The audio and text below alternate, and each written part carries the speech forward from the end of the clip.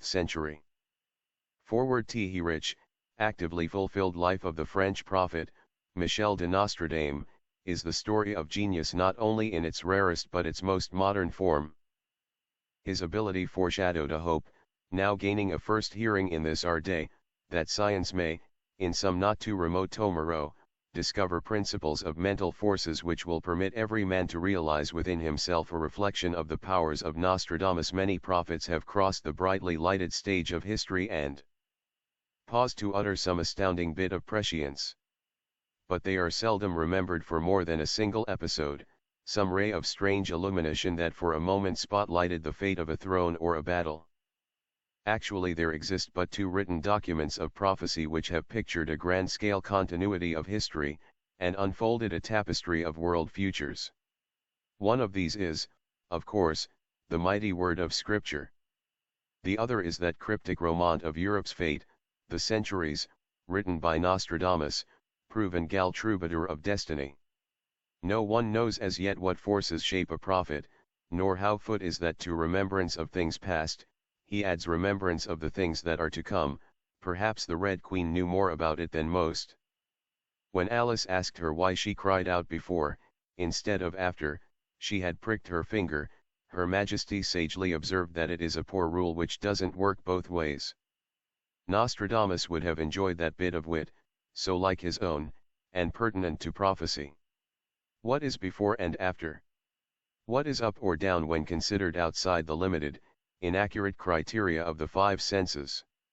The fourth-dimensional vision of Nostradamus, like the Red Queen's cry, transcended the meanings which we give these words. The man who saw through time watched, as through a telescope, the distant stars of future events rise and set, beyond the eye of the present, over a period of 400 years. Heaven from all creatures hide the book of fate. All but the page prescribed, their present state. Pope was within his skeptical rights when he penned that couplet, because the Vatican, adding exceptions among heaven's creatures have always been so few that for people as a whole his words were true. Another Englishman, the modernist Dean Inge, had however a better perspective. As a churchman he accepted prophecy.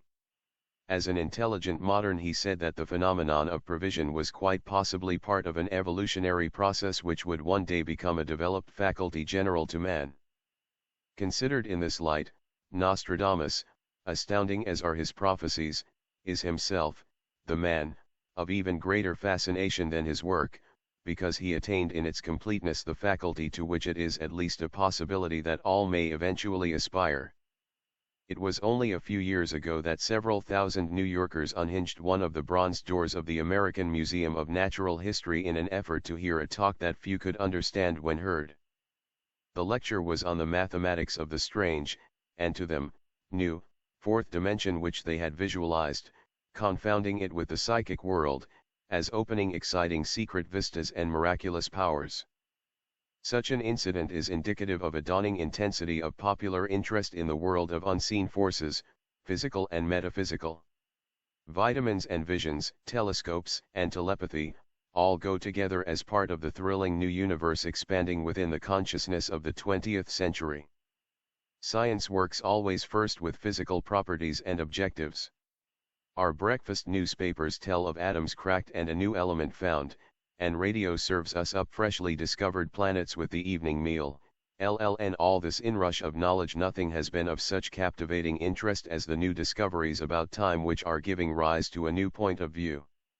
As significant for layman as for scientist. Einstein has substituted new time concepts and time mechanics for old in the study of the universe.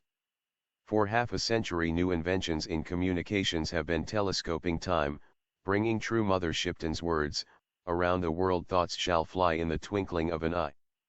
Now, doctors are timing and graphing the electrical thought impulses of the human brain. And universities are experimenting in psychology.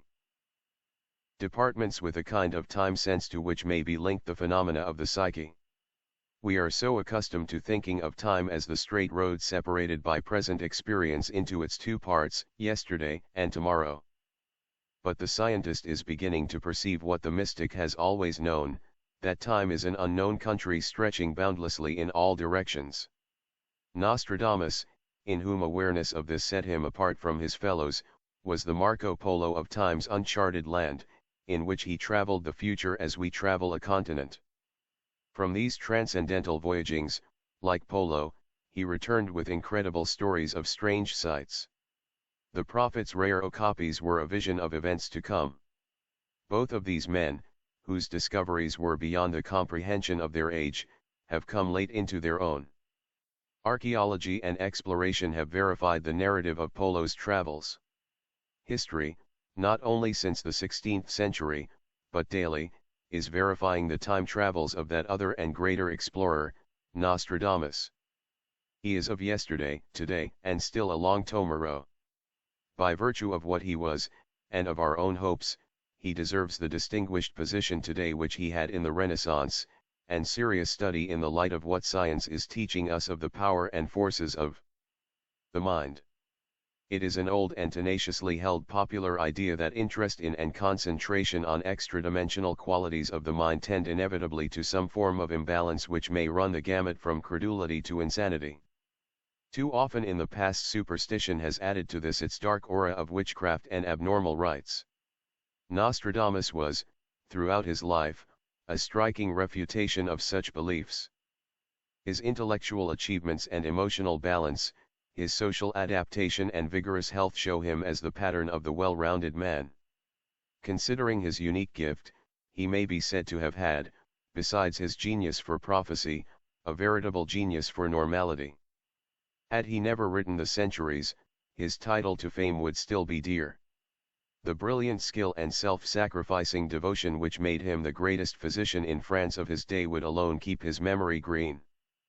Physician, linguist, scholar, diplomat, writer, teacher, religieux, and prophet, his life touched all phases of Renaissance thought and activity from the hovels of France, where he fought the plague, to the court of the Valois, where he was honored beyond any seer in history. The Book of Joel, which seems to have made a strong impression upon Nostradamus, contains within its grim forecast the lovely, well-known passage, "And your sons and your daughters shall prophesy, your old men shall dream dreams, your young men shall see visions." Nostradamus was the greatest of all who since biblical ages have given to these words the substance of fulfillment. And perhaps his life was prelusive to the clear seeing which may be the glory of the coming age. The major facts of the life of Nostradamus are known and fully attested.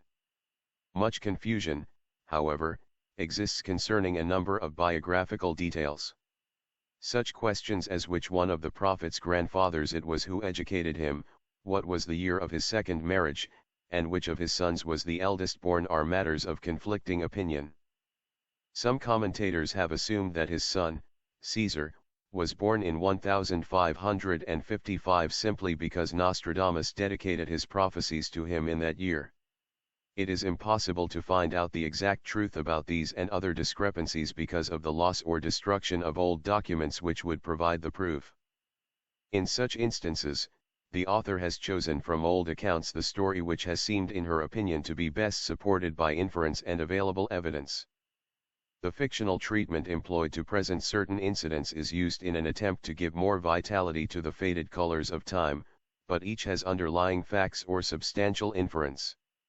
There is one exception to this, the attributed purpose in the writing of the centuries. Other commentators besides the author believe, however, that this theory is true. It agrees with what is known of the prophet's character and type of mind, and is supported by indications from within the prophecies. L.M. June 1941. Part 1.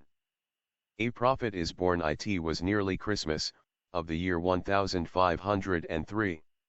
San Remi, ancient Provengal town, namesake of the saint who baptized Clovis on Christmas Day, was astir with preparations for the coming activities.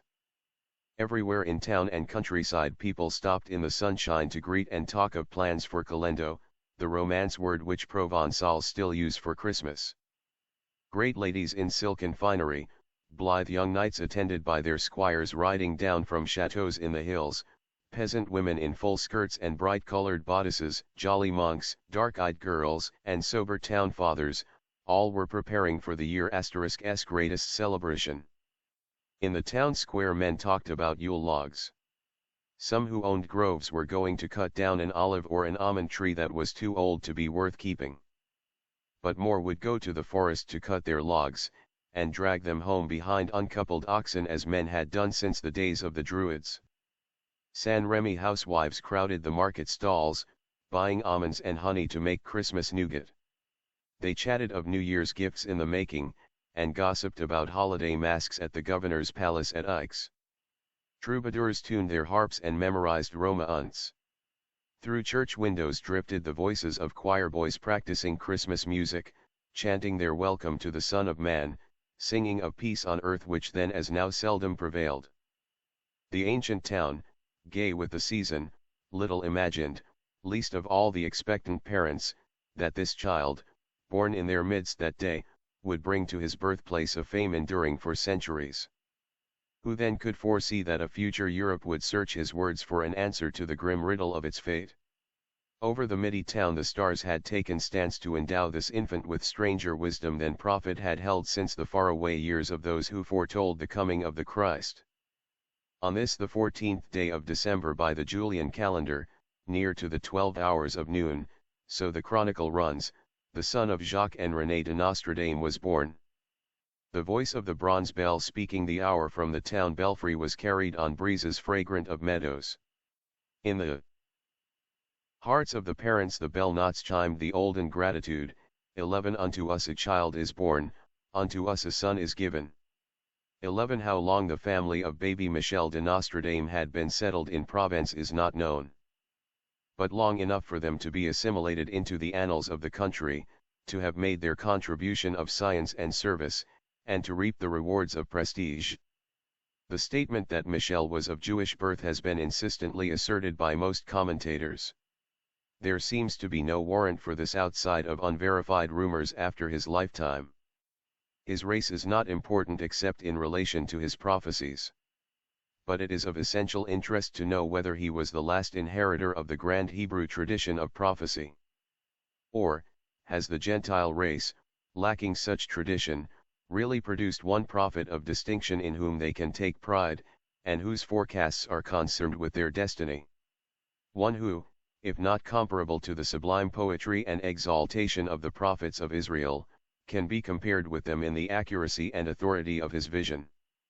Nostradamus, in his letter of dedication to King Henry II, speaks of the biblical computation of years. He says, 11:1 hold that the scripture takes them to be solar. To a scholar this should be proof enough that Nostradamus did not have Jewish background.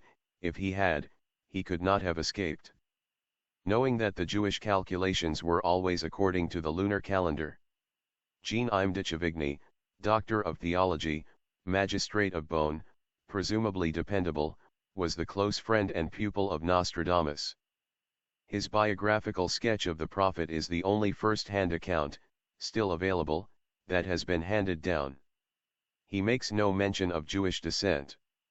He writes, his grandfathers, maternal and paternal, had a reputation as great savants in mathematics and medicine, one being physician to René, king of Jerusalem and Sicily, and count of Provence, the other, of Jean, duke of Calabria, son of King René. This doses the mouth of the envious who, because they are misinformed, have reflected upon his birth. The 16th century was a period of bitter anti-Semitism and general intolerance. Jews, it is true, were not persecuted in Provence, and many of them rose to wealth and secure standing there. Had Nostradamus been a Jew, his reputation might not have suffered from it in the place of his birth. But it would have suffered as his fame spread to larger fields, particularly Paris. During his lifetime his enemies called him charlatan and sorcerer. Had he been vulnerable to the accusation, he would certainly have been branded as a Jew by attackers overlooking no point that could be raised against him. Dr. Theophilus Garin Sears, one of the early commentators, who states that all his life he had been in contact with people who either knew all about Nostradamus or thought they did, likewise makes no mention of Jewish descent. His concern was how God could reveal himself to a man of merely average social position. He says that this wonder agitated the minds of many people who admired Nostradamus as a prophet. This was not because the caste-conscious Renaissance had forgotten the birth of the son of the carpenter, but because they had reconciled his origin with their own social standards. Femmes Blazon of Gentry, a 16th-century work on heraldry, is at pains to inform its readers that the 12 apostles were all gentlemen of blood, reduced to servile work only through misfortune. It may have been wishful thinking that led some writers who favored Nostradamus to assert that he was of noble birth. But it must be inferred from the events of his life that he was at least gently born of people whose standing was excellent. When Nostradamus visited the court of Henry II, as the king's guest, he was accorded almost the honor of a ranking personage, and lodged in the palace of a prince cardinal of the blood. Henry would have known through his Provençal governor, a lifelong friend of the prophet, the history and standing of the de Nostradame family. It is to be feared that he would not have received the prophet with such public acclaim if the family position had not met with his approval. It has been argued that the learning of Nostradamus' one grandfathers was in advance of Gentile culture, and was therefore Jewish. It is true that the Jews in France had a fine record in the scholarly professions, and particularly in medicine. But there is another theory which, while it cannot be proved, would account for much. A king of Provence went with St. Louis to the Crusades, and shared his imprisonment in the Orient. The Saracens, marvelously advanced in medicine and mathematics, showed the Crusaders many wonders.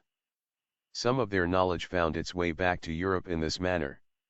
Ancestors of Nostradamus may have been of those who benefited by Arab learning in its own great centers, there may even have been a strain of Arab ancestry. Either or both would account for the prestige which the prophet's grandfathers enjoyed at the court of King René of Provence. It might also account for some ancient, inherited medical recept which crusading ancestors brought back from the Orient, and which Nostradamus may have used to conquer the plague, something older than the known standardized Arab remedies of his own times. King René had a curious Turco-Arab complex. He preferred people of such blood and customs above all others. Consequently his court for half a century attracted everyone who had a drop of the blood or any of its associations and culture. Every Levantine and Arab who had something to sell and the price of the trip came there with his wares. If a subject wanted to put anything across, he had to make the king an Eastern present. René dressed himself and the court in Oriental costume, and his Turkish and Arabian masks were famous. One amusing incident of René's feeling in such matters concerns a grandfather of Nostradamus. René's queen had a laundress, Charlotte the Turk. In some way Charlotte injured her leg. Anywhere else, she would have been too far below the salt to rate attention from the royal physician. But because of Charlotte's Turkish blood, the king thought nothing too good for her. His own doctor, none other than Dr. de Nostradame, was ordered to attend her with all care, which presumably he did. It is logical to suppose that the learned grandfathers of Nostradamus contributed in some way to the king's passion for Turks and Arabs, and held his patronage to some extent through superiority in the kind of lore and training he most respected and valued. The grandfathers had long been friends and associates at the court of Provence. When Jacques, the son of Pierre de Nostradame, married Renée, the daughter of Jean de Rémy, it had cemented more closely their existing ties of affection and mutual interest. Jacques de Nostradame, the father of Michel, was a notary public. This occupation, dwarfed in importance today, had then a scholarly and important rating when so many of the population, even among the upper circles, could not so much as write their name. They depended on the notary, who was called on for services that ranged from writing a love letter to arranging a transfer of property. His field was a wide one, and included nearly everything in business and property matters that did not require the actual practice of law. Jacques' income would have provided a comfortable home in keeping with good standards of Provençal living. Through his doors passed the active flow of town affairs, personal, business and civic. Many would seek him out because, through his father and father-in-law, his contacts at the capital were somewhat influential. His house was probably near the center of the town, easy of access to his clients. Young Michel's earliest recollections of his parents' home would center about its cheerful, fragrant kitchen which, typical of all Provençal homes in the 16th century, was the room where both the domestic and the social life was carried on. The center and symbol of the room's activity was the great fireplace, majestic, cavernous, holding a banked fire that had never gone out since first his father and mother came there to live. Shining pots and pans of brass hung low from the mantel shelf, convenient for his mother to bake her delicious bread, cook thick nourishing stews or roast a fowl. At either angle of the fireplace was an oak settle where the grandfathers liked to laze and talk when they came to visit. Across the room stood the buffet. Atop this was the long, flaring wooden trough in which his mother mixed and kneaded the bread. In one corner was a cupboard with shelves and drawers holding all manner of household goods. This, like the buffet, was of strong, deep-toned oak. Michel knew every line of the severe carving in geometrical design which caught the firelight on its mellow wood. On the walls hung light cabinet shelves holding salt and spice boxes, small pieces of gay earthenware, and special treasures. Perhaps there was an enamel cup or a vase of cunning workmanship, a present from grandfather who had got it at a bargain from a Levantine merchant come to sell his wares at court. Michel could remember the deep, embrasured windows of his home, and the narrow stoop at the door, points of vantage from which he got his earliest pictures of the life of the town as it streamed by in colorful show on fete days and market days. The charm of the procession was unending, rich merchants on ambling mules with silver bells on the harness, carts piled up with the reds and yellows of oranges and pomegranates for the market, peasants bringing in butter and cheeses from the country, shepherds with their droves, knights and ladies with feathers in their hats, riding on prancing horses. Unforgettable, too, the first time his mother took him to mass at the ancient church. Through the great doors, older than the Gothic spire, into the lofty vastness of dim light, he had clung affrighted to his mother's hand, staring into the rich mystery of dusk and gold and stained glass saints. Kneeling, he had looked up to the carved Virgin and the tapers like flowers at her feet. The notes of the organ and the high clear chant of the choir boys enfolded him, drew him with ecstasy as if to his mother's breast.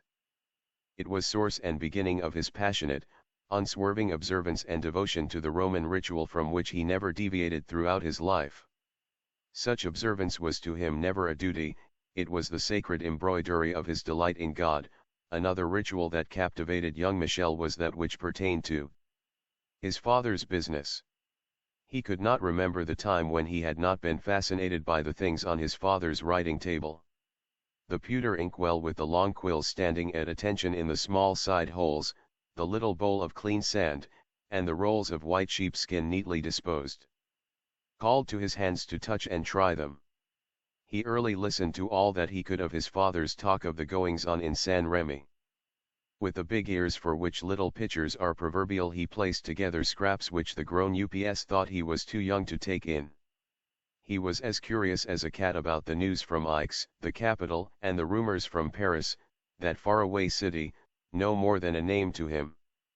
He wondered what levies were and why his father said the people grumbled about them. He wondered if the king would go to war with Italy, and what war was like. He found out about the new elections to the town council, and who was traveling to Aix to see the governor. His mind observed and pigeonholed with childish literalness all that went on about him. It was his initiation, the beginning of his interest in affairs of state that were so to enchant his later years. Here was the acorn that grew into the tree of the centuries.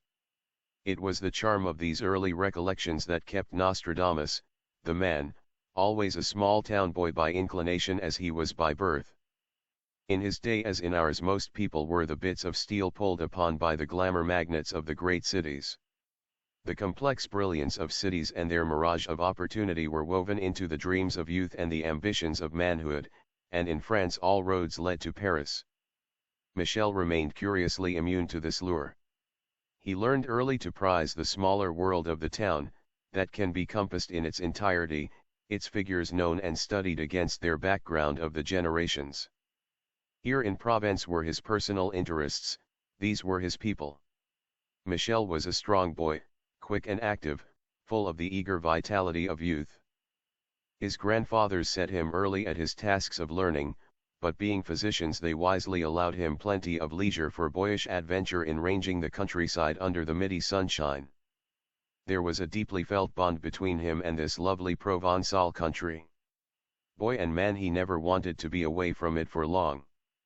The breath of its perfume and past drew him always back to its ancient, fertile valleys watered by winding streams below the lift of alpine hills. As a child he learned the seasons by the pink bloom of almond trees, the dun green of the olive, the gold of harvests and the blood purple of vineyards. And always there was music accompanying the beauty of nature's drama, harp and lute, dancing and song. For Provence is a land set to music by the troubadours.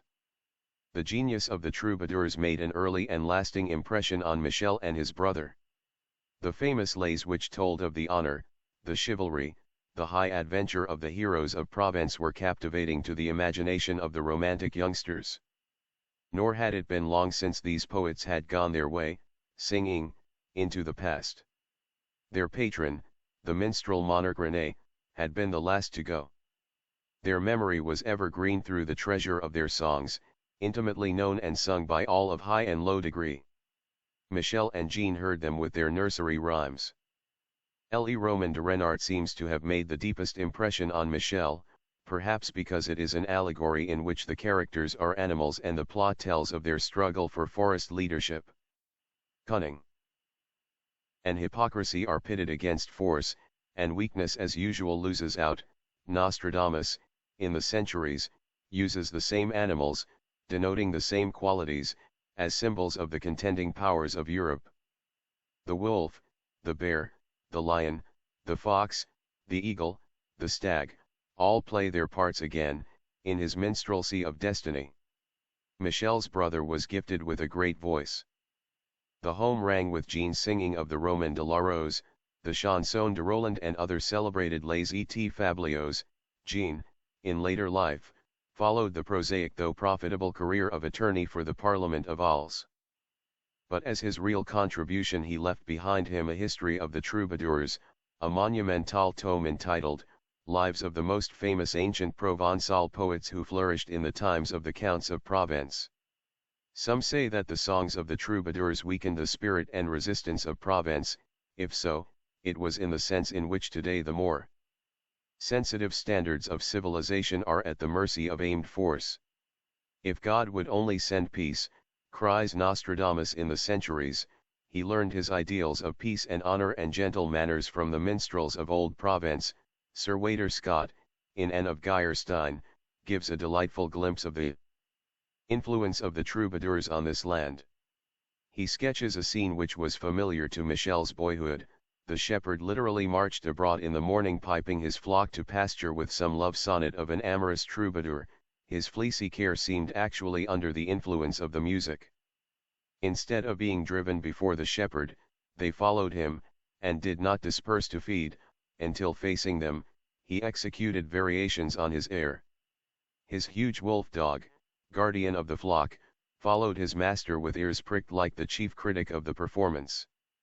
At noon the shepherd's audience would be increased by comely matron or blooming maiden who joined her voice to his as they rendezvoused beside some antique fountain. In the cool of the evening there was dancing on the village green or concert before the hamlet door. Travelers were invited to share the little repast of fruits, cheese, and bread. Everything gave charm to the illusion and pointed to Provence as the Arcadia of France. The greatest singularity was the absence of aimed men and soldiers in this peaceful country. In England, no one stirred without his long bow, sword and buckler. In France, the hind wore armor even betwixt the stilts of the plough. In Germany you could not look along a mile of road without seeing clouds of dust from which emerged waving feathers and flashing armor. But in Provence all was quiet and peaceful, as if the music of the land had lulled to sleep all wrathful passions. Now and then a mounted cavalier would pass, harp at saddle-bow or carried by an attendant, attesting his character as troubadour. The short sword, worn on the left thigh, was for show rather than use. Besides its dance and Provençal song and sunburnt mirth, There is in this country another kind of life, silent but no less vital. One that touched profoundly the spirit of young Michel, and which permeates the centuries. It is the life of the ancient past. Provence is an old land where people and races have come and gone, yet not passed utterly away. Long dead creeds and customs, rooted deep in antiquity, survive entranced. Celts, Romans, Phoenicians, Greeks, Goths, all have left their traces, blended now in the Christian race. Nostradamus refers particularly to the long influence of Greece upon Provence in one of his quatrains, 9-7s. From the regions of Epirus and Thracia people in misfortune shall come by sea seeking help of France, the same people who have left in Provence their perpetual trace in the survivals of their dress and laws. Across the countryside and in the cities rises the pallor of marble ruins and monuments. Triumphal arches, crumbling amphitheaters, delicate fountains, ghost-peopled by the shades of their builders. In such memory-haunted spots, the whispering speech of the past reaches only ears that are attuned to its mysterious language. Michel, sensitive even in childhood to the enigma of past and future held in the eternal now, felt the spell of these remnants of a mighty past. He grew up in the midst of two worlds, the living present of his own day, and the majestic dead of the long ago. The first gave him its earthy warmth, its gaiety, its sturdy common sense. The other opened to him its secret realm, serene, imperiously aloof, where within its twilight lay dreaming the sword of Caesar, the sails of Greece and Carthage, and the golden bracelets of the Goth. When Michel was old enough to be curious about the history of the ruins, he liked to go on rambles of discovery with one or other of the grandfathers who could tell him the story of what he saw. It is easy to picture him at the side of the old man stately in his physician's robe and four-pointed cap, a uniform which the boy would later wear with honor. Michel was a little under height, but vigorous, with rosy apple cheeks, color he kept so long as he lived. His hair was brown above a high, square forehead. His straight, determined features were lighted by large, extremely keen gray eyes. On a day when the two are rambling through San Remi, they stop to admire the noble arch of triumph which Julius Caesar built to the memory of Marius and his mighty victory there. Michel is curious about the carvings on the arch. What do they mean, he asks his grandfather. Are they record how long ago the Roman general, Marius, once saved our land? You see, the old man tells him, the barbarians had poured over the country. Nearly 500,000 fierce fighting men they had, besides all their families. Did the Romans come here to fight on our side? Yes. But longer ago than that, Hannibal had crossed here with 3,000 elephants on his way to conquer Rome. Our Celtic folk had fought for the Romans then, and Rome remembered. She sent us Marius, her finest general, in our time of peril. 11 Did he bring a great army, grandfather? No, lad, he didn't need a great army. He had great soldiers, the legions of Rome. And he had with him the prophetess Marta, a Syrian woman who had a familiar spirit and could foretell the future. She promised Marius a victory. What, sir, is a familiar spirit? How could the prophetess tell that Marius would win? There are such people, Michel. I myself have some slight gift at mind reading. Some day I will open your eyes a little. But prophecy is, of course, a greater faculty. The Romans called such prophets sibyls, and set great store by them. Marius did. He paid Marta high honor. Even had his wife Julia come on from Rome after the battle just to meet her. Sometime I will show you the marble stela carved with their meeting. /1 Tell me more about the prophetess, please. /1 There is not much to tell. Foolish folk believe she still speaks from the cavern of Lugarigal, where 100 of the barbarians were thrown to death at her bidding. Why? Surely many were killed in the battle. Yes. But you see, lad, she was a pagan. Before the coming of our Lord, who forbade cruelty, men worshipped gods who, so they thought, must have a special sacrifice of blood to pay for their favors.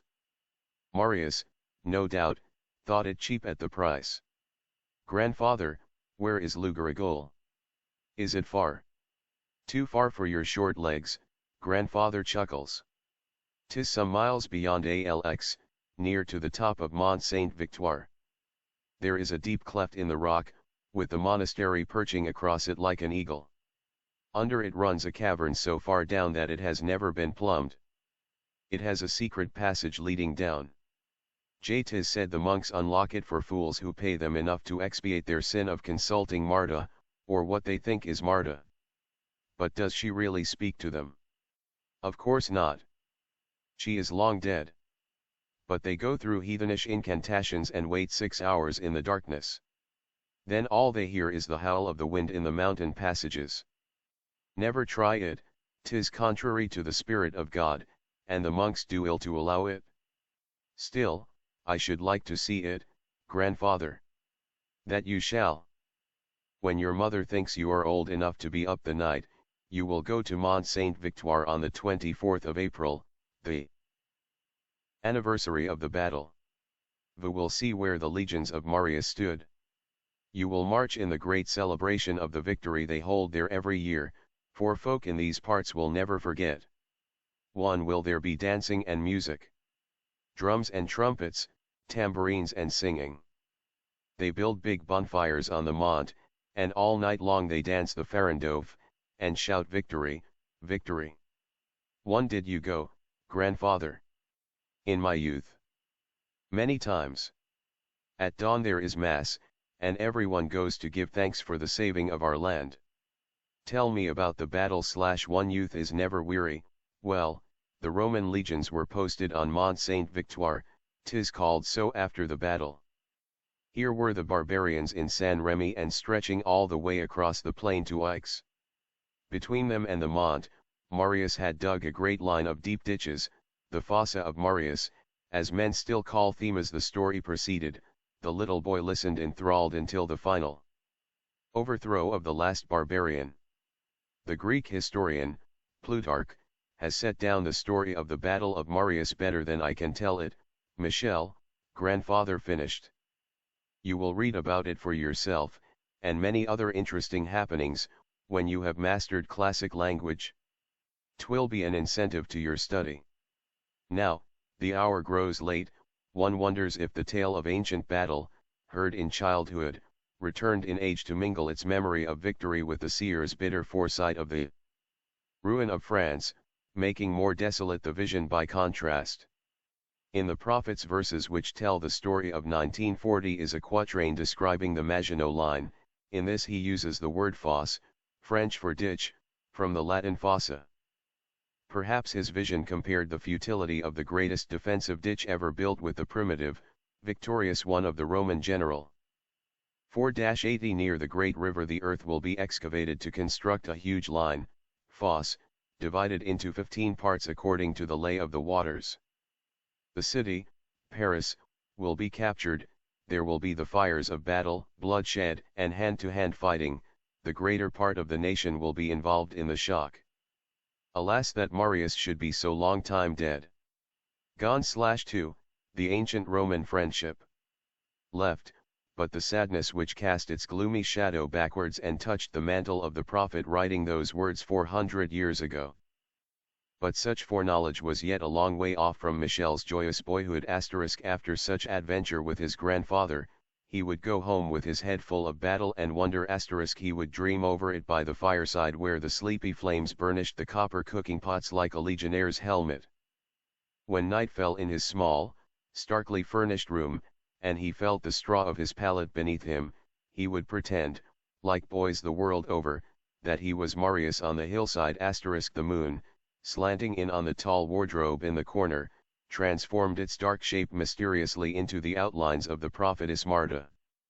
There were 1,000 such fascinating stories that the grandfathers could tell, out of which Michel and Jean wove their own picture of the ancient splendor of Provence. Tales of emperors, of lost kings and queens and popes who had built their castles there. Stories, too, of the mysteries of the Camargue where giant flame-colored birds flew high in the mists. Stories of gladiatorial games, of bullfights, of crusaders who were sovereigns in the land of Christ. Legends of all the heroes who had laughed under blue Provençal skies, and feasted at Pan's rose-wreathed board which perpetually invites in this land of classic beauty. As for grandfather's promise to Michel to show him something of the secret marvels of the mind, it is written in the record that he kept his word. Michel would have given him scant rest until he did. One day, by way of diversion, it is said, grandfather gave a little demonstration of the workings of hidden mental forces. What kind of demonstration is not known, but it was probably a simple experiment in mink breeding. It was, however, a perfect introduction to such mysteries for the boy who was to become an adept in their use. Given casually and naturally by grandfather, it robbed the subject of the superstitions and ideas of devil's magic which permeated the age. It gave the boy an opportunity for a normal attitude toward extrasensory experience. The incident could take its place, without distortion or disproportion, in Michel's active gathering of assorted knowledge. Its naturalness held a protective significance toward the later development of the prophet's gift, and its influence can be traced in the honesty and fearlessness of his attitude toward his own mysterious power. The education of a genius. Dr. de Remy, Michel's maternal grandfather, took upon himself the early education of his elder grandson. Even today such an education as Michel received from him would be considered out of the ordinary. It was for that period perhaps unique in France.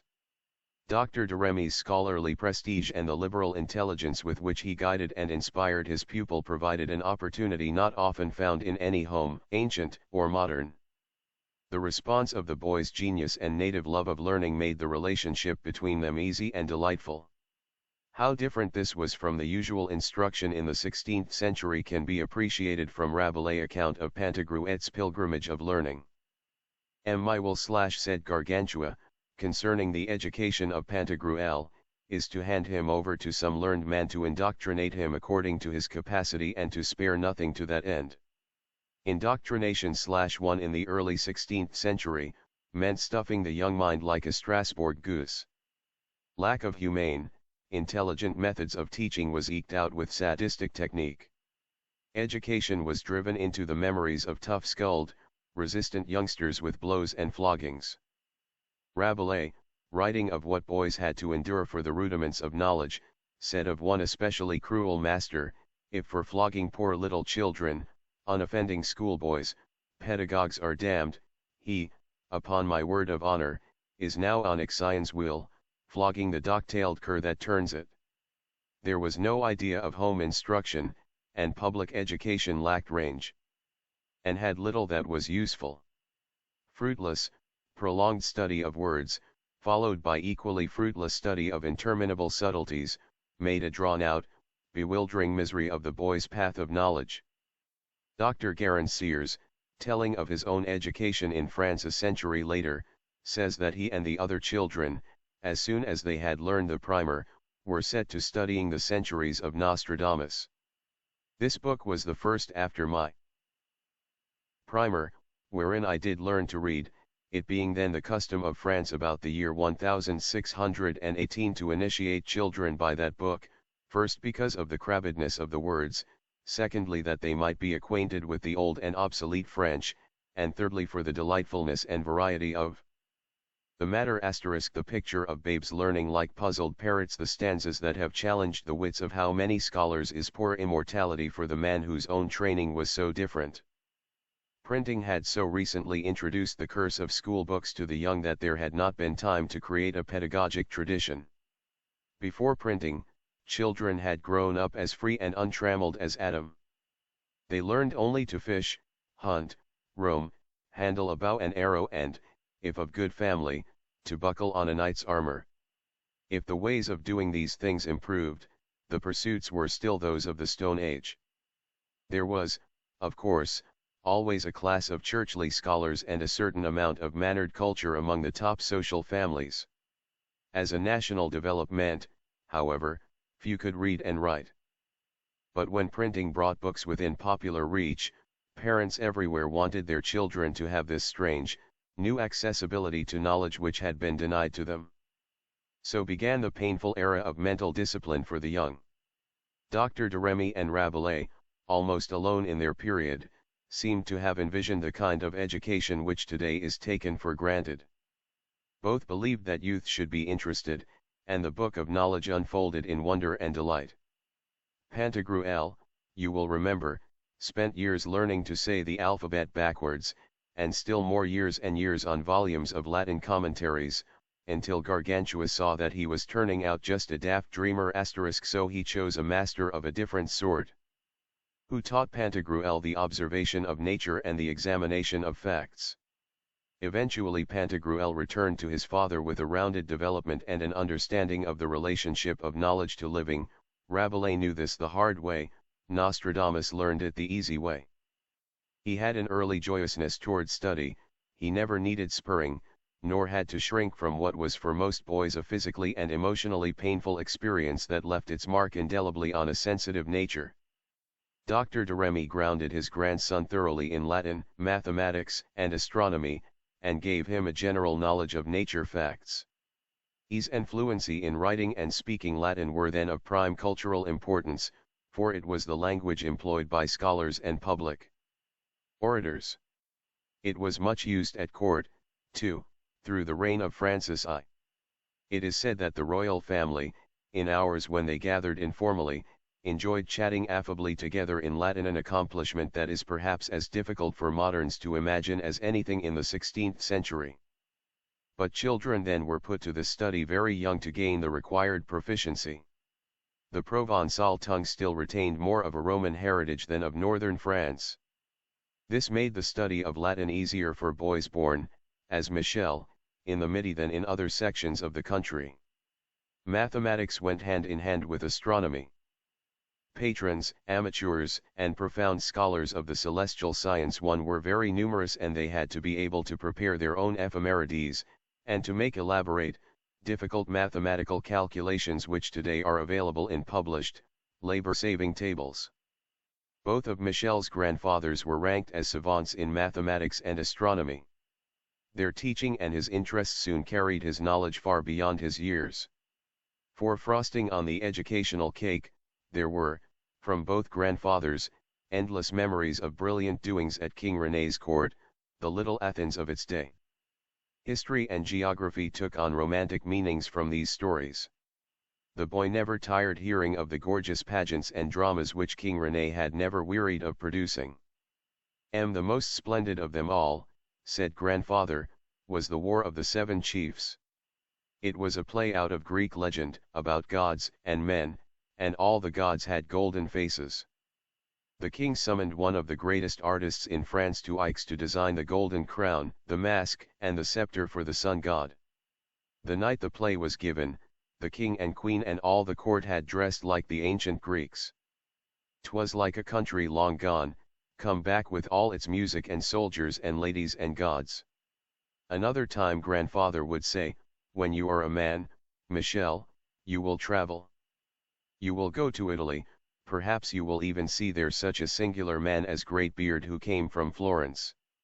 Here, I will show you Florence on this map. And Greatbeard, grandfather. A rich merchant who came to trade, and brought the king a Persian manuscript for a gift. To please the king, Greatbeard had gotten himself up in a splendid Turkish dress. He had on a robe of Eastern silk over a broidered chemise. And about his middle were girt 3 belts studded with little jewels. But the joke of it was the king couldn't see his splendid dress unless Greatbeard turned his back, and that is never done to a king. His beard was so thick and so long that it covered up the front of him. None of us had ever seen the like before. Amazing vain he was of it too. Nostradamus sometimes uses the word étranger in the centuries, but more often the foreigner is les barbares, and if a foreign tyrant, a Henibarbus. Perhaps his memory kept a picture of the Florentine merchant seen through grandfather's eyes, and gave him a preference for the older, Latin-derived word. Dr. de Nostradamus did not live to see the young prodigy whom he had so lovingly trained grow up. He died when Michel was still in his teens. His passing was one of 2 deaths that marked the closing of Michel's young boyhood. The loss of his grandfather was a personal grief. The other passing was impersonal, remote, yet it ended a period to which he was to look back in later years with nostalgic longing. This was the death of Louis XII, which closed an epoch in the life of France, one which Michel would recall in sadder days as a never-returning patriarchal age of gold. Michel's lifespan saw the rulership of 5 kings of France, under the reign of Louis XII, which ended in 1515. France had been ideally united. Never had the country a more popular king than Louis the well-beloved, 22nd king of the grand line of Capet. Louis had guided the government with fewer mistakes than most monarchs and no infringement of the people's liberties. But he was the last king of France whose reign expressed the national unity of a free people. The security of France had seemed at last firmly established. The powerful, one-pointed nationalism for which people and king had worked so long appeared near to realizing the French dream of continental leadership, a dream never to be fully realized, but persisting to Sedan. France never again in after periods reattained this early combination of apparently limitless possibilities combined with balance and simplicity of life, as just before the brook of medievalism became the torrent of the Renaissance.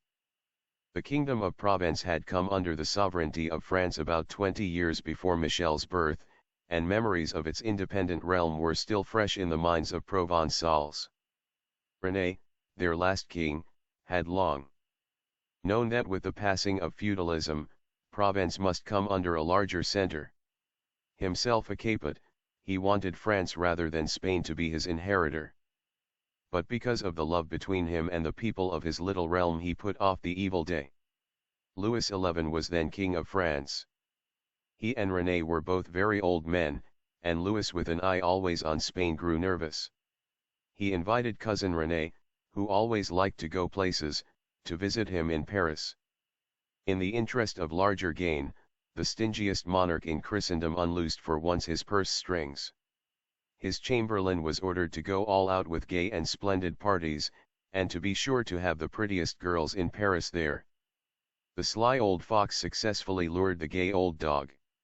René had the time of his ancient life, being then in his 80s, and when the party was over Louis had Provence in his pocket. In Michel's time, Provence was administered on behalf of the French crown by a provincial governor, the distinguished soldier Claude de Savoy, Count d'Etende. He was a friend of the de Nostradamus family, and his name appears with flattering mention in one of the quatrains. With the death of Louis XII France came under the domination of a new king, and a different branch of the Capetian line, the House of Valois. Francis I, the glamour boy from Angoulême, was the first of 5 Valois kings who succeeded to the throne of St. Louis. Michel was then not quite 13 years old. Boylike, he thrilled to the accounts of the brave and charming young prince on whom France set high hopes, and who was now his king. That was a year when the annual ceremonial pageant at Aix, which King René had begun in 1448, took on a dramatic meaning from the royal event. The most prized title of the French monarchs was that of Tres Chrétien, and René's old festival procession pictured the triumph of Christianity over evil. Michel's parents took the boys to Aix for the occasion. The picturesque, wholly medieval solemnity of the procession was as naive as an illuminated manuscript.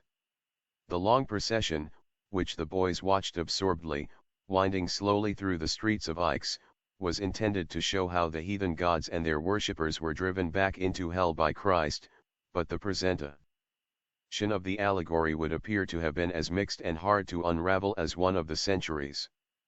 The god Mercury led the procession, followed by the goddess of night with Pluto attended by a galaxy of flame-dressed demons. Then came walking the huntress Diana, and after her, singly, came Love, Venus and Mars.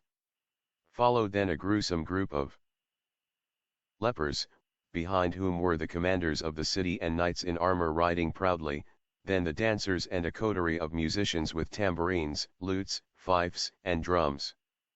Now came the Queen of Sheba in silks and jewels on her way to visit Solomon. Next was Moses carrying the tables of the law, and trying to bring back to God a group of mocking Jews who danced around a pasteboard golden calf. Judas followed, displaying his purse and counting his 30 pieces of silver, while the other apostles belabored his head with sticks in punishment. Now in the distance, Michel and Jean, their heads uncovered, could see approaching the prelates bearing the Blessed Sacrament. Preceding them, strangely enough, walked the Abbé of Youth, the Prince of Love, and the King of the Basoque. This last was the head of a guild of law clerks who staged many morality plays. If should be plain to interpreters of the centuries, though it has not been that much in its writing which has baffled and perturbed scholars, is traceable to the natural impression which such scenes as this procession made upon the imaginative, religious temperament of the boy Michel. The peculiar mixture of allegory, symbolism, and historic allusion which abounds in his writings is less cryptic in intention than commentators will allow. Much of this was a normal reflection of Provençal expression in the romantic medievalism of the prophet's youth. It is difficult to interpret, mainly because modern scholarship has lost contact with so much in those older modes. When one reflects that with such a background Nostradamus was able to span and summarize prophetically the development of 4 centuries, it is not the obscurity but the clarity of most of his writing that is amazing. After Michel's education had been interrupted by the death of his grandfather, his parents were faced with the problem of how best to continue it. They decided to send him to the famous university at Avignon. Jacques and René had probably to do some careful figuring of the family budget when they made their plans, for they were by no means wealthy, and a college education, then as now, was expensive for people of moderate means. But scholarship was a too distinguished family tradition for their sons to have anything but the best. Besides, they must have realized by then that Michel had whatever was the 16th century equivalent of a striking IQ. So to Avignon he went to take his Philosophia, as the course was called, which approximated the modern degree of Bachelor of Arts. Avignon was a proud, powerful old town. Its active student and religious life was carried on within the protection of incredibly massive walls above which reared like guardian swords the stately height of its 39 towers. Here the tradition of learning stretches far back into the past, beyond the true and the false popes, to shadowy Saracenic origins. Here the Mistral blows, the cold raw wind which Petrarch bemoaned, against which even the flame of his love for Laura could not keep him warm. Teachers, with an eye out for promising pupils, quite naturally hoped that young Michel, coming from a family of scholars, would make a good showing. But they must have been a little breathless when, according to old sources, he began at once to display his dazzling memory and amazing information. It is told that he needed to read a chapter but once in order to repeat it with exact accuracy. If, gentle reader, you are visualizing from this something like modern chapters, let it be stated that in those days 25 lines of print made a short sentence, punctuation was scanty, and paragraphs were met every few miles. Such ability as Michel's, in an age when all educational emphasis was upon memory, made an impression out of all proportion to its mental value, and was alone enough to give him top rating as a scholar. But he had even more fascinating rabbits out of hat than his memory. It is said that from the time Michel was able to reason he was accustomed to decide for himself the meaning of all manner of small, curious facts which interested him. One suspects that it was his grandfather who did the deciding, and that the old gentleman wore himself to his grave, answering his brilliant grandson's questions. However that may be, Michel had a vast store of assorted extracurricular information that soon had his teachers dazed and his enthralled fellow students hanging on his words. Much of what he knew would today be in any child's book of knowledge, but only learned adults had such information then. When Michel told the other boys how clouds were formed out of vapor, and how they dissolved into rain, he was a sensation to lads who had learned at home that clouds were pumped up out of the sea, as was commonly believed. Shooting stars, he claimed astonishingly, were not stars that had become loosened from the sky. He talked about particles and gases and what made stars shine. And he insisted that the earth really was a round ball, for in spite of Columbus there were still plenty of people who did not believe this. And incredible idea, he told them that the sun shone on the other side of the world too.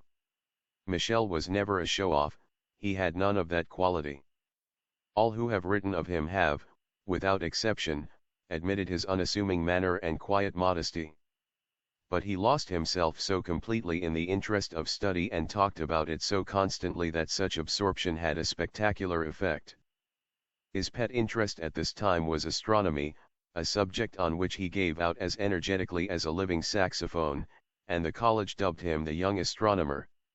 He was nonetheless, in spite of his superior knowledge, popular with the students, because he was fun-loving and good company.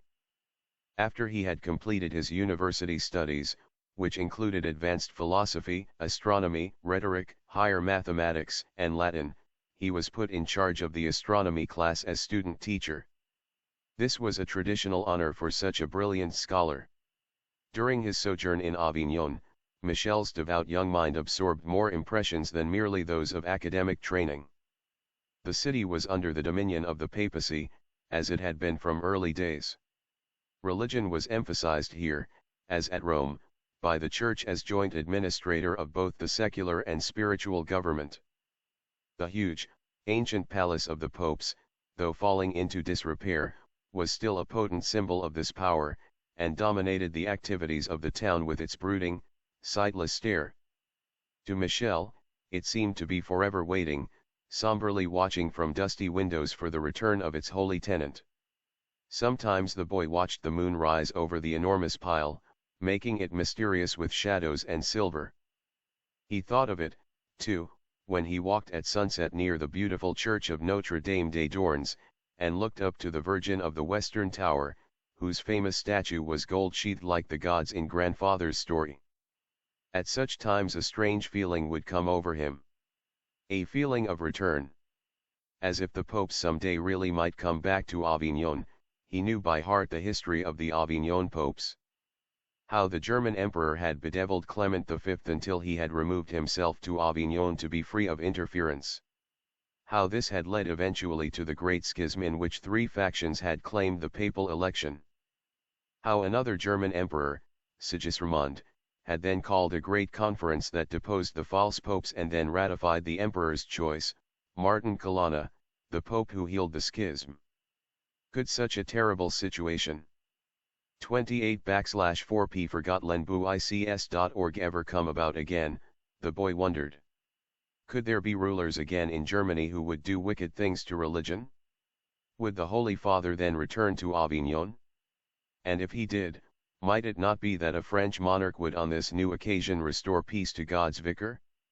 If a new schism ever arose, not Germany but France, he hoped, would name the new Martin Colonna half dreams and questions, these, that were to haunt him until the maturity of his mystical vision should give him the answers after many years. The centuries contain an impressive and detailed block of quatrains dealing with the prophesied return, under persecution, of the schismatic pattern within the Church, and he foresees rhapsodically that a great French monarch will restore a pope to his power in Rome, after Germany had been defeated by France. He foretells that Avignon will be for a time the headquarters of this king in Hts struggle to re-establish the monarchy and the exiled papacy. Many verses elaborate this situation and the election of the great shepherd whom he calls the new Colonna, these visions, though long distant from his time, held for him particular appeal and intimacy because of his Avignon boyhood.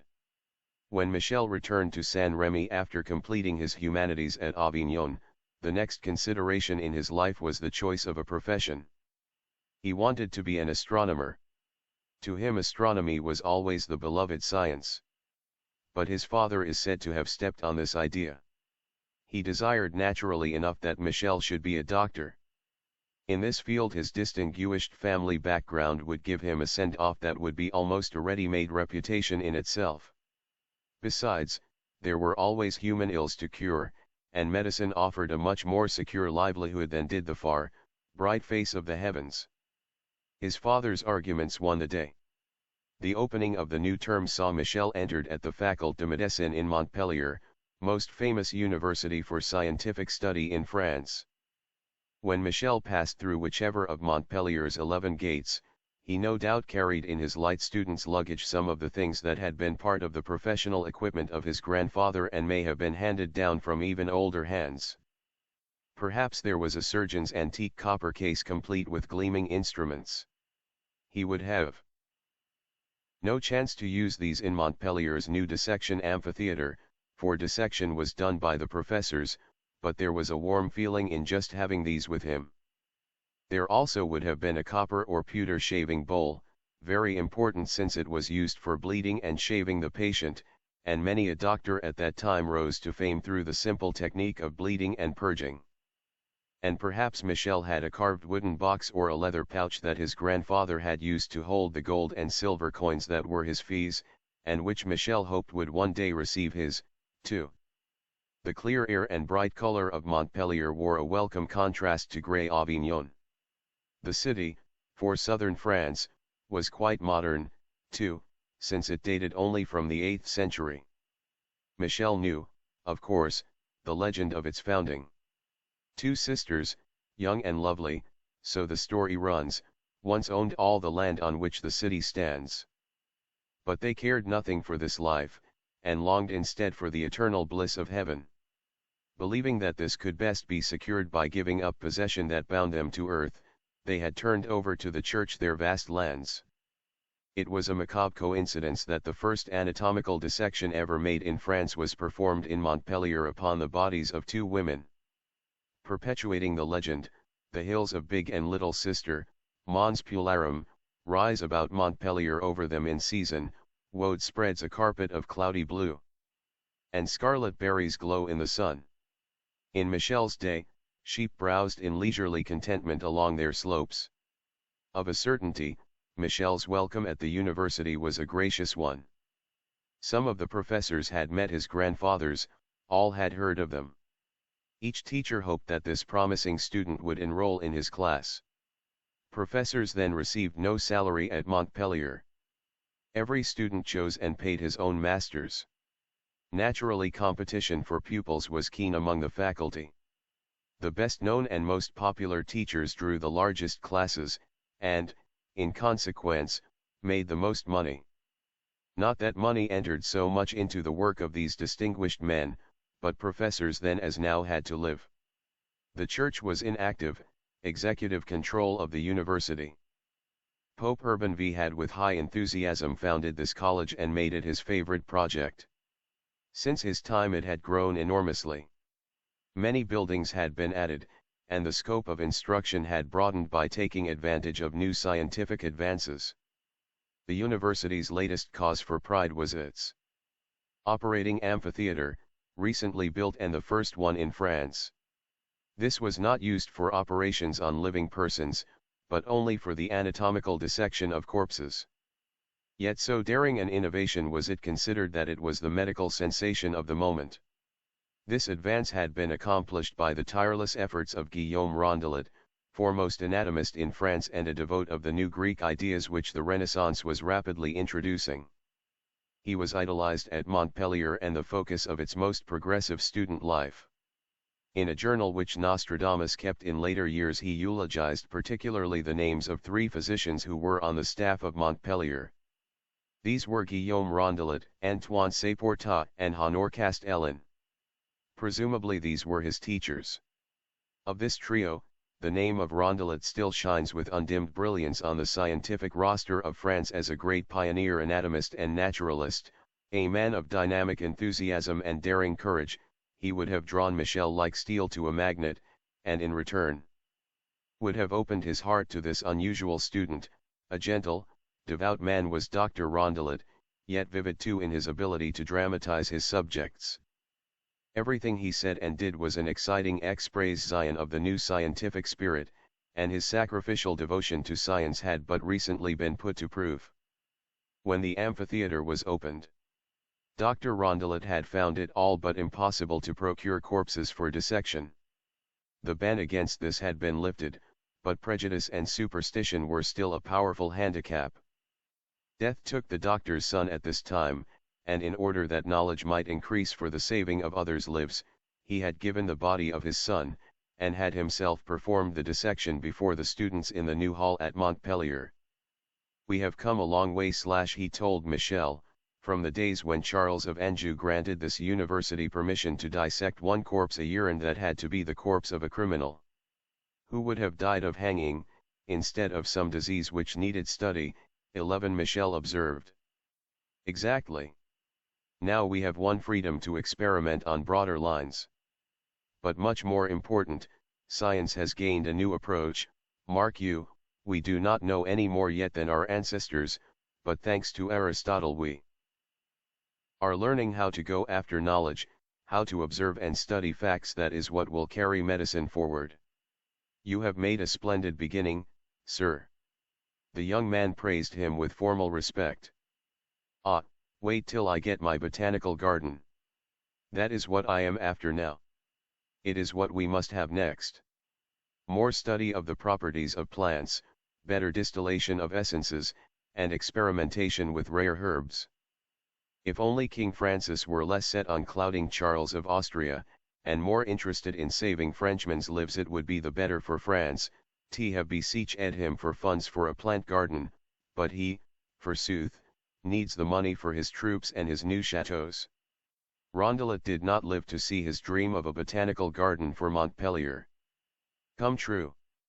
But due directly to his efforts, it was eventually realized through the generous gift of that son of Egypt, as Nostradamus unkindly called Henry IV. At least you will agree, sir, that the king has done a fine thing in opening the study of the Greek language to the public in his new College de France. Yes. And we need direct translations terribly. These second-hand Latin manuscripts are a mass of errors. But it will take time. We have to wait now for Greek scholars to be trained, then wait some more for translations to be made. And there is so much to be done. But think you not, Dr. Rondelet, that it is more than a mere change of schools, more than the difference between Greek and Arab medicine?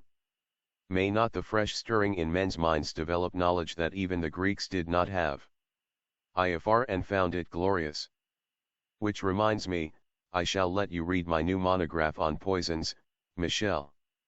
I have just completed it, and it contains material not heretofore presented. It is a case in point. My colleagues will say it is too radical, but the next generation will use it, surpass it, and then it will be old-fashioned. And that is as it should be. This manuscript, like many others, its use long past, sleeps today on a library shelf. But its preservation records one among the early, patient steps on the long road which Rondelet foresaw. The coming of the Renaissance had thrown the practice of medicine into a turmoil of transition from Arabic to Greek methods. Galen, Hippocrates, and Aristotle were the new gods, but the dissemination of their ideas was at first badly handicapped by an almost total ignorance of the Greek language, and extreme prejudice in many quarters against its teaching. A fight over the latter was then raging in Paris. Francis I had just established the Liberal College de France, which offered the first public instruction in Greek and Hebrew given in France. The Sorbonne promptly let out fanatical howls of horror and threats of hell to those who studied there, claiming that he who studied Hebrew became a Jew and he who learned Greek was a heretic. In spite of such protests, the new learning gained steadily under royal patronage. Montpellier was always in the forefront of liberal thought, but echoes of the bitter quarrel and the persecution of independent scholars reached its halls.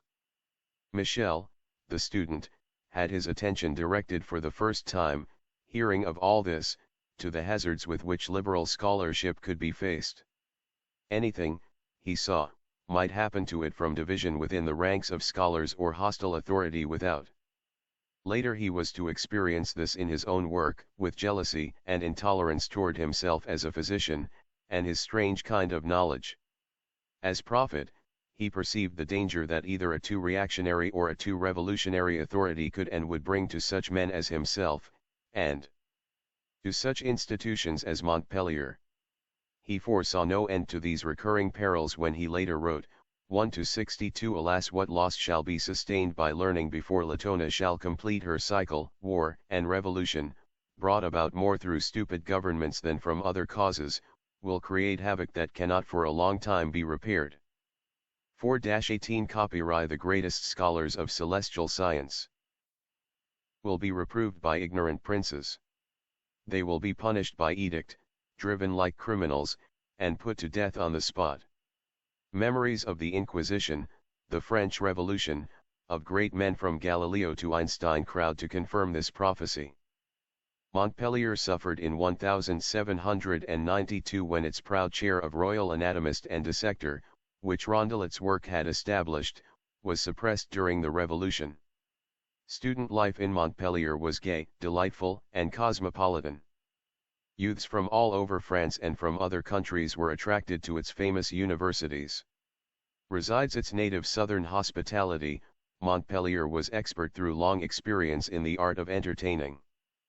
Through its gates there was a constant passing to and fro of notables * prelates, nobles, politicians, and scientists who came there were greeted with civic celebrations of simplicity or elaborateness in keeping with the importance of the guest *. The festivities included much Latin oratory which was probably as dull as our public speeches today. After that, there had always to be a gala procession in this pageant-conscious land. The students took prominent part in these festivals, which were colorful, and sometimes exciting when some great personage honored the city * Montpellier celebrated with a grand procession the fame of one of her most celebrated students, Rabelais *, but it was 500 years after he had died, when for a day the old town revived the full bloom of its 16th-century pageantry.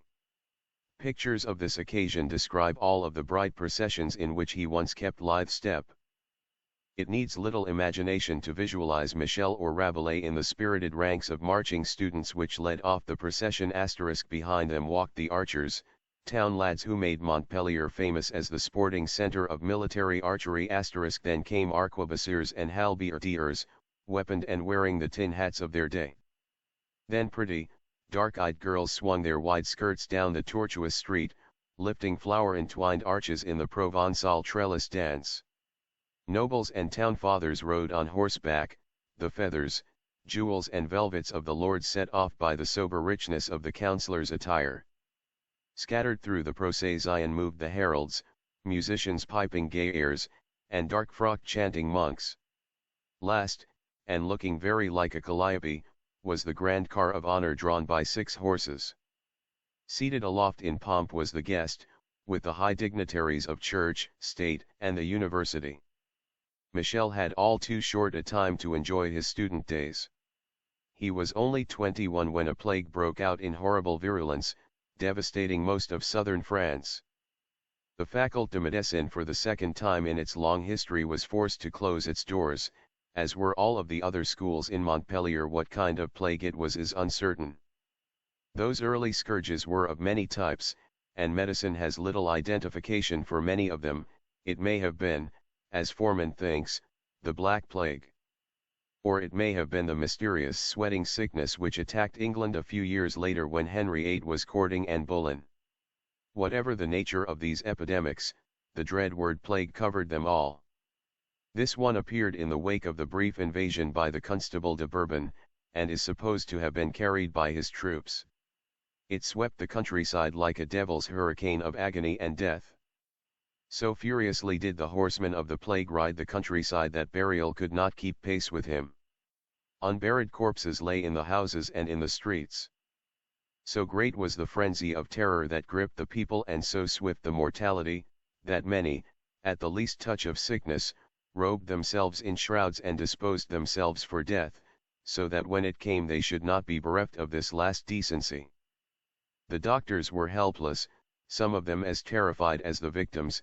Others, men of great-hearted courage, died like those they tended, heroic martyrs to the ignorance of the times. Literally nothing was known about these plagues, and the same treatment was given for all of them.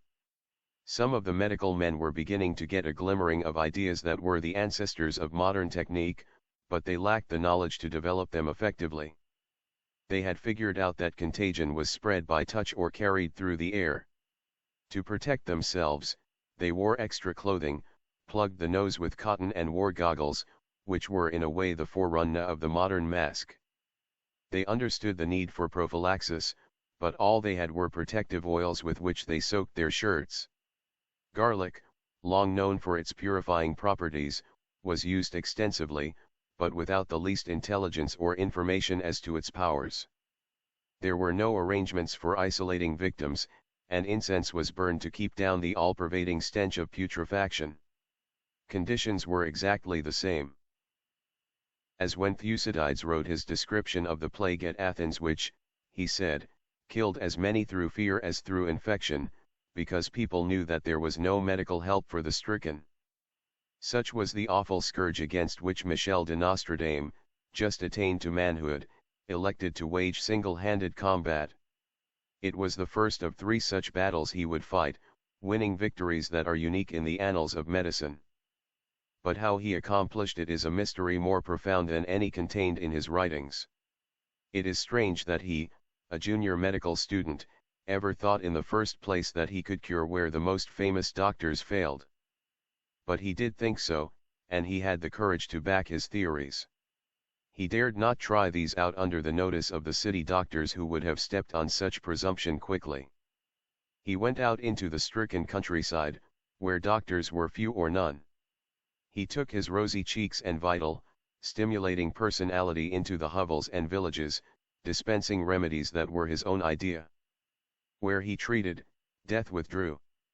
Devotedly, fearlessly, with the untiring strength of youth, he traveled the roads of southern France, to Carcassonne, Nimes, Toulouse, Narbonne, and west to Bordeaux he went his patient, unswerving way. News spread slowly then, and such news as this was unbelievable. Yet gradually and sensationally the word went out: a young man was curing, yes, curing the plague. Wherever people who heard of him and could reach his services they did. He was overwhelmed with work. The plague was an exceedingly stubborn one. Its duration was 4 years, and its cost a multitude of lives. Through all that tragic period Michel fought it, using his skill and energies without stint or thought of self. When, in the course of time, the scourge wore itself out against the immunity of those who had survived, Michel had achieved a reputation that was already legendary. Wherever he went, flowers were strewn in his path, gifts and invitations were pressed on him in cottage and chateau. Everyone wanted to know this wonder-working student, and thousands had cause to bless his name in gratitude. How did he do it? No one knows. Definitely not with use of his supernormal gift, which had not developed at this time. Besides, medicine and the psychic world were to him always 2 separate fields, and in medicine he was all scientist. It may be that, due to the influence and opinions of his grandfathers, Michel had not then abandoned, nor ever did wholly, Arabic ideas of medicine. He may have had access to rare Arabic prescriptions, which had come down from his ancestors or via travelers at King René's court. The East was old in plagues and civilization when the West was dressing in skins. Little of what they knew medically ever reached the West, but the Crusaders saw their marvels. But if his remedies came from this source, or from whatever kind of knowledge, they must have been of exceedingly simple nature, easily procurable in quantity, and at little or no cost. There is only one place he could have sought supplies like this, the woods and meadows of earth. The answer could only be that he found some herb or combination of herbs which suited his need and wrought his miracle. A legend has come down that he effected his cures with a compound of lapis lazuli and gold. Where would a young student without means have procured these costly minerals, especially in quantity for 4 years' work, most of which was charity? Such a story is the product of an alchemistic imagination. Michel, the student, had as yet no right to practice medicine, except under the stress of such an emergency as the plague. He had no diploma, and must now, after this 4-year interval in which he had become a celebrity, return to Montpellier to stand his final examinations. The required course there was 6 years. It is probable that he had been there for about 2 when the epidemic broke out. His 4 years of field work with his brilliant handling of the plague would be credited to him, provided he passed the final tests, which were very rigid. He returned a spectacular popular hero, the focus of so much attention and interest that it is said his examinations were held in public, and a crowd came to see and hear. Examinations at Montpellier were always exciting, because they were oral.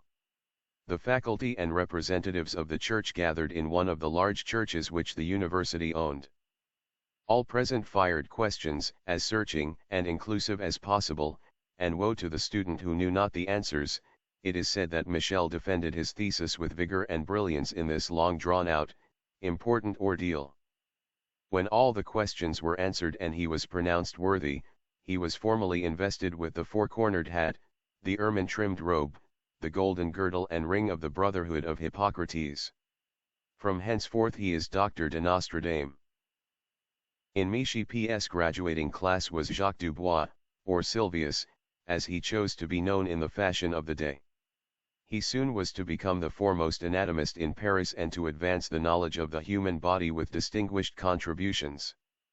He was 51 years old when he received his degree, side by side with the prodigy of 26. His fellow students no doubt pitied the plodding old boy, starting so late.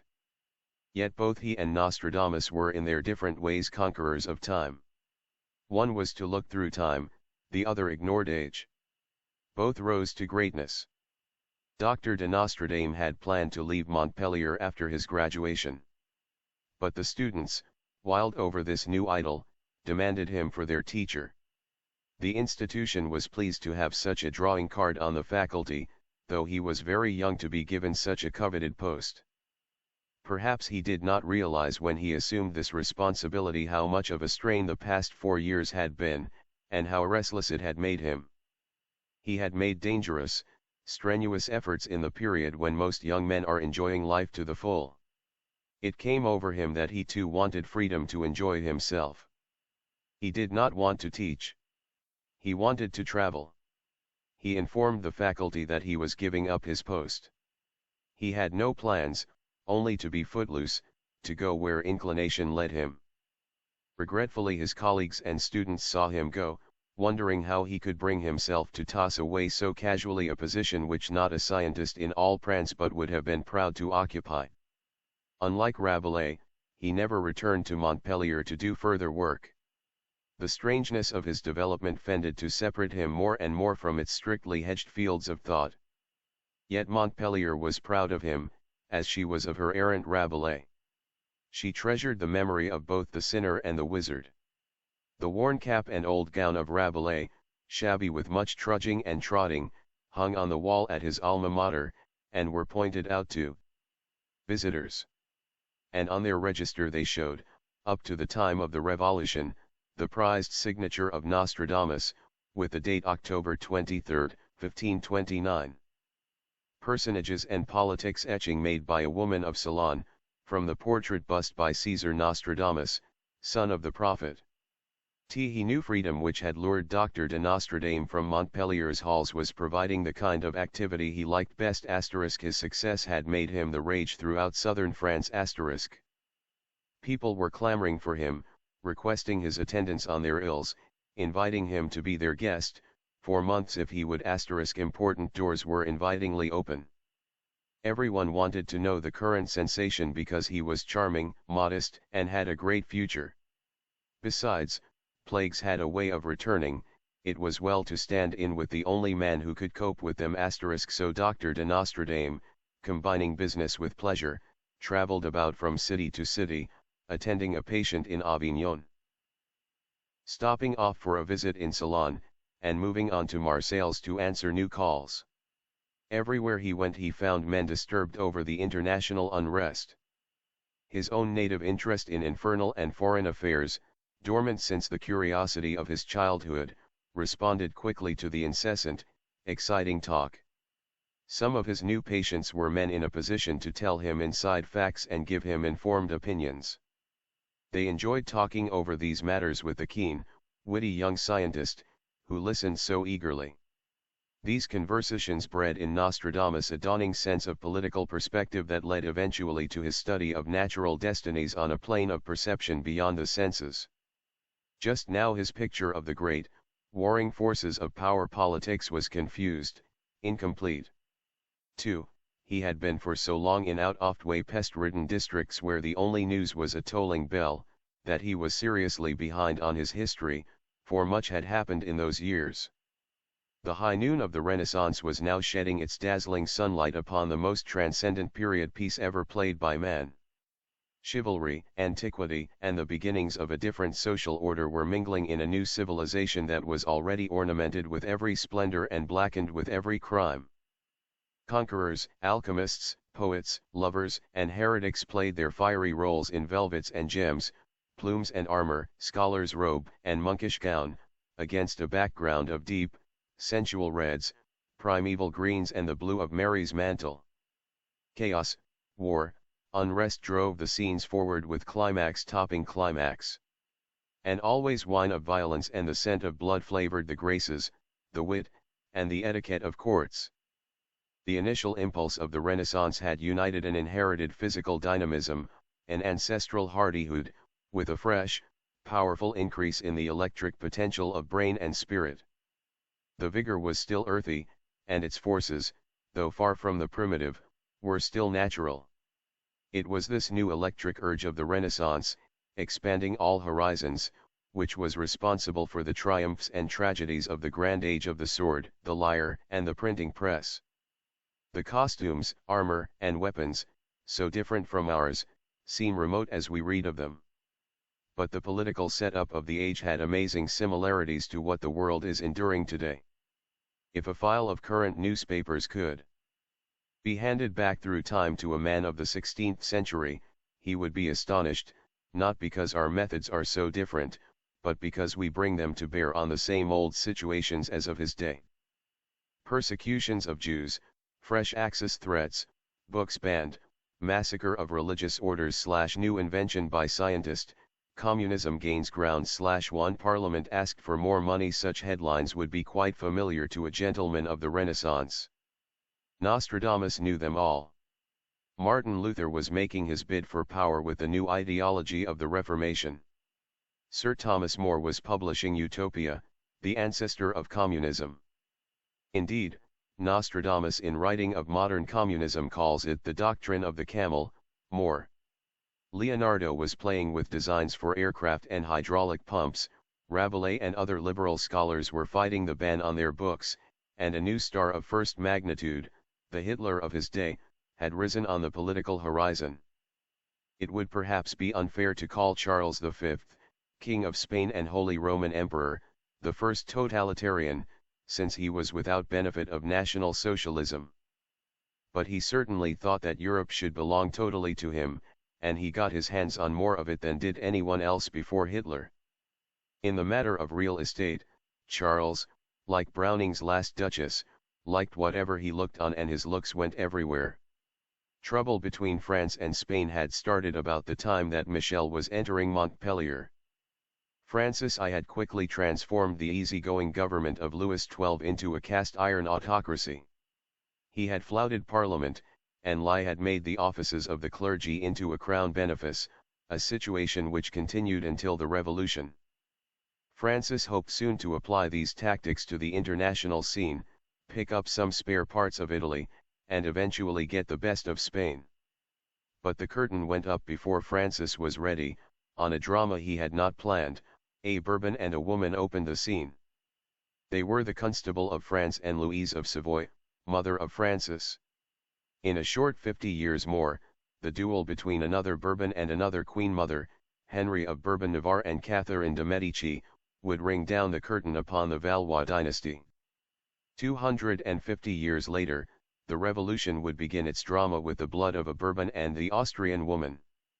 And shortly, within our own years, so the prophet has foretold, the last and greatest of the Bourbons shall arise to lead France back to power. His reign is to close the cycle of this dynasty which has alternately troubled or glorified France since the time of Nostradamus. It was a Frenchman, Balzac, who wrote, "To the heart there are no little events. Love magnifies everything. It places in the same scale the fate of an empire and the dropping of a woman's glove. Almost always the glove outweighs the empire." This has been tragically true of France, where passion and politics have gone together from the distant yesterday of Louise and Bourbon to the recent yesterday of Daladier, Reynaud and their plodding loves. The court drama of the Queen Mother's infatuation and revenge, which brought the Spaniards on French soil and opened the long conflict between the houses of Valois and Bourbon, began while Michel, the student, was listening to Dr. Rondelet lecture on bones and muscles. Except for cynical Paris, the French people had little understanding of what it was all about, nor did most of them ever find out. Palamid's Tronc de Condaulet told the story to Dr. de Nostradamus over a glass of ripe Provençal wine, in de Condaulet's house at Salon. While I was fighting the plague, Nostradamus had said, I used to think, when I had a moment to think at all, that when it was all over, I would be an old man in a strange world. Such tricks does our time sense play us that it seemed to me eons must have passed before I returned to the cities. I have still but little knowledge of what happened besides the plague, for at Montpellier they talk naught except science. I saw something of the passing of Spanish troops, before the plague struck. I know that our Duc de Bourbon, Constable of France, turned traitor and brought them here to seize the crown of France for himself. But why did treachery tempt so great a man? You, my friend, who have news from everywhere, perhaps you can tell me. The Sieur de Condaulet, who became a lifelong friend of Nostradamus, was a good gossip. The stories he left about the prophet show that he was a prosperous Provençal merchant who enjoyed and dealt in the good things of life. He was equipped to bring the physician up to date, for merchants often got news ahead of others, and in greater detail, through traveling salesmen and peddlers who went with their wares all over the country. A good salesman's best introduction to a prospective purchaser was a fresh budget of exciting, though not always reliable, news picked up at the inns. Along his route, often he displayed his merchandise in chateaux and palaces, the lords and ladies making their own selections. Then the salesman had a chance to talk to the help, and many a juicy morsel was gleaned in this way. Bourbon's troops, said de Condaulet, looted my warehouses and ruined my business. Then the king came rampaging down to drive him out, and his men destroyed the little I had left. That which the pommerworm hath left hath the locust eaten, quoted the doctor, who was ever partial to the book of Joel. Pommerworm or locust, whichever of the two is the hungrier, that was the Spaniards. You'd think they'd never seen food till they came to Provence. A conqueror's appetite is always worse than his guns. An invader brings an empty belly. But you have not answered my question, Nostradamus reminded him. Cherchez la femme, in this case the king's mother. Madame Louise, exclaimed the doctor. But, she must be all of 45, de Condaulet told him, and Bourbon was but turned 30. Some tell it that Madame Louise is arrogant, grasping, but still beautiful. Others say she is arrogant, grasping, and fat. The latter insist that of her twin gods, Cupid and Cupidity, the second is so strong that even her flesh seeks gain. What happened? She sent Murd Chancellor to Bourbon with the offer of her hand. One had that straight from the palace.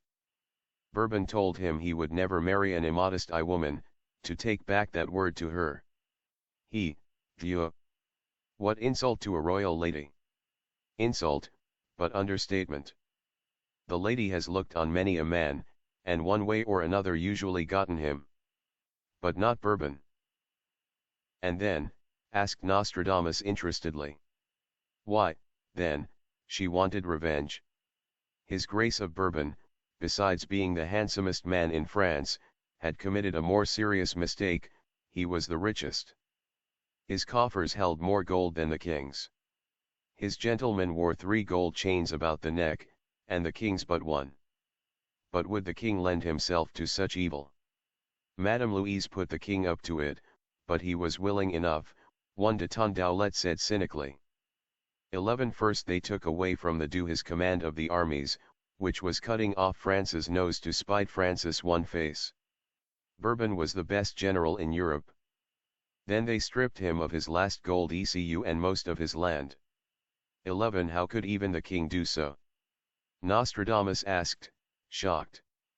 There are courts of justice as well as courts of royalty.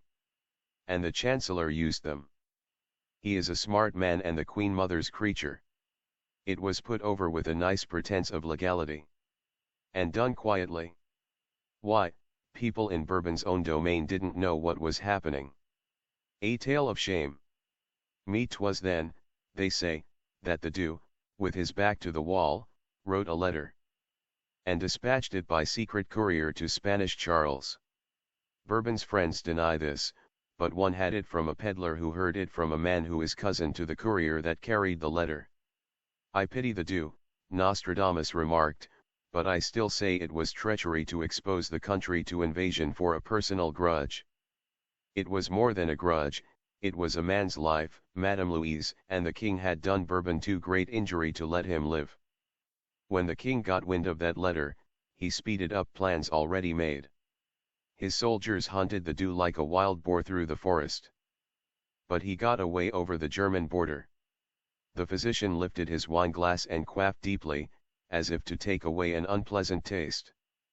King Francis and Emperor Charles had been aching for a crack at each other. One de Condaulet continued. This gave both of them an excuse. The Emperor gave Bourbon a Spanish army and backed him for a try at the French crown. So, we had Spanish troops and their plague on French soil. And a plague on them all, I say. King Francis, whatever his faults, is God's anointed, and the power of heaven protects him, said the doctor a bit sententiously. Tronc de Condaulet eyed his friend humorously. Heaven doesn't always protect its anointed, doctor. The same bishops would have anointed Bourbon quickly enough if he had won. Why did he not, if he was such a great general? The Spaniards fought badly. Their generals were jealous of him, they objected to serving under a Frenchman. Why, after the king had driven off Bourbon and the Spaniards, didn't he finish the job? He thought he had. Why, when they fled into the Italian mountains, the Romans put up placards reading, "Lost an army in the mountains of Genoa." If anybody knows what became of it, let him come forward and say. He will be well rewarded. The king should have claimed the reward, the doctor murmured. He tried to. De Condaulet smiled. Our King Francis is a hero, none doubts that, but glory is too much his God. He thought the way lay open to capture Milanus and Naples, incurable madness of French kings. He almost did it. He shouted in the midst of the battle at Pavia, "Now at last I can call myself Duke of Milan." The cup and the lip, sighed the doctor. True. Bourbon had a whole new army. Germans, Savoyards, and Spaniards.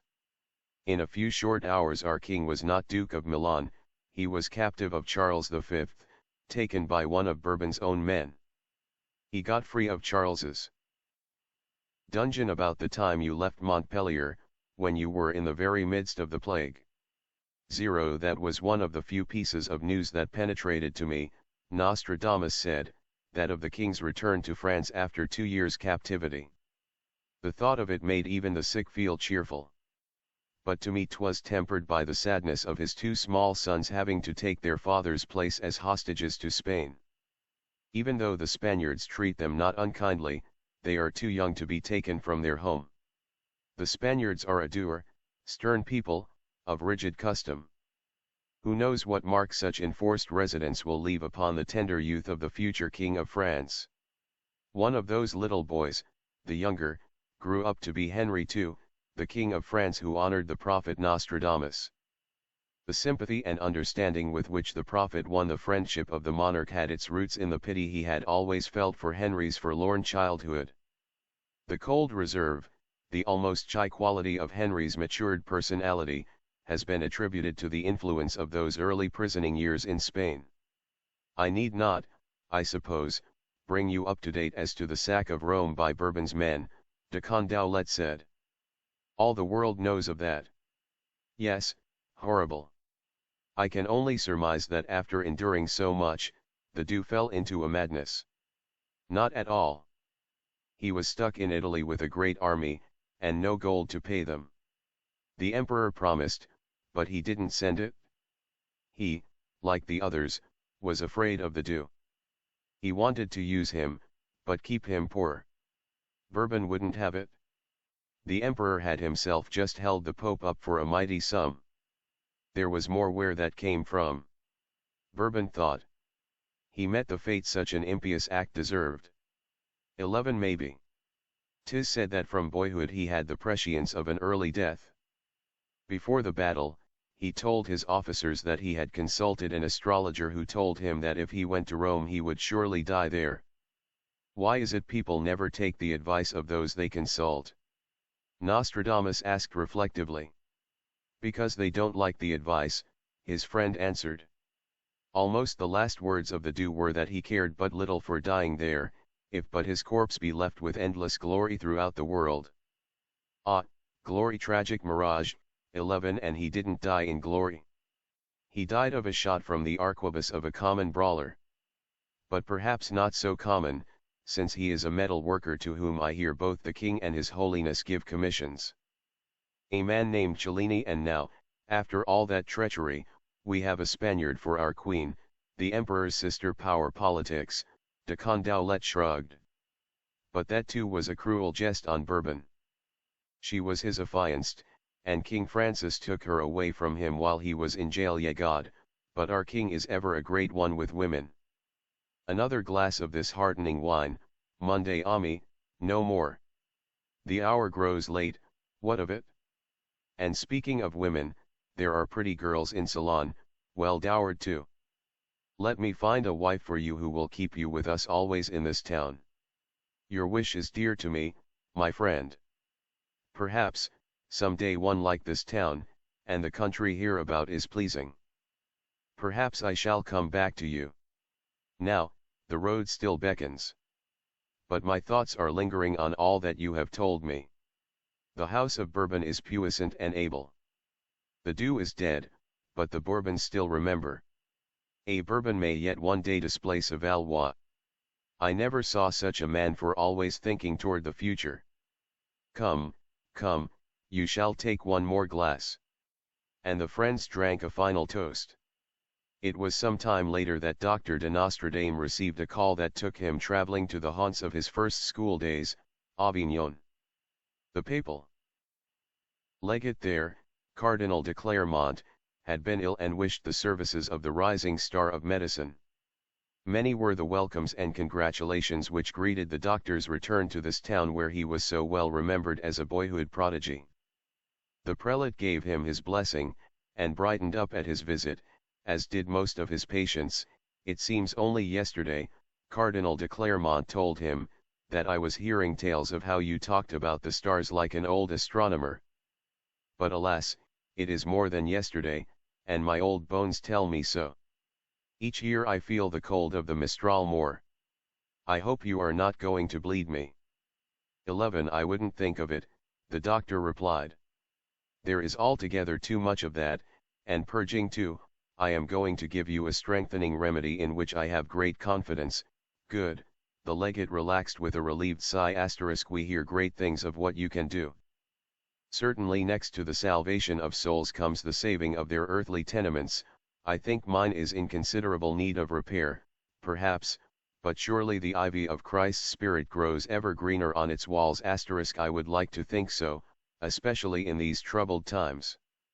Draw your chair nearer to my bedside that we may talk the better. I want to hear something of your experience.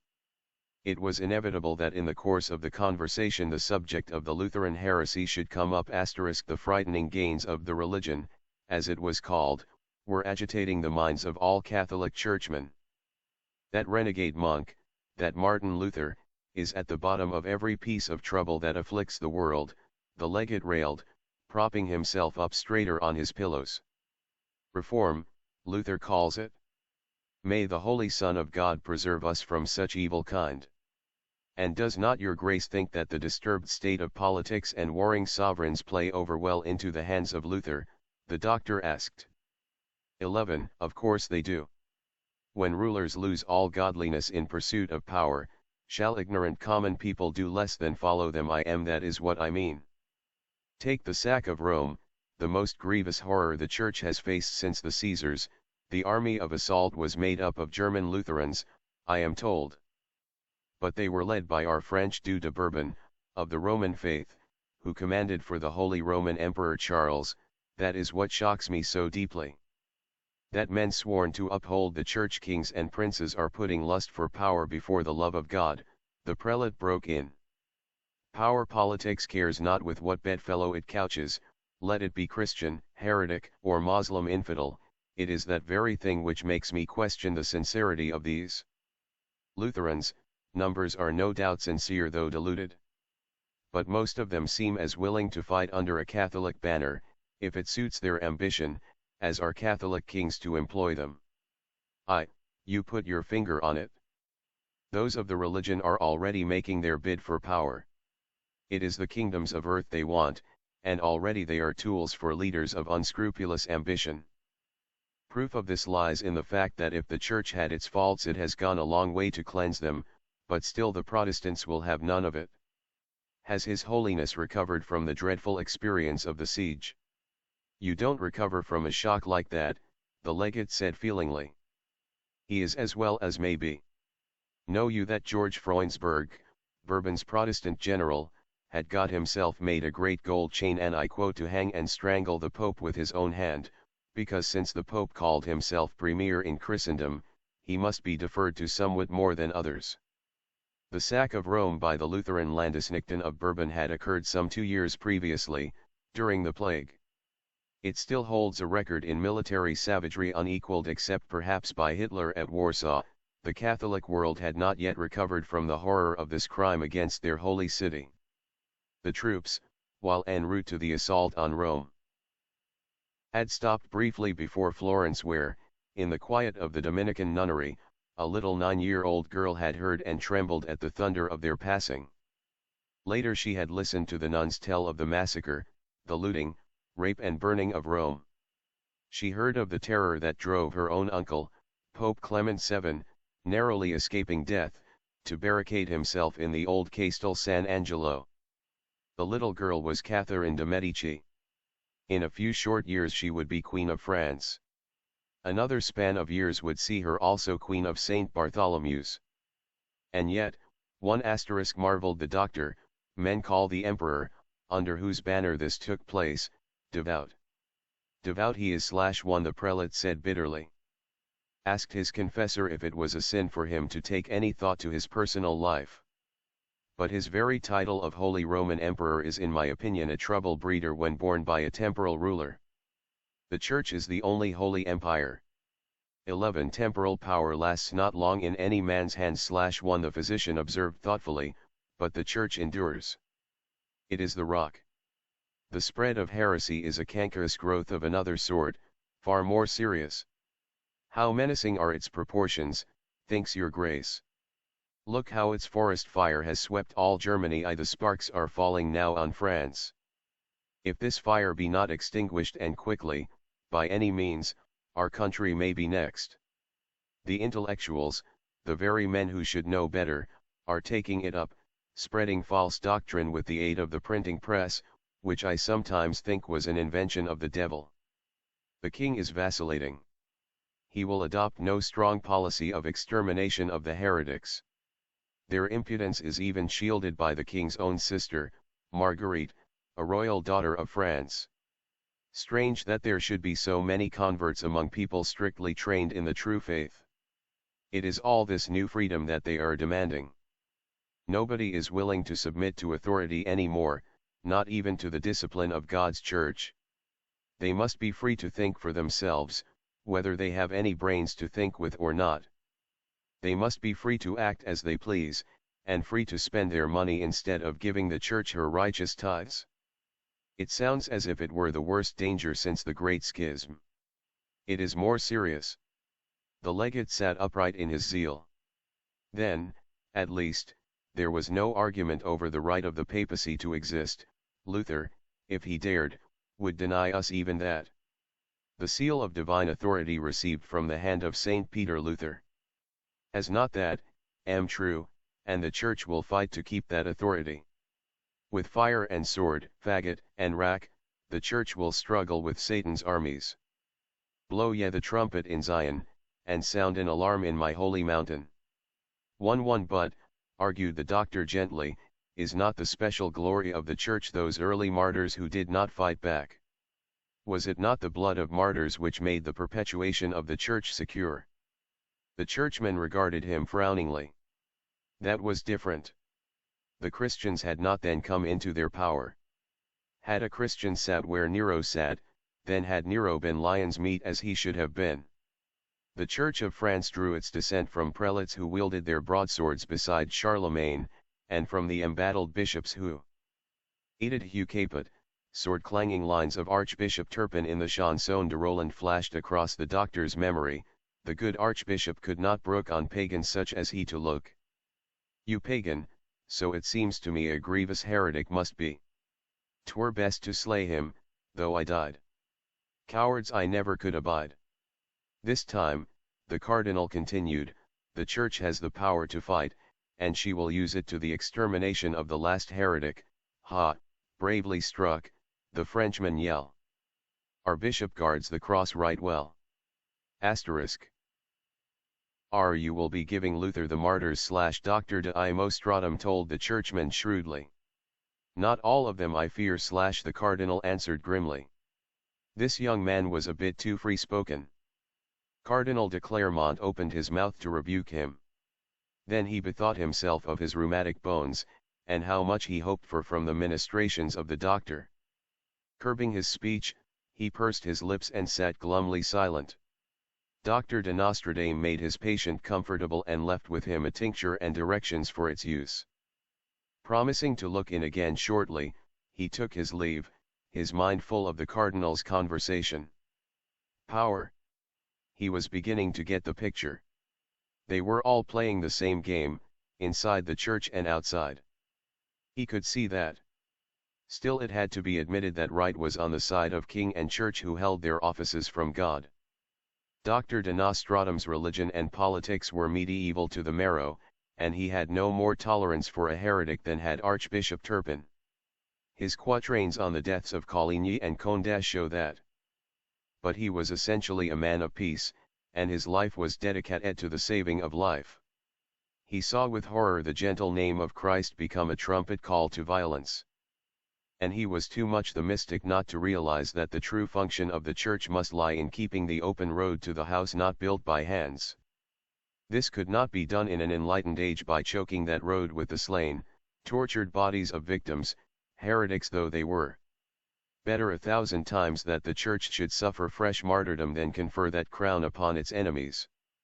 Yet he could see and sympathize with the point of view of the Church, his Church. The pattern of Christianity, he reflected, had been a violent one. The forcible conversion of Europe's hordes, the Crusades with their religious orders militant, the constant persecution of Jews, all these had made it natural for the Church to turn in its new hour of peril to the violent methods which had served her so well for so long.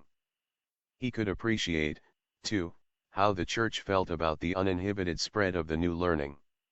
Even while he himself reached eagerly for the long-lost treasures of ancient culture, reclaimed by the printing press, though he thrilled to the beauty and mirage of the budding knowledge which promised to every man the kingdoms of the intellect, he was alive to its dangers.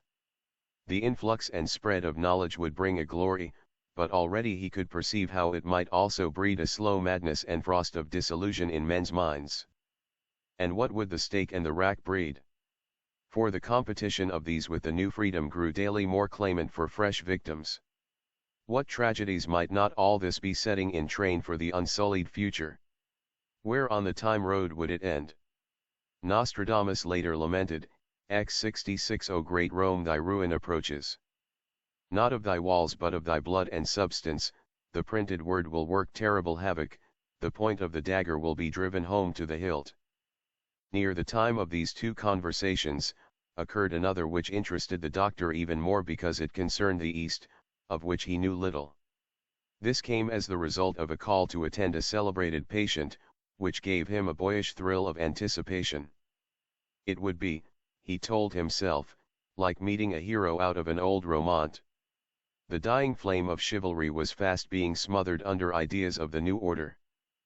But there were two brilliant sparks, the last, which lighted its final ashes, two soldiers whom history recalls as the last knight and the last crusader, the former, Chevalier Bayard, the parfait, gentil knight, was gone, struck down not by a noble lance or sword, but killed by a shot, a modern insult, while commanding France's troops against the Constable de Bourbon.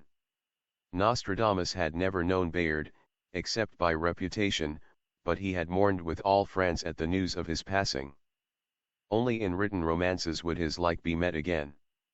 But that other valiant soldier, the Crusader, still lived and fought for the glory of God and France. He it was, the famous, colorful Villars de l'Sle Adam, who needed the services of Dr. Nostradamus. His name had recently rung through Christendom as the hero of the Siege of Rhodes, the last important outpost of all that the Crusaders had won for Europe. The sword of Villars de l'Sle Adam, some 3 centuries later, was given by Napoleon to Tsar Alexander. After the emperor had returned to Paris from the session on the raft at Tilsit, he sent the ancient steel as his imperial compliment to the ruler of Russia in token that the Tsar, as defender of Christianity against the Turks, was worthy of it. William Stearns Davis, in his History of the Near East, calls Adam and his soldiers at Rhodes, a little band of military monks clinging to a ruined cliff, and tells how that little band fought off 20 assaults by the army of Suleiman the Great, and killed 100,000 of the flower of the Turkish army in one of the greatest defenses recorded in history. Of course Rhodes fell to the Sultan in the end, for Solimarv's resources were unlimited, and no single galley went from Christendom to help Adam. The Grand Commander of Rhodes and his fighting monks, for all their courage, appear to have been virtually pirates. At Rhodes they had lived by forays against the Moslem coast, and done themselves so well that the Turks put up loud squawks to Suleiman. The Sultan needed the island, anyway, to complete his defenses and further threaten the western Mediterranean. Suleiman, though not a Christian, was something of a parfait, gentil knight himself. When Rhodes fell to him, he permitted Adam and his remnant of men to withdraw with honor. More, he expressed his regret at dislodging such brave men from the island they had for so long called their home.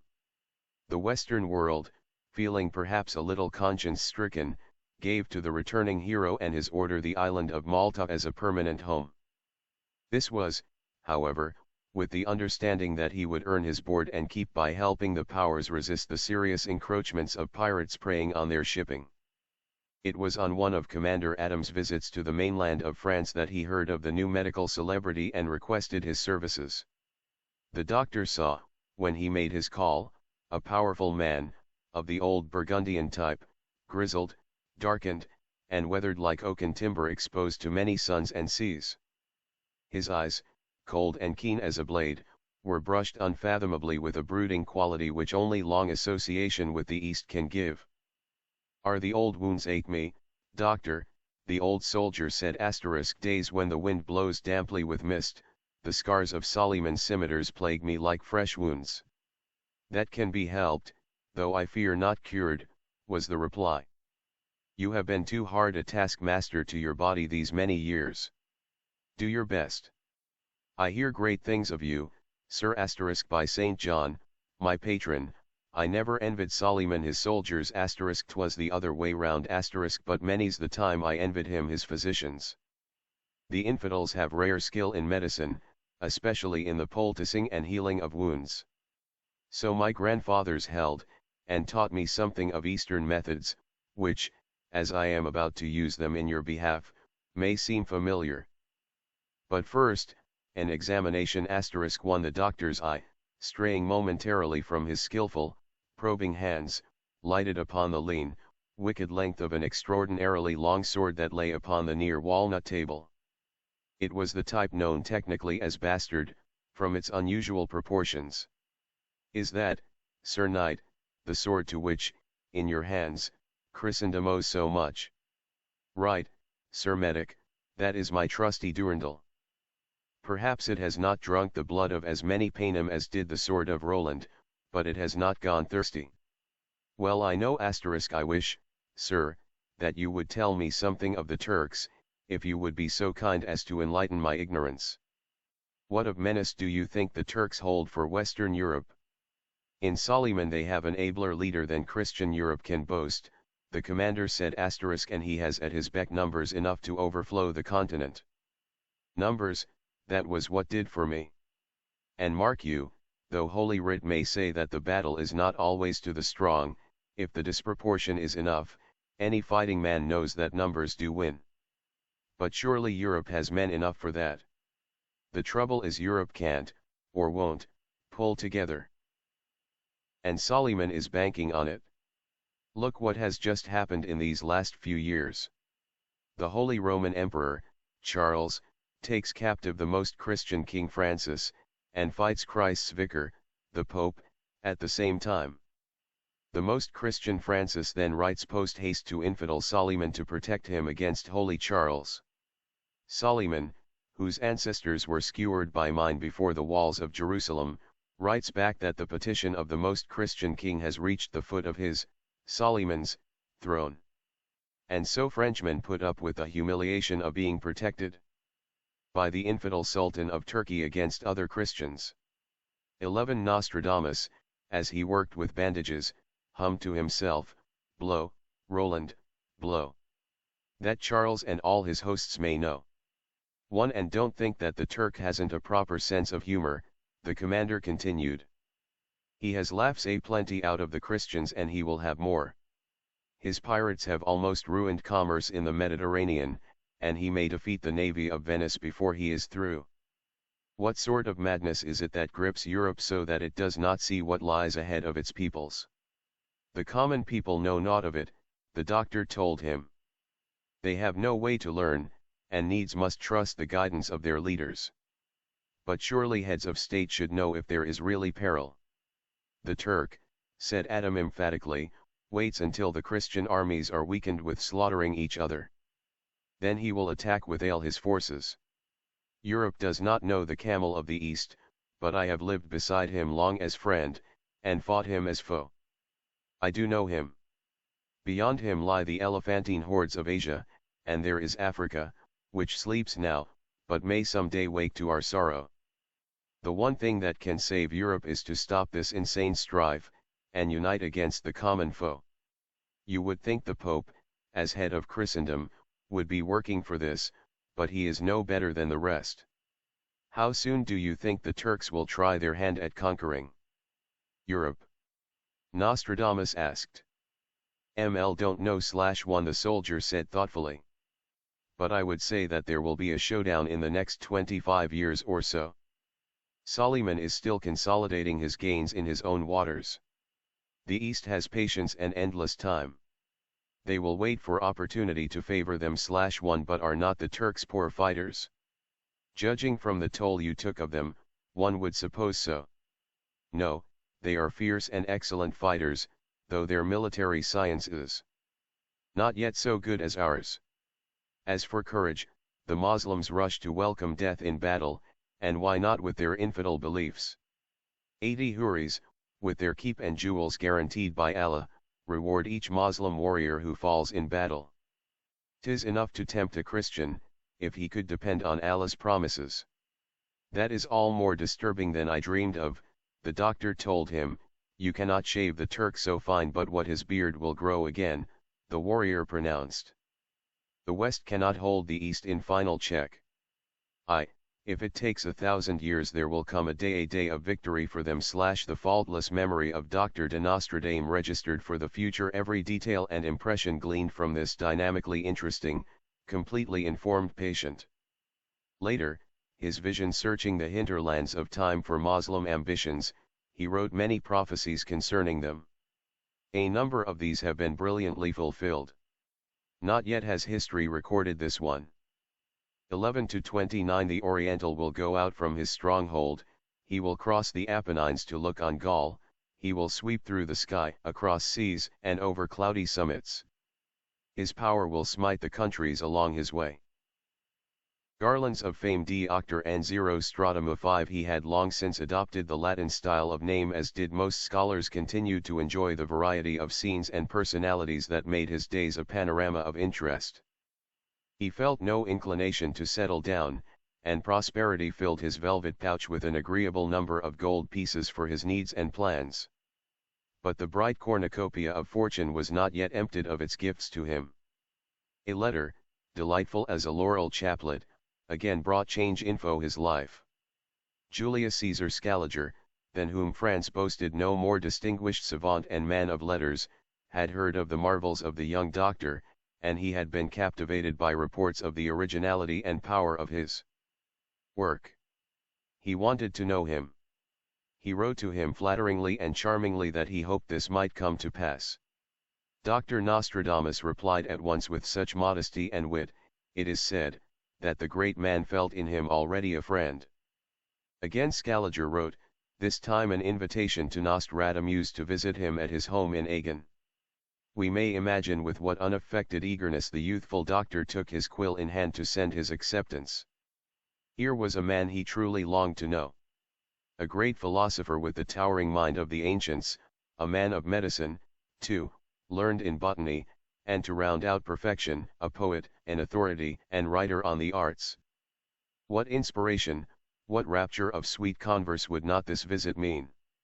Scaliger was one of the most colorful men of letters in the French Renaissance. He appears to have been a mixture of authentic, versatile genius and showmanship, with a dramatic background which his enemies claimed was the invention of his fertile imagination. Be that as it may, he had put himself over in a large way. In his late 40s at the time of his writing to Nostradamus, his reputation had reached so great a height that it was unsurpassed in France. Scaliger $. Story, as told by himself, was that he was born at the Castle La Rocca on Lake Garda, and that he was fairly near kin of the Emperor Maximilian, a page at the age of 12, he had fought, so he said, as soldier and captain in the service of the Emperor for 17 years. During that time, between wars, he had been a pupil of Albrecht Dürer. At the Battle of Ravenna, in 1512, his father and brother had both been killed. He had himself performed such prodigies of valor in the melee that the emperor had conferred upon him the highest honors of chivalry. But unfortunately and ungratefully the emperor had given him no money. Injuries received in the war and the onset of gout had put an end to his military career. He had then decided to turn his talents to medicine. He had the friendship and interest of the prominent de la Rovere family and became their guest during 5 years which were necessary to take his degree from the University of Bologna. After some years more in Italy spent in medical practice, research, and writing, he had gone to France as physician to Bishop de la Rovere, who had received the bishopric of Agen. Scaliger's detractors said that he was the son of a Verona school teacher, that he had got his MD at the less important University of Padua, and that the rest of his story was a tissue of lies. Such stories may have sprung from jealousy of the de la Rovere patronage. Competition for wealthy patrons was bitterly keen in the 16th century. A Maecenas was a practical necessity to a scholar without independent means. Those who were lucky in this respect were natural targets for the envy, malice, and undercutting of the less fortunate. It would seem probable that the de la Rovere family, knowing Scaliger for so long, would have discovered the chinks, if any, in his armor. The lies were less likely Scaliger's than his enemies. With his own abilities, and the de la Rovere backing as a springboard, Scaliger had risen quickly to fame through his critical writings and scientific accomplishments, and in both of these fields he made distinguished contributions. Dr. Nostradamus traveled in leisurely fashion to Agen. He stopped off at Toulouse where he had many friends from the plague years, when his work had covered all this territory. There were patients now who wished to consult him again, and festivities planned in his honor. While there he established headquarters in an old Romanesque house said to have had architectural ornamentation of most curious symbols. Succeeding generations pointed it out with pride to visitors as the place where the celebrated Nostradamus once lived for a time in their midst. It was standing until the time of the Revolution. After a stay of some weeks in Toulouse, the doctor fared forth to complete his journey. The road was brisk with travel in the prosperous exchange of trade between Toulouse and Agen. Had he approached from the Bordeaux side he would have noted the same thing, for Agen, midway between these two cities, was a center for their commerce. It is in the heart of rich agricultural country, and as the doctor neared it, he admired the fine fertile fields so orderly with the produce of the sower's hand. Around the farmhouses ancient trees bent their verdure, and blossoms wove a millefleur's tapestry upon the earth. He could understand how the Italian-born Scaliger, now a citizen of France, could settle contentedly in this simple, radiant countryside. Soon he saw the spire of St. Etienne's Cathedral against the sky and the Romance tower of the church St. Capricius, and knew that his destination was near. When he halted his mule at the entrance of Scaliger's residence, a servant came quickly to assist him, and a moment later his host appeared, moving with slow dignity, limping a little. my friend," he cried joyously. "Welcome, young Galen, how I have looked forward to your coming." The elaborate exchange of compliments in those days partook almost of a Chinese ritual, and each must show the other that he was versed in the art. Nostradamus bowed to the great man, as he grasped his hand. "Zero Maecenas edit regibus," he smilingly addressed his host. "The honor of this meeting, talk not of that," Scaliger broke in. "We shall have more exciting topics for our discourse. You must be tired too with so long riding." He drew his guest into a delightfully furnished interior alive with a sense of art and good taste. "First, you will want to freshen up," he continued. "So I shall forbear all conversation until I have fulfilled my duty as host.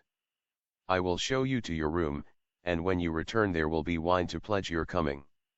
"Thank you," returned the doctor, "but might I have a cup of water?" "When one has come to the Pyrean spring, you know, such a rite is fitting. And I will admit I am thirsty too." In a trice the servant had brought a tray with a pewter pitcher of cool spring water, and a ruby goblet of Venice glass. The doctor held it up admiringly. "You do not woo the muses/one," he laughed. "You bribe them with such beauty." "May they grant you their favors/one," said Scaliger. "The glass is one of a set, a gift from the Bishop de la Rovere, who by the way has been as impatient to meet you as I/. And shortly there was the promised wine, and gay pledges from each to the other. Soon there was the sight and laughter of Scaliger's romping youngsters. And there was Madame Scaliger with more greetings. Dr. Nostradamus felt quickly and joyously at home.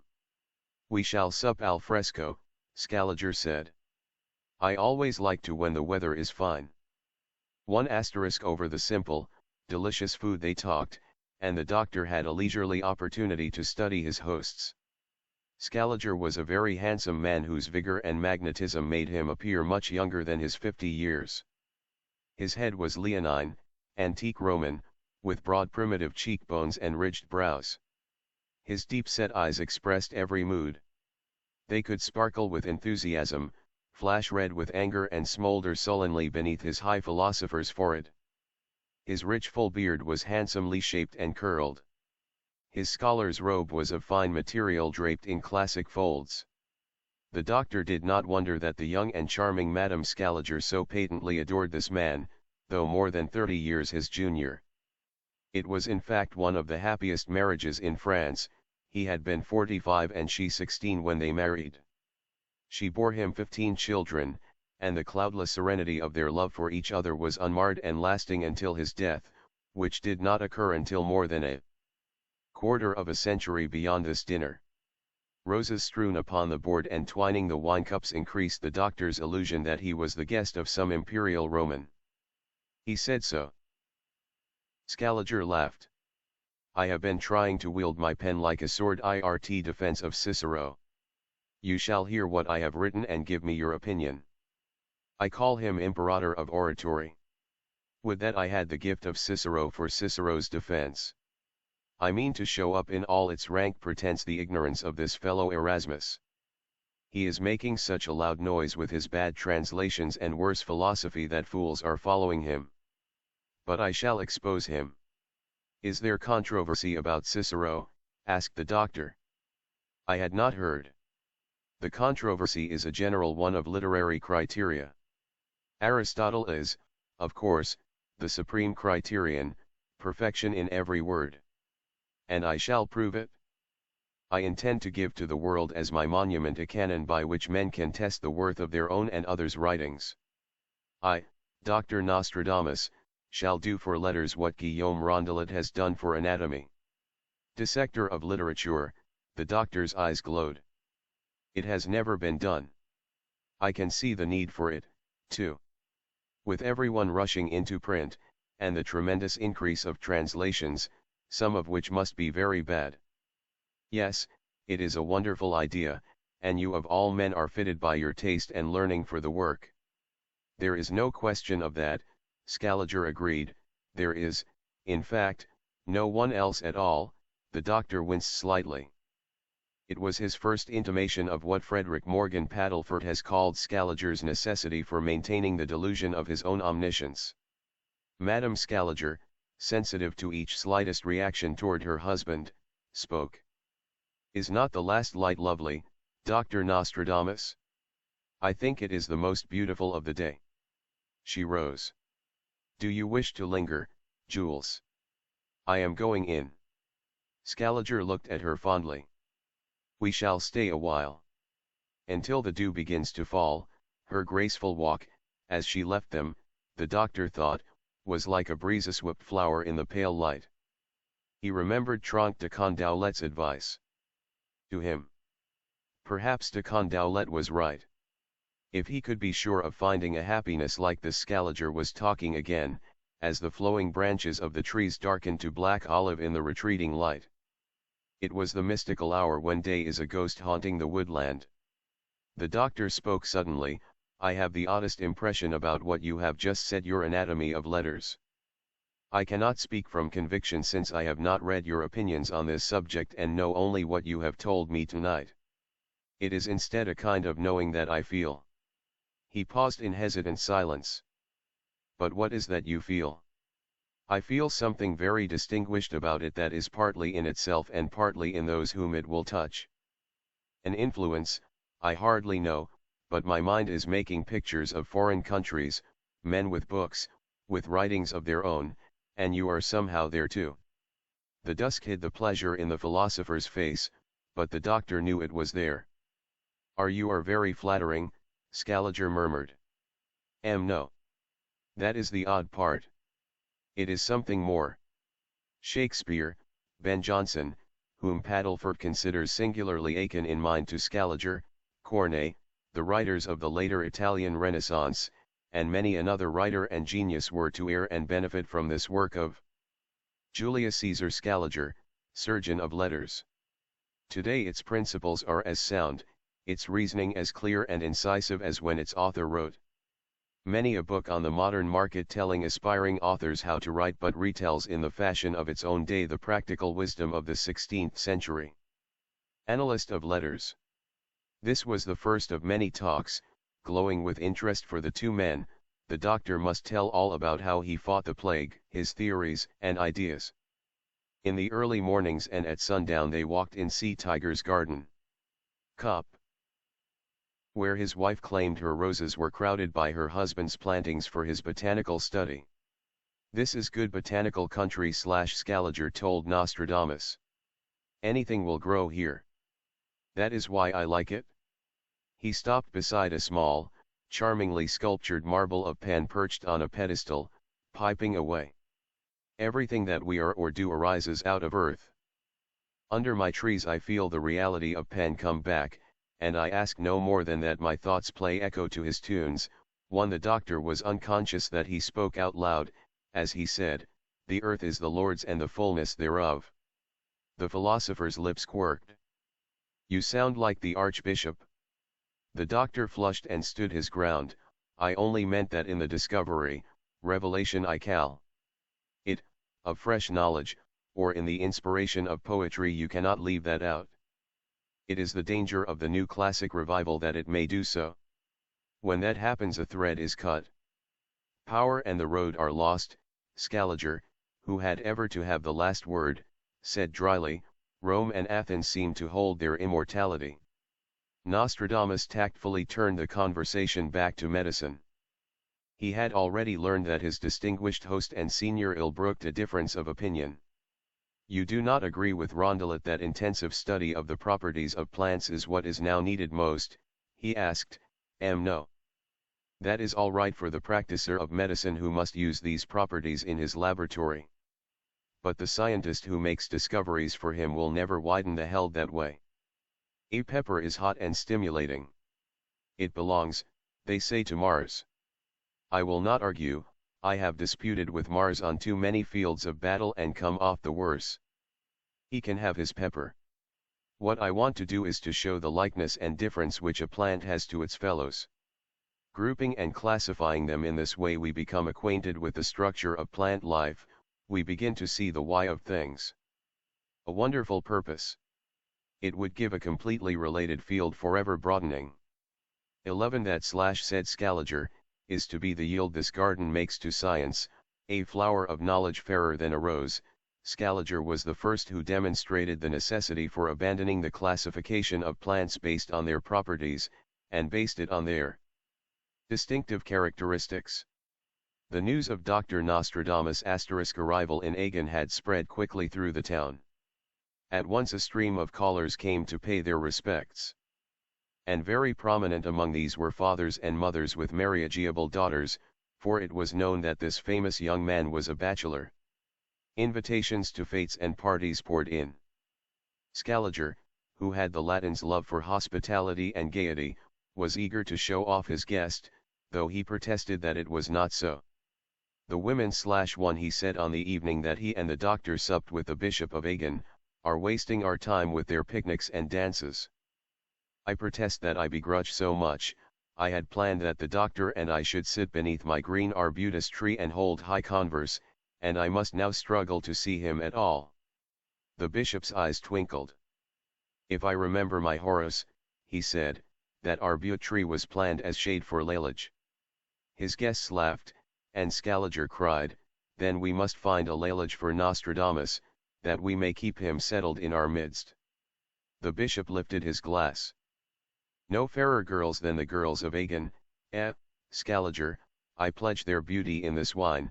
This desire to possess Nostradamus, to annex him to every town where he tarried, was flatteringly illustrated next day. A formal deputation of town fathers came to Scaliger's house with a proposition which would be worthy of the imagination of a modern chamber of commerce. They desired to make some kind of financial settlement on their two valuable celebrities, in return for which they said the two should agree to make Agen their permanent home. It was a smart idea, if it had worked. Both men were supreme drawing cards. With such a double bill attraction, Agen would have become a Mecca for all France. The town fathers would have got back their gold many times over, with fame and increase for their town. The two doctors listened in silence, somewhat stunned. It was the visitor who spoke first. Has the city of Agen no poor? Nostradamus asked the councillors. Are there none who are ill, old, infirm, needing your help and support, that you offer gold to us? We can support ourselves, we are strong, able men. Give this money to the unfortunate, we do not want it. Scaliger gave his great laugh. Don't you know scholars and artists better than that? He scoffed at the councillors. Why, half our travels and half our lives are spent in the country of the mind. Let the gold go to those whom it will help, the hungry, the homeless, the sick. The councillors were overwhelmed by this unexpected reaction. Practical men of affairs, they did not know whether to be disappointed that their idea had not worked, or to glory in the idealism which seemed to them to lift their idols to new heights of splendor. When in doubt, southern France always solved a problem with a festival. The town fathers departed to tell everyone of the scholars' refusal of their offer and the generous motives prompting it. Immediately a gala procession was organized in honor of the doctors. The town was wild with enthusiasm. They wreathed the brows of Scaliger and Nostradamus with chaplets, and carried the distinguished men aloft through flower-strewn streets to the accompaniment of music, dancing and cheering. It was the high point in the friendship of these two remarkable men. It soon became apparent to Nostradamus that Scaliger had invited him to Agen in the hope of making him a brilliant satellite to his own glory. Scaliger had no desire nor intention to share that with any man. He was annoyed at the storm of popularity which the younger man attracted, and at every manifestation of it he found it harder not to show his jealousy. Nostradamus could not but notice Scaliger's resentment. He was hurt by his host's unprovoked sarcasm and attempts to take him down. All his tact seemed powerless to change this, and he grieved the more because he so genuinely reverenced the older man's gifts. He was having a splendid time in Aigan. He didn't want to leave. It would be difficult to withdraw from Scaliger's home and still remain in the town without hard feelings. He was in a quandary. Then fate, still watching over her favorite of the moment, solved the situation, with her oldest device. Dr. Nostradamus fell in love. Mystery, which haunts so consistently the life of Nostradamus, clings, too, about this girl of Aigan whom he loved and married. Even her name is not known. One writer has given it as Adriette de Laubibac, but that was the name of Scaliger's wife. Was the demoiselle fair or dark? Was she of noble birth with a goodly dowry? Was she learned? We only know, from Chavigny, that she was très belle, très aimable, very lovely and very lovable. Garin Sears says of her that she was a very honorable gentlewoman. Certainly the doctor could have had his pick of beauty and dowry wherever he went. Earls had pursued him, thrown themselves at his head, and matchmaking mothers had tried all of their wiles and inducements to lure this eligible party into the matrimonial net. But he had remained singularly immune to all this, content with his work and studies. Much as one would like to know something descriptive of the looks and qualities of this girl who captivated the doctor when his friends had consigned him to permanent bachelorhood, all that we can be sure of is that Nostradamus was too much the independent idealist to marry for less than a deep love. With so little one must be content. When he was married and settled into a home of his own in Aigan, the town fathers were delighted. What their gold had not won, a daughter of Aigan had brought about. They had now their idol well and permanently anchored in their midst. Nostradamus at some time chose for his personal motto the serene words of the prior Orvian, "Happy the first age that was contented with its flocks." One would like to know if it was at this time, amid the pastoral setting of his newfound happiness, that he adopted the idyllic expression. Or was it in later years, when, heavy with melancholy of a tragic world, he looked back upon these his cloudless days as on a painted picture? He also assumed his family coat of arms, not, it is said, because he himself cared about it, but as a mark of respect to the memory of his grandfather. The arms are described as showing, in the first and fourth Chuarte rings, gules and 2 silver crosses arranged to form an 8-spoked wheel. The second and third quarterings exhibited an eagle and sable on gold ground. While Nostradamus was enjoying his peaceful life in Aigan, an event of national interest took place which was to affect deeply, in time, the fate of France, and bring to the doctor honors that would crown his career. In October of 1533 occurred the marriage of the second son of Francis I, the 14-year-old Henry, then Duke of Orleans, to the Duchessina of Florence, Catherine de' Medici. The Bishop of Aigan had gone to Marseilles, as had a number of other Agenois, to see the arrival of Catherine and her uncle, Clement VII, and the great pomp and splendor of the wedding. Nostradamus accompanied Scaliger to call upon the Bishop de la Rovere after his return from the festivities, to hear his account of them. "Our this age," the bishop told them, "has never seen so grand a wedding. Splendor enough to blind Charles of Spain and some others I could mention. Juan the Duchessina, is she beautiful?" Scaliger wanted to know. "Well, you know how it is at these public weddings. About all you can see clearly is the white robe and the lace veil of the bride. 11 Amigo had better tell us what you can about those," said Nostradamus. "We have wives, you know, and that will be the first question. Did the bishop tell you what the duchess wore?" The bishop smiled. "'Twas a wondrous robe of gold brocade, so bright that you can both tell your ladies. The lace veil seemed like a jealous cloud above it that would, yet could not, hide the sun. Her jewels were, of course, as countless as the stars. Report says the Duchess is somewhat plain, Scaliger persisted. The bishop eyed him reproachfully. If she is a thought less fair than some, he said, she has a spiritual grace. They say, too, that she has inherited the wit, intelligence, and tact of the Medici. Besides, it was a great day for France and the papacy. It will strengthen their bonds against Spain. 11. How did His Holiness appear? Questioned Dr. Nostradamus. Magnificent. His entry into Marseilles was superb. He has had the best artists in Rome working on plans for it from the moment the betrothal was announced. He came in a Venice galley, gorgeously carved. His ship led all the others, and as it neared the harbor I could see him plainly, sitting under a golden tent with a carpet of crimson satin. Were many with him? Scaliger inquired. Oh, yes. All the cardinals. The Blessed Sacrament was in an oscencery that took the eye, a triumph of the goldsmith's art. It was carried ahead of His Holiness on a fine white horse when they left the ship. And I was glad to see that they had stout fellows with great bulging muscles to carry the city Augustaforia with an even walk.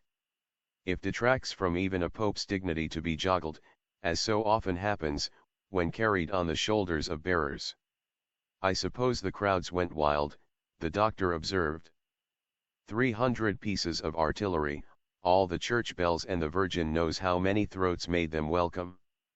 The people all kneeled while the sacrament and the Pope were passing, and received the benediction.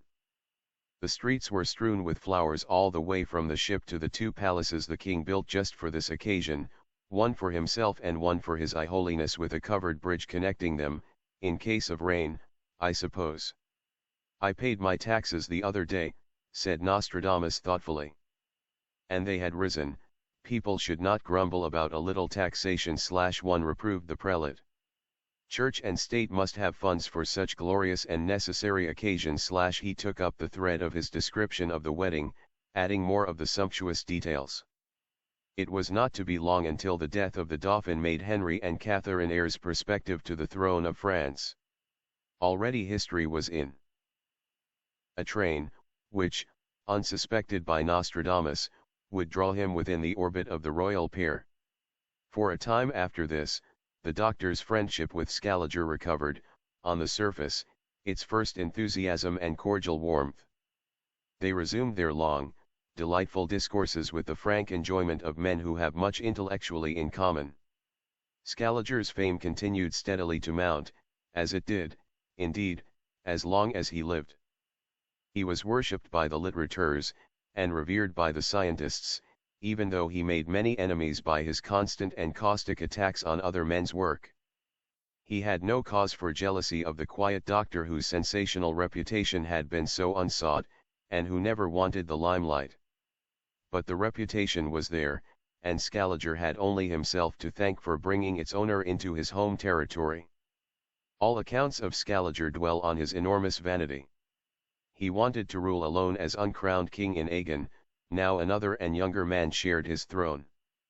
Dr. Nostradamus had resumed his practice of medicine with marriage, and now patients were coming to him from Bordeaux, Carcassonne, Toulouse, and the whole radius of the neighboring country. Scaliger hated this, and he also disliked the obvious pleasure which his patron, the Bishop of Agen, took in the society and conversation of the man he, Scaliger, thought of as a dangerous rival. Intellectual differences, too, made their appearance in the progress of the friendship. The two who had said they thought as one on first acquaintance discovered later that they thought very differently on many matters. One of these was literature. Neither man was an artist, but each man thought he was. Scaliger did have a profoundly critical knowledge of the basic laws of poetry. He understood the technique by which words become the clay and bronze of the poet's sculptured emotions. Nostradamus, on the other hand, loved a lilting rhyme that raced with a story of derring-do and high nobility, or held a philosophic thought. He admired, and later used, to the despair of his translators, the subtleties of the rhétoriqueurs. He did not care for Scaliger's sonnets, which Scaliger read to him with huge delight.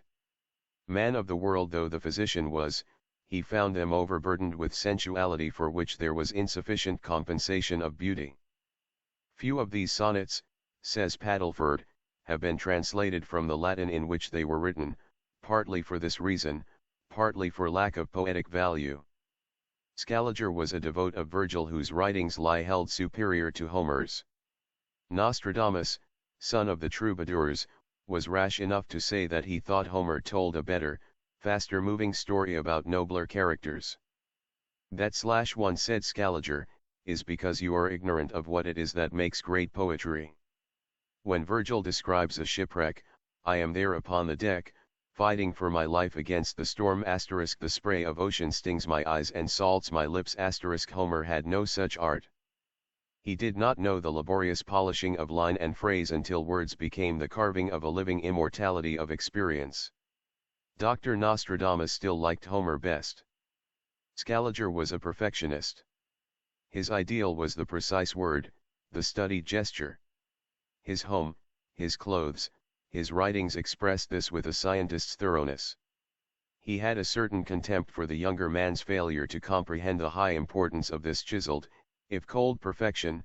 Nostradamus, for his part, marveled that a man so learned as Scaliger could not perceive that the universe did not turn on a polished phrase.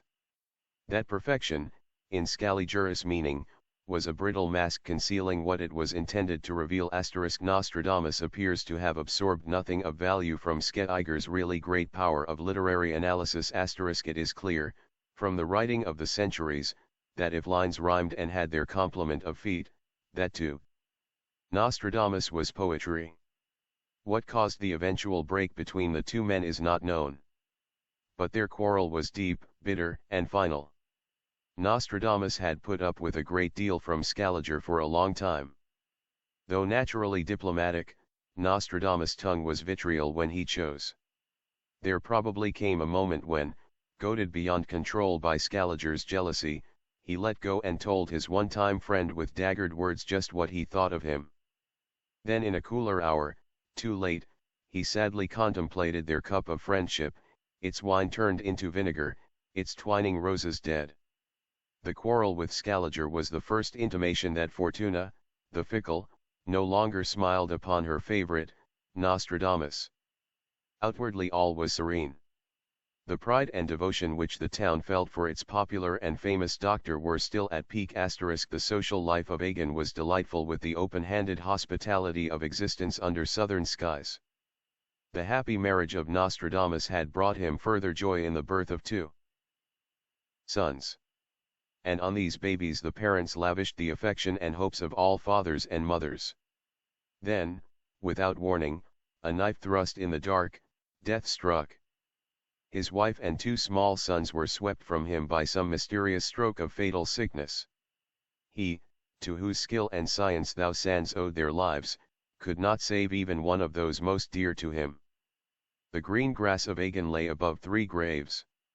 Under the skies of careless, sunny blue the doctor stood alone. Here ended the period of his happy youth. Its doors were barred behind him.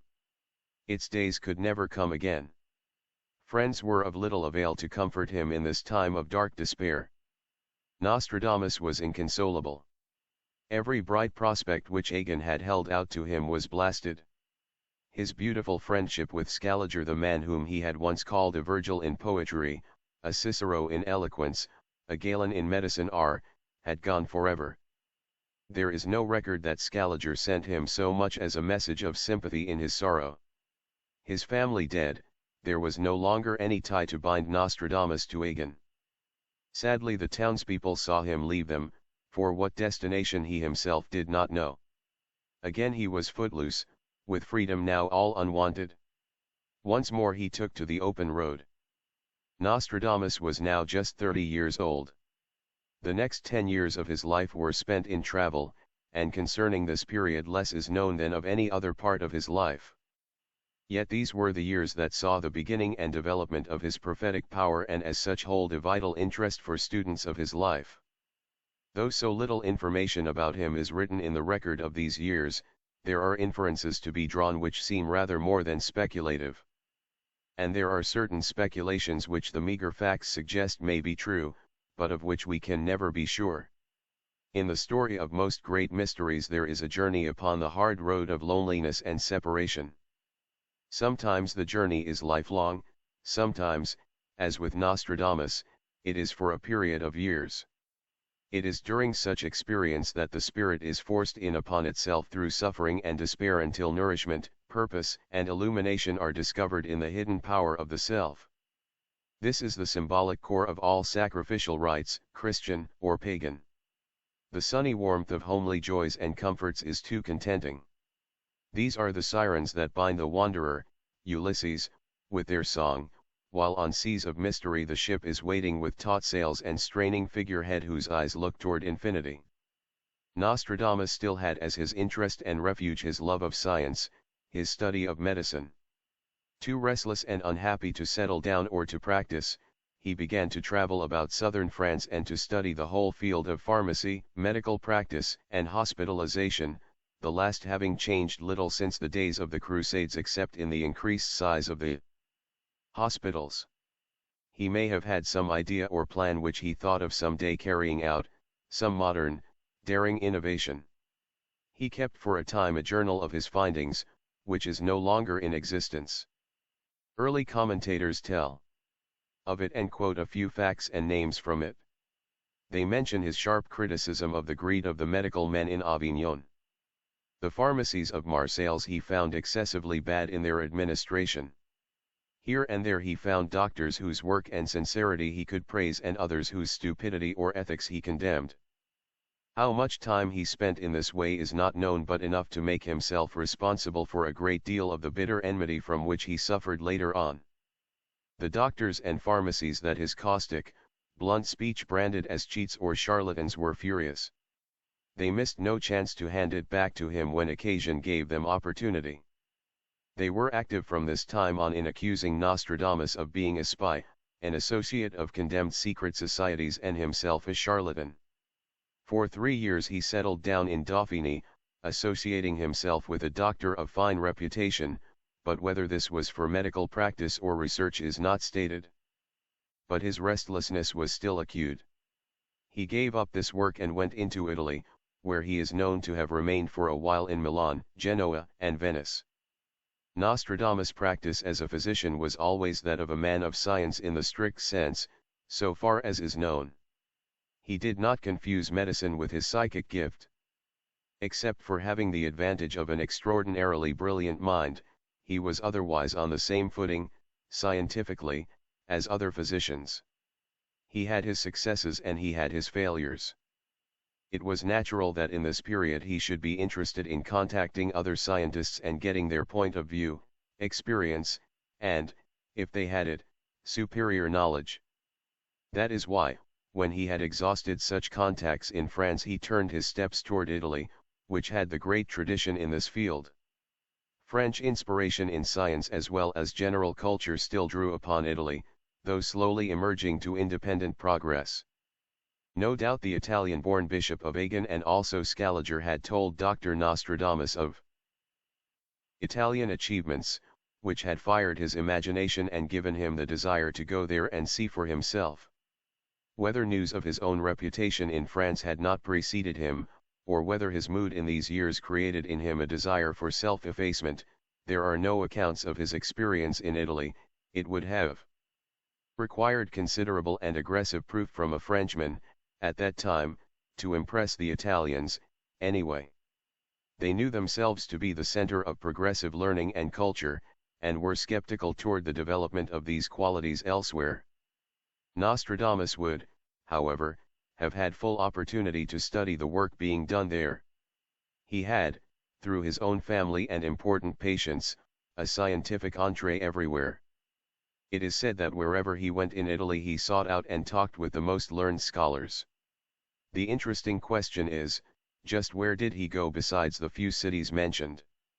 Nostradamus' travels in this period covered at least 10 years, probably several of these spent in Italy.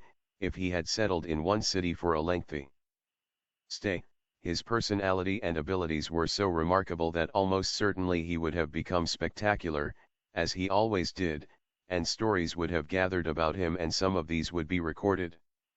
He was not a man who could remain unobserved. He had an intensely secretive nature. The centuries with their subtle concealments are evidence of this. He was a man who gave out little concerning himself, and guarded well the secrets of others. Even after his death, so well had he trained his son, that Caesar was careful to tell nothing that his father would not have approved when living, and added little to what was already known. This secretiveness did not develop in Nostradamus' early life, there was nothing to bring it out. But when he reached the deeply introspective period which began after his wife's death, with it went a perhaps protective concealment which still shrouds much that one would like to know. He was deeply religious, and if in his first grief he sought surcease in active scientific work and travel, it would not have been long until he turned to the cloistered calm of monastic walls and the deep worship and contemplation which his nature perpetually craved. It is said that near the end of this 10-year period he was to be found at an abbey where the religious observances were of particularly severe character. He would hardly have spent much time in Italy without going to Rome, the holy city of Europe. Nor would he have been likely to forego a visit to Florence, city of the Medici. He may, however, for reasons of his own have gone incognito to cities and countries other than those the record lists. If he did so, it would have been because he had become associated with the pursuit of secret knowledge which was in danger from the Inquisition. Italy had long been the center and hotbed of alchemic research.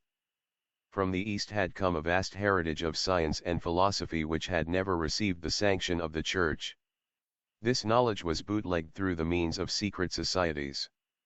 Some of these may have provided the background and inspiration for discoveries that were the noblest fruit of the Renaissance.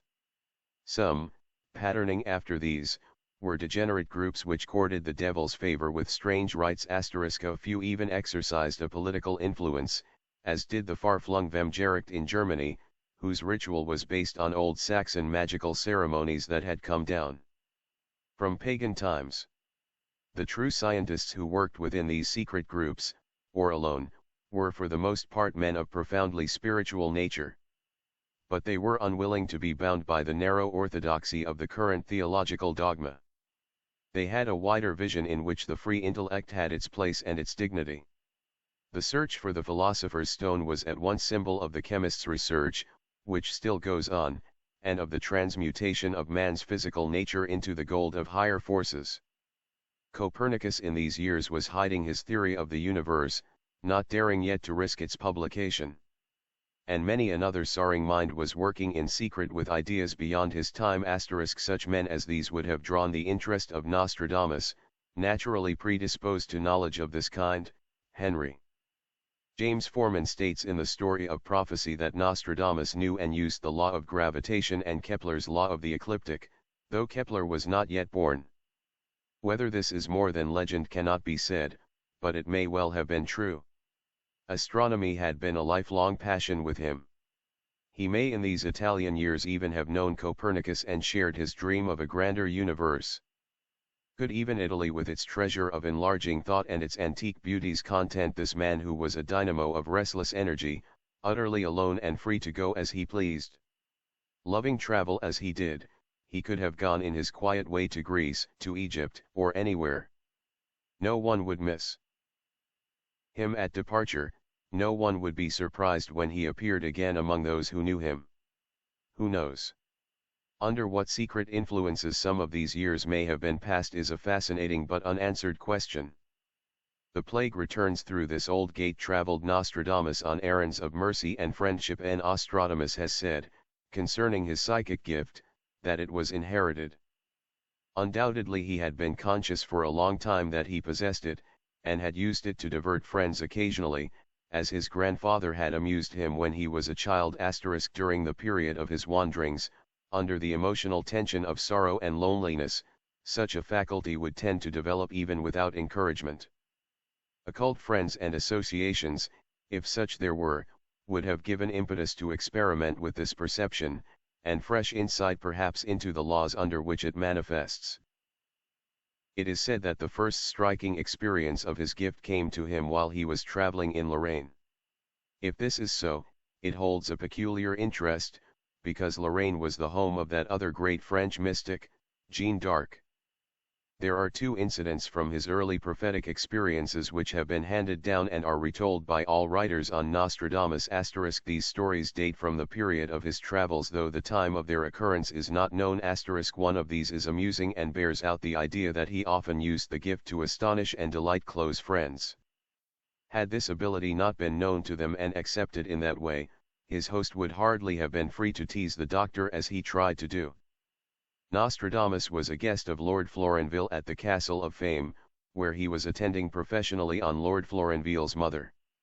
The doctor and his host were crossing the courtyard where two little pigs, a black one and a white one, were running about as was the casual custom of livestock in those days. Lord Florenville said to the doctor, "I suppose you can even foretell the fate of those two pigs." 11 Certainly I can, replied the doctor. "We shall eat the black one, and a wolf will eat the white one." Lord Florenville saw a chance for a good joke on his guest. He privately instructed the cook to roast the white pig for supper.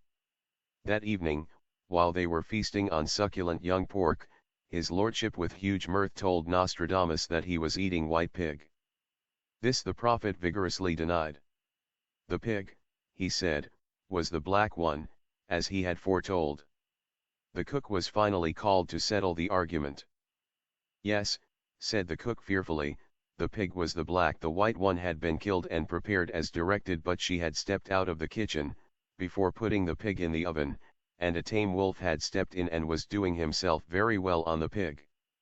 When the cook returned, not supposing that it would make any difference, the black one had then been quickly killed and served, exactly as predicted.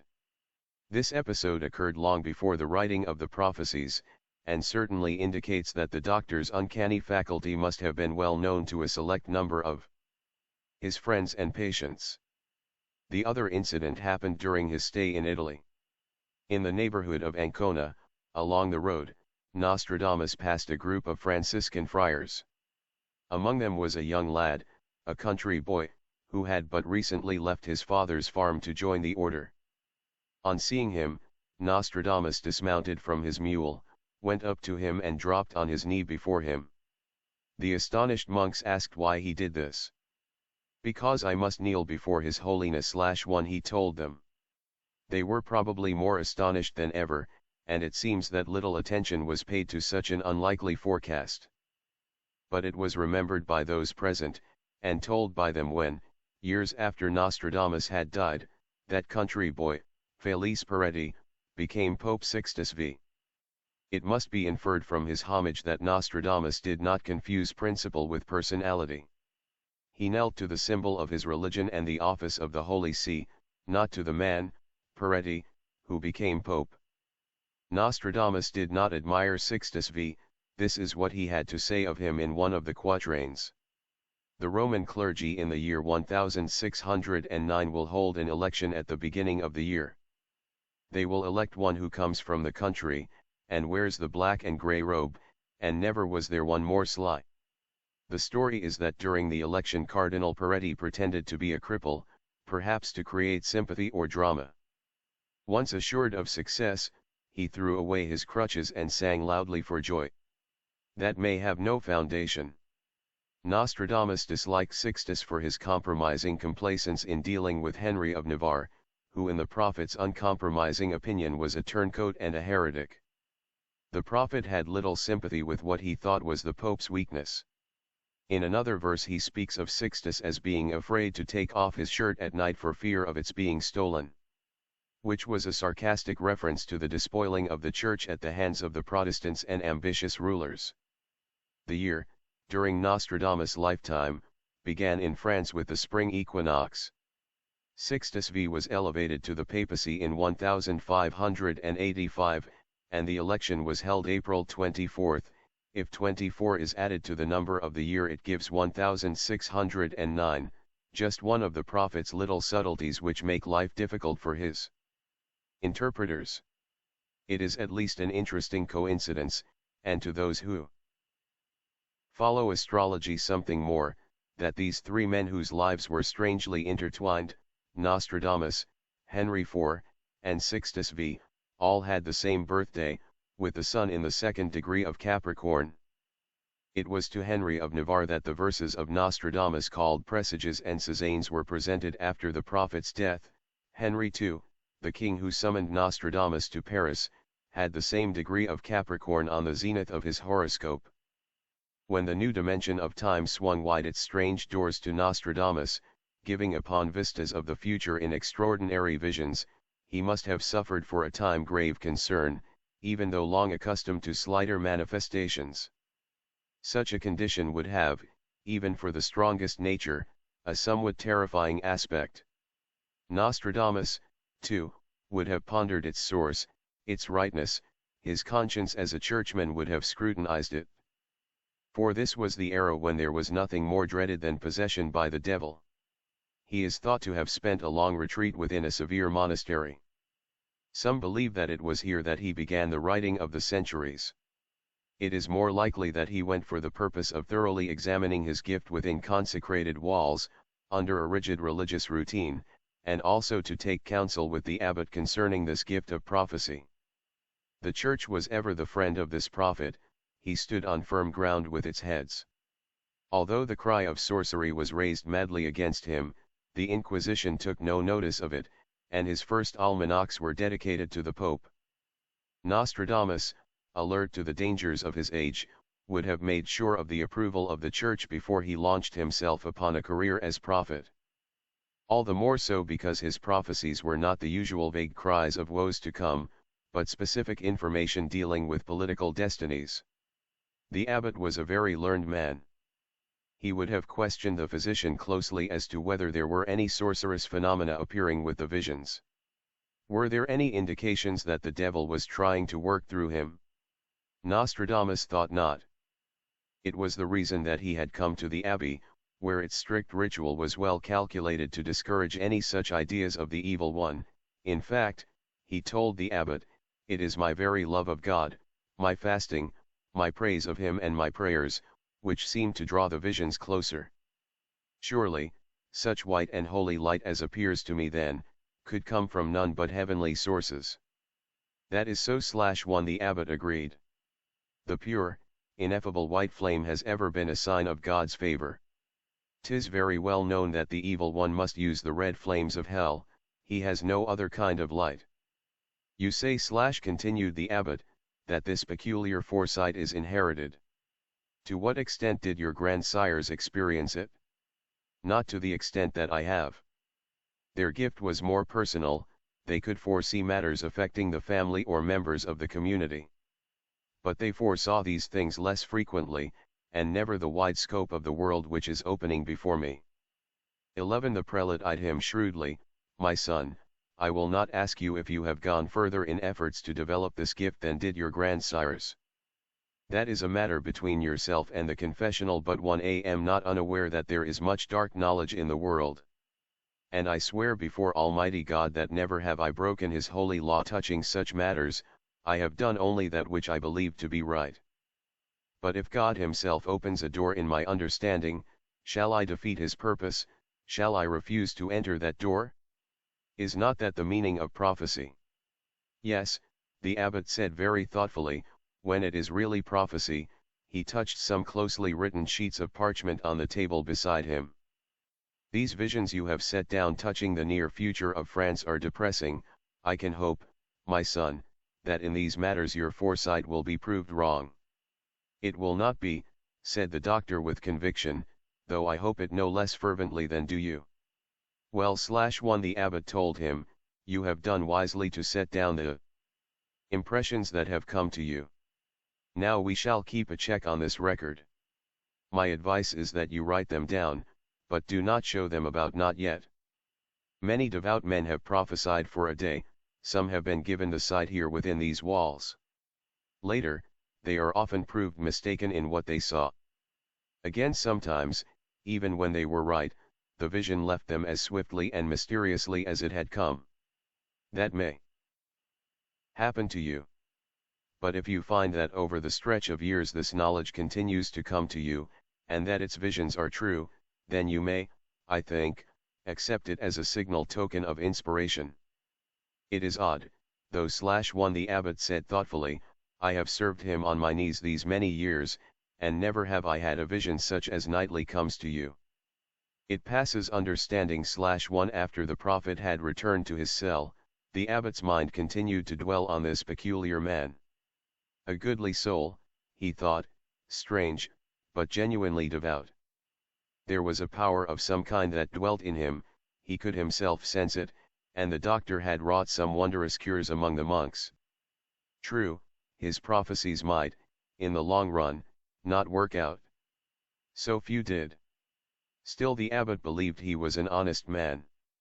He, as a churchman, could not be too careful in dealing with what might be Satan's wiles, but as yet he could see nothing in Dr. Nostradamus meriting the condemnation of the church.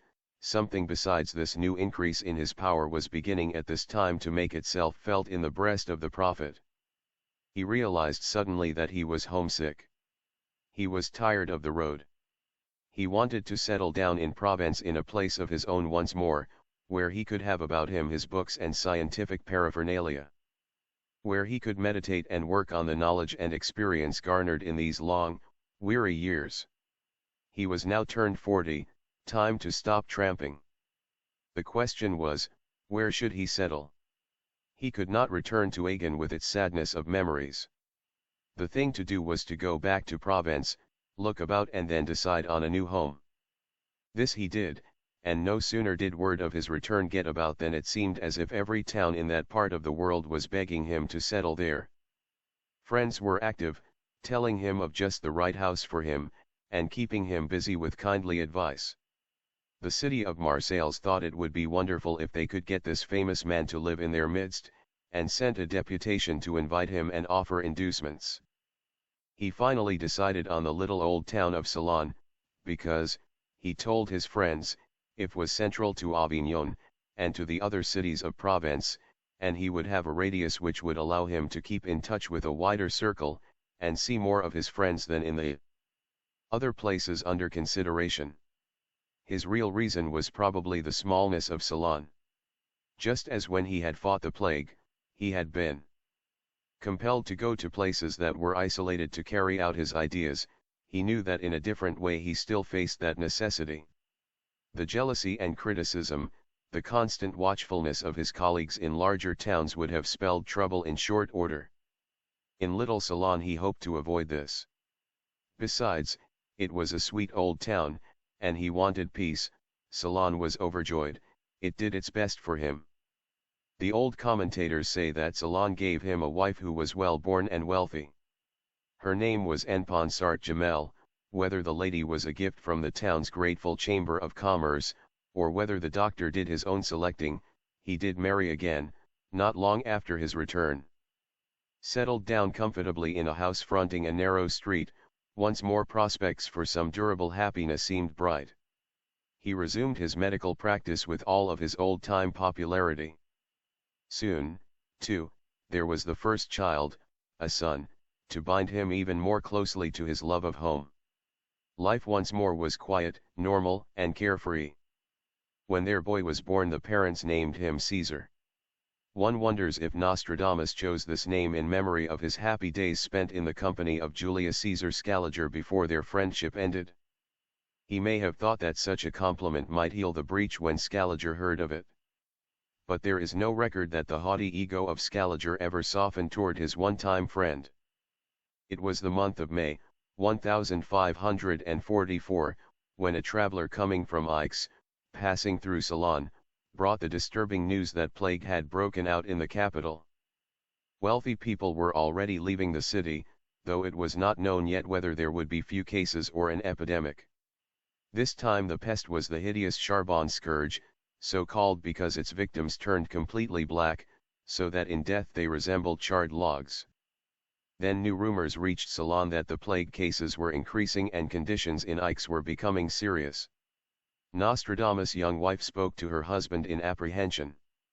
"Michel, is there any danger that you may be called to Aix to fight this scourge?" Probably not, he comforted her.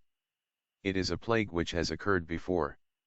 I have never handled a case, but other doctors have treated it and may have found certain remedies efficacious. There are a number of good doctors in Ix who will perhaps be able to arrest the contagion. Actually, he was not so sure. There was no cure for this pestilence known. The only hopeful sign that he could see was that he had not been sent for. That should mean that the pest was lessening, getting under control so that he was not needed. On the other hand, it was just possible that he was needed, and badly, but that professional jealousy was keeping him from being called. He knew too well that there were doctors who would for this reason let their patients die rather than call him in, and he was too proud to offer his services unasked. In Ceylon, they were wondering about this too. Strange, people said, that if the plague was really bad, Ix did not send for the one man in France who had ever been able to cope with it. True, this time it was a different pest, but still a plague was a plague, was it not? And if you could cure one, why not another? Then came the news that the plague was appalling, that people were dying like flies, and still no call came in for the services of Dr. Nostradamus. And for that I give thanks to the Virgin and all the saints, said Nostradamus, thinking of her baby. Nonsense, Nostradamus told her. You are married to a doctor. And a doctor goes where he is needed. And they must need me. He walked restlessly about the room. He was worried. Some of his dearest associations were with Ix. He should be there, helping their distress. Came a day, some weeks after the first news of the outbreak, when a little group of hard-riding men with despair in their faces drew rein outside the house of Dr. Nostradamus. They were men from the town council of Ix. We have come to beg your help. Dr. Nostradamus, 11, their spokesman said. The situation in Ix is completely out of hand. The doctors there are powerless. The whole city is affected, and the pest is still spreading. If it cannot be checked, it will spread beyond Ix, and who knows where it will reach. Our only hope is now in you. Why/one asked the doctor coldly, was I not sent for before this plague had gained such headway? 11 Inwardly he was seething with indignation, for in Ix of all places, where his grandfathers had been great, and his family known for generations, he had the right to expect trust and understanding. There was a moment of embarrassed silence, then the councillors all began to talk at once. They had not anticipated such a rapid, deadly progress of the disease. They had thought the physicians resident in Ix could handle it. They had not wanted to ask Dr. Nostradamus to leave his young wife and child. For these and more reasons they had waited. Nostradamus refused to spare them. I know why you have not come before. And if you think that I am Satan's agent, you have done ill to call me now. No, he raised his hand against their trembling protest. This must be straightened out now. Otherwise I shall be of no use to you/Michel/**, cried one of the councillors piteously, who had known the de Nostradame family for a long time. Do not reproach us. Help us, and we will bless your name forever. The doctor's quick sympathy could not withstand this appeal. Very well, he replied. Then let us get on with it at once. My servant will bring you refreshment and look to your needs while I get together a few requirements, then we shall ride at once. They have come for me, he told his wife soberly. Oh, Michel, she held their baby in her arms, and struggled to keep back the tears. Beside these two, to whom happiness had so lately come, there stood a spectre now, and each knew that the other saw it. It was the vision of 3 narrow graves beneath the trees of Agon. What new toll might now be exacted by the grisly visitor of pest? Yet it never occurred to the doctor to consider personal interest and safety. A few simple preparations, a brief, tender farewell to the wife and baby he might never see again, and he was riding with the others at top speed down the road to Ix. When they stopped at an inn for a quick bite and a change of horses, Nostradamus received more information about the situation. One of the councillors told him how the cemeteries were choked with bodies. 11 Even piling them together/1 he said, there is no more space in consecrated ground. My wife and daughter lie buried in the open field with the corpses of peasants. People die so fast/another told him hopelessly, the doctors have no time for treatment or study of the remedies. In 2 days the stricken are dead. Crime, they said, was complicating the problem, too. The people thought they were abandoned by God, that they had no time left to live, and they must snatch terribly at any pleasure or indulgence that was remaining. Theft, rape, and even murder were stalking hand in hand with the pestilence. How many doctors have you there, and who are they? Nostradamus wanted to know.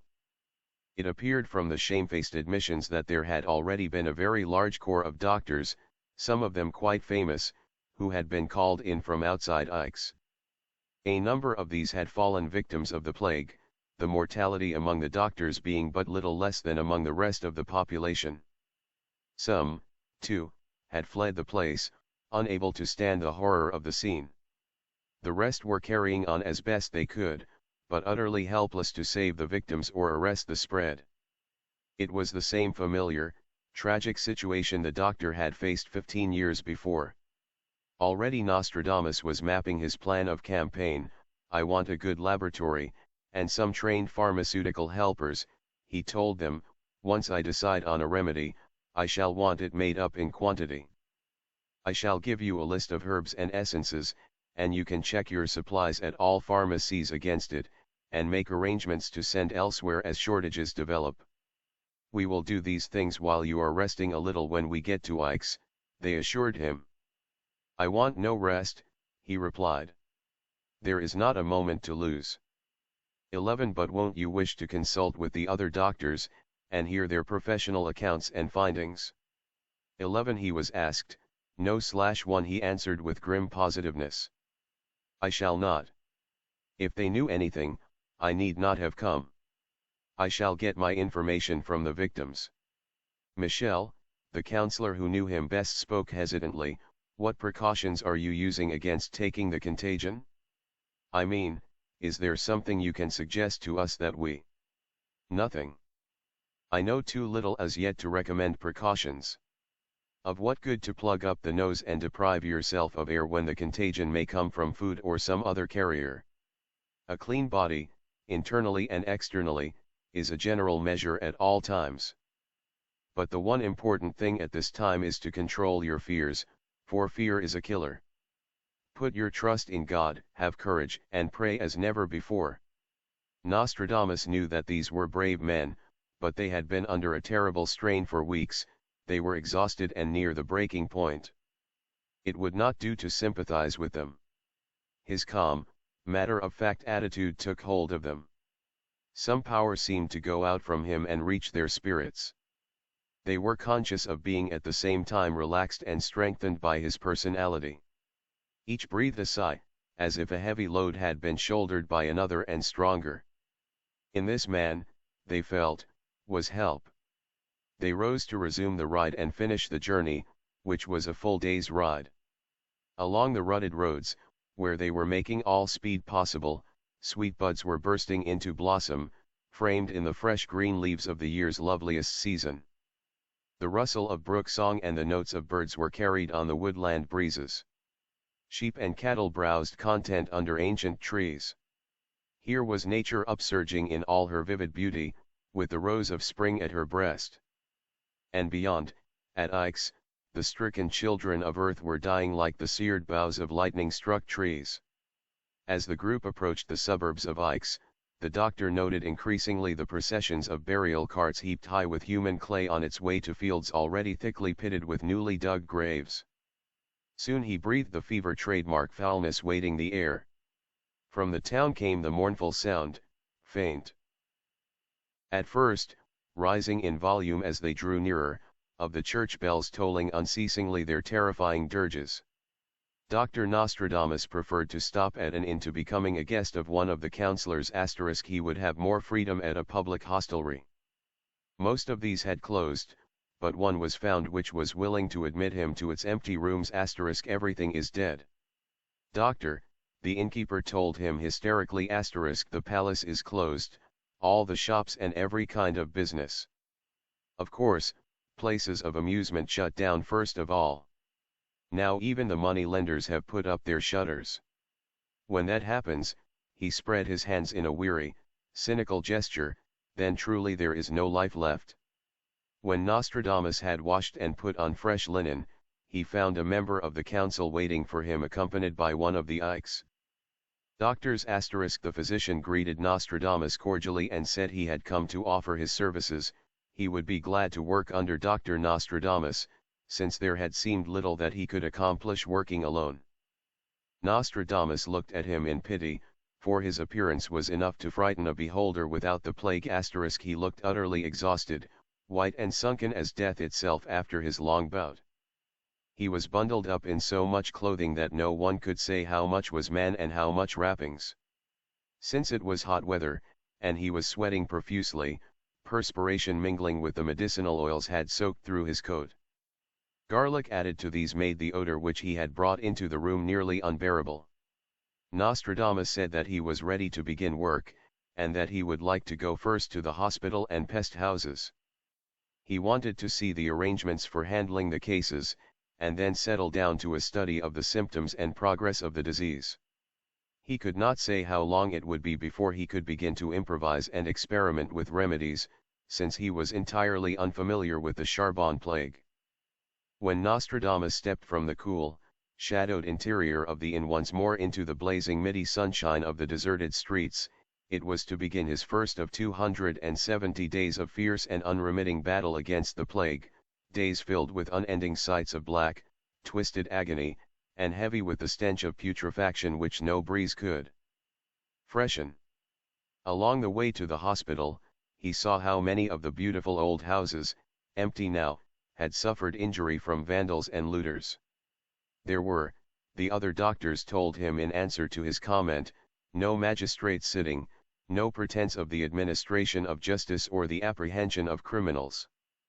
Everything was being looted, he said, and livestock driven away. People of good repute were too disconsolate to take action, those, that is, who had remained in the city.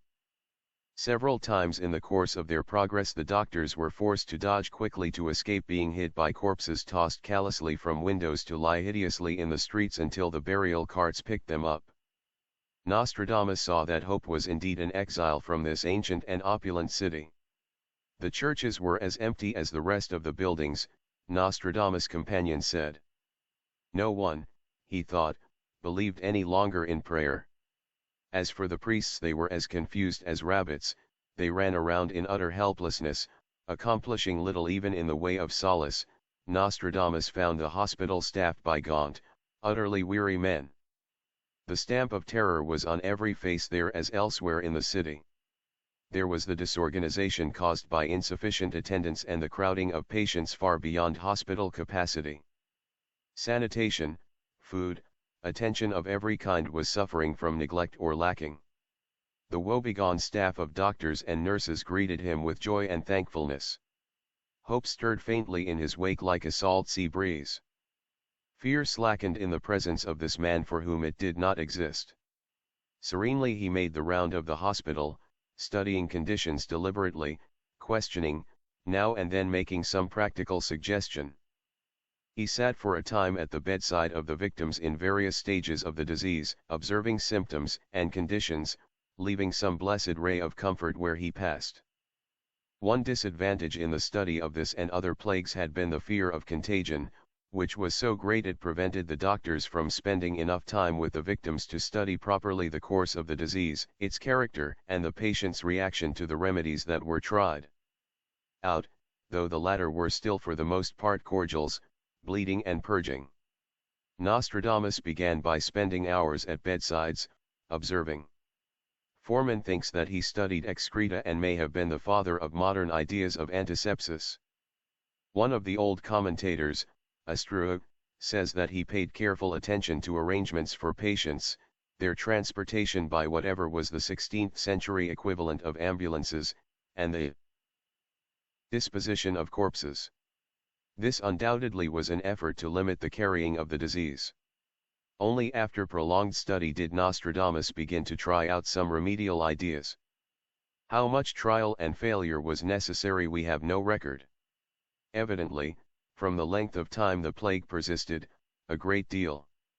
Here was no easy success such as had been his youthful conquest of the plague. This bears out the idea that he had some inherited, little-known, and untried recept which, in the first experience, he used with brilliant results.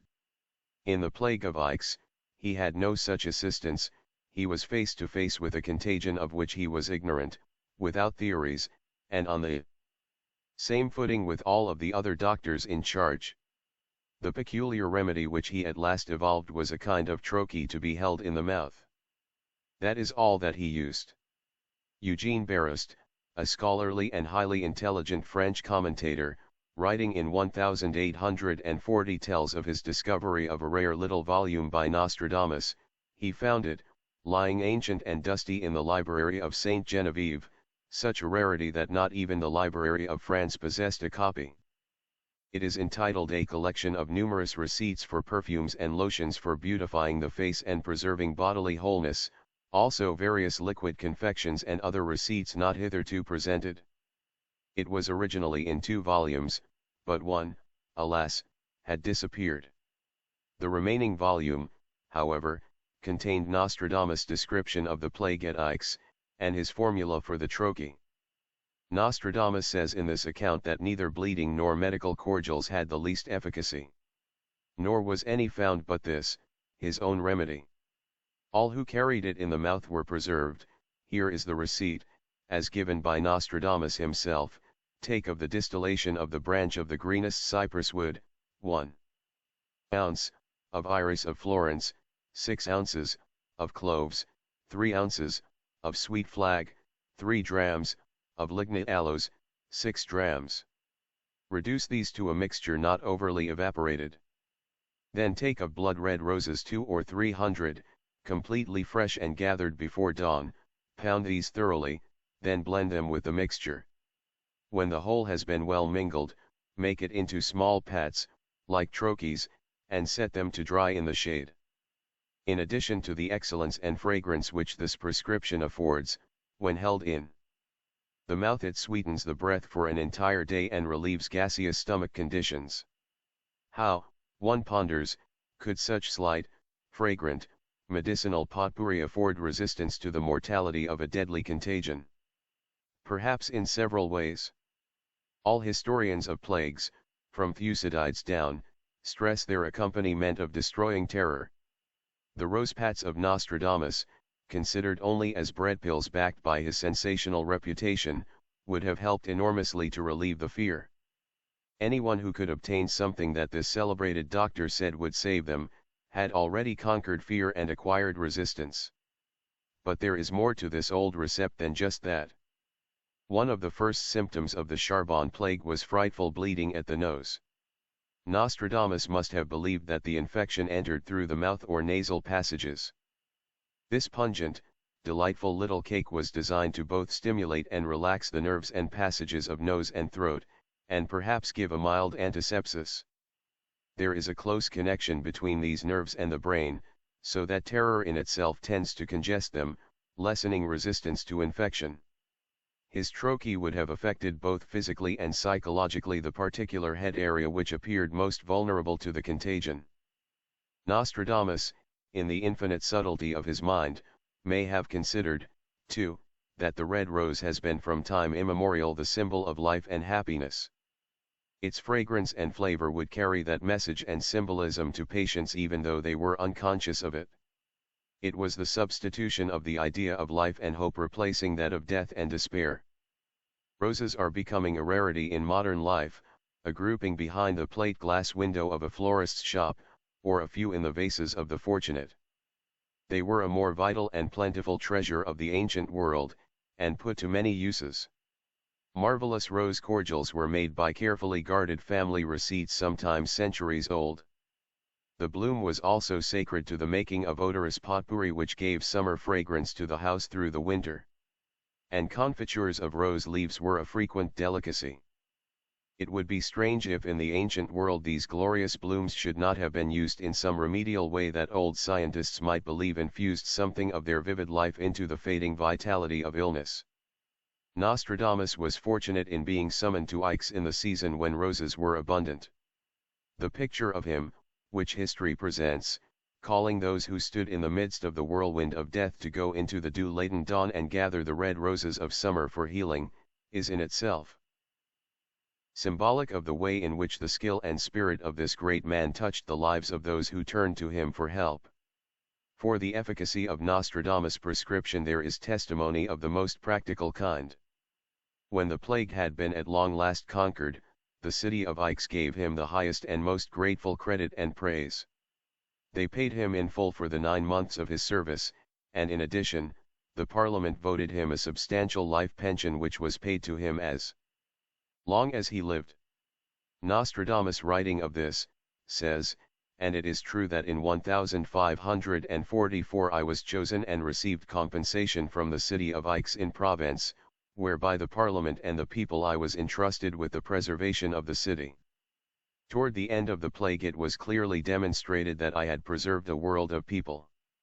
Wealthy citizens, besides all this, made him rich presents of money. These he distributed with his customary generosity among families victimized in the plague. Weary with the long pull, laden with glory, he returned to Ceylon and his family. He had been away almost a year. The small rural town is now almost bursting with pride in their star, and richer than their wildest dreams had ever imagined. For Nostradamus, after this triumph, more than ever means business to the little place. The nobility from all the country around are pouring in to see and consult him. The nobles from Arles, Avignon, Aix, Marseilles, choke the street leading to his home with their horses, coaches and litters.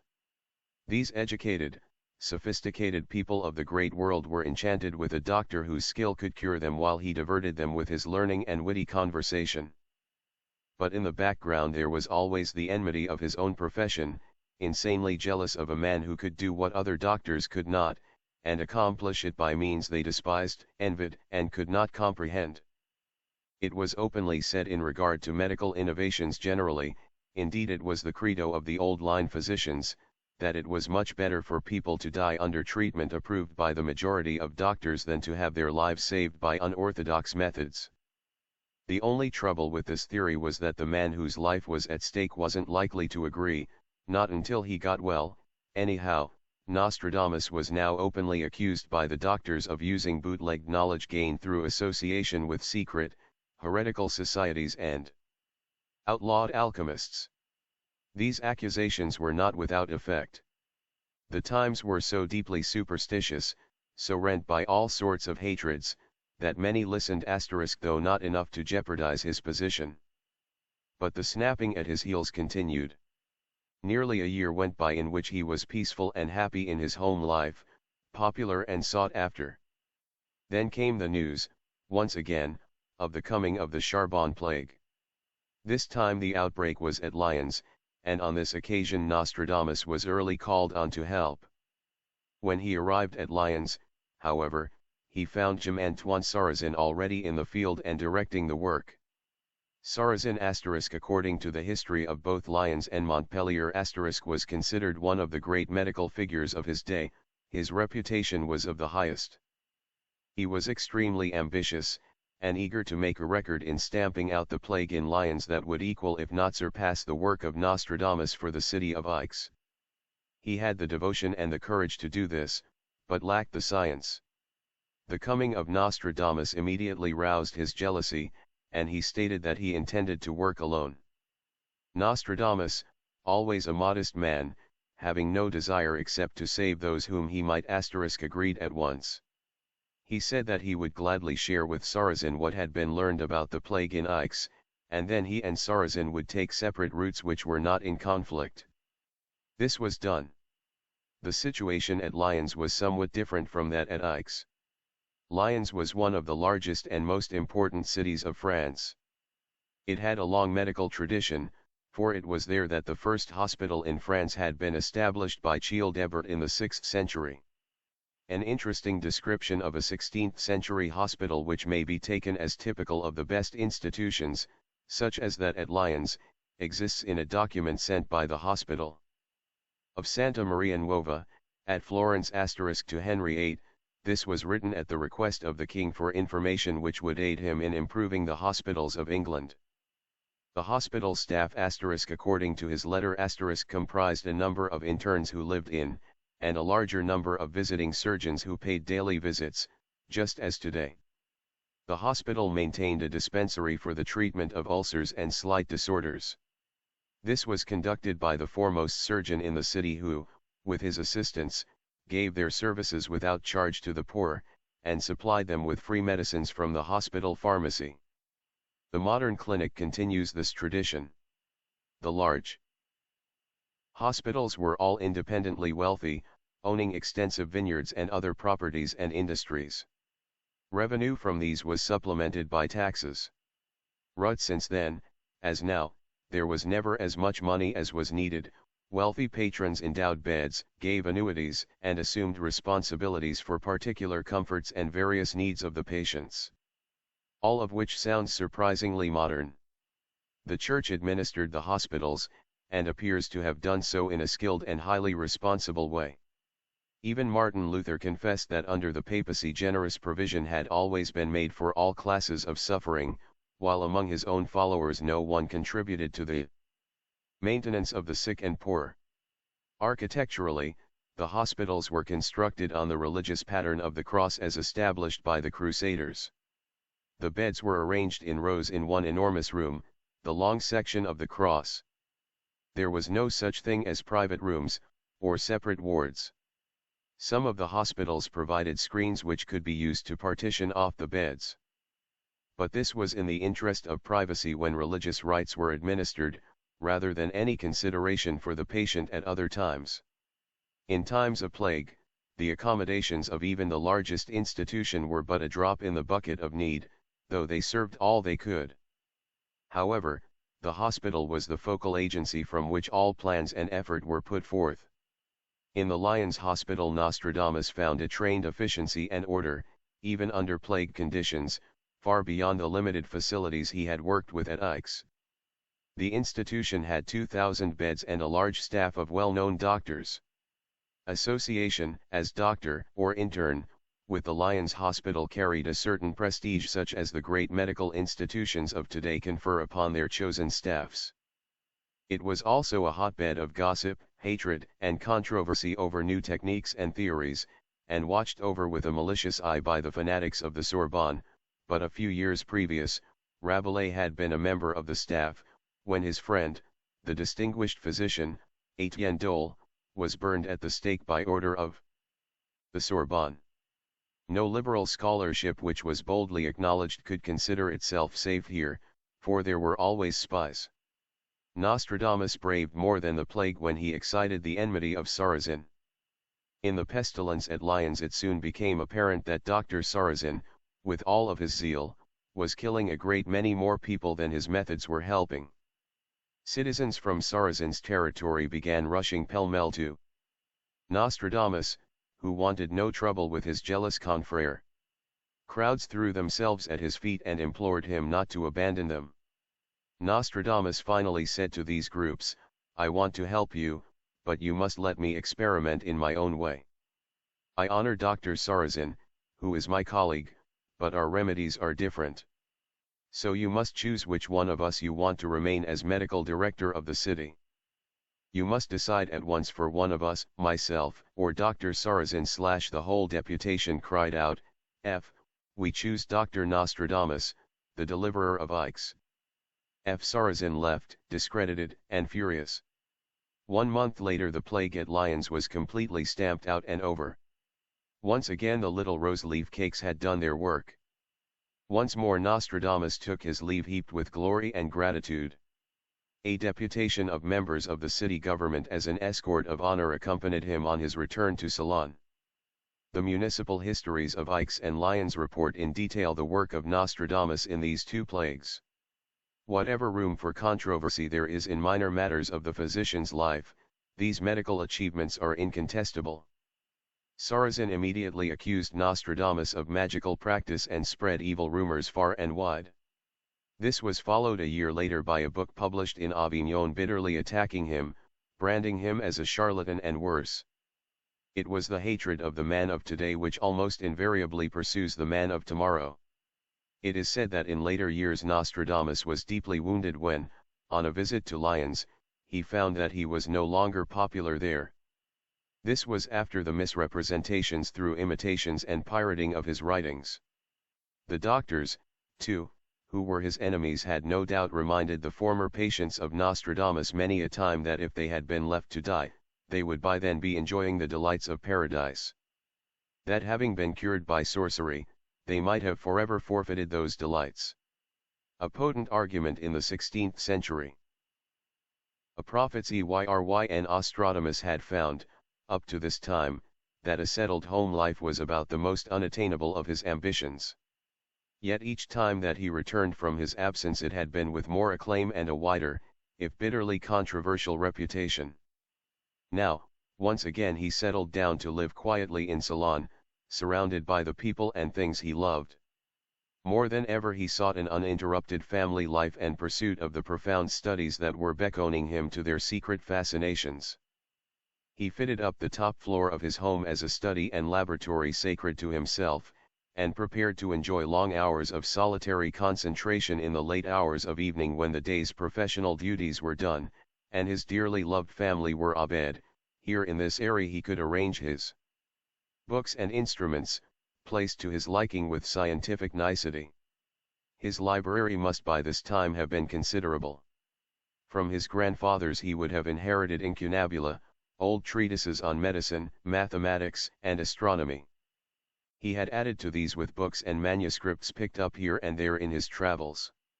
He watched the printers' lists for new scientific works that seemed worthwhile, and editions of the classics. Greek, Latin, Hebrew and French, they stood in orderly array upon his shelves.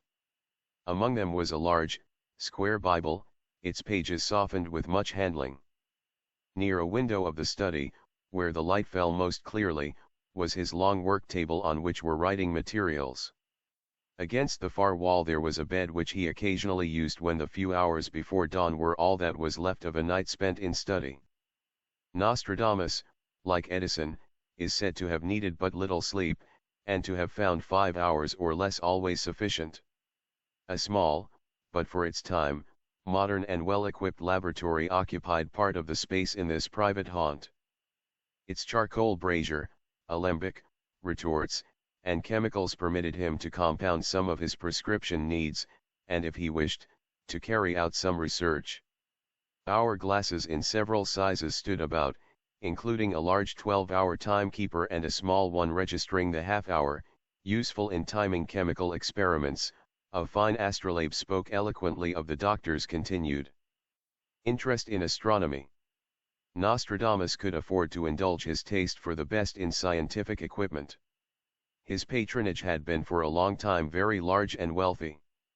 He gave liberally to charity and to the church, but he lived simply by preference, and had plenty of income to indulge his interests and hobbies. Inconspicuous in a corner, though startling to a beholder, stood a tripod of solid brass which might have graced the mysterious rituals of the Pythoness of Delphi. This was the cell d'Araine of his first quatrain, upon which, he tells us, he sat when in prophetic trance. On the wall hung a mirror of soft-toned old glass in a gilded Italian frame. Some said it was a magic mirror in which he saw his visions. Others said he saw them in the large, gleaming copper bowl which was also a part of the room's furnishings and which, the whispers told, he filled to the brim with water for his occult ceremonies. Among all of these practical furnishings there would have been, as there always are, little personal things which he liked having near him and looking at sometimes when he worked. Such as, perhaps, a childish drawing by young Caesar, who turned out in later years to be a very good painter and sculptor. Perhaps there were also mementos of his grandfathers. Some of the things in this room would be gifts from wealthy patients. He had received many handsome presents from the time of his young days, when he first fought the plague. After he became famous as a prophet, gifts multiplied ad infinitum. From Delphi to Nostradamus, all great oracles have been loaded with gifts, the general idea being the hope that the favors of destiny might be commensurate with the offerings. About the study clung the dry, pungent odors of blended herbs, of which a few clusters were visible. The rest, powdered or distilled for use, filled a variety of decorative earthenware jars. Sometimes a fresher fragrance gave its odor to the room.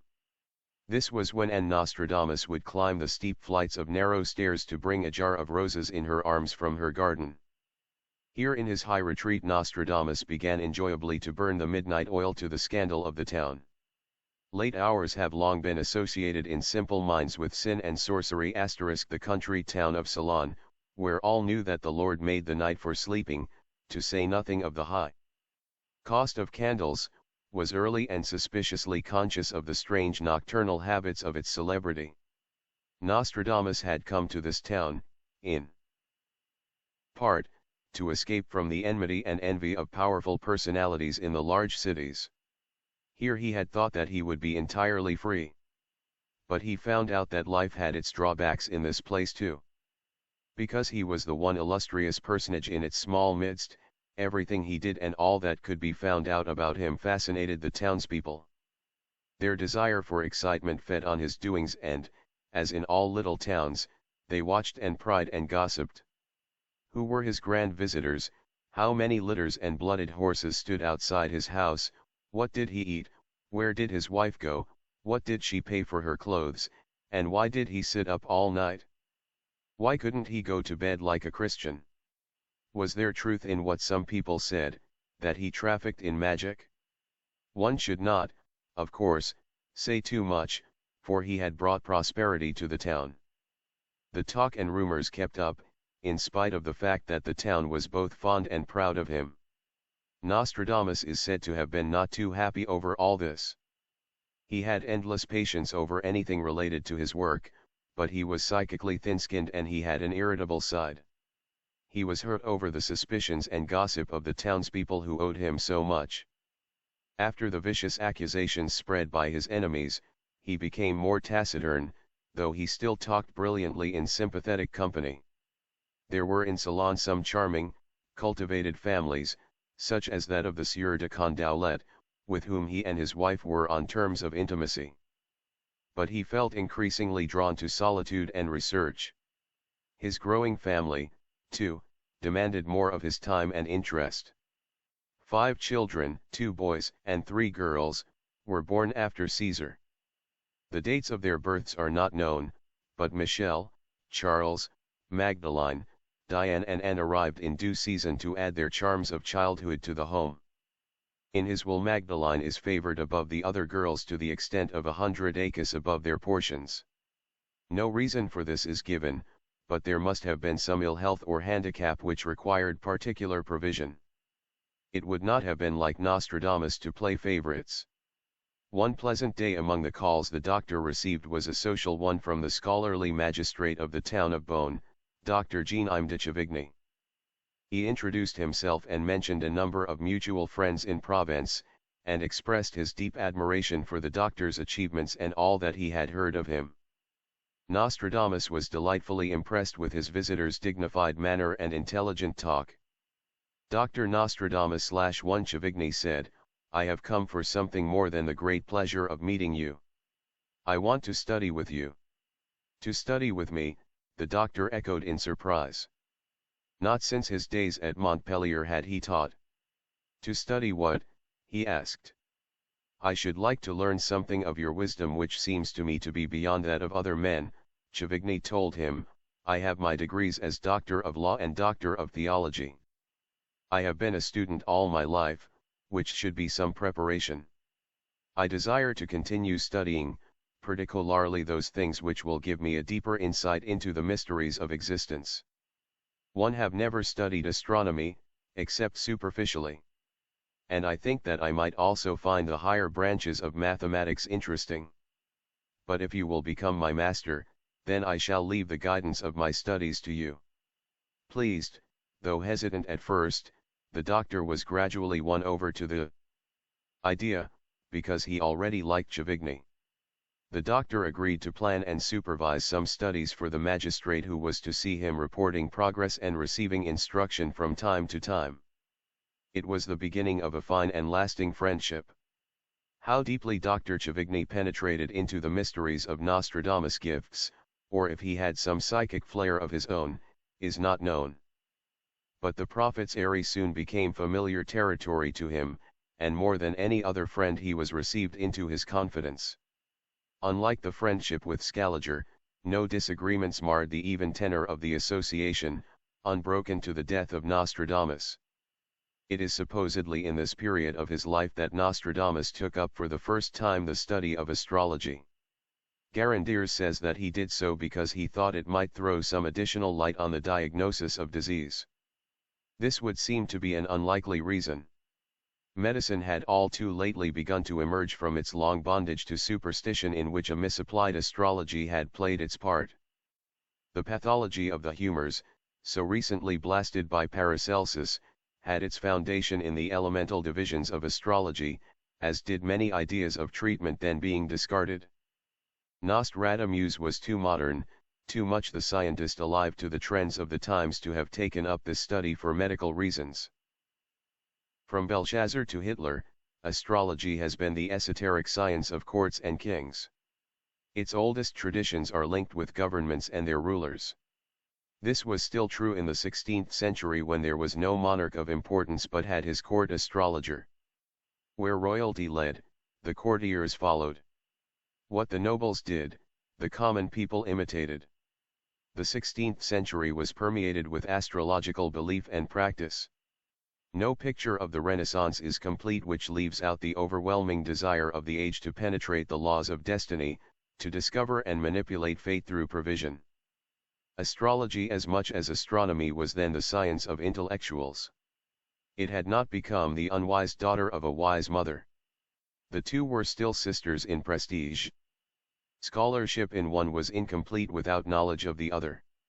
Nostradamus had come to the study late because his life had been filled with other activities. But keen astronomer that he was, he would quite naturally have wished to round out his education with knowledge of the sister science. Not to know it was a reflection on his scholarship. Nostradamus, no more than a man of today, could not be invited to dinner without having his neighbor at table complain of what Saturn was doing to him and lament that it would be another year before Jupiter helped him financially. Someone, too, would be certain to ask what did Dr. Nostradamus think of the political effects of the oncoming eclipse. Dr. Nostradamus might choose to discount astrology, but it did not do for him to be ignorant of it. Nostradamus did not need astrology for his prophetic work. The completeness of his extra-dimensional vision gave him what no astrologer could ever find in his charts. There is no record of any horoscopes cast by Nostradamus, although he may have occasionally made such charts at the request of patrons and as a personal hobby. His patients may have asked him for decumbency charts, for much was made of these horoscopes through the 17th century. They were horoscopes of illness, erected for the time when the person was first taken ill.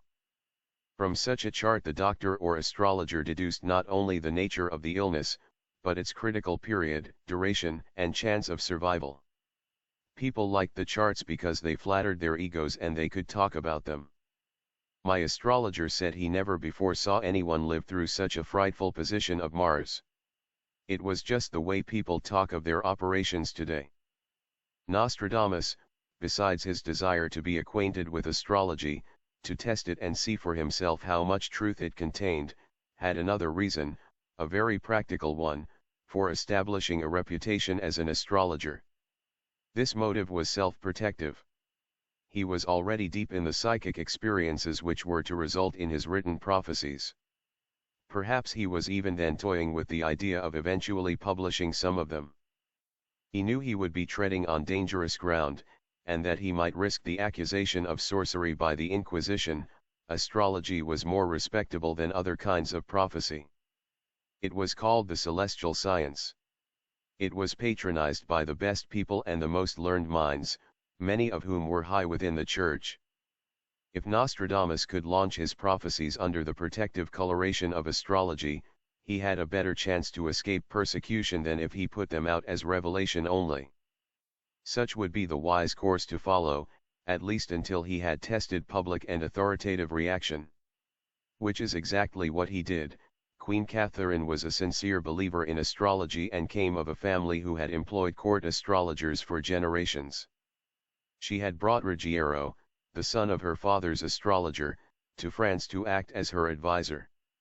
Later, after the king's death, he had apartments in the palace connected with the queen's by a private stairway, and still later she built an observatory for him at Blois and erected a column to honor him in Paris. Queen Catherine was herself an expert astrologer. So also was Renée, daughter of Louis XII, and Duchess of Ferrara, who was considered one of the most cultivated women in Europe. Pope Julius II had been known as a fine astrologer, as was Clement VIII later on. Old Dr. John Dee, the English astrologer, planned Queen Elizabeth's coronation and advised her throughout her tenure of the throne. Seldom has an astrologer changed the course of history. Kings did as they pleased, not as they were advised. But they kept the astrologers on the payroll because the good ones were usually right. Monarchs, even the richest, were invariably short of cash for their needs, and a good astrologer came high. He had to have a laboratory, expensive instruments, and deluxe books. Sometimes he had more worldly tastes for which he expected the king to foot the bills, as had Angelo Catto, astrologer to Louis XL. Monarchs who employed astrologers at least believed that they had value received for their money, for not one of them was keen about giving away gold. Acceptance and use by royal and powerful personalities conferred dignity upon the old science and kept it in the limelight of fashion and practice. Everybody of importance had horoscopes cast, if they did not do them themselves. Notable collections of the birth charts of all important personages of the times were compiled, and have been handed down to the present day. These may in some future age be considered as precious as written histories. Forman says that when Kepler cast horoscopes, a generation later, to have a nativity cast by Kepler was like having one's portrait painted by Rembrandt. One Nostradamus reiterates in both his letters to Caesar and to King Henry, which preface the centuries, that he has made use of astrology in combination with his prophetic gift. But as a matter of fact the centuries show little use of it.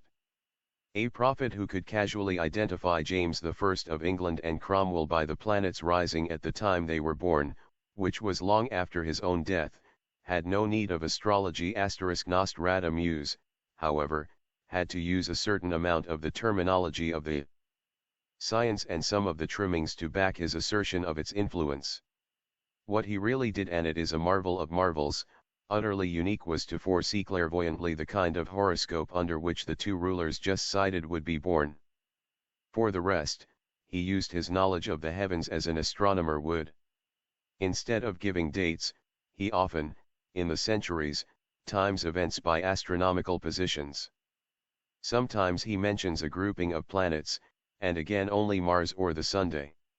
One of the great outcries against the reputation of Nostradamus came from the ranks of the astrologers themselves, after he had published his astrological almanacs. They well knew that his prophecies transcended their limitations, and, echoing the doctors, shrieked, "Sorcery!" No previous analyst of Nostradamus has inquired as to the precise place astrology occupies in his writings. The attitude toward this has seemed to be that in verses so cryptic, anything which puzzles the commentator must be just part of the general oddity of expression. Whereas much light is thrown on many prophecies by an understanding of how Nostradamus used his knowledge of the stars. Nostradamus may have been influenced to take up this study at the time that he did through having seen and heard discussed a book published by Jerome Cardan at Nuremberg in 1543.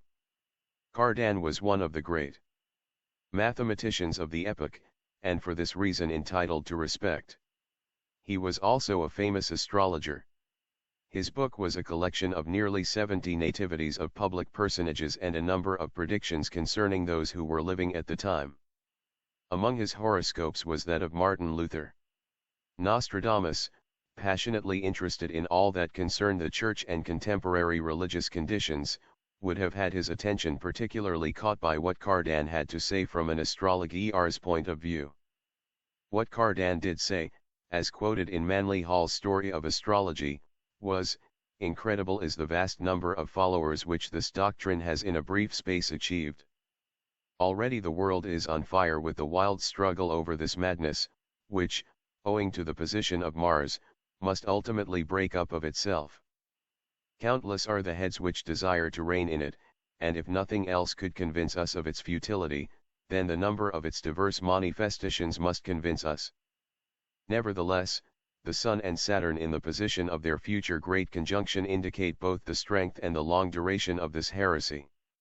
In his book Cardan predicted the hanging of the Archbishop of St. Andrews, one of the remarkable forecasts of the period. 9 years later, this English prelate, ill of a puzzling malady, sent to the continent for the assistance of Cardan, the astrologer, after making a diagnosis which brought about a cure, told the churchman that, though he had been able to cure him, he could not change his destiny nor prevent him from being hanged, as was eventually his fate. Cardan also correctly predicted that his own son would be beheaded.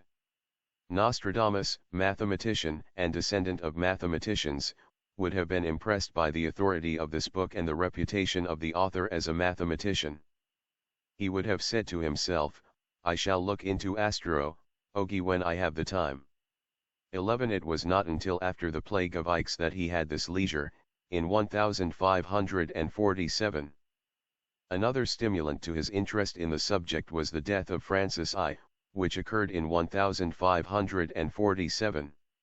This event brought to the throne a new king, the son of Francis, who now reigned as Henry II and whose queen was Catherine de Medical. Whenever there was a change in the government, it always was, and still is, the signal for the prophets to burst into print. Prophets have an advantage over the now it can be told groups, because the latter have to wait for whatever happens, and spill the secrets afterwards. But no such limitation binds the reader of the future. He tells all before the event occurs. His disadvantage is that usually nobody believes him. Prophets of all ages have seemed to love and specialize in gloom, the motto appearing to be the opposite in most instances to the sundial, which records only the happy hours. It must have been a little hard on Henry II, the new king, to have the astrologers working on the details of his death before he had time to put his crown on straight. Everybody in prophetic circles knew that Henry and Catherine both had afflicted nativities. Lucas Gauricus, a learned, competent astrologer whose fine collection of charts has been handed down, had published in his Tractatus Astrologus, 1542, the horoscopes of both sovereigns. He had predicted that Henry would be killed in a duel, and warned him against any kind of single combat in his 41st year. This prophecy, like that of Nostradamus concerning the fate of Henry, is a famous one because it was an accurate forecast. 2 stories are told about it. One is that Catherine gave the birthdate to Gauricus under a false name, and that he made the prophecy not knowing whose chart it was. This would have been impossibly. Royal births are timed and witnessed, information was immediately and widely accessible to astrologers. Gauricus would have recognized the horoscope at once. The other account, which the Duchess of Clovis related in her memoirs, was that the king told her that he visited Gauricus in disguise and that the prophecy was made to him. He commented on it by saying that kings did not fight duels except with equals, and he had just made peace with Charles of Spain. Interest in his forecast centers in the fact that Gauricus could not, by the nature of astrology, have specifically predicted a duel. The violence of Henry's chart, with its Aries planets afflicted by Mars and Saturn, might have meant illness affecting the head, or war, or any number of things. Catherine, born in the same year and just 2 weeks later than Henry, had a chart as dangerous as his, yet her life was different and nearly 20 years longer. So that if Gauricus really predicted death through single combat, he was using the same extra-dimensional sense, combined with astrology, which made Nostradamus great. There seemed to have been no dramatic public forecasts about the Queen, who was to be so much more fatal to France than the short-lived husband. The French had never expected that Catherine would be their queen. When she married Henry, he was still the second son. Then the sudden death of the Dauphin had put Henry in line for the throne. The match was considered quite a step up for the Medici, who were, in the eyes of the French aristocracy, tradespeople, no matter how glorified. Had Henry been Dauphin at the time, a more patrician alliance would have been planned for him. Perhaps, thought the seers, studying these two fatalistic horoscopes of their rulers, neither one would live very long, and maybe Catherine would go first. From the time of Henry's accession, the forecast of Gauricus seems to have been known generally and talked around. With the works of Gauricus and Cardan published in successive years, attracting the attention and discussion of scientists, scholars, and court circles, it would have been strange if Dr. Nostradamus had not felt that he wished to be conversant with this much debated branch of prophecy. The leading astrologers, whatever their limitations, were for the most part honest, high-minded scholars, with many dramatically fulfilled predictions to their credit. They were in their way a picturesque ornament of the 16th century. But there was another and a darker side to the century's lust of knowing what shall not be known. Magic, the black art of witch and sorcerer, flourished surreptitiously, offering its secret, propitiatory rites to Satan, and attracting large numbers of people in all ranks of society. Whereas astrology was acknowledged by science and tolerated by the Church, the hidden ritual of devil worship required of its votaries a willingness to make a compact with Satan, and a little blood drawn from the worshipper's veins wherewith to seal it. Religion was the only form of mass production which the century knew.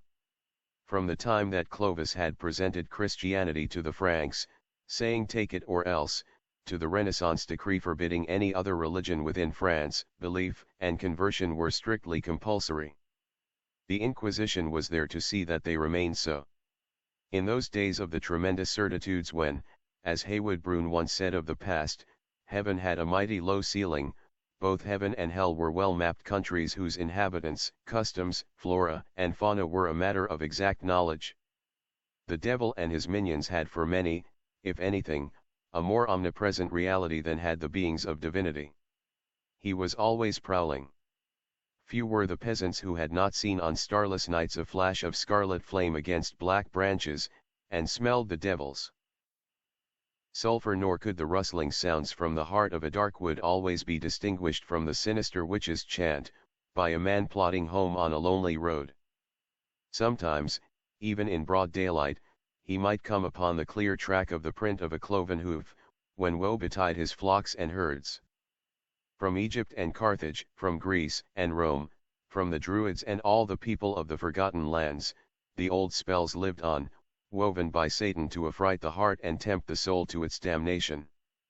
The blessed saints wrought miracles for the benefit of mankind, but the evil one worked his magic through man and could not accomplish his works except with the aid of human cooperation. When strange misfortunes befell Jacques Bonhomme and his pious wife Marie, they knew that Satan had found his like on earth to do his bidding. If the flock sickened and died for no reason, if the harvest was blighted, or Marie's fresh cream soured in the pan, and a child broke an arm, then someone in their community had sold out to Satan and was working mischief. Thou shalt not suffer a witch to live. Stark terror and primitive fear were the witchery that drove people of the Renaissance into a kind of madness. To this, color was given by the very real number who sought satanic contact with pentagram and incantation, incense and sacrifice in the hope of gold and power, the ancient promise of the kingdom of the world, never fulfilled. There was only one way to protect the righteous, that was to fight the devil with fire. So the witch fires of the stake were lighted and burned high over Europe for more than 200 years. While Nostradamus was a boy preparing for Avignon, 500 of the piteous creatures accused of witchcraft were burned in Geneva. This was typical of what went on throughout Christendom. Nor was there any more tolerance among Protestants than among Catholics.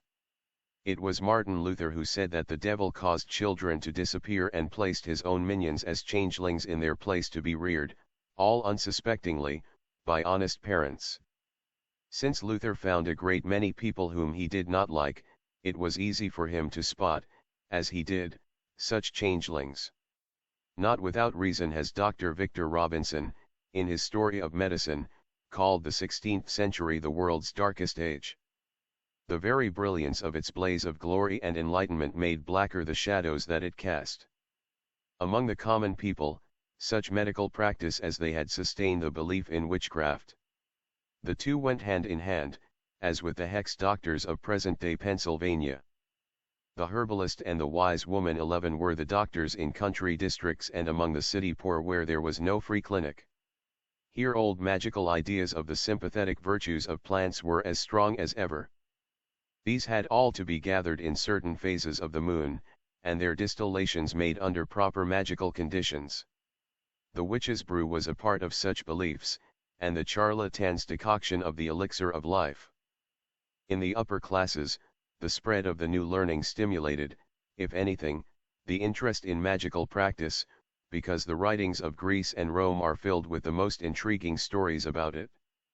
The seeker after occult information could get from the classics new ideas and techniques with which to experiment. One of the books accessible to the times and apparently much consulted by the evil folk, as Nostradamus calls them, was the work of an early writer, Michael Psellus, entitled provocatively enough Concerning Demons. If there was one thing above another that was adored by the 16th century, it was the sinister doings of demons, and also with many, how to get hold of one and put him to work. Psellus gives full details of the way to do this. He also gives descriptions of degraded orgies in connection with such rites, which were once the ceremonial of the old fertility magic. Nostradamus wrote this curious quatrain about the followers of what might be called the Psellus method: the 10th of the calends of April, by the pre-Gregorian calendar, is again revived by evil gentry, the light extinguished, the group of evil worshippers seek to rouse the ancient demon of Psellus. No one can say today whom the prophet was accusing. The magic rites had greatest power when used on the night of Good Friday. It is supposable that he referred to a group who were experimenting in a year when this day fell on the 23rd of April. Sorcery and sanctity are the only realities, wrote that English master of mystical prose, Arthur Machen. The distinction between the two is sometimes fine drawn. If the difference is to be based upon the means employed, then Nostradamus, judged by 16th century standards, was, as his enemies claimed, a sorcerer. But if the distinction is one of motivation, then in his deep religious faith, in his long record of charity and goodwill toward men, his life followed better than most the pattern of sanctity. It is indisputable that he came deeply under the old pagan methods of divination. That is written in the record, and by his own hand. But he truly believed that the agencies which he invoked were heavenly ones. It must be assumed that the Church also took this view. His work and his life were known in their completeness to the Church. Only acceptance by the papacy of his inspirational claims can account for the fact that throughout his life no rebuke nor interference ever came to him from the Inquisition.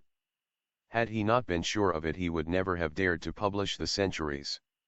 The hue and cry against him from the enemies within his own profession, their constant accusations of sorcery, would, at the slightest notice from the Inquisition, have carried him to the stake.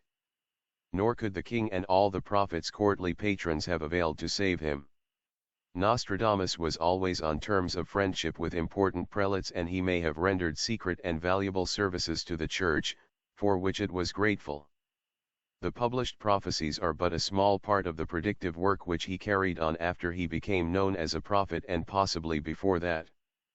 It is said that Europe is strewn with his forecasts made privately to noble and royal families, and never given out. 1-to-1 seated at night in secret study.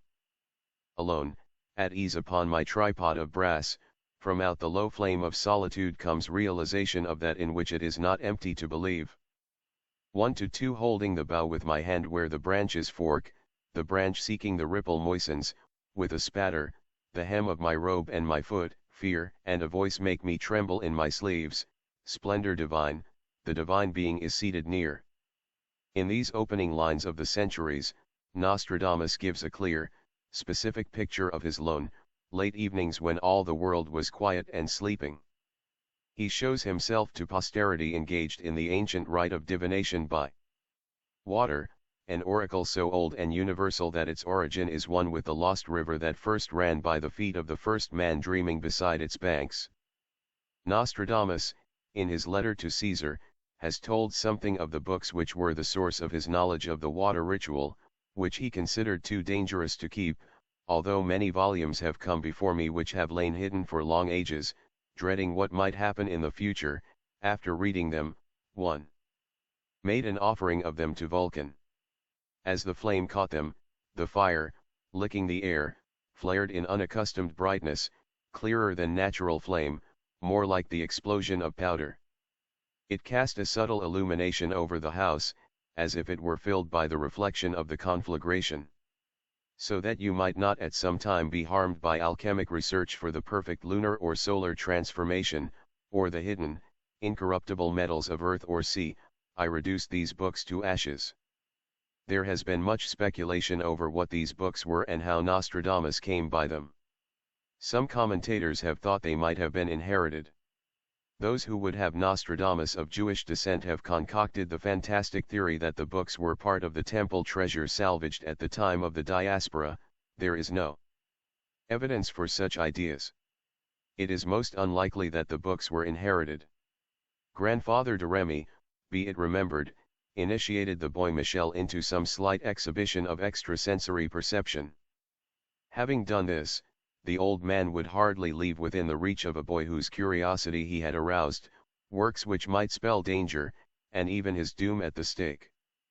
He would have withheld them for the same reason that Nostradamus destroyed them, to protect the child he loved from possible harm. Grandfather de Remy, too, was too wise for anything else.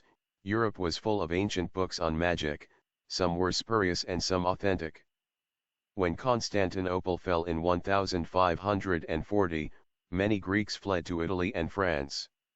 They brought with them all they could rescue of their written works. It was said that invariably beneath the rags of the refugee could be seen the parchment edges of some treasured rarity of manuscript. The Greeks sold many of these, they were forced to in order to live. Nostradamus almost certainly acquired his magic books during the years of his travels, and found them in either Marseilles or Italy. Both were gateways for all the world, and many strange, lost secrets of antiquity drifted in at their ports. The particular work on water divining was in all likelihood a Greek manuscript and one of the priceless incunabula which the refugees brought with them. Probably the manuscript contained an accurate account of the divinatory ceremonies practiced in ancient Greece in the temple of the god Branchus, since Nostradamus mentions Long Ages 11 in connection with these magical books. They may have been of the time of Alexander the Great, or even as early as Xerxes. The priests of Branchus were said to have sold out to the Persian invaders and fled, to escape popular anger. They were later destroyed by Alexander. The work on water divination must have been something very special, for there is an account of the rites of Branchus in the Mysteries of Egypt, by Lamblicius, in current circulation in Nostradamus' day. His own books must have contained knowledge far more prized and secret. The word branches, which Nostradamus printed in capitals to emphasize its significance, has reference to the forked branch of laurel or hazel used in this divinatory art, and also stands for the name of the god, Branchus, from whose name are derived branch and bronchial. The myth of Branchus makes him the son of Apollo and immortal. The sun god entered the mother's mouth in a dream, and impregnated her. Branchus means throat and branches. The ancient oracle of Branchus was very famous, and it is easy to see the association of prophecy with this god of the throat. It is not so easy to see his association with water, except that speech is difficult with a dry throat. Even so, it would seem more reasonable for the priestess of Branchus to take a drink of water than spill a little, as she did, on her foot and the hem of her dress. However that may be, it is undoubtedly Branchus whose ritual Nostradamus describes. Did Nostradamus really believe in the worship of Branchus? Of course not. Nostradamus says more than once that his prophetic faculty was inherited. This ancient method of the vision by water could have stimulated, perhaps developed his gift to greater scope, but it never could have conferred it. This man, whose intelligence was universal and of tomorrow, understood that the laws of attunement between the world of the senses and the realm beyond their range were in themselves unrelated to creed or dogma, nor were they inconsistent with the Christian life.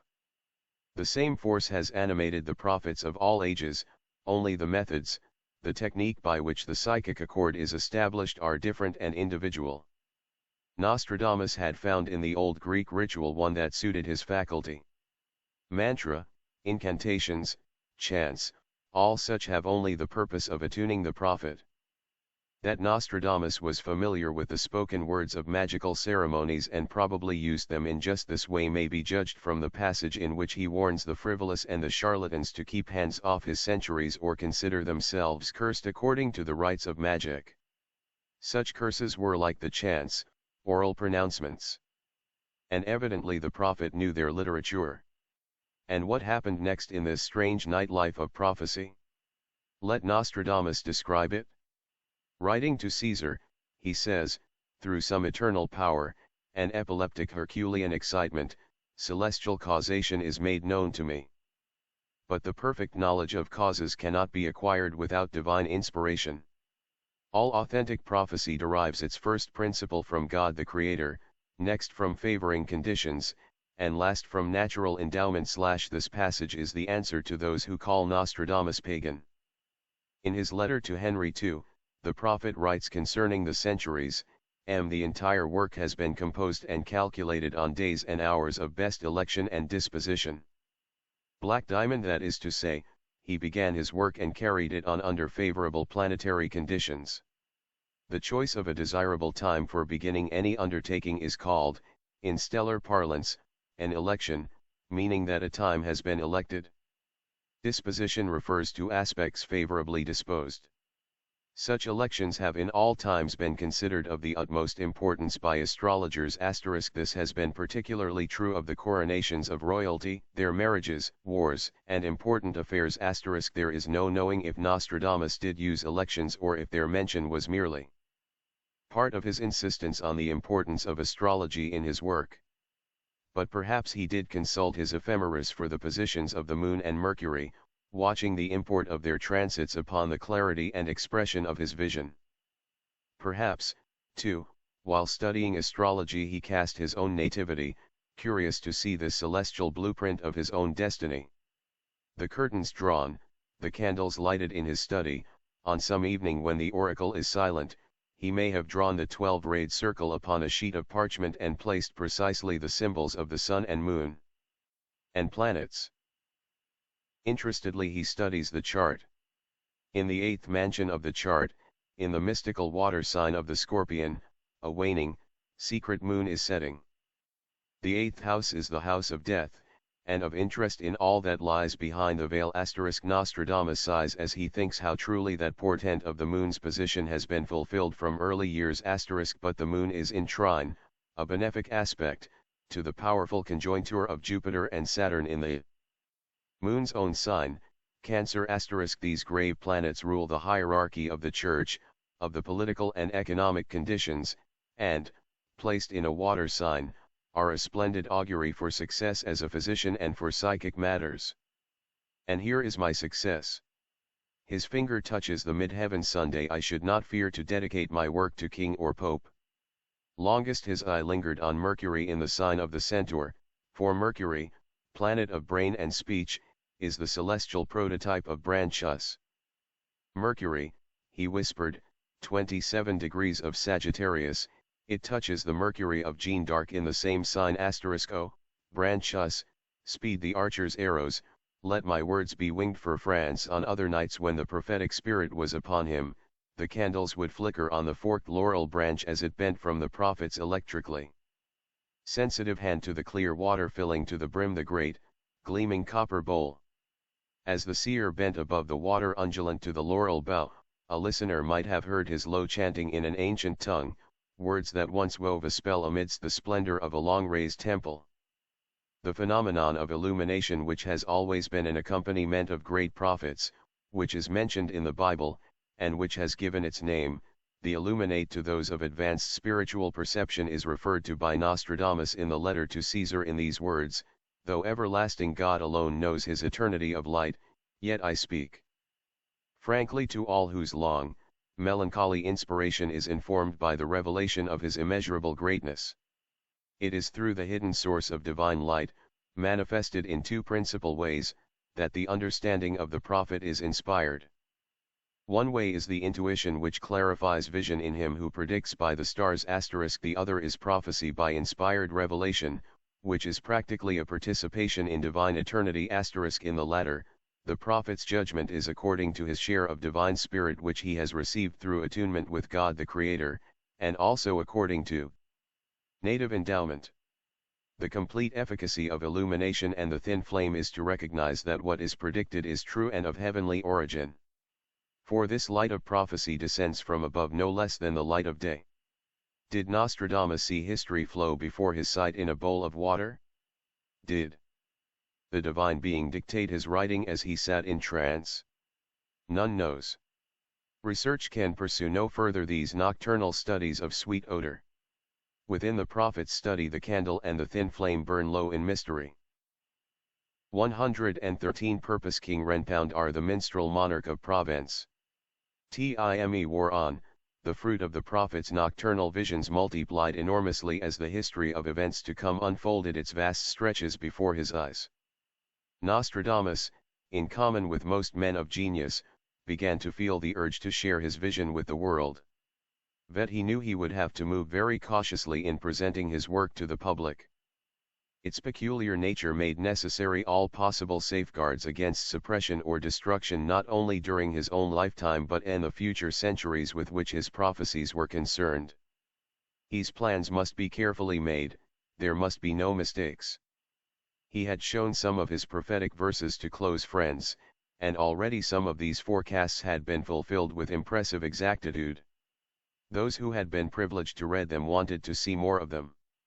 A whole bookful, they told Nostradamus, could not hold enough of such fascinating inside information on destiny. Why not publish your prophecies?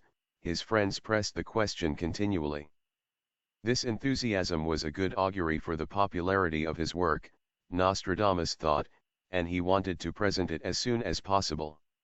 Yet there were difficulties. He talked it all over with Im de Chavigny, who says that Nostradamus kept his prophecies by him for a long time, reluctant to bring them out because of the risks which the times made so menacing to scholars. Chavigny, himself a lawyer, scholar, and theologian, saw the difficulties dearly, but he, too, was eager for the world to know the marvelous work of his teacher and friend. Monday Ami et Maldry, he said to Nostradamus, you believe that your foreknowledge is divinely inspired. Well, then, does not that carry its own obligation to reveal it? Had the prophets of Scripture dwelt only on their dangers, we should not have the guidance of Daniel, preserved from the lions, nor Jeremiah, who was rescued from a dungeon. True, the prophet smiled ruefully, but you can see there are my wife and children to think of. They would not like either lions or dungeons. Perhaps it would be safest to wait until after my death to have the prophecies published. But think of your splendid horoscope, urged Chavigny, who loved to dwell on this chart in admiration of its power. It promises great preservation. Yes, but you and I both realize that though valuable in certain ways, astrology cannot be too heavily relied on. You have only to follow its public prophecies to see that. But the astounding accuracy of what you foretell will confound your enemies. Oh, no. The prophet's voice was bitter. They will say that only the devil could supply such knowledge. You see, if they could ever have dismissed me as a charlatan, they could forgive me. But that they will never be able to do.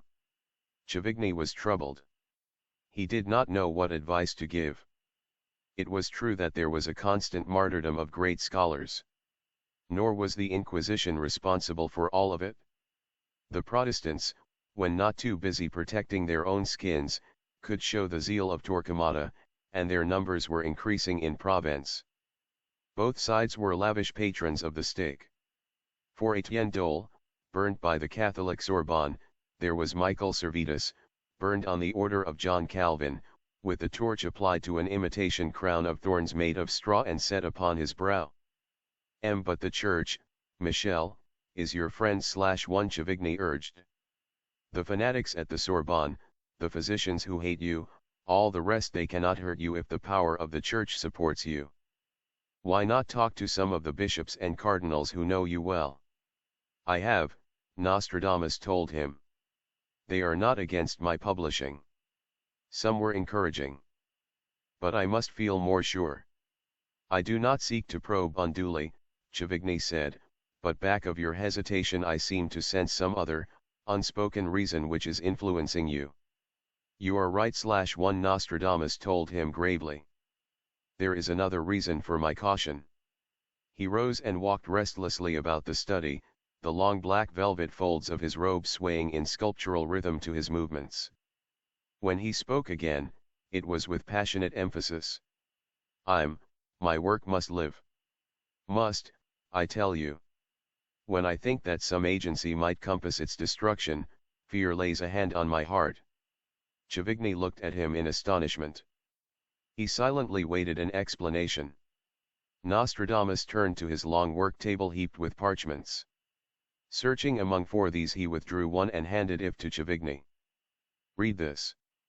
Chavigny took the screed and read it carefully, first to himself, then slowly aloud. The capital of France will change from the bank of the river, no more shall the city of Agrippina hold dominion there, everything will be transformed, only the ancient language shall remain unchanged, Saturn in Leo will pillage Mars in Cancer. 6134 The people of France will be very decadent, their hearts will be filled with vanities, they will put faith in irresponsible rashness, p. 171 There will be scarcity of bread and salt, of wine and ale and all kinds of brewage. Their leader will be captive of hunger, cold, and necessity. 1 to 8 How many times, 0 Paris, city of the sun, shalt thou be captured? While thou art changing thy empty, barbarian laws, thy great misfortune is drawing near, bringing dire slavery. But great Henry will see to it that your vanities are buried. My friend, Chavigny said distressfully, except as you interpret them to me, I do not understand these clouded words. Only I perceive that a disaster of mighty extent stretches an evil hand toward Paris and the nation. Will it be soon? Is it the Spaniards who will conquer in spite of all? 11 Spain was the ever-present menace of the 16th century. No, not Spain, Monday Ami. Nor is it soon. To you it would seem a great way off. To my vision, telescoping time as it does, beholding now this distant tragedy, it affects me as if it were tomorrow. As a matter of fact it is nearly 400 years away. 1 Chavigny released the long sigh of a man reprieved from instant calamity. Nostradamus looked at him with a smile half sad, half amused. You are in no personal danger, I may. But you do not see now what I mean? Why my work must live. But of course. 11 Chavigny's Gallic vivacity quickly rallied, that you may warn the country. They will know you for a true and great prophet, they will believe you, they will be saved as Jeanne d'Arc saved France. Oh, what a destiny of grandeur.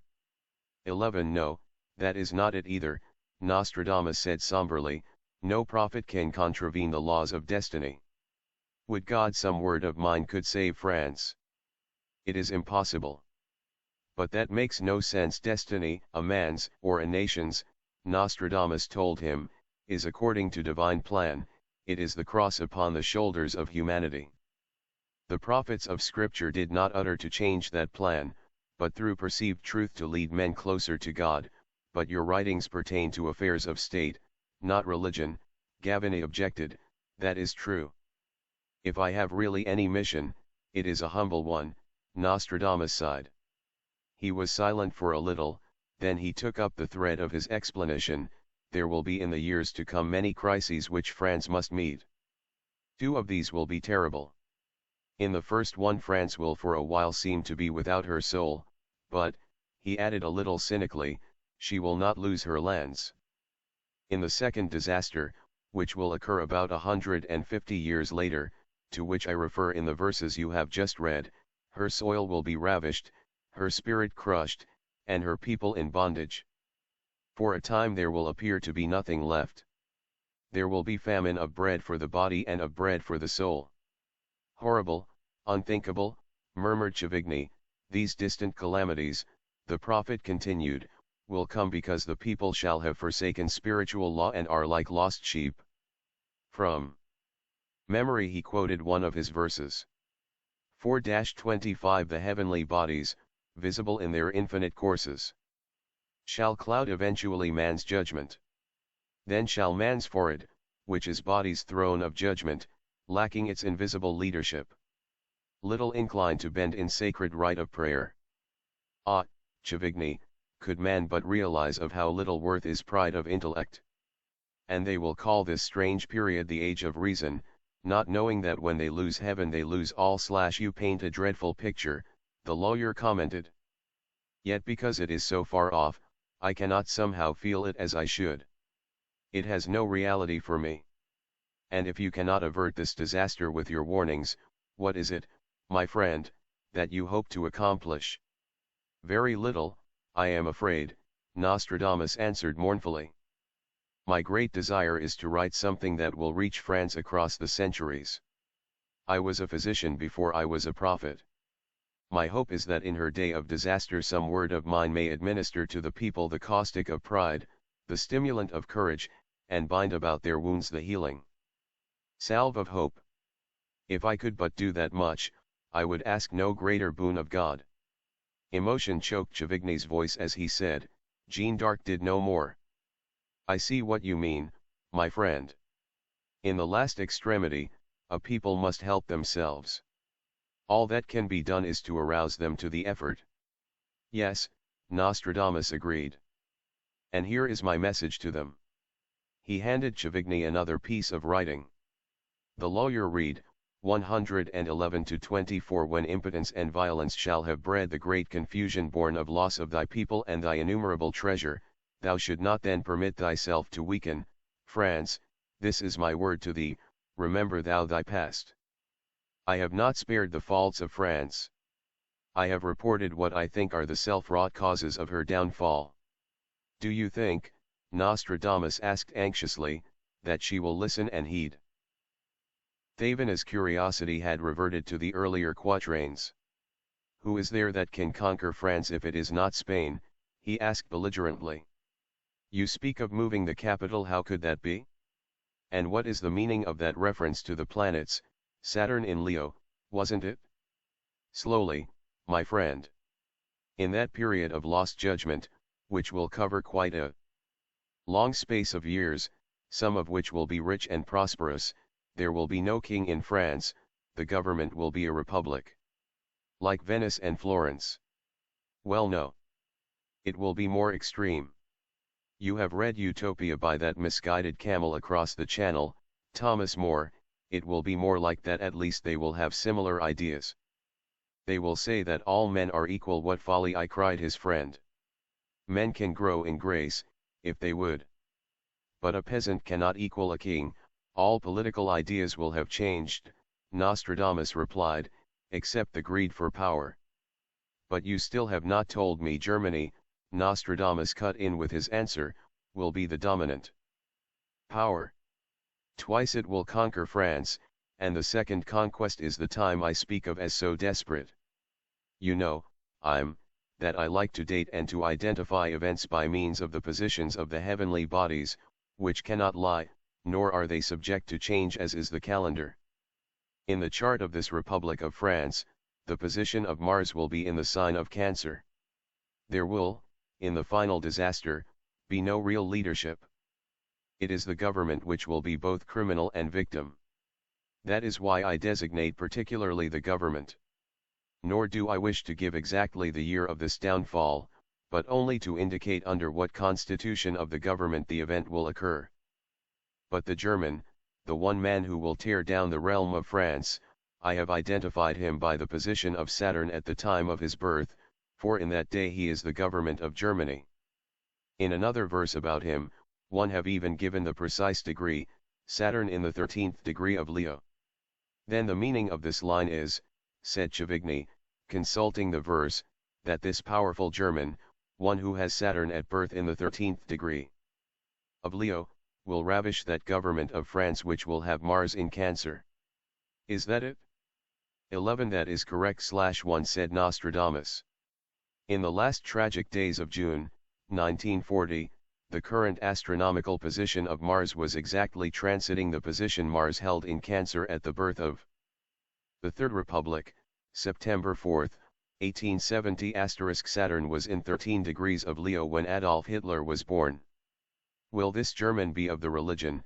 Asked Chavigny in concern. No, there will be a new and far worse heresy which will then arise, resembling more the pagans of the Northland. Again he quoted from his prophecies 111-67. A new sect of philosophers will arise who scorn death, gold, honor and wealth. The mountains of Germany will not set their limits. A following and the printing presses will support their movement. 11-76. Germany will give birth to diversified sects which will approach a prosperous paganism. Such beliefs will collect scant profits. Eventually they will return to the payment of the true tithe, of religion. Grand Durf cried Chavigny, but this is all horrible. I begin to feel its sorrow like a black shadow. Is this to be the end of France?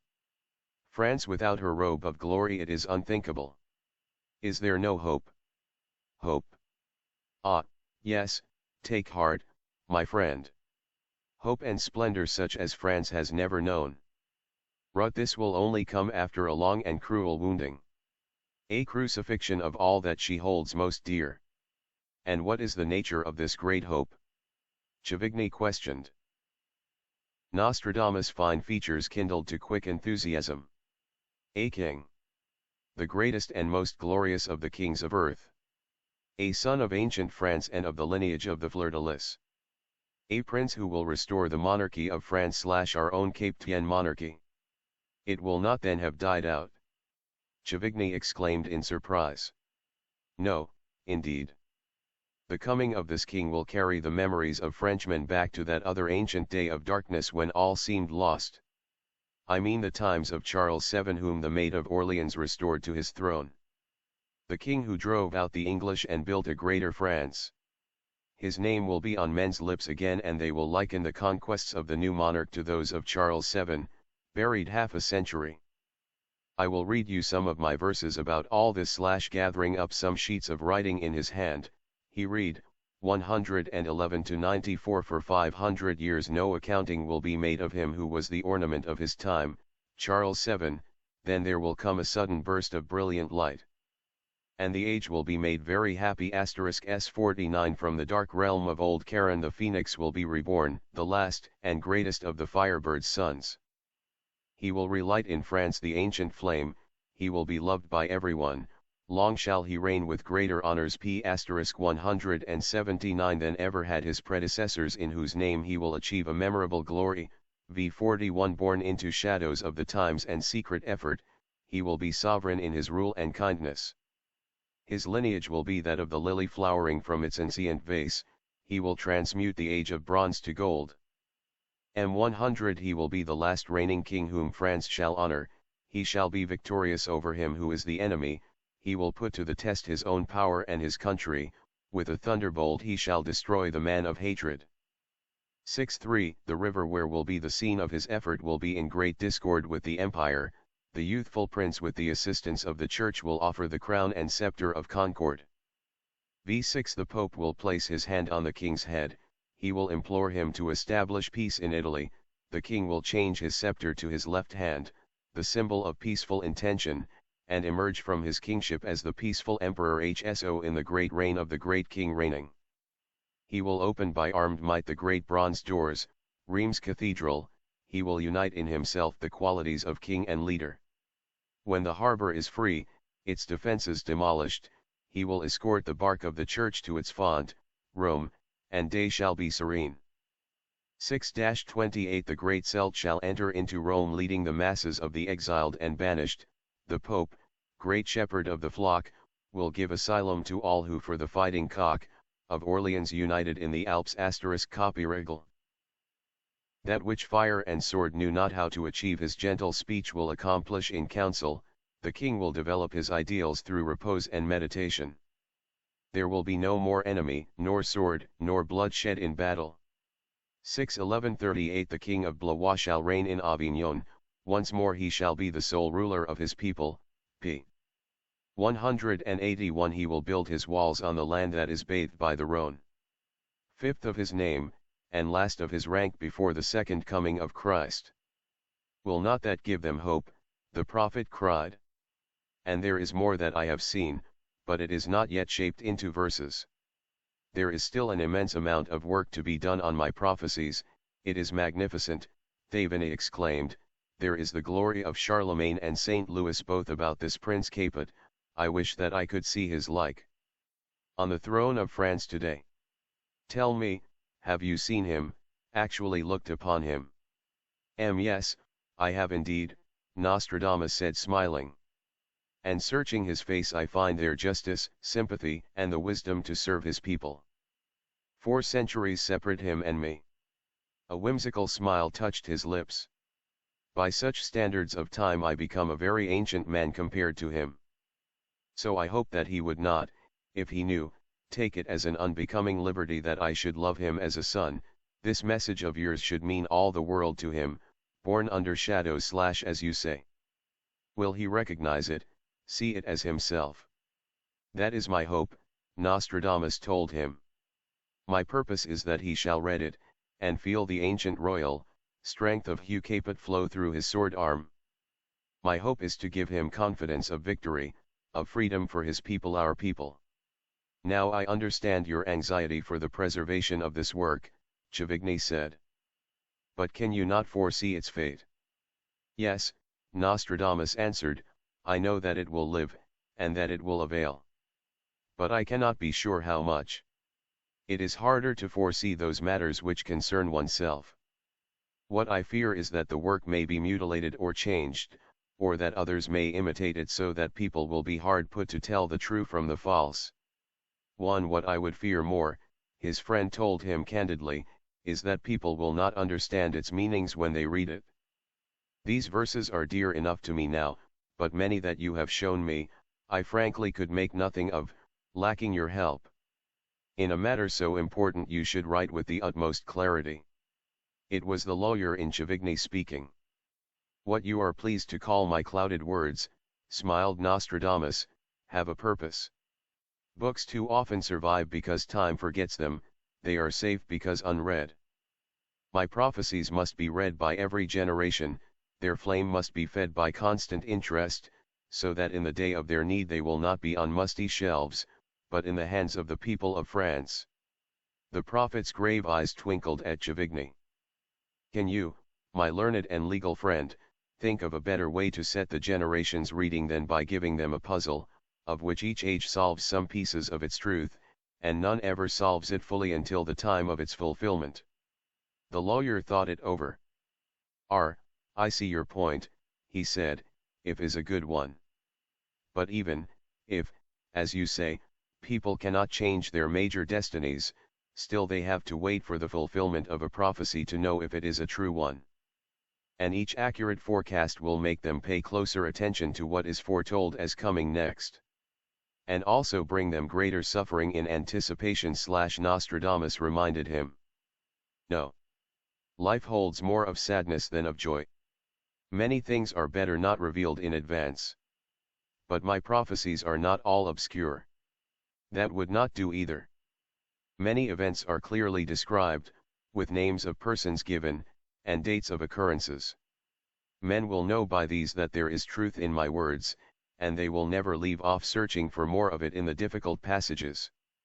That is how I would have it. Chavigny's mind had gone off on a tangent. I suppose the world will be a very different kind of place in 400 years. I doubt that I would recognize it. Outwardly different / Nostradamus told him. The nations of that day will, as scripture says, have sought out many inventions.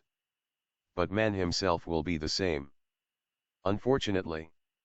Chavigny got up from his chair, shook out the folds of his scholar's gown and carefully adjusted them. If I had not studied with you so long, he observed thoughtfully, I could not credit a vision of such immensity as yours. But because I know you, know the already fulfilled prophecies that you have made, I must believe you. Yet it staggers the imagination. 400 years. And far beyond that the prophet told him dreamily. My eyes have beheld the oceans of time that swirl their mighty tides against the gates of God. He too arose. You are leaving, I'm. Yes, I must be getting back to bone. Besides, my mind is incapable of digesting more wonders. You are right, there is something about prophecy, even when it does not touch one's own life, that is somehow shattering. After Chavigny had gone, Nostradamus seated himself at his table. He spread a parchment carefully before him, selected a quill, and began to write, 111 to 79. The fatal order of destiny is an eternal chain forever looping on itself in cycles consistent with its own order. He threw aside the quill, the verse unfinished, and began to think. His friends were right, if his work was to be published, it was time to make a beginning, to try it out. Time to conquer doubts and misgivings and to get on with it. He realized and faced the fact that what he most dreaded was the fresh cries of sorcery, the calumnies and vituperation that would be heaped upon his head by the very men who should be his friends. His nature, as unselfish and affectionate as it was deeply sensitive, shrank from this ordeal. But there would be, surely, a preservation from harm. Not as Chavigny had said because of the power of his horoscope, but because he held his prophetic gift from God. Certainly, he thought it had been given to him for a divine purpose. He had never misused it. God would look after him. He would trust in that, and act with confidence. His decision made, he began to think of details. How many verses should he publish at first? Not too many. Better see how it went. If there were interest and demand, a new edition could be quickly run off with more of the quatrains. As soon as he could leave Ceylon, ill patience permitting, he would go up to Lyons and look for a publisher. Mace Bonhomme was reputed a good printer of excellent standing. He would see him and make arrangements. There was also the matter of the dedication to be planned. Chavigny, de Gondoulet, all his friends would, he knew, urge him to select a powerful patron to whom he could flatteringly address his work. This would have the double advantage of protection and publicity.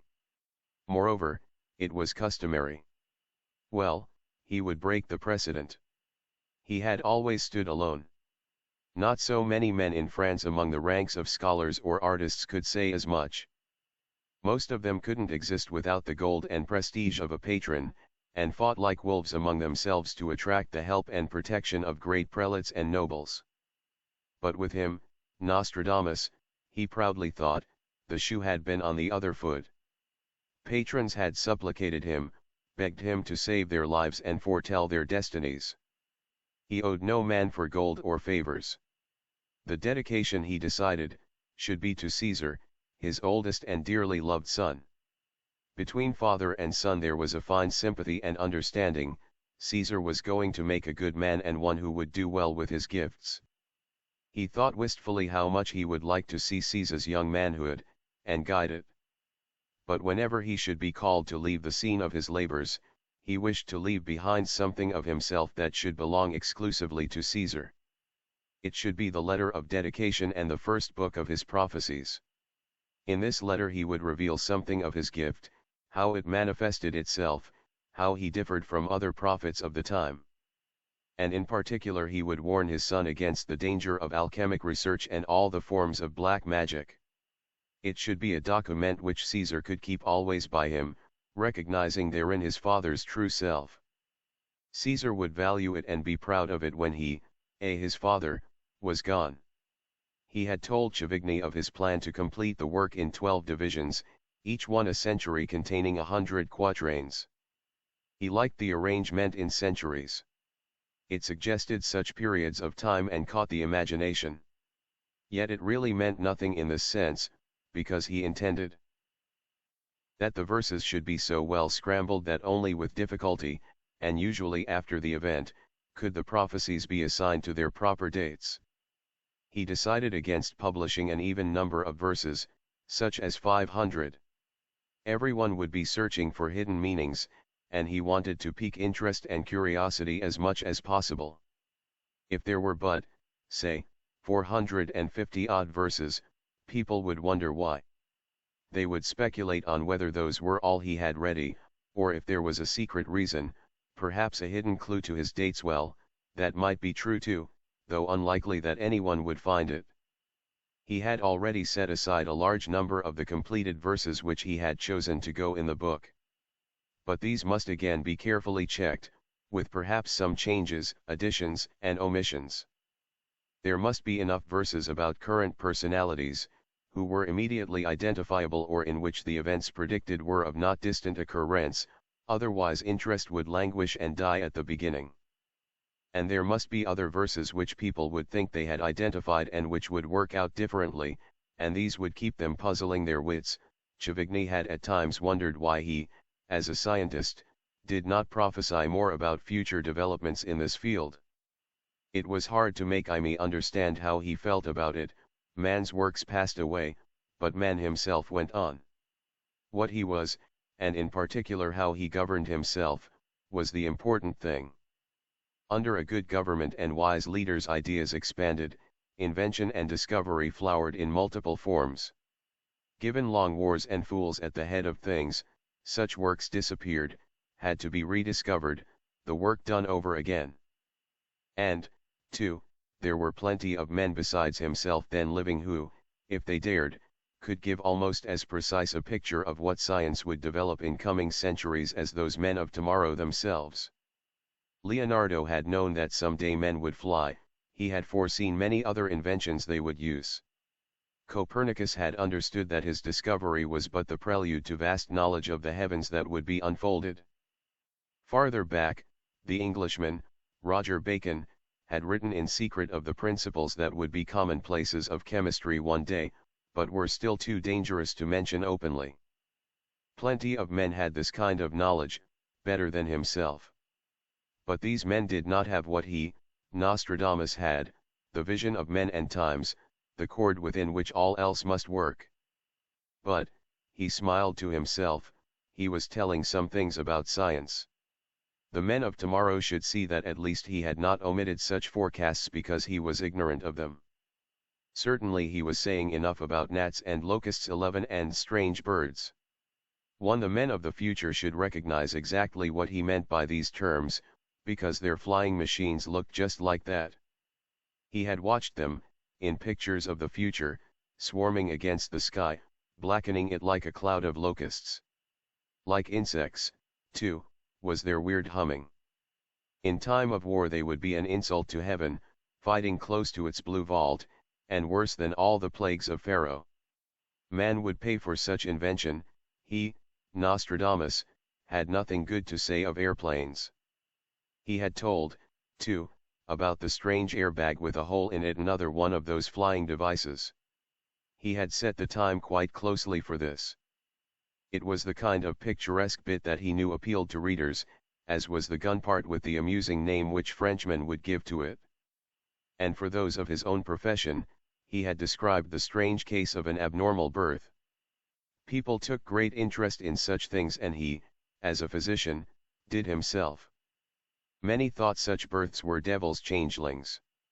As a scientist, he knew that there were unknown biological laws at work in such cases, but he had often wondered if there had been a soul enclosed in such hideous shapes as he had seen, and prayed God's pity on. The child of which he had written would fortunately not be born alive. It was an extraordinary case and would make talk, not only as a wonder but because he had predicted it. Dr. Garin Sears, who was, like Nostradamus, a doctor of medicine, and whose translation of the Centuries first introduced Nostradamus to England, was, 100 years later, fascinated by the prophecy of this unique case. He investigated the circumstances and interviewed one of the medical men who had to do with the preservation of the freak and could tell him all about it. In his translation he devotes considerable space to the account. This quatrain is Nostradamus' prediction. 1 to 22 That which shall have life, but no intelligence, shall have the perfection of its form injured by the steel instrument. Langres, Autun, Chalons, and the 2 towns of Sens will suffer greatly from strife and ice. Here is the story as told by Dr. Garin Sears. Speaking of the verse he says, "This is a great riddle which was never found out till now, and had I not been born in the country where the history did happen, it might have been unknown to this day, and buried in oblivion. In the year of the Lord 1613, which was that of my birth, there lived in the town of Sens a tailor's wife, named Columbicitri, and who presently after her marriage conceived and for the space of 28 years persuaded herself to be with child. She had all the signs of it, and after having gone her complete time, began to feel the pains of a woman in labor. Then her breath failed, the motion of the child ceased and the pains subsided. For 3 years the poor woman kept her bed complaining of a hard swelling and griping. She frequently spoke of bearing a child as being the cause of her death. After her death her husband engaged 2 prominent chirurgeons to make an autopsy. On making the incision with a razor, their knives encountered a horny substance and they had to exert their full muscular strength. Within the womb was a child, perfectly formed and partly petrified, its skull shining like a horn. The wrist was broken in removing the child, perfection of the form injured by the steel instrument which was so grown to the mother, nor did the doctors realize what they had, in time to prevent the injury. The little body was perfectly developed and of such hardness that to this very day that little body defieth all kind of corruption. The child was kept by a Mr. Medill, a chirurgeon of Sens who kindly showed it to all strangers who came from far and near to see it. Dr. Garin Sears goes on to relate that the fame of this wonder was so great that doctors in particular travelled great distances to verify the happening and see the child. A prominent English physician urged Charles I to buy it for England, but this was not done, and Venice, instead, obtained it. Of the last 2 lines of the quatrain, Garin Sears says, Autun, Chalons, and Langres, and Sens, the town where this did happen, did in that year suffer much damage by hail and ice which did come to pass, as many persons in that country may testify that are alive to this day. Caesar de Nostradamus says in his History of Provence, that his father predicted 11 astronomically the birth of a 2-headed child, and that this occurred, as foretold, in 1554, in February, and was brought to Ceylon for his father to see.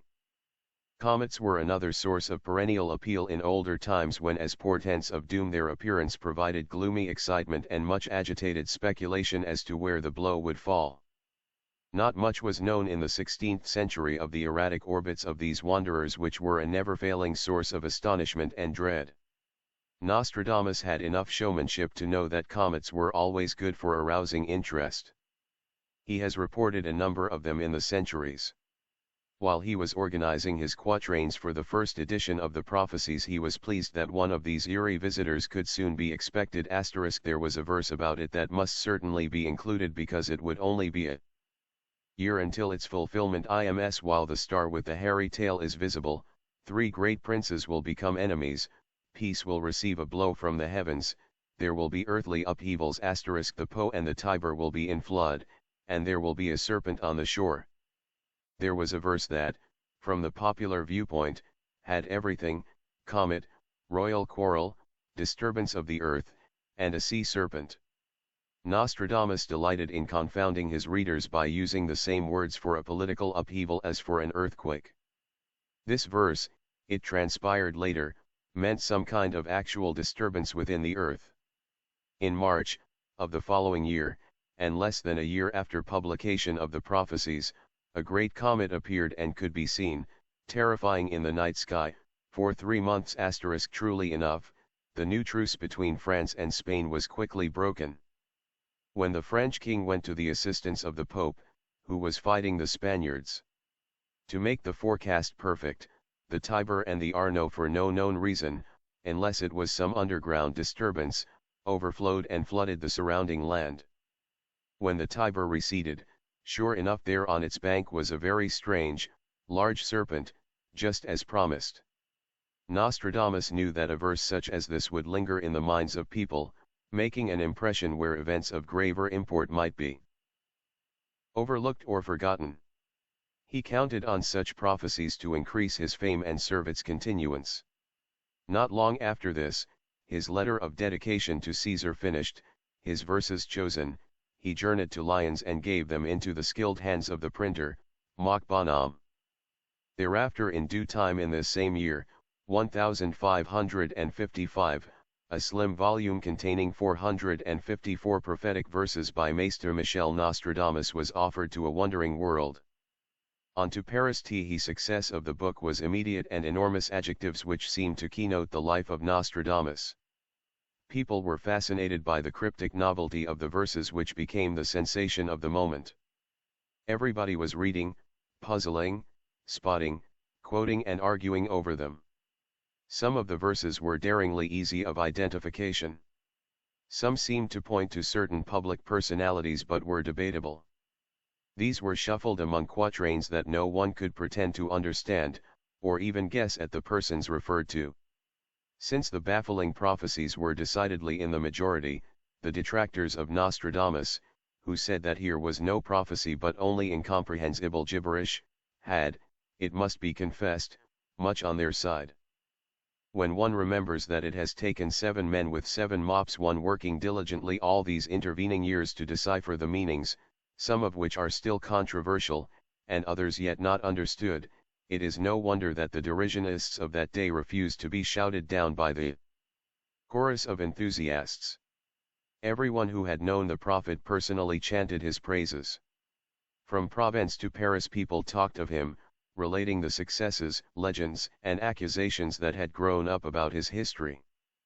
More than ever the narrow lanes and crooked streets of Ceylon were choked with the crowd pouring in to consult the new authority on destiny. Patients needing the doctor of medicine were now jostled by patronage seeking the doctor of destiny. Paris was in those days a long way from Provence. Nostradamus' fame had hitherto been local. With the publication of the book, reports of his astonishing history reached the capital. It is not surprising that Catherine de' Medici desired at once to meet Nostradamus. Her interest in occultism was well known. What is surprising is that the king, who had no such interest, was the one who summoned the doctor to Paris. His curiosity was on this occasion at least the equal of the queen's. It is probable that before he extended an invitation to Nostradamus to visit Paris, he sent a cautious inquiry to his Provençal governor, seeking reliable information about this strange subject of his. A king had to be careful not to excite ridicule and criticism in such a matter.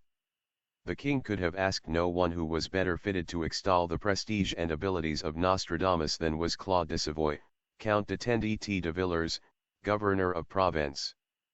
He had known Nostradamus all his life as friend, physician, and seer. He knew his background and family history.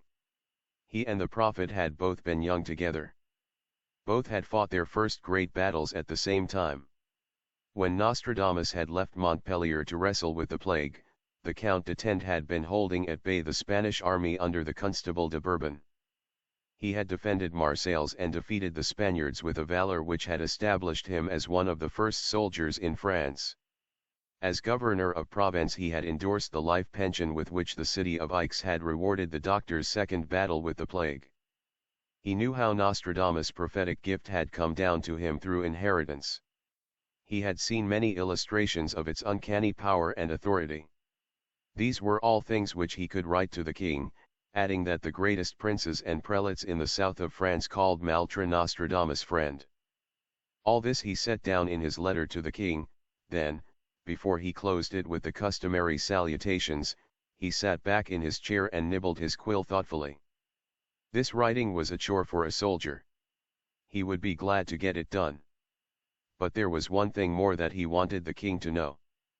Again his quill took up its scratching rhythm as he wrote a concluding paragraph.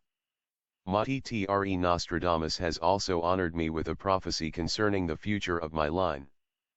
Inasmuch as my ancestors served those of your majesty, and since it has been my privilege to wield my sword for your majesty's late father, and holding it always in readiness to strike for his most puissant son, the very Christian King of France, it is a comfort to my declining age to learn from the inspired vision of this true prophet that in the future of times to come the sword arm of Villars shall still not fail in its valor to defend the crown of France on behalf of your Majesty's descendants. He added the final compliments, his signature, and the date with a satisfied flourish. That did it. Now perhaps the king would ask Nostradamus what this prophecy was, and his friend would tell the king the tale of the future. About the line of Villars which in a rare mood he had unfolded to him one evening when they had supped together in Aix, and had sat late by the governor's fireside afterward, talking of many old experiences. A Frenchman, perhaps more than men of other nationalities, is concerned over the continuance of his line and the maintenance of the prestige established by his ancestors. The Count de Tendit-Villars had spoken of this to Nostradamus.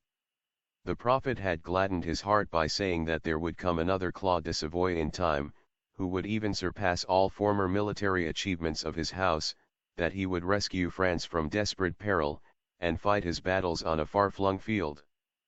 The governor had begged the prophet to tell him something of this coming soldier, his namesake.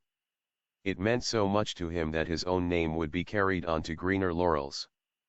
He felt such an old fogey in these days of new artillery, and odd gadgets on guns, all so different from the weapons he had used to defend Marseilles, that, too, had been a great fight.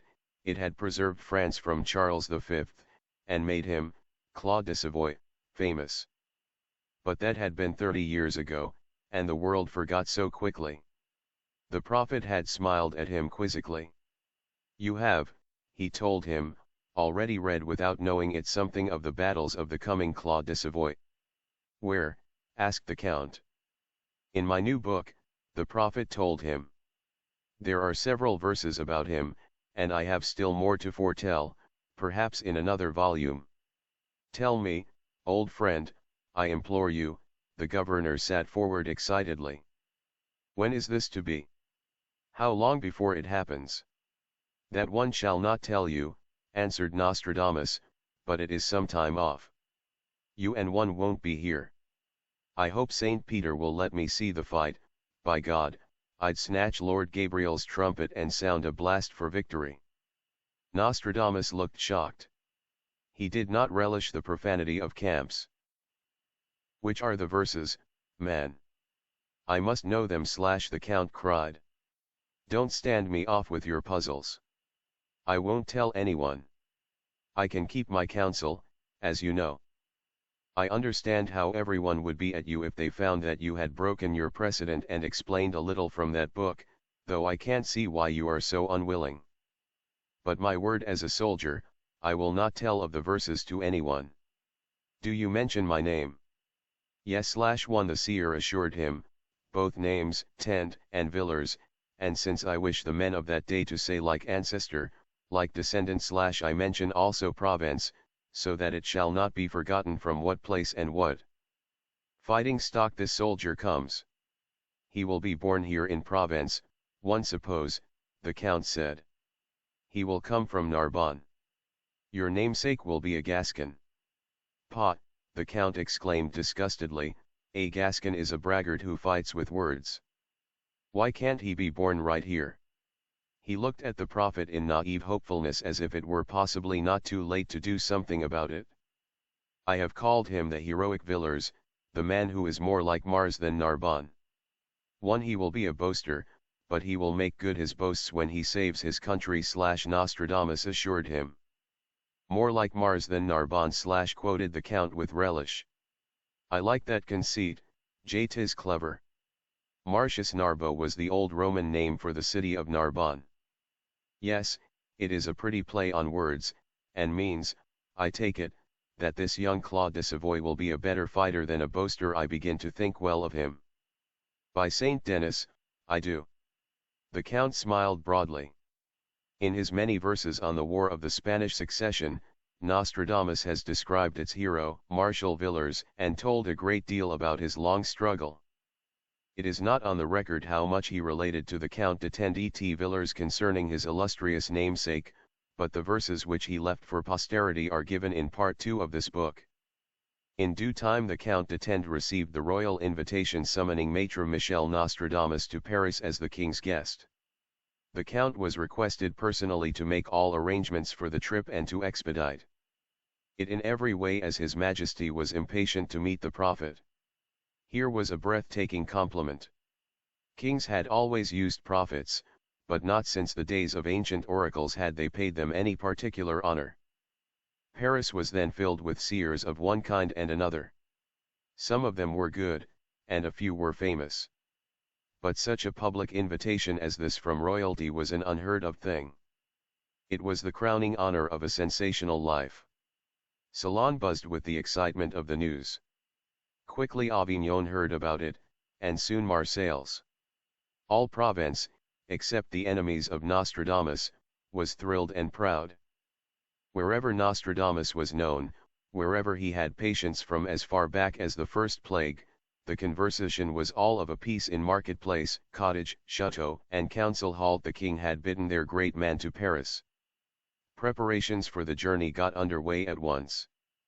Maître de Chavigny, the Sieur de Condoulet, the town fathers and a host of friends and patients poured in to offer their congratulations, give practical advice about the long trip, and tell what they knew or had heard about the customs and personages at the court of the Valois, the housewifely instincts of Madame de Nostradamus came immediately into action to look after the details of her husband's travel needs. There was brushing, steaming and airing of the doctor's best robe of lion's velvet. 2 costumes were the limit, even for the affluent in these days, and they were expected to last, if not unto the 3rd and 4th generations, at least unto the 2nd. There was baking and roasting to be done, a flaky loaf and a tender young fowl for the hamper, in which would also go the leathern bottle of vintage wine, which a grateful patient had contributed. Perhaps the children, being French, may not have surged around shouting, "My papa is going to Paris," but they and the whole household would have felt the excitement. Only the doctor was unaffected and moved about in his usual serene and casual fashion. He prepared and labeled tinctures and essences which some of the sick might require in his absence. He packed his inkhorn, his quills and writing tablets. He might want to do a little writing in the evenings at inns along the route, since his travel would be all done by day. He would probably be too tired when night came for much effort, however, so for company he chose his well-worn copy of Aristotle to fake with him, and the latest volume of poems by Ronsard, the celebrated and fashionable poet who had just received the Toulouse Award and the silver statue of Minerva. Perhaps Ronsard would be at the court and he might have the privilege of meeting him. Nostradamus was now 53 years old, and no longer in good health. He had used his splendid energies throughout his life without stint or thought to himself. Premature age was taking its toll, and he was suffering from that so common ailment of the time, gout. The long trip to Paris was a great undertaking for him, even under the best conditions which the Count d'Etend could arrange. There is no account of his mode of travel. But it was probably, as he had always traveled, on the back of a sturdy mule.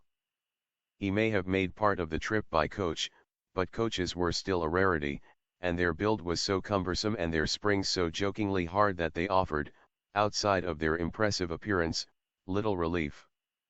Nostradamus left Salon on the 14th of July, 1555 *. This date, looking forward in time, and told by another calendar, would one day be pregnant with meaning to France as Bastille Day, an event of the future which the prophet sadly chronicled. Looking backward in time, it was the date when Frenchmen, fighting valiantly for their God, had seen Jerusalem fall to the Crusaders.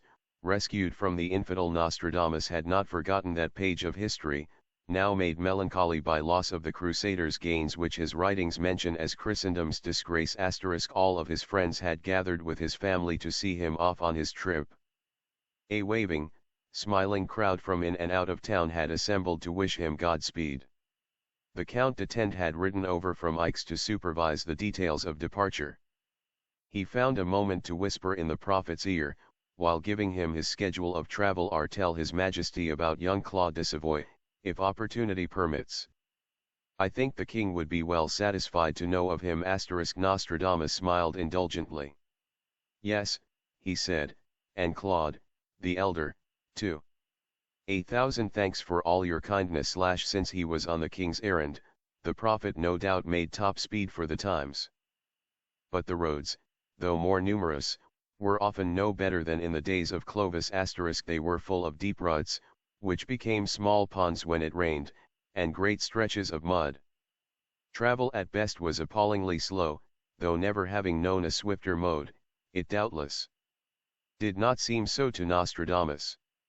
Besides, he was an experienced traveler and liked the road.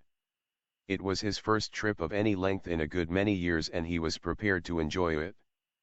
He savored the character and charm of each locality that he passed, drawing in the perfume of its herbs and flowers as a connoisseur savors a vintage bouquet.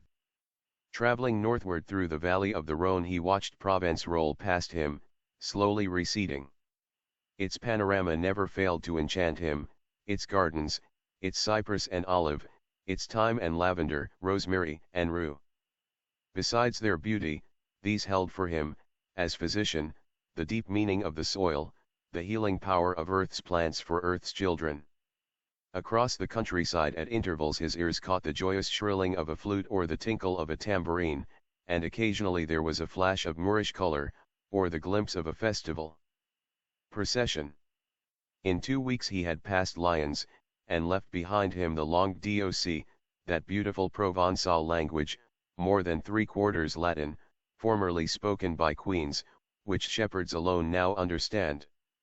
Once across the Rhône, he had entered the land of the langue d'oti, or modern French, which had been the official language of France for some 20 years. He was now moving through the beautiful landscapes of Lorraine, drawing closer to the country of the Maid of Orleans, and the fields and blossoms bright with summer celebrated by Ronsard's verses. The prophet's memory, almost divine, did not need to consult the volume of Ronsard's poems. Softly to himself he quoted, sky, air, and wines, and naked hills and plains, tapestried woodland halls, and green morass, and river shores, and pools of somber glass, and viny slopes, and shivering gold champaigns, and moss-mouthed caverns won shadowy domains, and buds and blossoms and dew-glimmering grass. One and about him he saw lordly chateaux topping the hills, their arrogant towers lifting in conscious elegance above the half-screening woodlands. Copyright translation from Ronsard by Maurice Bishop. Cottages in the deep heart of bowering trees, footbridges over streams dancing across valleys of emerald velvet, offered their northern loveliness in substitute for the high color of Provence. While he was traversing the long road, Nostradamus had ample time to ponder the personages and conditions he would meet in Paris. He had heard a great deal about the king and queen. He reviewed it now as a guide for his successful approach to royalty. How different, he thought, had been the lives of these two, and yet there was a pattern of similarity, too, especially, in their early youth. Both had experienced a loveless, prisoned, dangerous childhood when each had been a helpless, political pawn in the hands of savagely warring powers. From his 7th to his 11th year, Henry had spent shut up in a gloomy Spanish monastery, hostage, with his older brother, for their father, King Francis. When he had finally returned to France, it had been necessary for him to relearn his own language, forbidden him in his imprisonment. A shy, alien boy, he had come home to a Spanish stepmother and a country which, though his own, seemed a stranger. He had not been the Dauphin then, only the second son. He had been lonely and ill-adapted to the gay court. The prisoning walls had not been wholly left behind, something of their barriers was now within himself. Then when he was only 14, they had married him to the pale little Italian girl from Florence, with whom he had found nothing in common, not even a child for 10 years. In all the carefree glitter of his father's court, there had been only one who had taken an interest in the diffident boy growing up within his shell. Only one who had understood him and concerned herself with his boyish life. This was the gloriously beautiful Seneschal of Normandy, now Duchess of Valentinois also, Diane of Poitiers. The adolescent heart of the boy, still yearning for the mother he could not remember, had attached itself with passionate fidelity to this woman 20 years his senior. Now, all France knew and accepted its two queens, Catherine the crowned, whose diadem but scarcely gilded the indifference of her husband, and Diane the uncrowned, whose power dispensed the patronage and spent the revenues of France with arrogant assurance. The king at this time was enjoying the first period of peace that he had experienced in some years. 6 months before, he had signed a 5-year truce with his enemy, Charles V. That monarch had then betaken himself to a monastery to consider his soul's salvation, after first dividing up his empire. Austria he had bestowed upon his brother. Spain, the Netherlands, and possessions in Italy he had given to his son Philip. No one expected the truce between Spain and France would last. Philip too was as bitter a foe of France as his father had been, while Henry's warlike nature and inherited glory dreams bided only an opportunity to strike at Spain.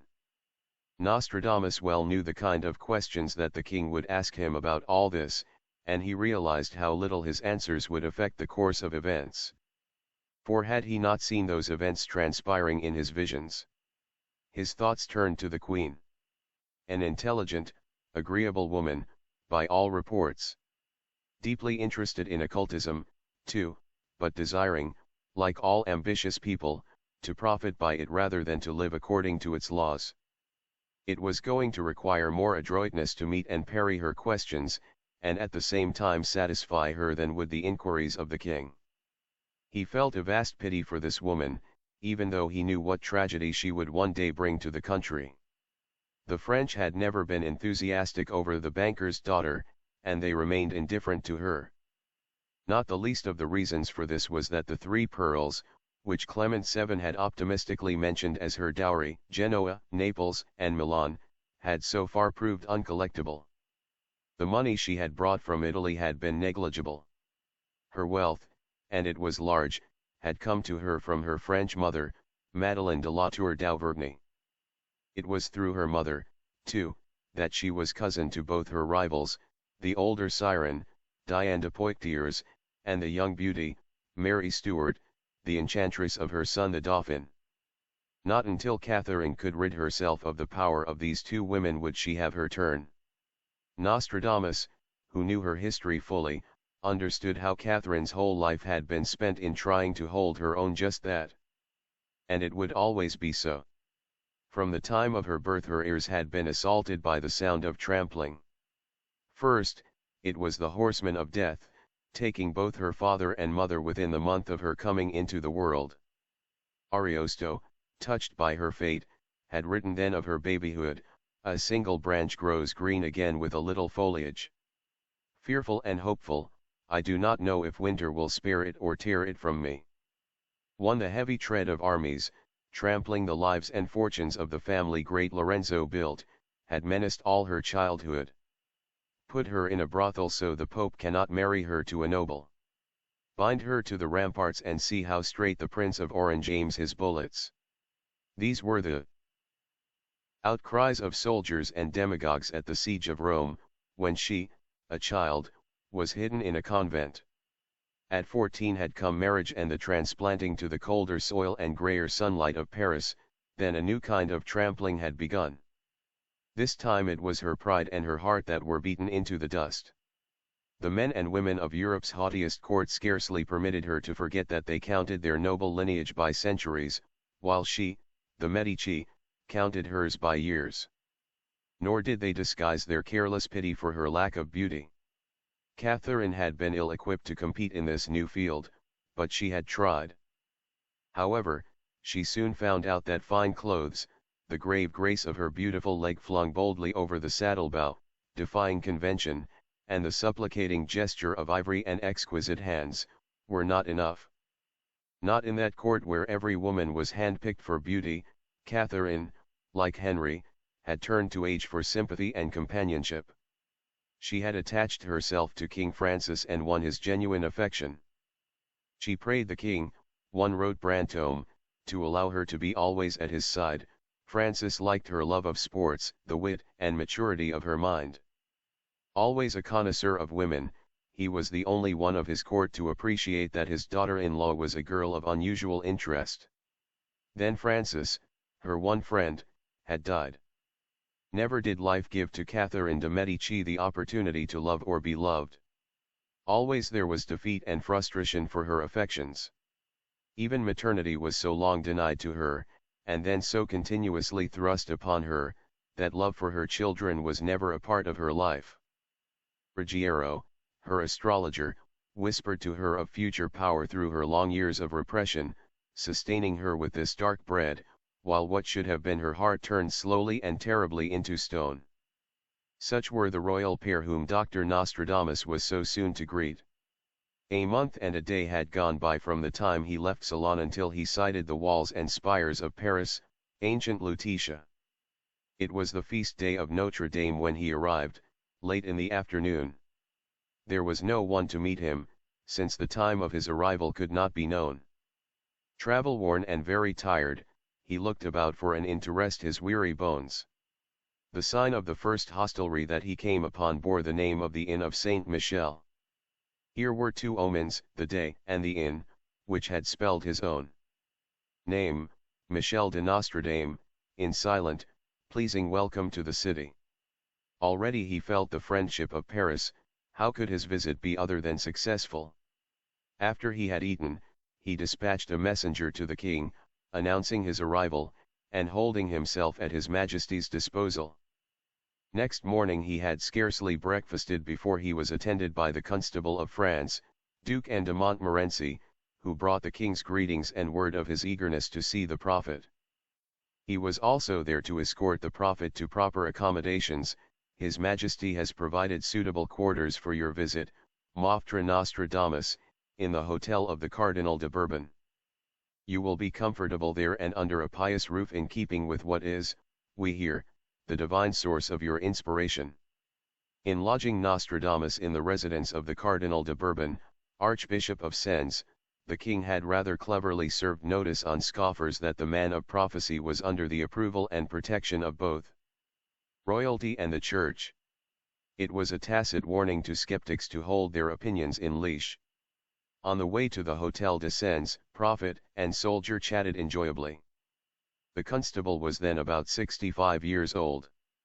He was the last of the old guard who had fought with Francis I at Pavia, who had been the friend and companion in arms of such men as the Chevalier Bayard, the Count de Tende, and, before his downfall, of his predecessor in office, the Constable de Bourbon.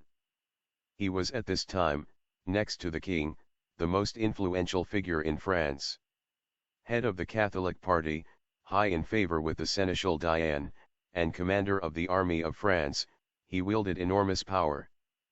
He inquired affectionately after the Count de Tende, recalling their old comradeship when together they had fought the Provençal invasions of Charles V. Touching this matter of prophecy, 11 he said, I don't know much about that field. A soldier usually makes his own destiny, and carves it out the hard way. There have been times when I could have used your vision to know what the enemy was up to, but never have I been in doubt as to how I should speak and act. 1 Copyrighted material. The constable was noted for his blunt, forceful words and autocratic opinion, even in the presence of the king. I am an old man now, the constable continued, the prophecy of my life has about reached its last fulfillment, when other and younger hands will carry on my work. And I can make my own prophecy about that asterisk as long as there is a Montmorency to bear the name, he will be at the forefront to defend his king as I have been. Knowing that, I am content asterisk there was a grand sincerity to the soldier's words that touched the seer. He was suddenly very glad that he had not included in his book a quatrain mentioning the house of Montmorency. For Nostradamus knew how much less fortunate in his famous descendant the constable would be, than his friend the Count de Tende. A future Duke de Montmorency, whom history would call the Great, would meet his end on the block, for conspiracy against the king, Louis XIII, a tragedy some 75 years away. The verse describing it is one of the most celebrated of the prophet's forecasts, and a favorite with commentators because it is so specific. It appeared in the later, completed volume of his prophecies. 9-19 The Dauphin shall carry the fleur-de-lis to Nancy and even into Flanders to the Elector of the German Empire. A new prison shall confine the great Montmorency who, far from the customary sights, will be delivered to the well-known punishment. Clearupon, there was an interval in which the use of the title of Dauphin was allowed to lapse, and Louis XIII was the first to revive it after the time of Nostradamus. Louis did make a triumphal personal entry with his troops into Nancy, not then a part of France, in 1633. 2 years later he marched into Flanders to aid the Elector of Treves, who had been imprisoned by the Spaniards. It was just before this, in 1632, that Henry Montmorency was taken in rebellion and conspiracy, as were a number of important nobles during the reign of Louis. It was the old fight to retain feudal powers against Richelieu's work for national unity.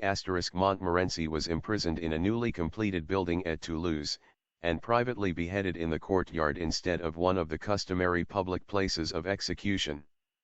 The soldier who beheaded him was named Clearupon, a name which strangely enough comes from 2 Latin words, claripona, meaning well-known punishment.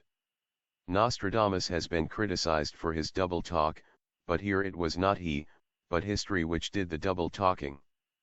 The ironic, amazing coincidence of the executioner's name and its actual derivative meaning was merely noted with the exactitude of Nostradamus' provision, and set down with an accuracy which history has attested. Fortunately the constable was unaware of this distant disaster to his house, as he piloted the prophet toward his new quarters. The fine old Gothic Renaissance Hotel de Sens, at the corner of the Rue de Figuier and the Rue de I Hotel de Ville, the townhouse of the Archbishop of Sens where the constable established Nostradamus in comfort, was built. About the year the prophet was born, and at the time of his visit was one of only about 50 such palaces in Paris. Because of the scarcity of such establishments, and the overcrowding and cramped quarters which even wealthy nobles coming to court from out of town had to endure, it was the occasional custom for the owner of a town house, when not in residence, to place it at the disposal of the king. One infers from this, that the archbishop was not himself in Paris at this time, and that the hospitality of his mansion was under the stewardship of the king's household. Nostradamus was quite used to being stared at. It never bothered him. The mixture of deference and intense curiosity with which the staff at the Hotel de Sens regarded him, the half-odd, half-mocking eyes of the street crowd which had gathered outside when the Constable de Montmorency returned to conduct him to the king, concerned him not at all. On the way to the Louvre the constable remarked that the attendance at court was unusually large. News of your arrival has brought them all out, he told Nostradamus. One fear they will make your visit to us a very strenuous one. All hope to consult you, one he smiled cynically. The ladies hope that you will foretell vases of gold to hold their roses of love. The men hope to savor in prophetic anticipation the rewards of ambition. Some of them, I think, will savor it no other way. 11 He finished grimly. Outside the Louvre more citizens had gathered, watching for the prophet's arrival, curious to see what he looked like. Another crowd confronted him when he entered the square courtyard which the palace enclosed. A colorful throng, all jockeying for position to get a front-line view, turned their battery of eyes toward the black-clad figure beside the constable.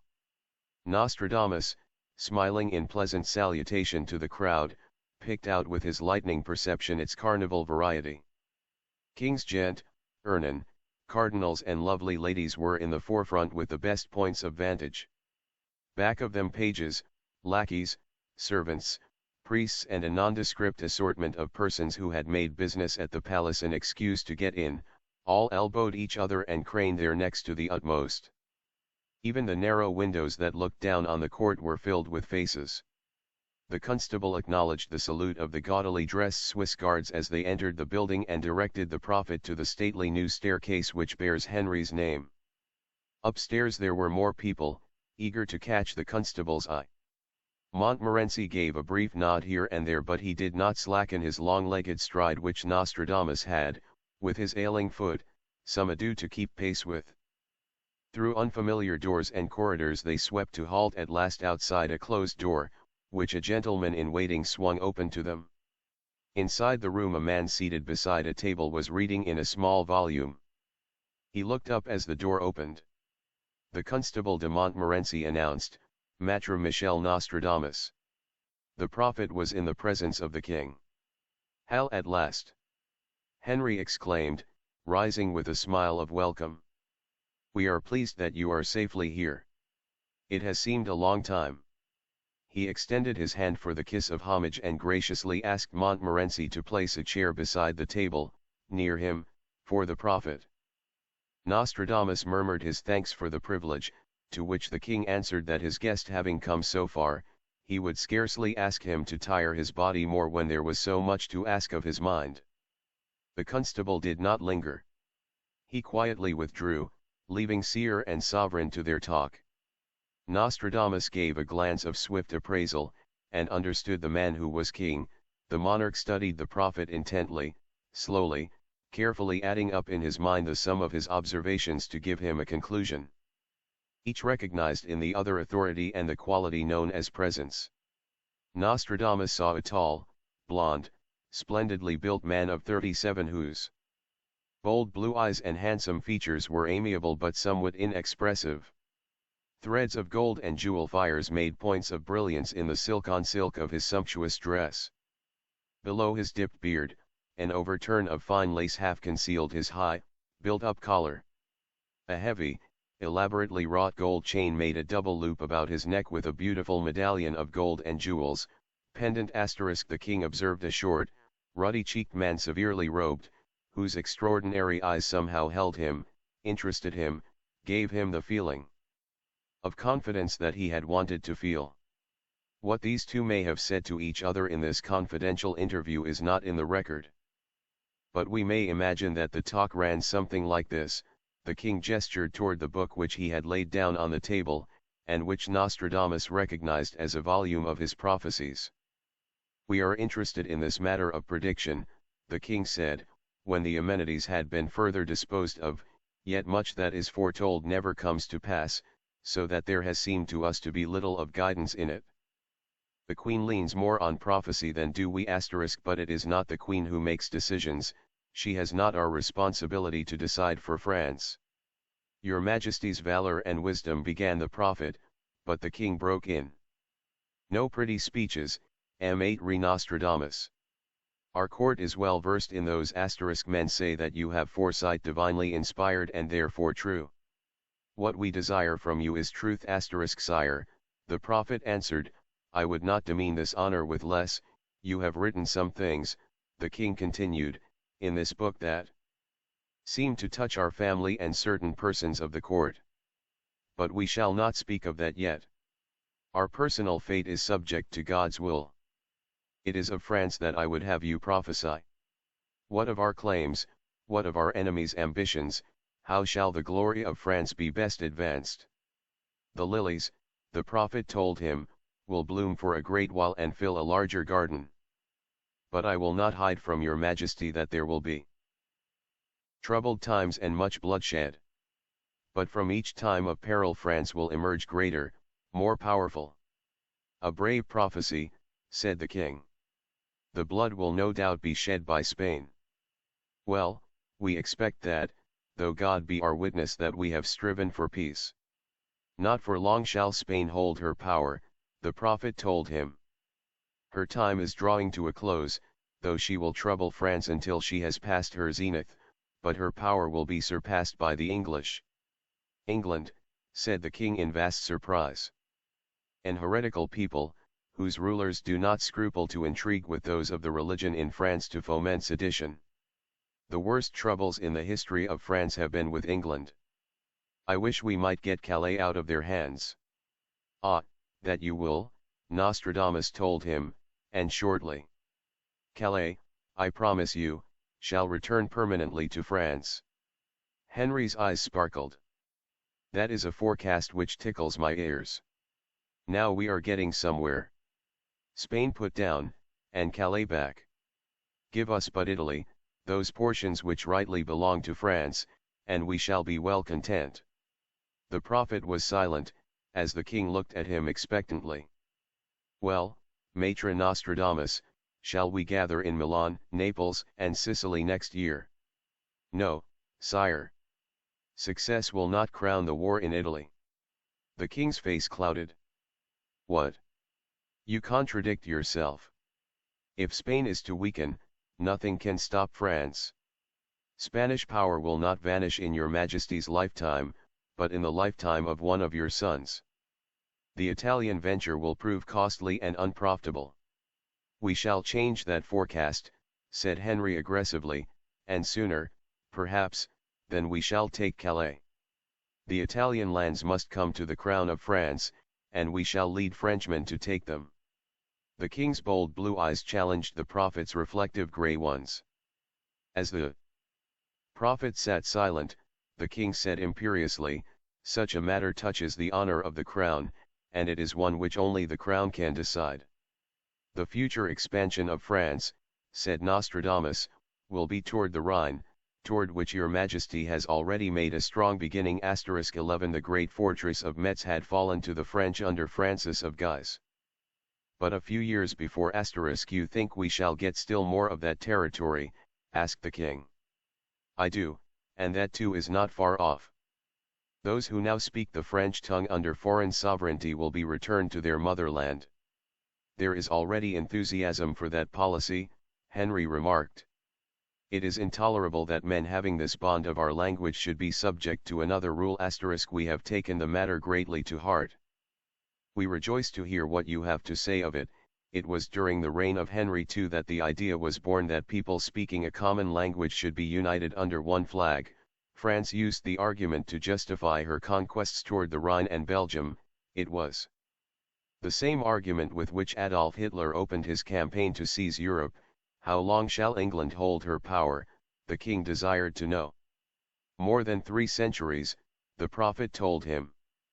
Body of God, cried the king, and what will France be doing? Will there be no French kings to wrest the strength from England? Dare not to tell me of another Agincourt. There will be no Agincourt, the prophet assured him gravely. France, too, shall be an empire of far-flung grandeur. Yet there will be one time when a great soldier will arise out of England and overflow the continent. France then will be in great danger. But there will be another Claude of Savoy to rescue France, the governor of Provence so wrote me. The king rose and walked about the room, pleasurably excited. I shall enjoy telling the queen that Her Majesty admires the teachings of her countryman, Machiavelli. She thinks I treat my nobles too well and will pay for it in their conspiracies for power. But I will not believe it of them. Men who not only give their lifehood to France, but unasked melt the white and the red from their tables, and take the last coin from their pouches for my needs. Lo, I prefer to rule such subjects through friendship, not severity / a feeling which does great honor to your Majesty's character / one said the prophet warmly, and God will preserve his anointed kings of France who have your Majesty's strength and goodness. Suppose there is no future danger to the continuance of the Capetian monarch, the king said questioningly. Can you tell me how many more kings of France there will be? There are 12 more to come of the line of the Fleur-de-Lis. The last of them shall be greater than Charlemagne. His glory shall light the firmament, and be long remembered of man / only 12, cried the king. And after 12. The king leaned forward in his chair. The whole world shall then greatly change, and for a long time there will not be peace between God and man / The king was silent for a time, thoughtful. Then his mind reverted to the royal obsession. Tell me, Maitre Nostradamus, touching this thing that men call fate, how far do you think it can be changed? You say that we shall not regain Italy. Well now, if I accepted that and made no effort, then we ourselves should be furnishing the cloth to make the cloak for your prophecy. But suppose we are unwilling to be so accommodating. The outcome would be the same in either case, the prophet said firmly. Only in the former circumstance, Frenchmen's lives would be saved. As to your question about fate, it is my humble belief that prophetic visions, when true, are not subject to change. I hold that they can only be perceived by the prophet because they have already transpired within the mind of Almighty God. Touching, however, the times, events and climates, of which there is no prescience, these may perhaps be changed according to the will of man. God has given volition to man, and a measure of freedom in using it. Only when man misuses it does God deprive him of it and send disaster upon him. And have you seen our defeat in Italy, persisted the king. With sorrow, sire, I have, you may be right, the king admitted. But I still shall not accept it, the prominent royal jaw said stubbornly. To do so would make me a coward, traitorous to the just claims of my ancestors. The king rose, this time in token that the interview was at an end. The prophet's gaze dwelt admiringly for a moment on the beautiful tapestries which covered the walls with their pictured story of the labors of Hercules. Were Hercules not a tapestry, he said to Henry, but a living hero, what could he not learn with profit from a monarch whose tasks are greater and more glorious than were his? The king smiled. Hercules, at least, finished his work. I often despair of that. We have many more questions to ask you, Maître Nostradamus, and we look forward to more conversations. Just now, though I count myself a man of courage, I quail at the thought of how I shall be chidden if I keep you longer. The Queen, the Duchess of Valentinois, and Madame, my sister are all impatience to meet you. The Constable of Montmorency will continue to have you in his care. He will see that you have refreshment, and will then conduct you to other interviews. For the present, adieu. The court of the Valois Blois setting of royal splendors and tragic destinies, the arrival of the prophet in Paris had stimulated afresh the popular interest in his book. Everyone who had not seen it before was reading and talking about it now. Speculation centered particularly on a few of the quatrains that seemed to yield more promise of immediate fruition than the rest. There was one which spoke of a new king, crowned at Rheims when Saturn was in water, who would slaughter the innocents. It would be in a water sign, Cancer, again in 1561. Was that the end of Henry II, and who were the innocents? Of course if 1561 to 3 went by and nothing happened, then the prophecy couldn't take place for another 7 or 8 years. But maybe something would happen, because there was that other verse about the old lion being killed, fighting in a golden cage. The astrologers had said Henry II would die in a duel, and only a king vv as privileged to wear gilded armor. Henry II didn't have long then, did he? They gossiped.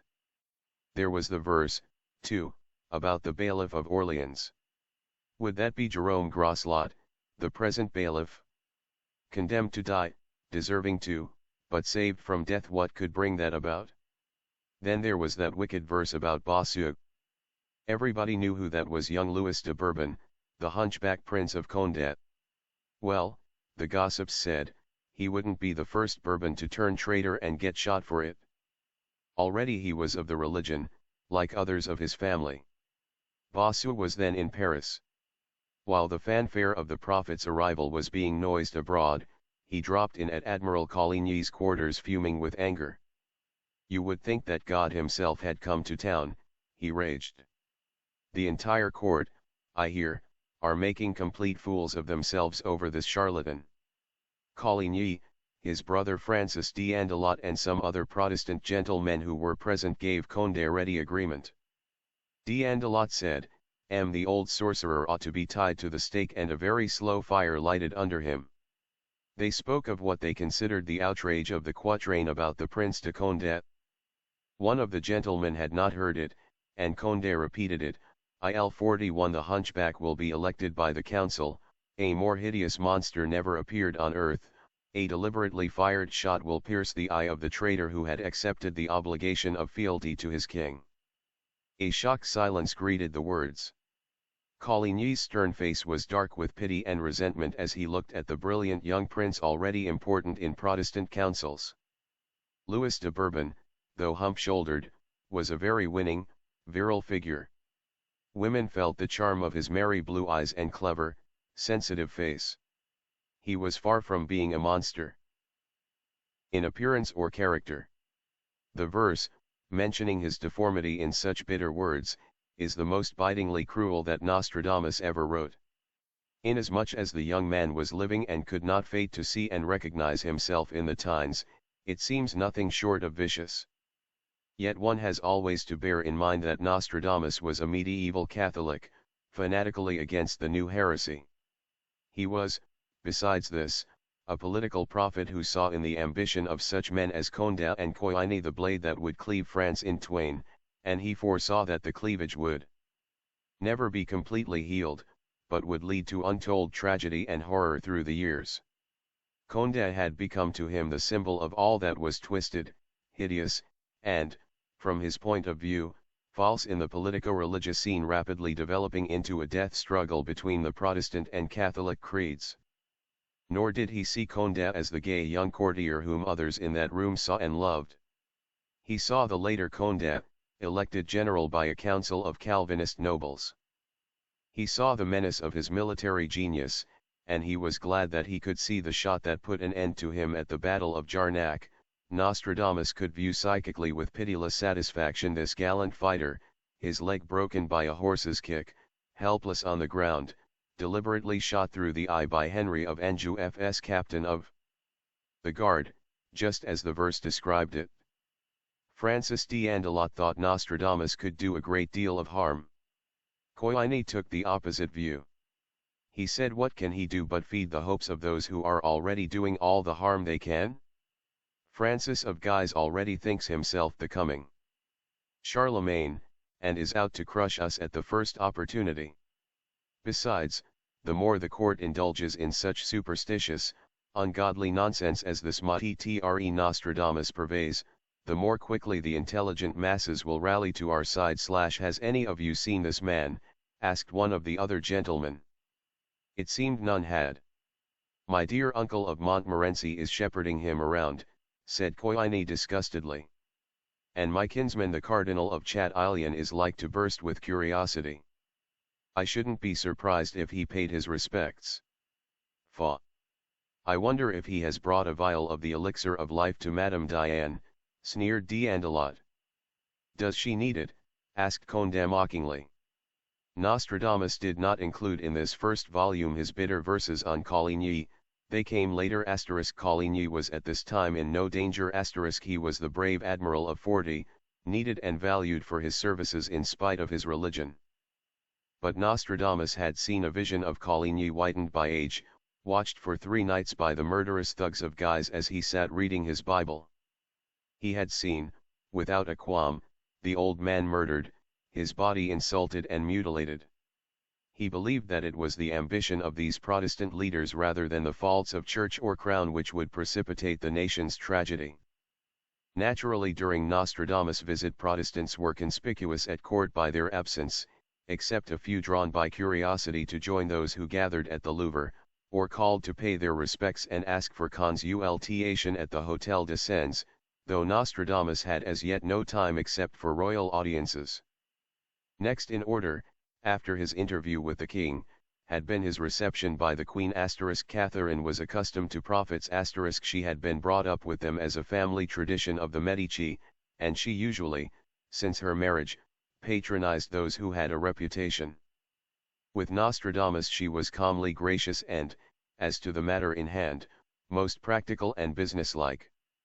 There were certain definite things which she wanted if possible to learn. If Maitre Nostradamus knew them and could tell her, Catherine was not at all concerned with whether he got his knowledge from God or devil. She received the prophet in company with the Dauphin and Mary Stuart, his betrothed, to whom she presented Nostradamus. This is our son who will in time assume the royal burdens of his father. And this is our dearly loved royal daughter of Scotland who will, as my son's wife, adorn the crown with her character and learning. Nostradamus saw a frail boy of 12, with a kindly, ineffectual face that showed neither mentally nor physically the making of a king. He felt his heart contract as he looked into the pure, sensitive face of the fair Scottish girl whose fate he foresaw. What awful troubles beauty could bring to nations! Mary smiled at him charmingly and greeted him with a brief salutation in Latin. She was nearly 2 years older than Francis, and her poise and assured bearing were already that of a queen. There was little curiosity in her frank regard, and the prophet was glad to see that she was too young and too happy to be as yet mistrustful of fortune's favors. Francis looked bored with the meeting. Catherine sent them away after the introductions, explaining when they had gone that she had thought the meeting might make it easier for the prophet to frame their forecasts. Old commentators have indulged in dramatic speculation as to what went on at the sessions between Catherine and the prophet. It was said by some that he bodied forth the angel Anael one to predict for her, others said that he made the future pass before her eyes in a magic mirror. Such suggestions of midnight spells and mystic incantations are arrant nonsense, of course. Catherine was too intelligent to expect anything of that kind. Just as Henry's interest was in the extension of the kingdom and in winning victories over other nations, Catherine was concerned with her particular problems, which were of a different sort. Catherine's questions pertained to her personal power. There lay her difficulty. Her concern was on how to acquire power, which she had never possessed, what were its instruments which she could use to best advantage, and how could she most securely hold the power once she had obtained it. Undoubtedly she had accepted and thoroughly believed the prophecies of Henry's death, and she knew it might not be far off. As a practical woman she was making her plans to be ready, plotting her moves and policies that would pave the way for her ambition. Already she foresaw the coming struggle. She dreaded the influence which Francis of Guise and his brother, the Cardinal of Lorraine, would be able to use through their niece, Mary Stuart, when Mary became queen. If on the other hand, she, Catherine, played in with the Protestants to offset this, there was the predicted threat from the House of Bourbon-Navarre, which the astrologers said would supplant the line of Valois. She saw herself between the frying pan and the fire. She wanted a prophet who could show her a way out. She wanted assurance that the power she had waited for and dreamed of for years would be hers. There had been plenty of prophecies made, and Catherine had written records of them all.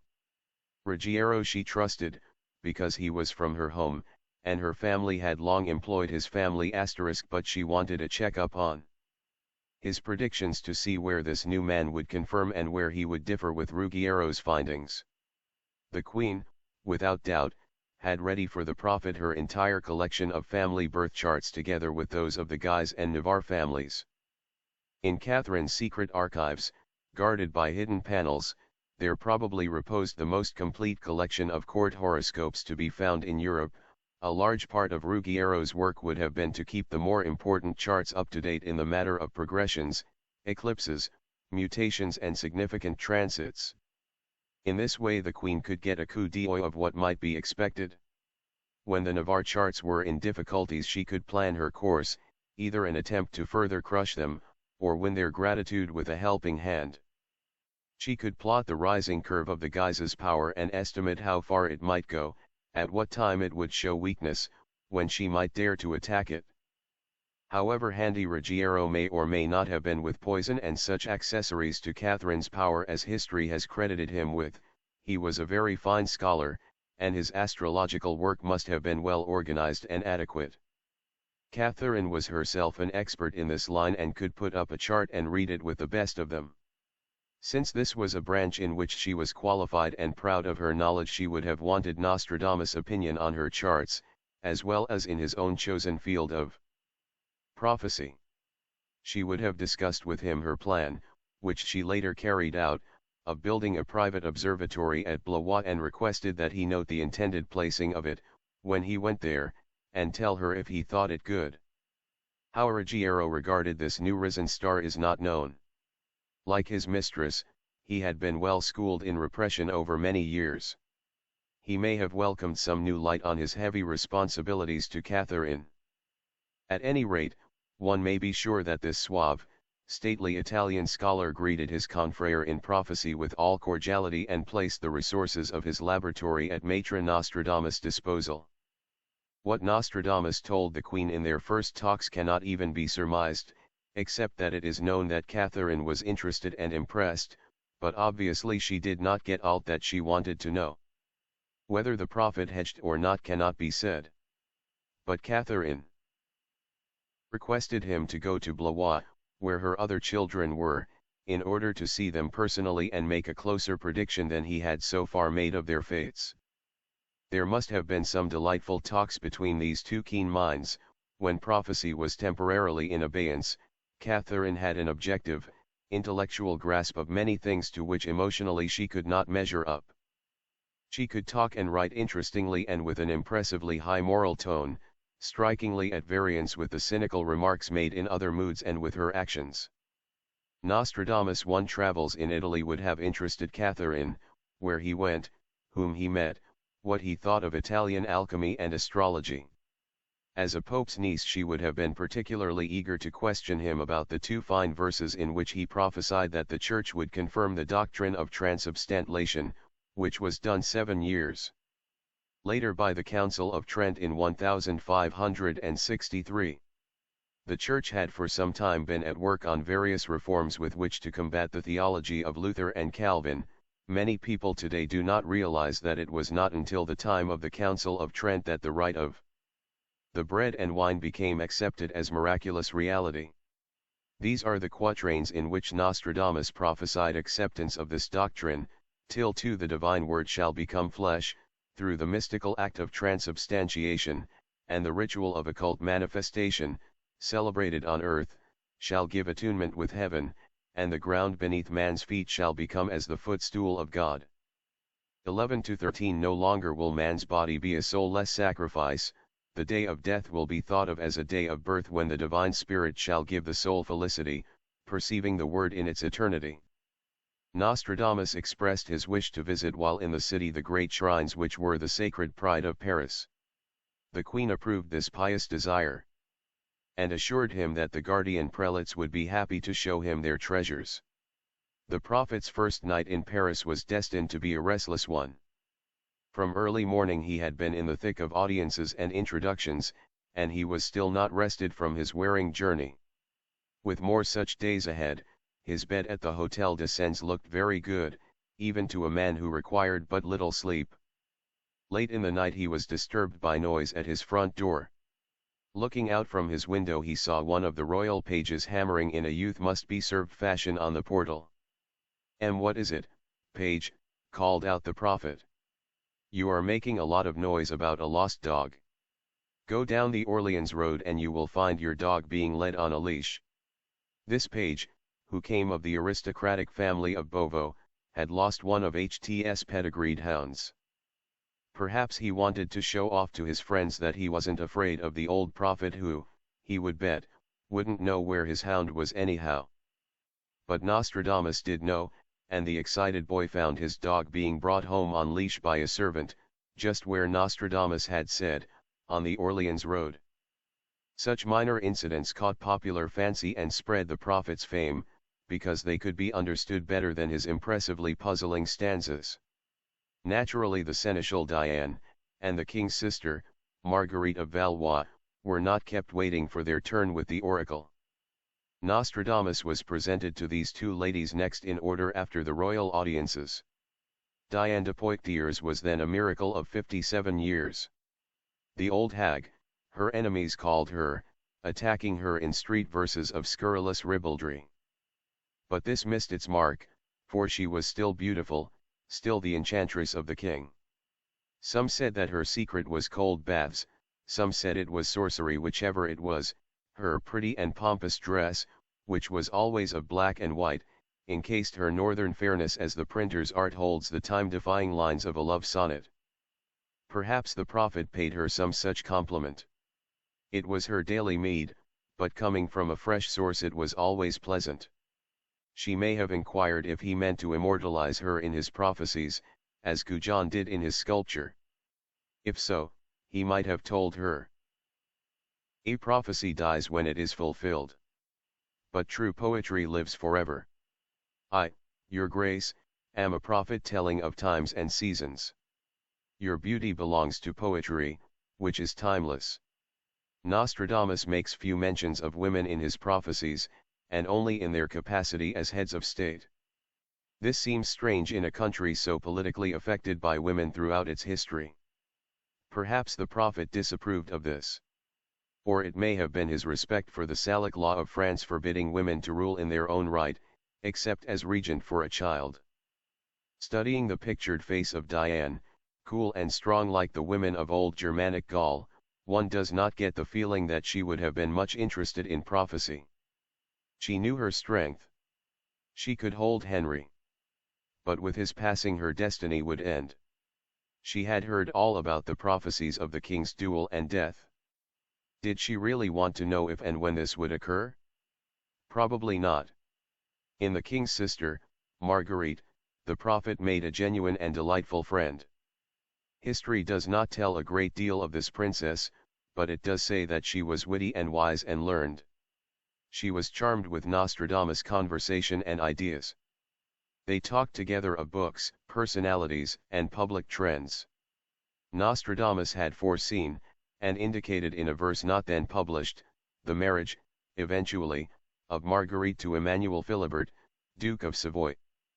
He would have taken delight in informing the lively princess of the admirable and apparently happy match in store for her, and also in sketching the illustrious future of the House of Savoy destined long after to rule a united Italy.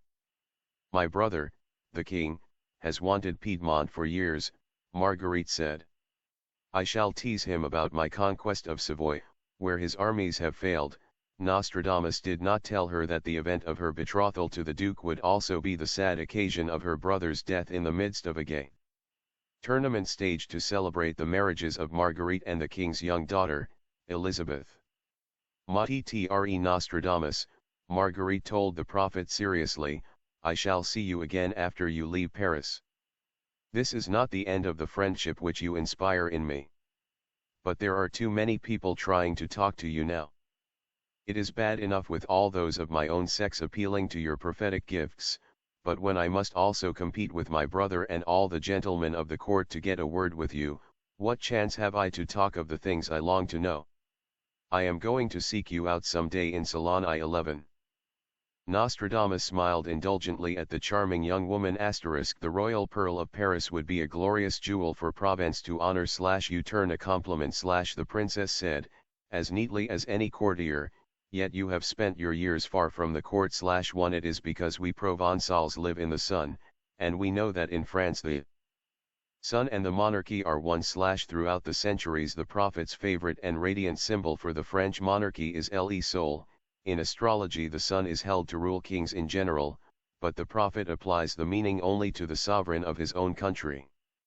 I shall pick a time to come to Salon / Marguerite continued, when all the gentlemen have gone to war, and all the ladies are occupied with children. And I shall hope, Maître Nostradamus, that all your patients will be cured. And then we shall talk, and talk. It was to be some time before the democratic Marguerite made good her promise, but she meant it, and eventually she did find her way to the prophet's door in Provence *. The queen was impatient to have Nostradamus go to Blois and see the other children *. We have not yet asked you, Maître Nostradamus, Catherine said to him, concerning your 2 verses which appear to refer to our children. But surely you understand how they disturb us. It may be that when you have seen and studied all of the children, you will be able to give us an encouraging report. The health of the Dauphin gives cause for anxiety, but he is young, and our physician, Ambroise Père, thinks that he may outgrow his delicate constitution. The other children are sturdy and promising. But since, as you know, we have already been saddened by the loss of 3 children, a mother's heart beats in anxious solicitude for the others. Indeed, madam, I comprehend that, Nostradamus gravely assured her. Blois is about 100 miles southwest of Paris, which meant another not inconsiderable trip for the prophet. He probably traveled in a ponderous, much begilded royal coach, but the trip required more than 2 days on the road *. Still, it was August, with fair, warm weather, and the country, delightful all the way, was enchanting the nearer he came to the banks of the Loire. When the plateau of the palace at last loomed before his eyes and he had his first sight of the castle, Its fabulous size and the enormous dignity of its towers and broad flat roof seemed to him, more than any other building in France, to symbolize the might of the monarchy. The kings of France always loved the banks of the Loire for their country residences, and of all the beautiful castles they built there, Blois is the one which bears the most regal stamp of the magnificence of the Orleans and Valois princes. It was set on a triangle plateau separated from the town by a stream. Its position was isolated and formerly a strongly defended one. But its military strength was now more apparent than real, and perhaps this, too, was a symbol of the Valois dynasty which had made the latest contributions to its architectural splendor. We would like to know to which room in this vast pile the majordomo directed the steps of the prophet. All that is certain is that it was in the most modern wing, which Francis I had built, and which housed the apartments and guest rooms of the present royal family. The private rooms all faced north to escape the heat. Their balconied, arcaded windows looked out over the country of the Vendée and the moats of the town. It was in the midst of the carved and frescoed magnificence of one of these rooms that Nostradamus was installed. As the prophet followed the steward to his apartment, he hardly knew where to look, so bewildered was his vision by the multiplicity and variety of fantastic beauty. The stone staircase which he mounted wound upward through a hexagonal hollow tower, an arabesque device invented by giants and executed by dwarfs to give the effect of a dream. The delicate, ingenious marvels of workmanship are like superwrought, deeply cut Chinese ivories. 11 So Balzac describes the staircase which the prophet is now ascending. As he mounts he can see further and further over the Loire, its living color framed in the pale, elaborate artifice of stone. The apartments of Catherine and Henry occupied the entire first floor. The monarchs spent, however, little time at Blois, for Henry preferred other chateaux. Not until his death would Blois resume its historic role as the setting for the royal drama. When Nostradamus had rested and had something to eat, he asked to see the royal children, whose laughter had already reached him from some unseen plain-oak. Blois was well staffed while the children were in residence. Besides the majordomo and his staff, there was a confessor who looked after the spiritual welfare of the young charges and the household. Each of the children had a personal nurse. Over the nurses were Madame de Curtin, the governess of the 3 little girls, a woman whose superior virtues and abilities were eulogized in the writings of the day, and the Abbé Amiot, the instructor of the 3 boys, who would one day be the source of a bitter quarrel between Charles IX and Catherine, through the young king's love and loyalty toward his childhood teacher. The confessor and the 2 instructors welcomed Nostradamus cordially. They, too, were used to prophets. Their young charges had been horoscoped and studied by oldish men of purported wisdom ever since their birth. To them, Nostradamus, whatever his reputation, was just one more of the same. Each was so devoted to the royal charges and so loved in return, that to imagine fate as ever cruel to these lovely children was more than their simple faith could compass. The prophet quickly established friendly relations by encouraging them to talk about the children. Enthusiastically they told him in what this one excelled, how modest the deportment of that one, and where another needed curbing. The Princess Elizabeth was so fine a Latin scholar, Madame de Curtin vowed, that soon she would rival the young Queen of Scotland. Claude, it seemed, was somewhat stubborn, like her father, but with her mother's good sense. As for baby Margot, the whole staff adored her. The Abbé Amiot allowed Madame de Curtin to take the floor, and when she asked in what arrangement Maître Nostradamus would like to see the children, Amiot said promptly, "Ladies first. Display your charges, madam." 1 Elizabeth, the eldest of the daughters of Catherine and Henry, was at this time 11 years old. Nostradamus was charmed with the singular sweetness and strength of her young face, which still glows through the stiff conventionality of her portraits. It was this quality which so captivated Philip II of Spain, 3 years later, that he married her, although she was intended for his son. He cut the ground under his son's feet, writes Brantome, and took her for himself, beginning all charity at home. Catherine, who had expected, after Elizabeth's marriage, to pump her advantageously about the state affairs of Spain, ran up against a sense of honor rare in the Valois family. Elizabeth refused to betray Spanish confidence. She was only 23 when she died, and about her passing has always hung the dark aura of suspicion. Philip may not, as was reported, have poisoned his charming young wife out of jealousy of his mad son, Carlos. But the legend that he did has persisted. She smiled on the prophet and gave him her carefully coached greeting in faultless Latin, which he praised to Madame de Curtin's content. Then he talked to Elizabeth a little of her studies and her interest in flowers. Mademoiselle Claude, who was 9, came next. She would grow up to marry the Duke of Lorraine, and to try, weeping, to shield her newly married little sister, Margot, from the horror of blood on St. Bartholomew. Muse Night. Her life lacked the spectacular elements of the other two daughters, for which she was doubtless grateful. She, too, made her little Latin speech, but was more reserved than the frank Elizabeth. Baby Margot was only 3 years old. Nostradamus had met the two older girls in one of the formal galleries. Now Madame de Curtin guided the prophet to the nursery in the Queen's apartments, which occupied the first floor. These rooms had formerly been those of Queen Claude, the wife of Francis I. They were still adorned with her delicate sculpture of double CS, with a device in pure white of swans and lilies signifying her motto Candidi or Candides, the whitest of the white. The entire apartments were gorgeously furnished, and to the heavier pieces were added a profusion of little inlaid and silver tables, ivories, enamels and other objets d'art, which were for the most part of Italian workmanship. Baby Margot was already a siren and knew it. She stopped playing with her doll when the governess and Nostradamus entered, and came running toward them. She tossed her cloud of blue-black curls, and used devastatingly her roguish brown eyes at the visitor. She chattered with adorable fearlessness to the strange, grave man and promptly claimed another conquest. "Is she not beautiful? Is she not an angel?" cried Madame de Turton, while the nurse stood by, beaming with the same adoration. La Reine Margot.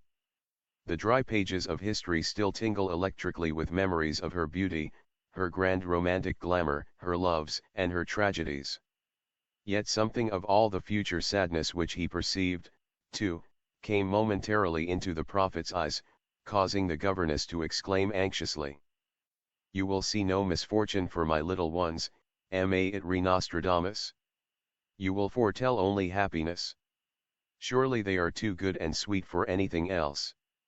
Is not each one a little queen of hearts?" "Alas, madam," the prophet told her, "hearts are the most uncertain of all thrones.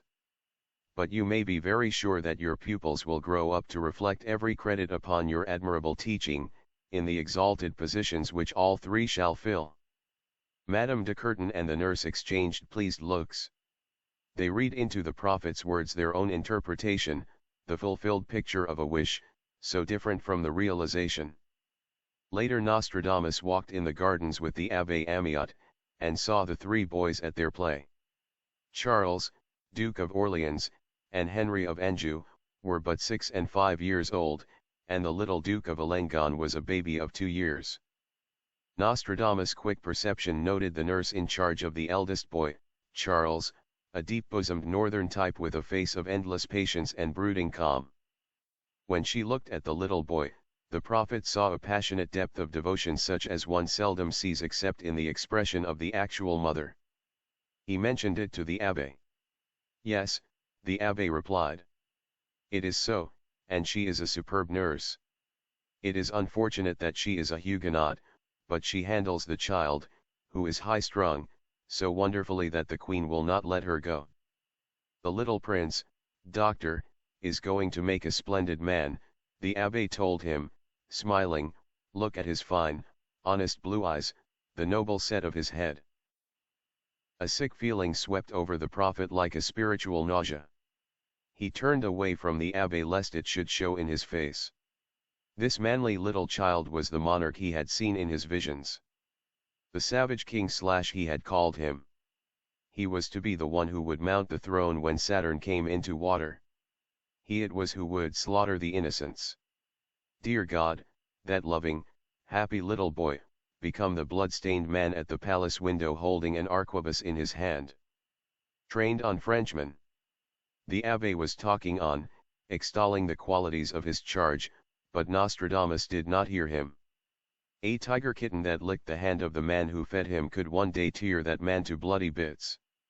So it would be with this child. And those who fed the tiger his first meat, they were to blame, too. Henry of Anjou, with two small dogs leaping about him, came shyly up and stood by his teacher's knee and fixed his big violet eyes on Nostradamus. Our young lord of Anjou is a fine prince too. Amiot stroked Henry's wind-ruffled hair affectionately, yet his tone told the prophet that Charles was his favorite. Who are you? The child wanted to know of Nostradamus. And who are you? The prophet's thoughts echoed in suffering, the child's words. A man stood mistily between him and the boy. A man with a weary, cynical, painted face and a dagger in his hand. He could smell the perfume of his silken clothes. This was the man that Henry of Anjou would be. Only the little dogs playing at his feet were unchanged. It was unbearable. Abruptly Nostradamus got up from the stone bench where he and the abbé were resting and walked toward the infant Duke of Alengon, who was learning his first steps. The faltering efforts stopped at his approach, and eyes that were too solemn above a nose too long for a baby fixed themselves intently upon him. He is doing well with his steps/1, the nurse said proudly. Soon he will walk alone. And one day to perdition and an early death, was the prophet's bitter reflection. He recalled the words of Machiavelli, it is probable that the atmosphere is full of intelligences which announce the future out of commiseration for mortals. What of commiseration was there in foresight such as this? Nearer was he to calling his gift cursed than ever in his life. Suddenly he wished to be away from Blois. A mist of blood seemed to wreath the castle and tint the pallid stone.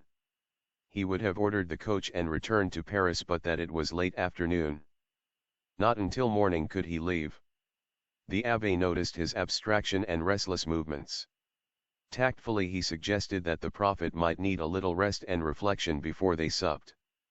Nostradamus was glad to agree, he wanted to be alone. 1 to 10 When the coffin is lowered behind the iron grill where the 7 children of the king shall be laid, the ancient and ancestral dead shall rise from the depths of the nether world without cry, seeing the death of this their withered fruit. He should have changed that line, he thought. Their ancestors should rejoice for France, to see the dropping of such rotted fruit. That evening the prophet ate little. He summoned his self-control and talked with brilliance. But he retired to his room early. He said that he was a night owl and asked if it would be disturbing if he should roam about the castle in the late hours. The others, having heard that such visions as his usually came by night, were a little awed by his request. He was assured that he would be free to ramble, and the guard should be so instructed. Yes, the castle was all open, he could go where he liked. Deep in the night, while all but the guards were sleeping, the prophet left his room and by the light of a lonely candle traversed the dim length of empty corridors to the moon-haunted chapel of the ancient kings of Blois, who had built their temple to God in an age of surer faith. As he went his way down endless stretches of chilly stone, the ghosts of the past and the ghosts of the future peopled the shadowed halls. Out of the blackness gleamed faintly old crowns of pointed gold above stem faces, or was it a pattern of yellow moonlight? Surely the presence of Louis XII, who had so loved this castle, was near, with that of his friend, the Cardinal d'Amboise. Near, too, was the dagger, not yet forged, which would strike down young Balafre, the Guise. And here walked Catherine, the Queen, and the pale young Dauphin with reproachful eyes upon his mother. From farther in the future peered the fat face of the other Medici, Marie, with treacherous d'Epimon. Some seemed to follow the prophet within the chapel, others whose hands were red, halted outside the door. The prophet entered and knelt before the Christ and Virgin, dim in the uncertain candlelight. His fingers touched the beads of his rosary, his lips moved in prayer. The candle burned lower, guttered into blackness, unnoticed by the man whose ceaselessly moving lips pleaded for pity on the 7 children of the king. In the morning Nostradamus said farewell to Blois and left for Paris. He was beginning to feel the strain of all he was experiencing. On the way back his mind was busy with his coming interview with the Queen. Carefully he composed the answers he would make to her questions. He knew he could satisfy her ambitions. But if she asked his guidance and advice, that would be difficult. There was so little to be said that would be acceptable to her, or that she would follow. He sighed heavily as he thought how futile was, after all, such a gift as his to change conditions. Catherine, who had been impatiently awaiting his return, sent for him at once on hearing that he was back. No one knows what took place at that interview. The Venetian ambassador, Lorenzo, writing in 1560, refers to Nostradamus' forecast to Catherine as very well known in France, and as predicting that her 3 eldest sons would all occupy the throne.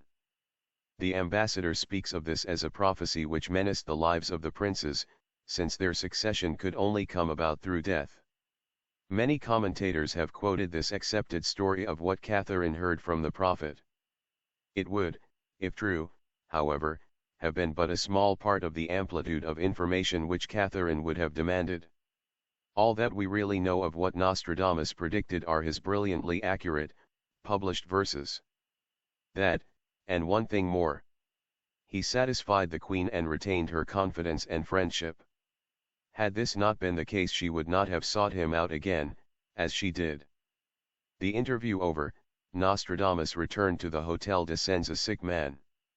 His foot was paining him with what appeared to be a somewhat serious attack of his enemy the gout. The food in Paris had been very hard on him. It was heavy, with too much meat, spices, and sweets. He missed his green vegetables, garlic, and simple, wholesome stews that he had at home, and lay his wife's good housekeeping. He was sick at heart, too, in the midst of all the adulation he was receiving. Paris was filled with greed, ambition, and wickedness. She was like Agrippina, the mother of Nero. And Paris would pay for her sins, and then the whole of France would be involved and would suffer. He saw it coming with dreadful clarity of vision. His foot swelled and grew steadily worse. He had to take to his bed, hating it, and remain in it helpless for 10 days. The acid condition induced by change of diet and water combined with the long traveling and emotional strain of Bio were too much for him. He could no longer stand what he used to. Everyone was wonderfully kind to him in his illness. The king and queen sent constant inquiries for his welfare, and each sent a purse heavy with 100 gold écus. The Princess Margaret came to see him and sent him more of the indigestible food and heating wines of which he could not partake. Ronsard sent him a tribute of verses, which pleased him greatly, likening him to an antique oracle and rebuking the scoffers.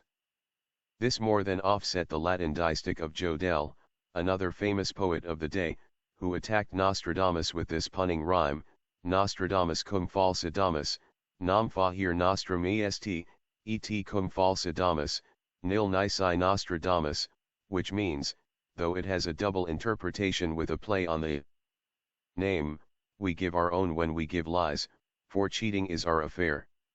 When we give what is false, we give nothing but what is our own. His friends countered in this merry, malicious little war with a couplet using almost the same words but changed enough to give an opposite meaning. The Hotel de Sens was busy receiving and answering inquiries from the stream of callers that came and went all day. Scholars, physicians, prelates mingled with the courtiers in their puffed and slashed velvet costumes, their jewels and feathers. As soon as Nostradamus felt well enough, he received some of the more importanti of these visitors in his room. Of the notables who prayed the exercise of his vision, the great Duke Francis of Guise was not to be denied, nor his crafty brother, the dark Cardinal of Lorraine. Even more than the Bourbons, these two were the most ambitious men in the kingdom. As the uncles of Mary Stuart, they seemed in a fair way to realize the dreams of their house, if and when the king did pass on in a duel, and the Dauphin, Mary's betrothed, came to the throne.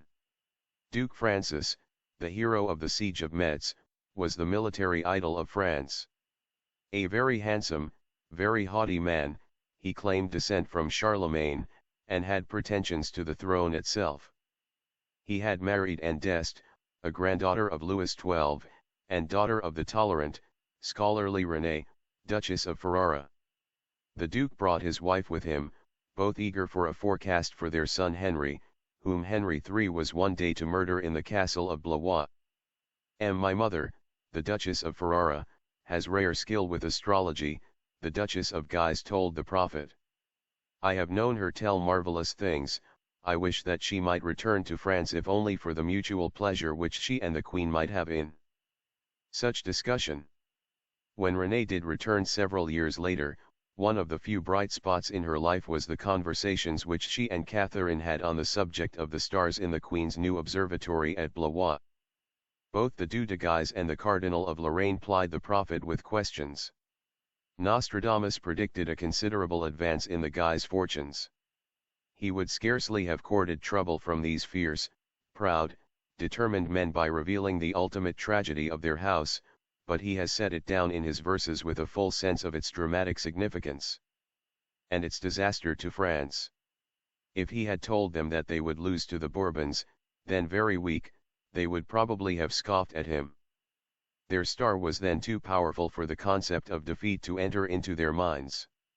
The gout wore off slowly, but at last Nostradamus was free of it for the time being, and in spite of all flattery and solicitation, he was anxious to return to Ceylon. Nor would he be deterred. His room at the Hôtel de Sens looked like a dream of Christmas, so loaded was it with presents of every description. Some of the king's servants packed them for him, while he himself packed his valued inkhorn and writing materials, his treasured Aristotle and the other simple needs he had brought.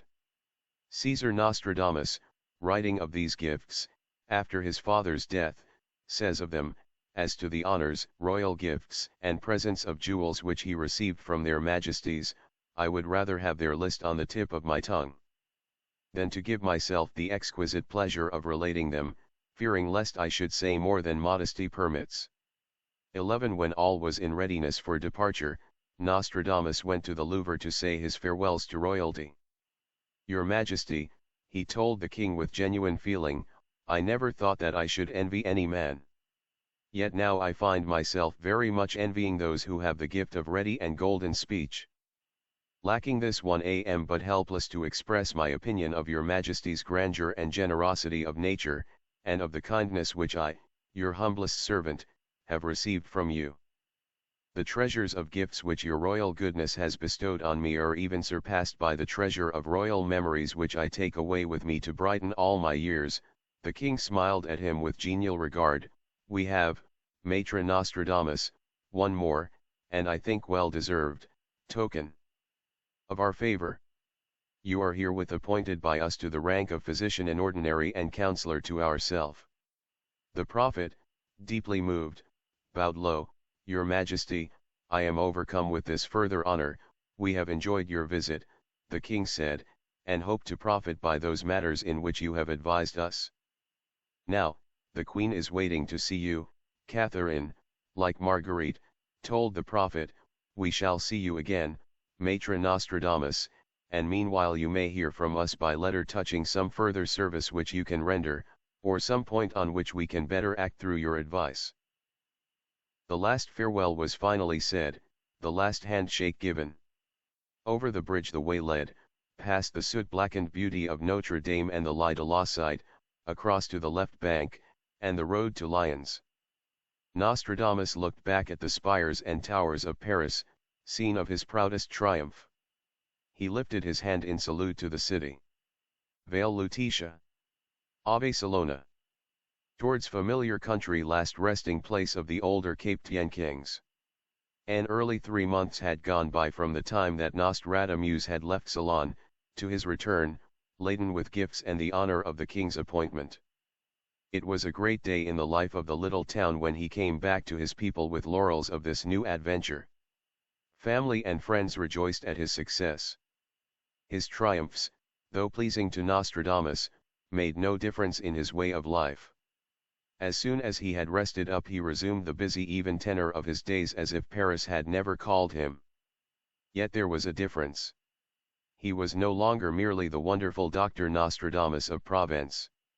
He was now the celebrated prophet of France, honored by his king, and known throughout Europe. In those days when personalities counted more than policies in the political arena because personalities then made policies, diplomatic reports on royalty were as gossipy as a tabloid. They were expected to be. In the lives of kings and queens, everything relative to them had political significance. Whatever they did was an act of state, from taking a pill to taking a mate. The least occurrence that an ambassador could find out was incentive to him to seize his quill and write a dispatch to his sovereign. Ink had flowed like water during the visit of Nostradamus to Paris, and copious reports had been sent home by the diplomats describing this amazing man. Some of the diplomats had made an effort to meet him in order to size up what sort of influence he might exert on the king. The Queen's patronage of prophets was well known. But Henry's interest was something else. It made Nostradamus potentially high politics. After his return to Ceylon, foreign rulers began to send private emissaries there to see him. This was with the double hope that he might let drop some information of value, and, on the other hand, if he was as amazing as reported, there was not a ruler in Europe who did not yearn for a little advance knowledge on the aims of his competitors. A good prophet was worth his weight in gold to any king. So the people of Ceylon had one more thing to wonder and gossip over in the important-looking men with a foreign air who now came and went mysteriously at the house of Nostradamus. Naturally these consultations were of the utmost secrecy, and nothing is known of them except the rumors and observations of the townspeople. In his leisure time Nostradamus took up the work on his verses for another volume of prophecies. He also turned his attention to other kinds of writing. He had published in 1552 a little book, Traité des Fardaments.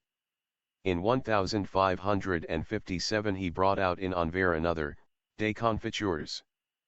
These two were later on combined into one work, perhaps supplemented, and formed the two little volumes to which Barrist refers, one of which contained the recipe for the troches. It was not strange in that day for a famous doctor to occupy himself with writing about beauty secrets and cooking. In that pre-beautician, predietician age, the doctor was the only safe authority on such matters. The cult of the body, which the pagan revival raised to romantic heights, demanded to be served with formulae which contributed to the effectiveness of feminine charm and preserved its loveliness from age. Every beauty of the day had her private collection of formulae. Some of these were very old family secrets, carefully guarded and passed on from mother to daughter. Valuable additions to this tested knowledge were greatly prized.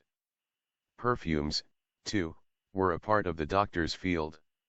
The 16th century drenched itself in sweet-smelling essences not alone because they were fashionable and much enjoyed, but they were thought to have some prophylactic value too. There was also the matter of cooking, which was by no means beneath a physician's notice. Culinary recipes, like those for beauty, were especially important in France, and were hoarded and prized in every household. Nothing was known about diet, but it was recognized that in illness special feeding was required, and usually this took the most unfortunate form. Scurvy, which was one of the commonest diseases, was considered, then as now, a deficiency disease. They knew that much about it. But the sufferers were denied the citrus fruits which would have cured them and were strengthened with rich meats and heavy wines.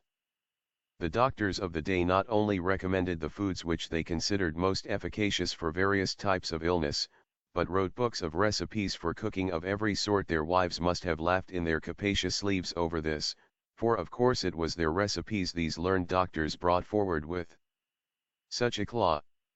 They did the cooking, and the doctor took the cash and credit. A little compendium of what every woman should know: perfumes, cookery, beauty hints, household remedies, and how to keep the silver clean was a popular, practical book and met a real need. When doctors stopped writing these books, much of this old, generalized information found its way into almanacs. Dr. Nostradamus had many highborn feminine patients. These might not have cared so much for the doctor's ideas on cooking, but they would certainly have demanded that he produce a few miracle aids for beauty. Now that he was so famous, the plain people of the countryside, who knew well his kindness, began to claim their need of attention. Their concern was with the land, its crops and harvests. Farmers, laborers, shepherds, estate managers and gardeners swarmed to ask the prophet to tell them when to plant, how their crops would turn out, how to destroy pests, what the weather would be, how to cure livestock, and the 1,001 things a farmer wants to know. They took up so much of his valuable time that something had to be done about it. So Nostradamus, in order to help them, and, so it is said, for his own diversion too, wrote and published his astrological almanacs. These gave the times and seasons for the farmer's one work, and included a number of public forecasts in prose. These almanacs were dedicated to Pope Paul IV, and presumably met with his august approval. King Henry II was overlooked in the matter of dedication which, one would think, by all the laws of hospitality received, would have been made to him.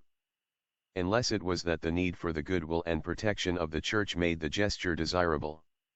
Like everything he did, the almanacs caught on at once. They sold like wildfire. Printers all over France, seeing a gold mine in Nostradamus' name, began to pirate it. Bogus almanacs, imitating his style and using his name, were put out everywhere. The common people, greedy for the prophet's words, were unable to discriminate between the publications, but they knew false prophecy when they saw it, and blamed Nostradamus. His enemies fed the fuel of undeserved criticism, and in consequence of all the ensuing furor Nostradamus' reputation took a fall among the people at large. This was not true of the court. The people of position and culture who knew him realized the situation, and their loyalty never wavered. There were no copyright laws. The almanacs were at once translated and republished in England. They were the ancestors of Old Moore's and other famous English prophetic almanacs which have always been popular there. Nostradamus had no protection or redress. He consulted a Lyons lawyer about the misuse of his name, but there was nothing to be done. In Lyons particularly, the city for which he had done so much at the time of the plague, old acquaintances cold-shouldered him, and he found that his popularity was gone. He is said to have been deeply wounded by his treatment there. In 1557 he published at Lyons his paraphrase of Galen, a philosophic discourse which was well received by scholars. All was quiet in little Ceylon as the prophet pursued his peaceful studies. But in the great world large events were taking place, fulfilling incredibly his prophecies. While the bourgeois and the common people who bought the paper almanacs were attacking him, kings and their courts who owned and studied the small, finely bound leather volumes of his quatrains were according him new and breathless acclaim.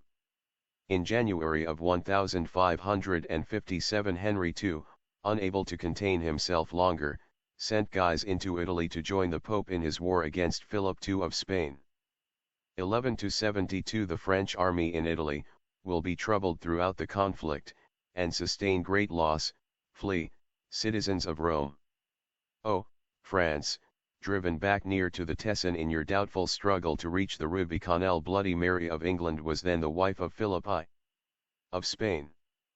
Philip persuaded Mary to help him by declaring war on France. Presage 48 The traveling herald of the lion seeks out the dog while the city is consumed by battle, pillage and fresh capture. Princes, defenses opened up, are captured by hard blows. The herald returns to his country. The French who went on an expedition are captured. A great alliance is contracted with a royal virgin. The dog, sometimes the great mastiff, is a symbol sometimes used by the prophet for the guardian qualities of the kings of France, the watchdogs. The lion is here the heraldic one of the Tudor family. Mary declared war by sending a single herald to France to give in person, in the old medieval fashion, her personal defiance to Henry. Henry told him to begone the kingdom, and that had he not come from a woman he would have told him some worse things. Philip, with some English help, then landed 50,000 men in Picardy and Flanders. The Duc de Guise had to rush back from the Italian failure to meet this new threat as best he could.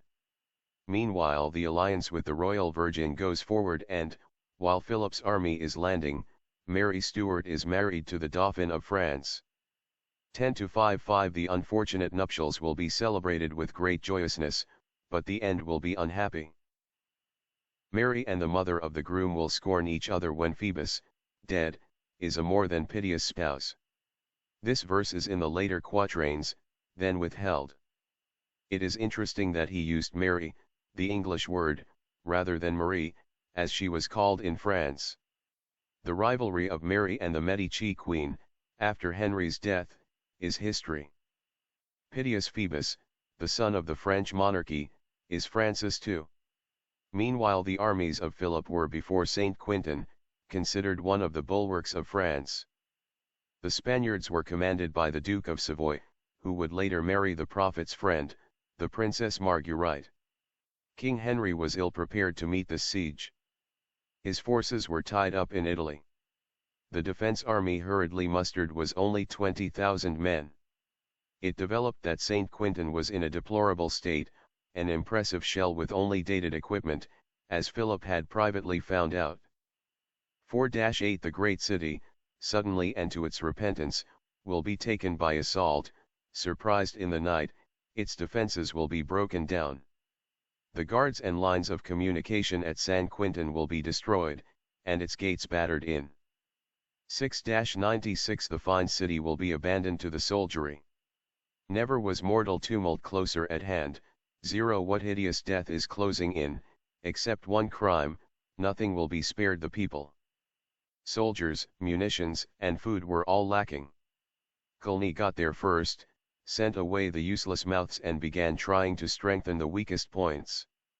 Old Constable de Montmorency, Bossu of Condé, Francis d'Andelot, men who would soon be murdering each other in deadliest hate, were there with the flower of the nobles of France of whatever creed. They stood together then as Frenchmen and fought as Frenchmen can. But it was one of those never-heeded lessons in preparedness. They were unprepared and their defeat was bloody and total, just as the prophecy had said. Francis of Guise, arriving from Italy after Saint Quentin had fallen, sought for some brilliant counterstroke to humble Spain. Calais, like Saint Quentin, was poorly defended and its equipment was run down. Very secretly Guise moved before Philip could get wind of it, and, 61-28 The great Duke of Alva will enter the war in a manner traitorous to his grandsires. The great Duke of Guise will put an end to the war with a captivity that shall be his enduring monument. 1x29 The country which has accomplished nothing will give place, it will eventually abandon what was captured but not captured, the church will be on fire over the bloodshed, Guines, Calais and Die will be returned. The capture of Calais did indeed confer immortality upon the name of Guise and give him an enduring monument. The Pope said it was worth more than the capture of half of England. Mary Tudor, who was dying, cried out, "If they open my heart, they will find Calais graven on it." Guizot lists in his history the vast extent of the captivity of the British command cannon and munitions, the gold and silver, furniture, merchandise, and horses which passed to Guise. England had held Calais for over 200 years. From this capture it remained with France until 1940. Spain had accomplished nothing whatever by the war, for the peace terms gave back to France everything she had lost, all her captured but not captured towns. The Duke of Alva was general-in-chief for Charles V and Philip II of Spain. All wars come to an end, and this one closed with the Peace of Cateau-Cambrésis in the spring of 1559. Nostradamus saw it only as the prelude to worse and internal war. 9-52 Copy Rig F Peace approaches from one side, but war will be pursued on a greater scale than ever. Men and women will weep, innocent blood will flow throughout the land, and it will happen throughout all France. But not while Henry lived would the storm break. Bloody Mary had died while the war was on, which changed the political lineup, as Protestant Elizabeth inherited the English throne, and Foot was too early yet to foresee the character of her rule. Philip and Henry had decided for a change to be friends.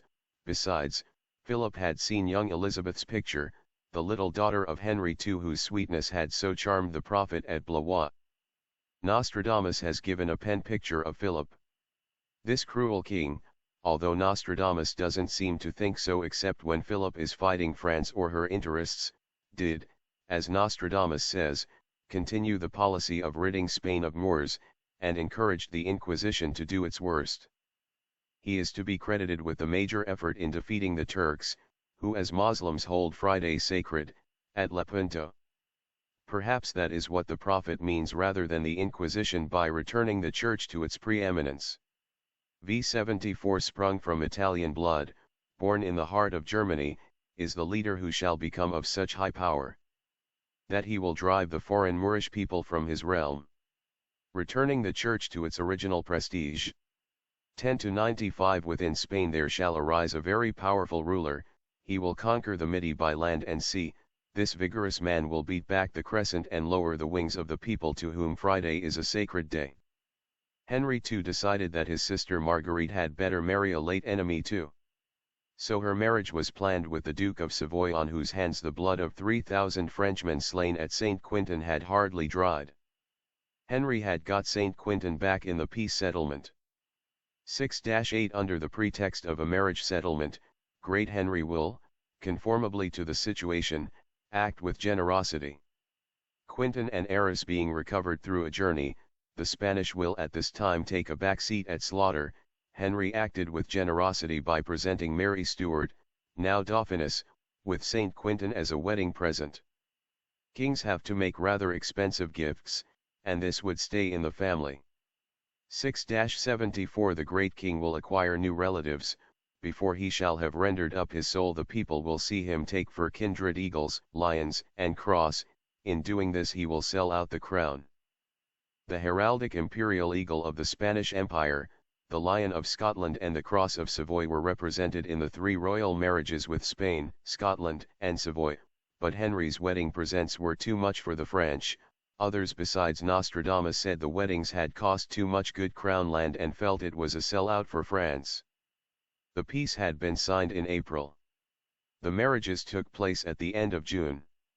Henry II celebrated the acquisition of his new relatives with a splendid tourney. The three-day sports event was attended by the entire royal family, even to baby Margot. Society turned out in the full magnificence of its jewels, its laces, and its stiff brocades. Before this audience of the rank, wealth, and beauty of France was played a long-awaited tragic drama. Staged against a background of damascene silks, feathers, tassels and fluttering streamers, with the trumpets of heralds in party-colored dress calling the final act, on the June 29, 1559 occurred the duel in which Henry II lost his life. As prophesied, Henry II loved to joust, a sport at which he excelled most of his court. He had already run several tilts like a sturdy and skillful cavalier, and he wanted one more before he stopped. He challenged his young Scottish captain of the guard, the Earl of Montgomery. The Earl, like everyone else, knew the prophecy. He excused himself, but the king didn't have it. It was a command. The seneschal, radiant in her black and white, was looking on from the royal dais, at her colors flying from her lover's lance and shield. The king was mounted on a coveting Spanish barb, caparisoned with crimson velvet. Henry's armor, as was royalty's privilege, flashed with the goldsmith's art of cunning and intricate gold inlay, which covered the steel like a golden lace. His casque was gilded and crested with plumes. A fragment of Montgomery's lance struck the king's neck, a piece forced up the visor, and a splinter of wood entered Henry's eye and injured the brain. He lingered for 11 days in horrible agony, then died. Probably of all the prophetic verses which Nostradamus has written, none is so widely familiar as have always been the quatrains describing this tragic affair. 1-3 The young lion shall overcome the old in single combat on a martial field, his eyes, encased in gold, will be put out, when two are in the lists, fighting as one, he will receive a mortal blow and die a cruel death. Young Montgomery was a Scot, indicated by the heraldic lion. 111 to 55 in the year when a single eye reigns in France, the court will be in grievous trouble. His friend will kill the great one of Blois, the kingdom will be thrown into evil condition and double uncertainty. The great one of Blois is of course the king, and the young Earl of Montgomery, his friend. Almost over the king's dead body the struggle began between the Guise and Bourbon factions, with Catherine as a helpless factor in the fight for power. Francis II, the boy king, doubled the uncertainty of the situation through his frail health. 6-63 The royal lady shall dwell alone in power after the passing of her matchless husband, first on the field of honor. For 7 years she will lament her sorrow, then, gifted with long life, she will rule to an advanced age. Nostradamus must have been looking ahead to the continued protection of Catherine's favor when he mentions her 7 years lament. 7 days would have been stretching it. This line was a courtier's phrase for a practical purpose. But it is true that 7 years after Henry's death Catherine made a grand tour of France with Charles IX, and it was the first time she had indulged in such a public display of social pomp since King Henry's death. She lived to be 70 years old. Few royalties in her day lived so long. The working out of the prognostications of matron Nostradamus had the court gasping with awe. With Henry dead, everyone set to with a will for a fresh bout with the quatrains to see if they could wrest an inkling of where the next blow would fall. The boy king, Francis II, with lovely Mary Stuart, were now the king and queen of France. It was the triumphal hour of Francis, Duke of Guise and the Cardinal of Lorraine. It was Catherine's hour to mourn, not for Henry gone, but for herself, alive and beset by enemies on every hand. But who knows what secret prophecies she hugged to her bosom while outwardly dutifully meek, as became a sorrowing widow. Only Nostradamus and Ruggiero could have told. Bossuet, Coligny, and their crowd had no intention of letting the Guises rule France without a struggle. They had their own prophecies that someday a Bourbon would unseat a Valois, and prophecy or not, they meant to keep fighting. 4-62 There will be an ambitious plot against the crown by a powerful army leader who will think to seize the king. And he will feign a situation, by a planned ruse, but the plot will be uncovered under the boughs of the forest. Had Condé and Coligny seen that verse when the plot was hatched, and did they only scoff at the Catholic sorcerer? Did no one whisper in their ears, saying, "This man has a record for truth, Saint Quentin, the king's death and all the other things he has foretold should give you pause"? The conspiracy of Amboise was the Protestants' opening gun in the bloody religious wars that would devastate France for more than 30 years. The French historian, Mallet, says that Condé, Bossuet, was the secret head of the plot to kidnap the king and break up the influence of the Guises. The forces of the plotters were stationed in the forest of Amboise. There, under the trees, they were discovered, beheaded, or hanged. Nostradamus heard of all these things in Ceylon. There was another of his forecasts destined to come true very shortly, one he hadn't published yet. It would be included in the last 3 centuries. X39 The widow of the unfortunate marriage will survive the death of the eldest son. No children will be born of the marriage. 2 isles will be put in discord. He will die before 18, still of incompetent age. The succession will be harmoniously settled upon the next of age. Mary of Scotland had married the Dauphin while he was still the eldest son of the 7 children the king was to leave behind him. There were no children of this marriage and Mary returned to her native heath, unwanted in France by Catherine, and set 2 isles in discord through feud with Elizabeth, the Dauphin, king at his death. Poor Phoebus was only 16 years old and he was king for but 16 months. The story has come down that before the death of Francis II the Venetian ambassador, Lorenzo, wrote to his government that all the court was quoting verse 39 of Century X under the breath. Yet this verse was not published until 1568 and the boy king died in 1560. So many legends have grown up about Nostradamus, inspired no doubt by the natural desire of the raconteur to top the other fellow's story, that one is constantly finding these inconsistencies in old accounts. The court would have been far more likely to discuss the ingress of Saturn into Cancer hinted at as the date for a new king.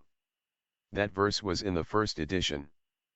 The month before Francis died, the blow, also predicted in the first edition, struck the bailiff of Orleans, Jerome Grosslot.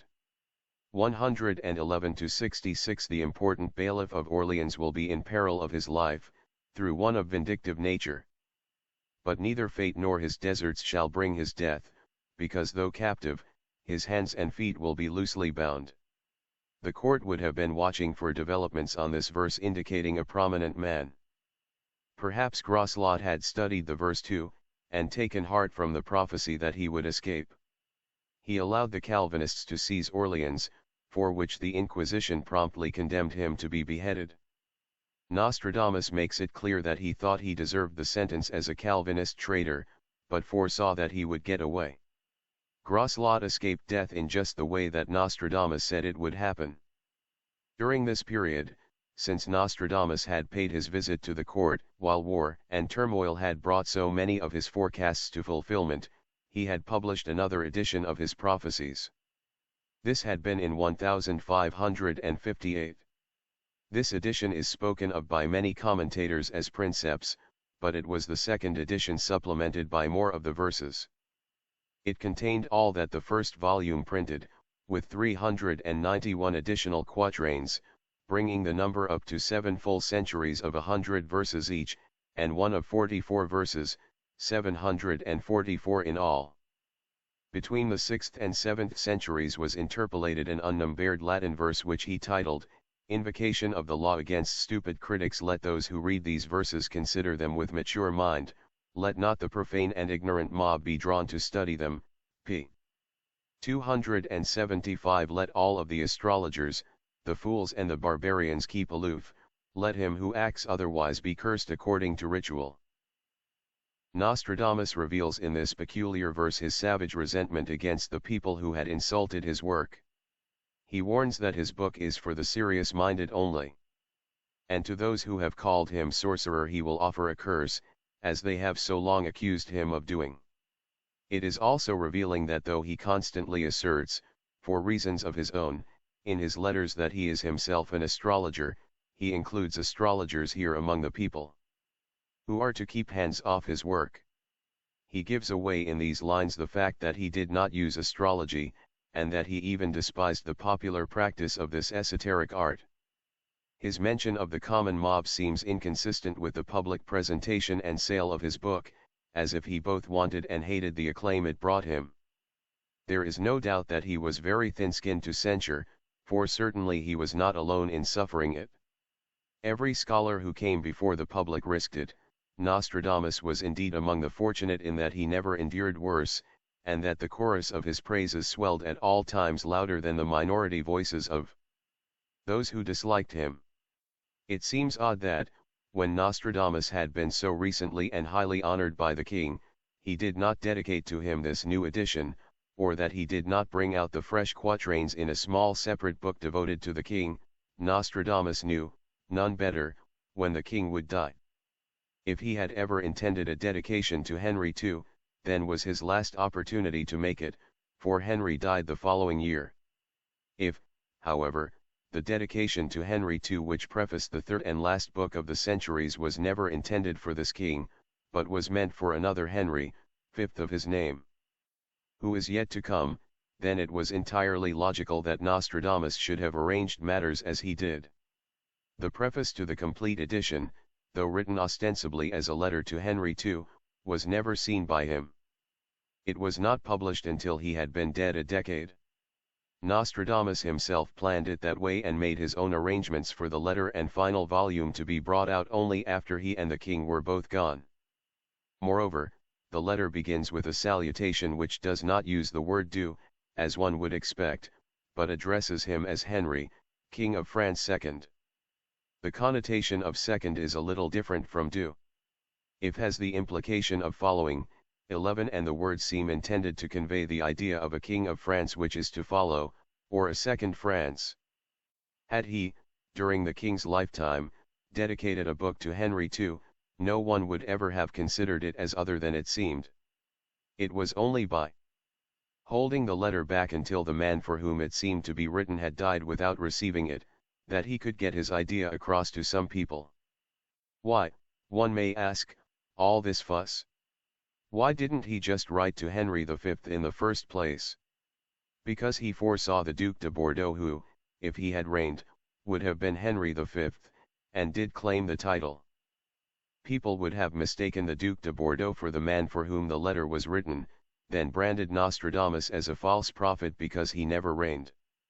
Nostradamus' wording was perfect for his purpose.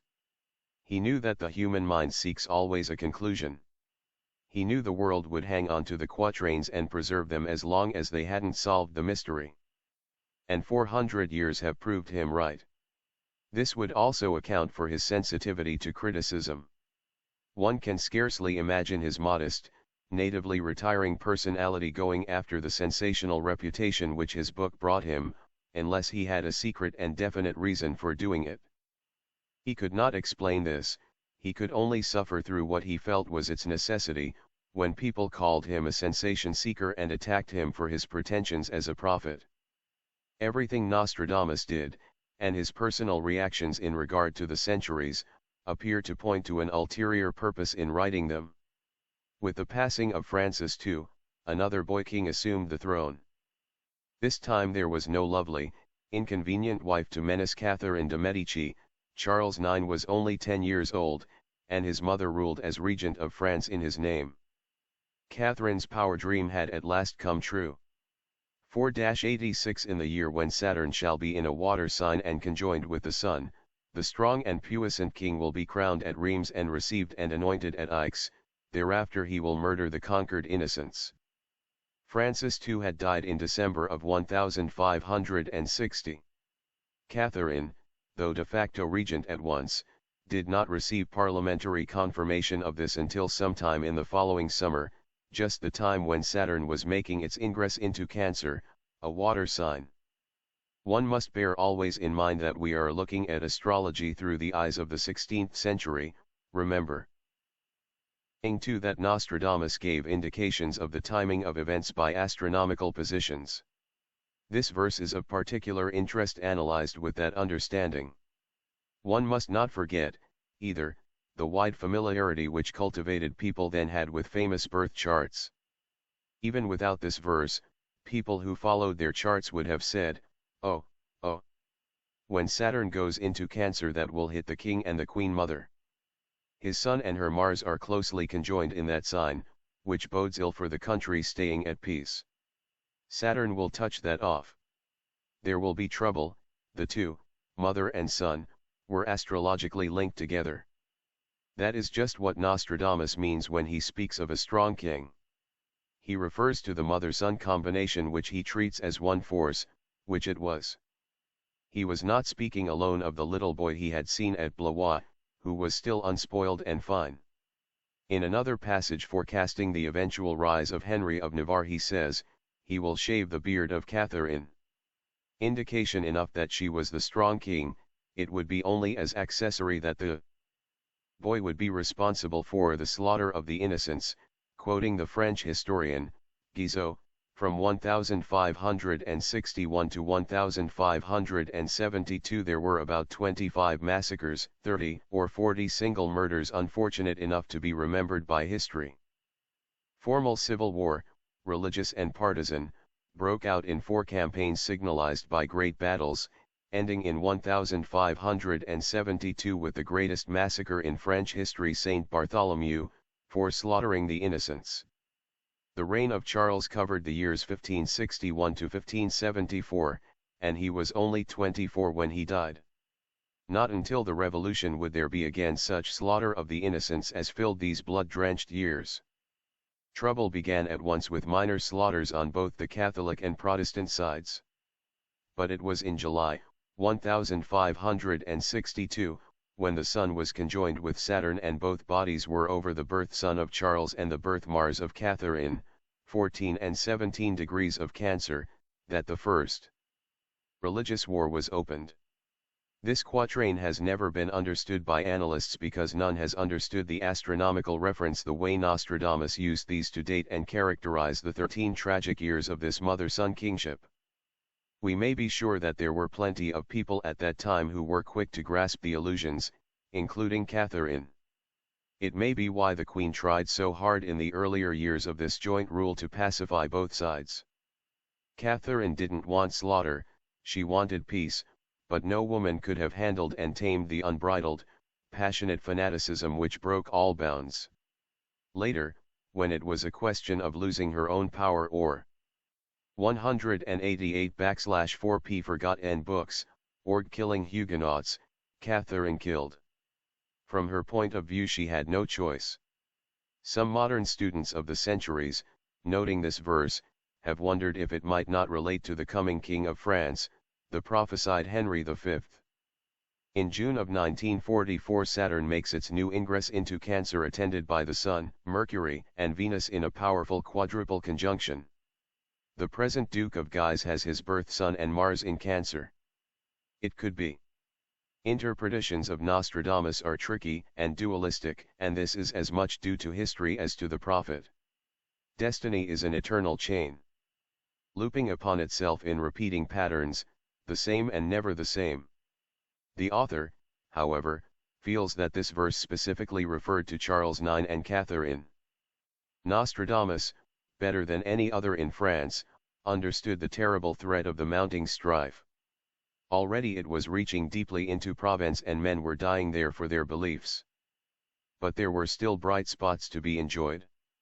Chief of this was the promised visit from the Princess Marguerite, who was now the Duchess of Savoy. She came to Ceylon bringing with her Emmanuel Philibert. They were on their grand honeymoon swing through the country and probably a little bored with all the public entertainments that were given them everywhere. Nostradamus gave the usual Latin oration on behalf of Ceylon, as the town always liked him to do for their distinguished visitors. Emmanuel Philibert seems to have been as charmed by Nostradamus as was his wife. They made quite a stay in the town, longer, that is, than they had planned. They invited Nostradamus to sup with them, and they in turn visited him informally. There were the long and interesting talks that Marguerite had looked forward to. It violated, however, the etiquette of her day, and there was some criticism to mar the pleasure. Nostradamus was a gentleman but not a noble. The 16th century made fine distinctions in rank, and Catherine had rigidly tightened all matters of etiquette.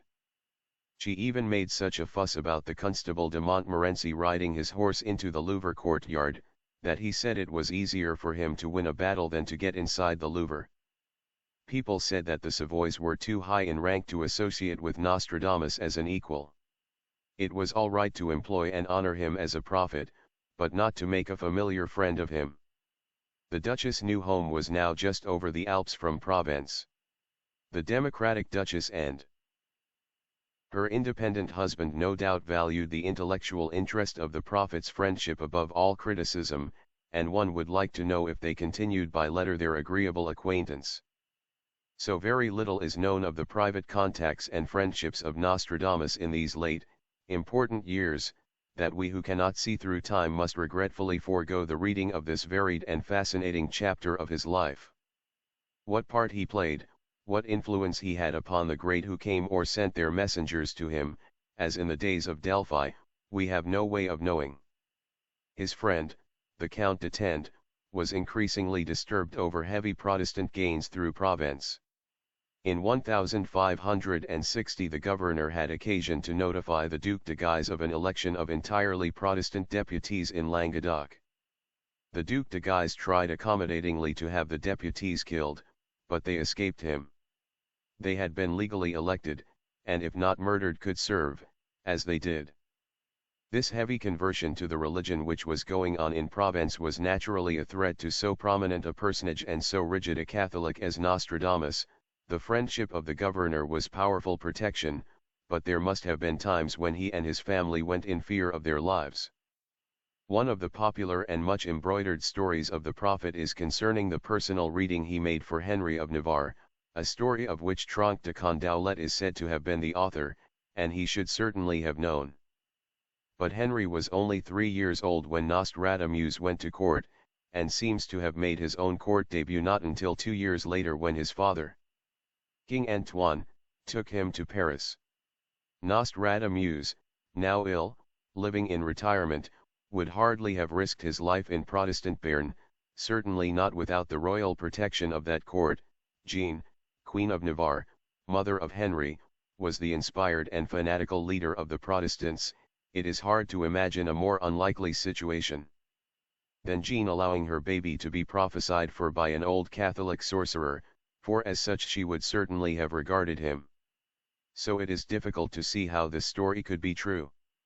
Nostradamus made many prophecies about Henry of Navarre, for which he did not need to see him and probably never did. The first prophecy made for the House of Navarre by Nostradamus concerned the father of Henry and appeared in the first edition of the Centuries. Since he called by name King Antoine, whom for some reason he seems to have admired, the veiled reference to lead might easily mean the next king of Navarre, Antoine's successor, Henry, whom Nostradamus did not like and never failed to say as much. This verse further gives the lie to the story of the examination of Henry by the prophet. Probably neither of the child's parents would have wanted it. Antoine was a weak man with the turncoat propensities of his family. He was by turns Protestant and Catholic, but he was Catholic when he died, killed at the siege of Rouen in 1562. 4-3 The lice will gnaw great Antoine for his least sordid deed even unto the last day of his life. He who shall covet lead shall, after his election, use his lead as a plumb for depths to which he shall be plunged. The lice are of course the Protestants who assailed Antoine and killed him at Rouen. The last lines are a play on words. Lead is the base metal of the alchemists in contrast to gold, the metal of spiritual purity. Henry, the son of Antoine, shall not value gold, but will covet the baser things, and these will be the measure of the man and his ultimate tragedy of assassination. In view of the many prophecies in circulation that the heir of Navarre would supplant the Valois, these unflattering comments would have been well understood. It gains in aptness from the fact that both Henry and the prophet, having the same birthday, came under the sign and planet ruling lead.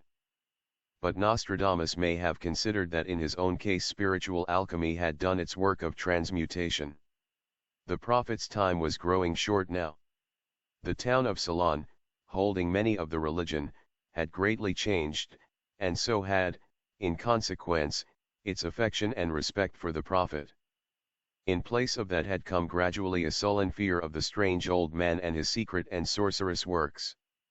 The town avoided him, all but a few close, loyal friends like de Condaulet.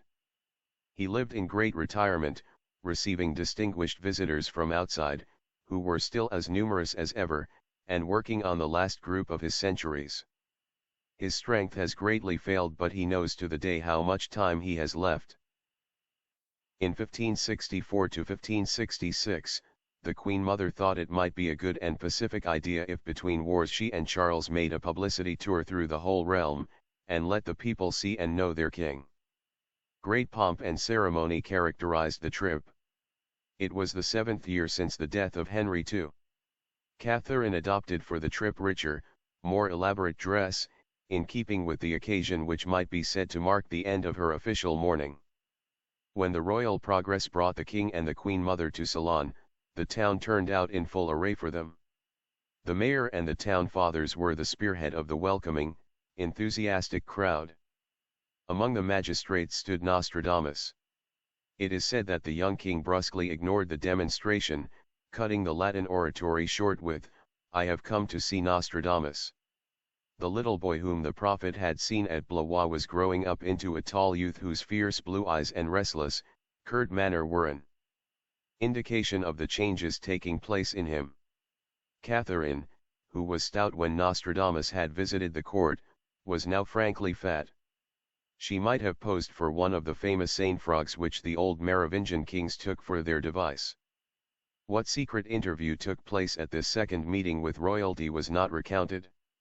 Yet surely there was a private meeting, with questions asked and talk of the fulfilled forecasts of the last 8 years. The Venetian ambassador, who seems to have wielded an active, if not always accurate pen, was not there to chronicle the rumors, otherwise we might have had a story. Charles IX confirmed at this time the appointment of physician in ordinary and counselor which his father had bestowed on the prophet. Some writers say that it was not Henry, but Charles who first gave it. Others speak of the prophet holding his appointment under three kings, Henry II, Francis II and Charles IX. In view of the facts, this seems the more likely assumption. On his way back to Paris, Charles again summoned Nostradamus. On this occasion he gave him a purse of 200 gold écus. Whether in the past years Nostradamus had carried out secret missions for the crown is not known. There would hardly have been a record of it if it had been so.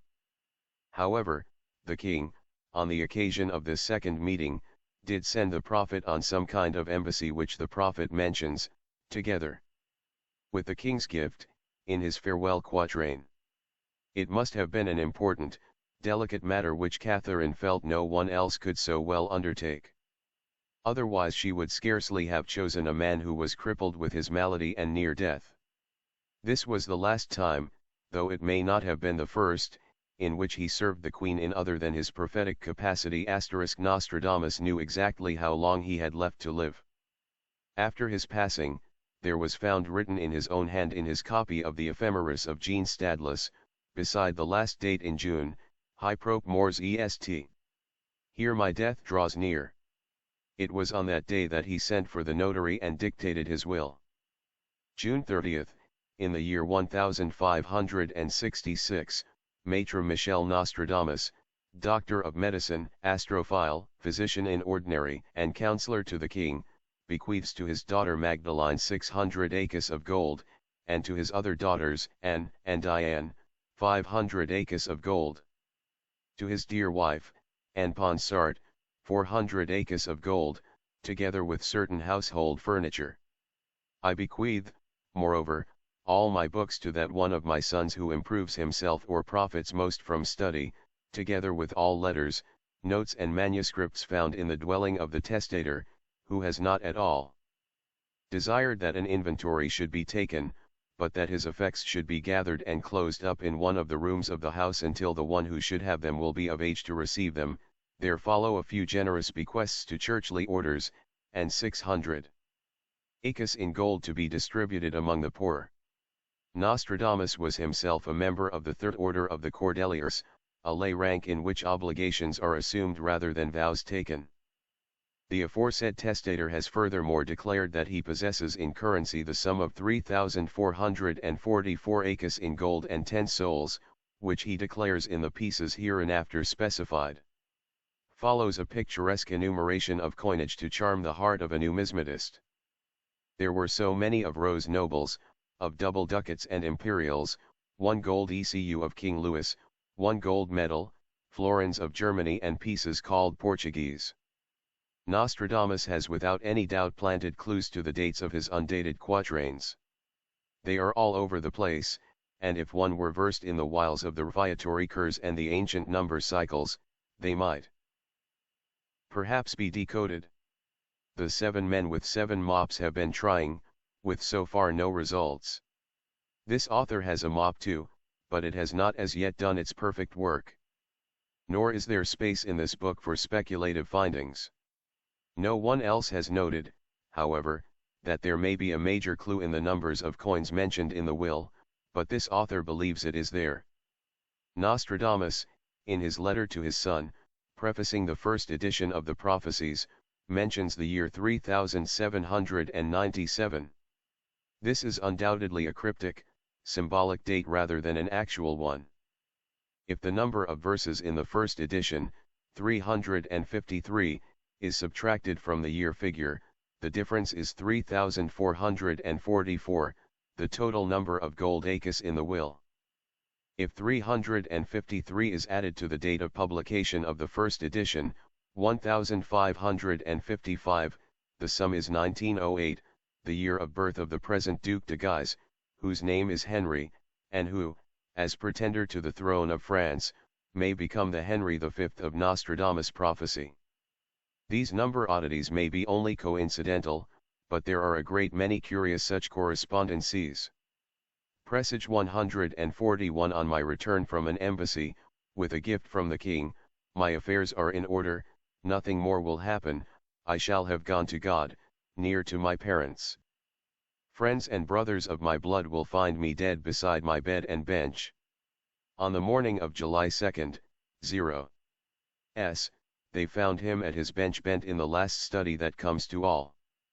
The ephemeris of Gene Stadius, near at hand, showed for that day the sun, symbol of man's life, just departed from its conjunction with Saturn, the grim reaper, and making an aspect with Neptune, the strange planet of timeless things, still undiscovered in that day. Under the mysterious influence of this star the prophet's gift had been developed. Under its guidance this titan of two worlds entered his new home in the farther country of time, whose boundaries between the seen and unseen lands he had so often crossed.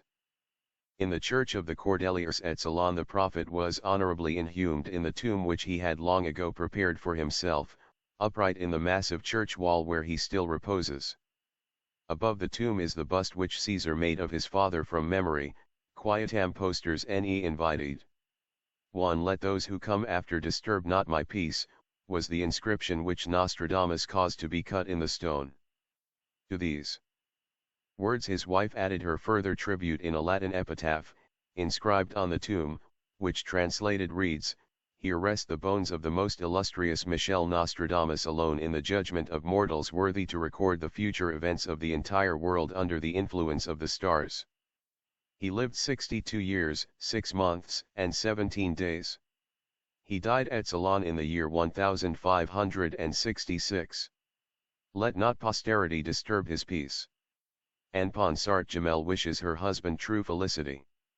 So ends all that we know of the seer of the centuries. At the close of the third edition of his prophecies, he wrote the word fin. More fitting words for ending the final chapter of the life story of this timeless traveler and man of tomorrow are. Part 2. The cycle of Valwanavar tel Jutranjard, Mhurit Cao Uraj, Tkljuafan Seal Fitlush and Fin Vifitka. Portrait MVTF de du Crayons Diners, High H. Core and F. Ifsrit in Fisver. Ron Sar, who celebrated the arrival of Nostradamus at court with verses in his honor. The 7 children of the king presage 40 a succession of fatalities will decimate the house of 7. Hail, tempests, pestilent misfortune, and furies, a ruler of the Orient will put all the Occident in flight and subdue those who were once his conquerors. 7 children shall he leave behind him in his house, the third estate will eventually murder 1, 2, people, will be pierced by the sword of one of the children, Genoa and Florence will contribute to the disorder, 6-14 the 7 branches will be reduced to 3. Death will surprise more than one of the elder born, p. 294 the 2 males will be corrupted to the point of fratricide, conspirators will die in their sleep. One of the children, Francis II, was now gone. The biblical scourges were unleashing their furies in the religious wars between the Catholics and Protestants, which had begun in 1561, while Nostradamus still lived. Suleiman the Great was on the throne of Turkey, his pirates were sweeping the length of the Mediterranean, harrying Venice, preying on the commerce of all Europe. Hatred and rivalry were between Charles IX and his brother, the Duke d'Anjou, Catherine's favorite child. These 3 quatrains are like the opening bars of a tragic symphony, giving the leitmotif which the music will interweave with other patterns, amplifying and developing the theme. Covering the reign of Charles IX were the 4 religious wars which spread death and ruin over the country. The Protestants numbered more than a quarter of the population of France, a large number to do away with or even crush, yet such was the only idea that presented itself to the Catholics. VMS between Bayonne and Saint-Jean-de-Luz the promontory of Mars will rise, p. 295 the effort of the nymph of the north will remove the light, then it will be snuffed out at the bedside without help. In 1565 Catherine and Charles IX met the Duke of Alva at Bayonne to consult about means of quenching the fire of the Protestant menace. The time was set for the massacre which was later postponed until St. Bartholomew's because the Protestants got wind of it. The nymph of the north is Queen Elizabeth, whose encouragement and active support were invaluable to the Protestants. The prophet sees the unity of faith lost to France, snuffed out never to return. Largely by virtue of this support, Elizabeth also removed the light of the Duc d'Anjou's hope to marry her, which died a-borning. In 1558, 2 years after the prophet's death, a new and final edition of the prophecies was published at Lyons by Rigaud. The arrangement of the centuries was in 2 parts. The first comprised all of the 2 previous editions together with the letter to Caesar. The second half consisted of 3 new centuries of 100 verses each, preceded by a letter of dedication to Henry, King of France. The edition was brought out under the direction and supervision of Brother Jean Vallier of the Monas Terry of the Minas Conventuals, and with the permission of his ecclesiastical superiors. It is evident that this must have been in accordance with a pre-arranged plan made during the prophet's lifetime. It also shows the support and approval which the Church accorded to his prophetic powers. In this time of high excitement, war, and death, the publication of fresh prophecies was an event of prime importance in court circles. So many forecasts had already been fulfilled that, as Nostradamus had predicted, he was even more famous in death than he had been in life. In this same year occurred another event of importance to the court, and saddening to all France. This was the death of the Princess Elizabeth, then Queen of Spain. Of her marriage to Philip, Nostradamus had this to say: S49 Venus, Sun, Jupiter and Mercury shall augment events of the class coming under their influence, a grand alliance will take place in France, and the bloodsucker of the Midi himself, the flame of war being extinguished by this extreme remedy, will plant the olive branch in solid ground. Jupiter and Sun, stars of pomp and royalty, had been in friendly aspect during the splendid, fatal tourney which celebrated the match. Philip, from the time he became King of Sicily, was called by the French the blood sucker of the Midi.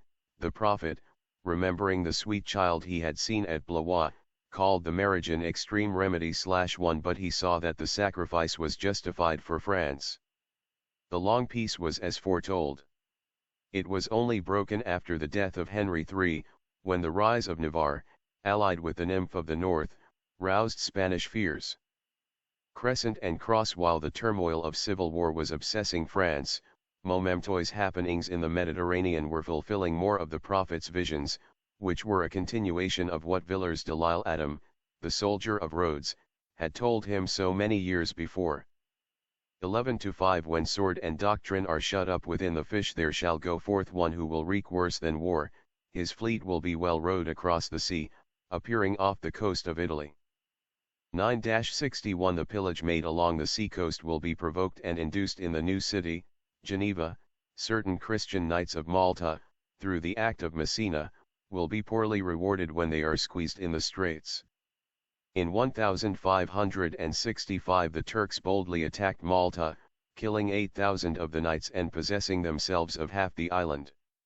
The island had, you will remember, been given to the Knights of Rhodes, under Nostradamus' patient, the Knight Commander de l'Isle Adam, by Spain, as a reward for their valor at Rhodes. Therefore, says Nostradamus, it is poor guerdon for Philip II of Spain and King of Sicily, the deed of Messina, Sicily, to leave them to be squeezed in the straits without sending any help in their dire extremity. John Calvin made Geneva his headquarters.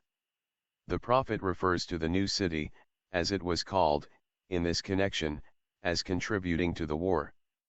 Copyright. From Monaco to Sicily the whole shore dwells in desolation, there will not be a town, city, or village which has not been the prey of barbarian theft and pillage. 439 The Rhodians will demand help through the neglect with which their heirs have abandoned them. The Arabian Empire will turn on its course when the Western nations have redressed the Christian cause. Lepanto 930 From the port of Erzurum and the country of St. Nicholas, Turkey, there is peril to Frenchmen in the gulf of fanaticism.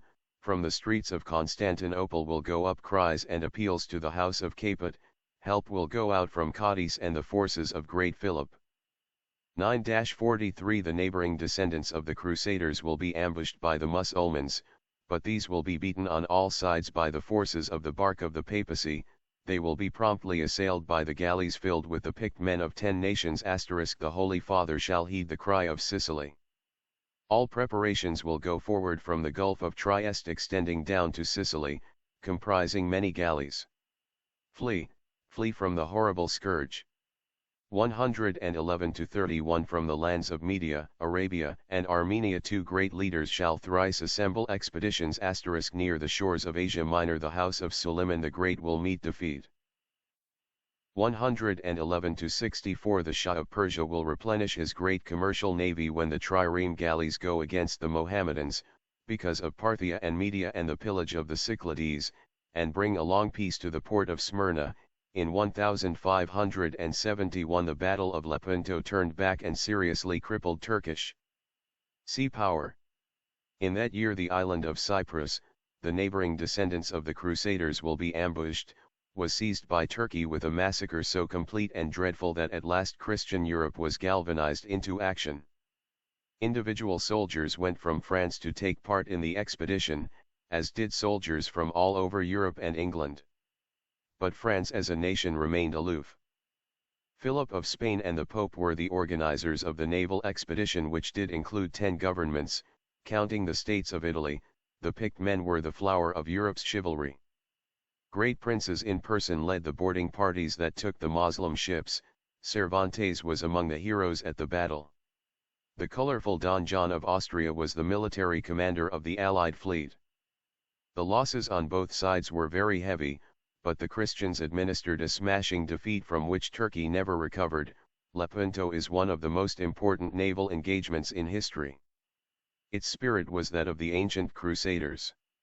Its trireme galleys, little changed from the days when Rome defeated Carthage, saw their last use in a major engagement at Lepanto. These romantic ships of war were shortly discarded for boats of different build adapted to hold the new artillery, and to a complete change in the methods of sea war.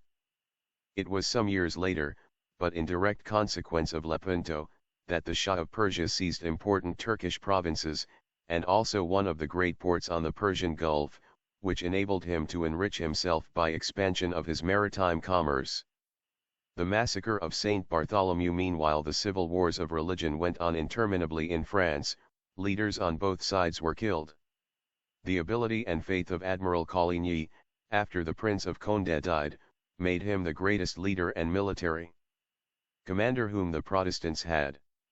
6-75 The master pilot commissioned by the king will leave the fleet to assume a higher post. 7 years later he will be in opposition to his king at a time when Venice is dreading the coming of barbarian armies. V83 Those whose enterprise is the ruin of France, of the matchless, powerful, and invincible realm of France, will carry on with deceit. 3 nights a watch will be kept on their leader as he sits at his table reading the Bible. Presage 3 The great bronze bell that rings in the succession of the hours will sound full volley at the tyrant's death. Tears, groans and cries, but no bread from revolution's icy waters. Carolus Victor Sanctus abandons peace for the sword. 611-85 A hot wind, deliberations going on, tears, hesitations, assault by night on one unarmed in bed. The grand disaster of oppression. The wedding song converted into tears and lamentations. 111*30 He who by sword and prowess on the field of battle had carried the prize from one of greater rank than he, p. 303 in his bed at night will be stabbed to death, by 6, stripped, without his armor, taken by surprise. 4-47 When the savage king shall have tried his hand bloody with the work of fire, sword, and arquebus, the people will be completely terrified to see the greatest in the land strung up by neck and heels. Cézanne 52 The great city which has but half enough bread to eat, Paris, will have the further blow of Saint Bartholomew engraved upon the depths of its soul. Nîmes, Rochelle, Geneva, and Montpellier, Castors and Lyons. When Mars enters Aries, these cities will have civil war, and all because of a government. Admiral Coligny resigned his commission as Commander-in-Chief of the French Navy 7 years after he had received it, in order to head the Protestant party. He came within an ace of carrying off the prize of power by his ascendancy over Charles IX. For a time, he and his party, as well as his enemies, thought that he had. His domination was so great that Catherine dared delay no longer in putting into execution the plans made 7 years previously with the Duke of Alva, at Bayonne. And the first death must be Coligny's. An assassin was sent, more averred, to kill the admiral. Guizot says he watched Coligny's house for 3 days before the admiral went out, and the killer got his chance. Nostradamus' vivid picture of the old man reading his Bible under the eye of the murderer is a perfect bit. Coligny was only wounded, so that the general mass murder was ordered at once. This occurred on the 24th of August, 1572. 6 days earlier, Marguerite of Valois had married Henry of Navarre, and the court was still celebrating the wedding. The feverish deliberations and last-minute conferences which preceded the ringing of the tocsin happened precisely as Nostradamus describes. Coligny was murdered at night, unarmed, by the Duc de Guise, his servant, Bisme, and 3 or 4 of the Swiss mercenaries. The towns mentioned were those in which Protestants were strong, particularly New La Rochelle. The prophet had no sympathy for Coligny, the spearhead of the faction he believed undermining France. The anointed king acted within his rights to kill the traitor, but he deplored that the savagery of that same king should massacre his people, the slaughtered innocents of the quatrain quoted earlier.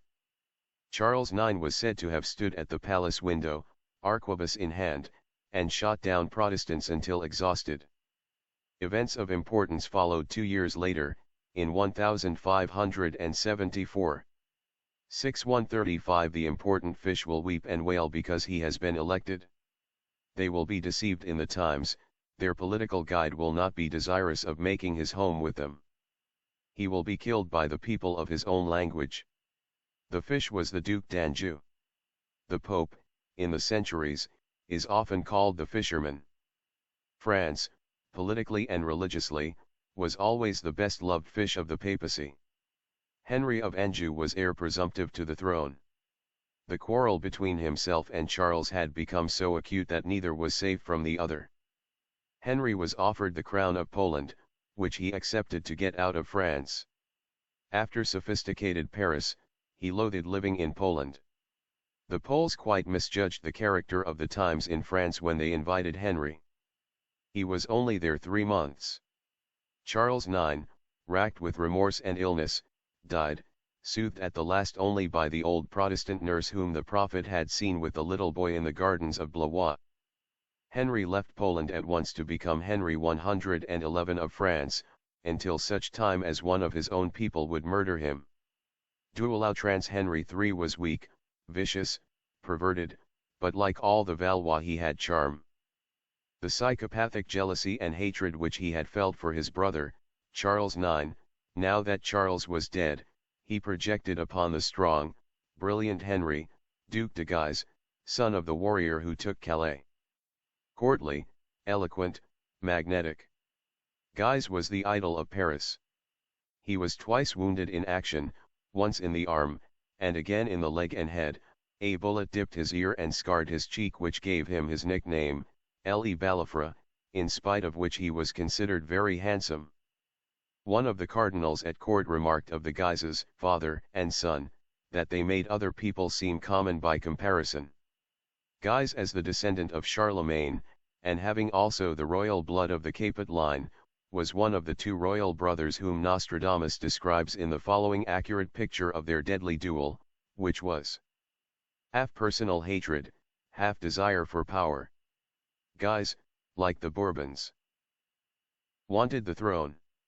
As the leader of the Catholic faction, he was iri consequence dos to the palace, and had in a fashion the inside track. He was at this time far more powerful than the coming king, Henry of Navarre. Guise had every confidence that he would win the crown. The weak king, Catherine supporting her son with her craft, and the Duc de Guise are the actors in this tragedy. 4-38 While the Duke, the King, and the Queen are in occupation of power, 307 captives will be taken in Byzantium and Samothrace. Before the showdown, between the Duke and King, one shall consume the other, then the sword will turn against the survivor and its track will be made in. Blood. 4-62 Two royal brothers will wage war so powerfully against each other that it will be a mortal combat, each in turn will occupy the seats of power. The great quarrel will involve both power and life. 11-54 The insensate ire of furious combat will place a gleaming sword between two brothers who were once companions at the same table. He who is the quarry will be struck to his death, in the fierce duel that will injure all France. 6-11-45 His hand in a sling and his leg bandaged, Junior of Calais and a long line of ancestors, Guise, he will avert his death through a warning of ambush, his blood will be shed in a palace after communion. Copyright. King against king and duke against prince, hatred between them and horrible dissension, p. 308 Rage and fury will sweep the whole country, in France there will be great war and terrible changes.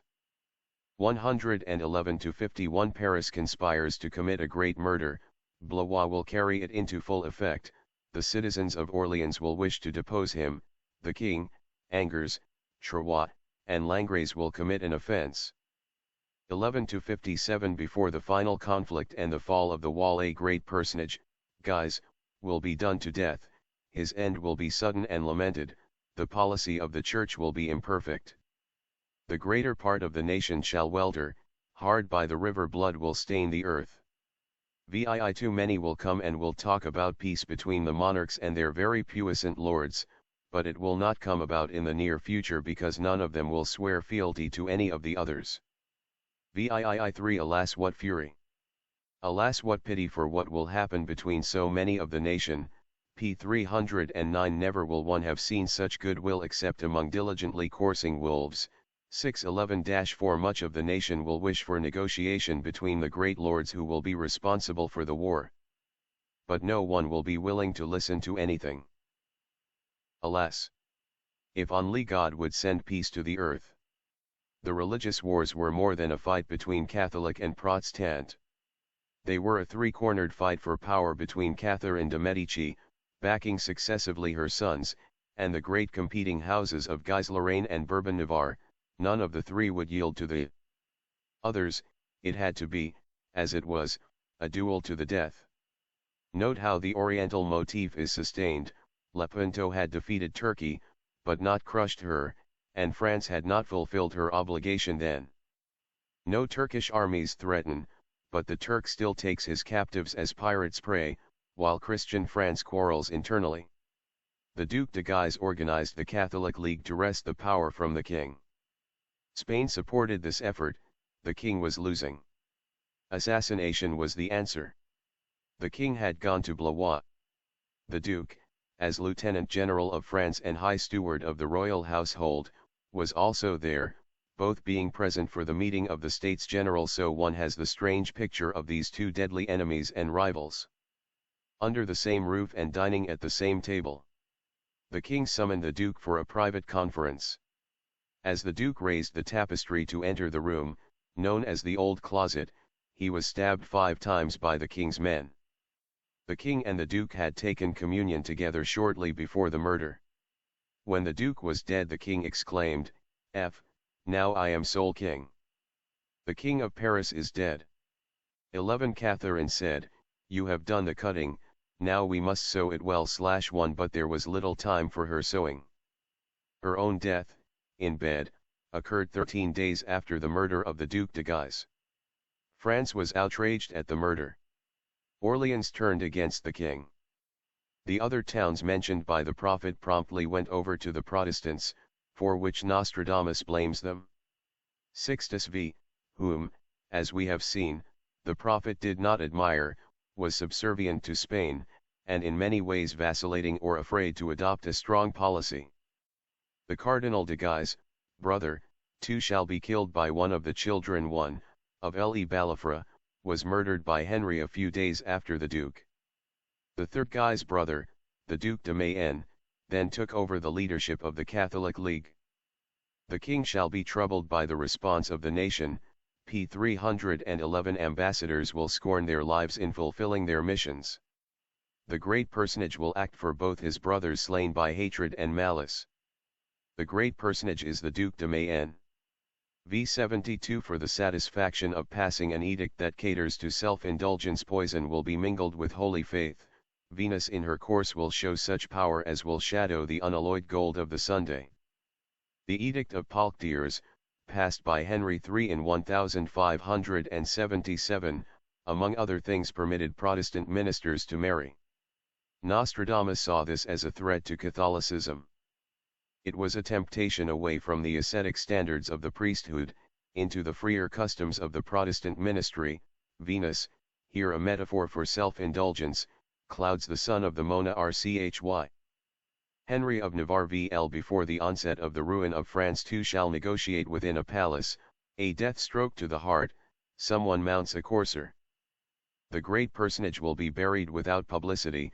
11 to 15 A short while before the king is killed we shall see Castor and Pollux in the same ship, there will be a comet visible near that time, the public taxes will have been emptied over land and sea, throughout the cities of Italy the land, of France, will be interdict. The two royal brothers, Henry IFF and Henry of Navarre, sinking their religious differences and agreeing on a common plan, climb into the same ship of state which is also the bark of religion in a country having a state. Religion. The condition of the treasury, and the reaction of Italy to the combination of the two rulers were as the prophet indicates. IV 95 Scant space the two shall hold the reign, but the war will last 3 years and 7 months. The two Vestals will be in rebellion against France, but from opposite sides. The victor, from the cadet branch, will plant his foot on Armoric soil, Brittany. The great king will be taken by a young man not far from Easter, when there will be confusion and knife thrust. P 313 The perpetration of the deed is at the time when there are captives, and powder in the tower. This murder follows the death of 3 brothers who injured themselves. V67 While the leader of Paraus, Sixtus V, is afraid to take off his shirt for fear of being totally despoiled and left bare, the last of the 7 will be taken, a shock to court circles, father and son both struck in the neck. Presage 58 When the king is no more, destroyed by the gentle one, the year will be feverish, stirred with sedition, let him who holds hold fast. Not for the nobles, Guy's faction, is Lutetia, he will pass, outlast, the period of his cavillers. After the furor over the murder of the 2 Guises, Henry III, twice king, once of Poland, once of France, desperately in need of backing, with the Duc de Mayenne, the third and sole surviving Guy's brother, in virtual control of Paris, sought out Henry of Navarre and made an alliance with him. But, scant spacer only a few months later the king was assassinated by Jacques Clement, believed to be the agent of the Third Estate. The Third Estate shall murder one.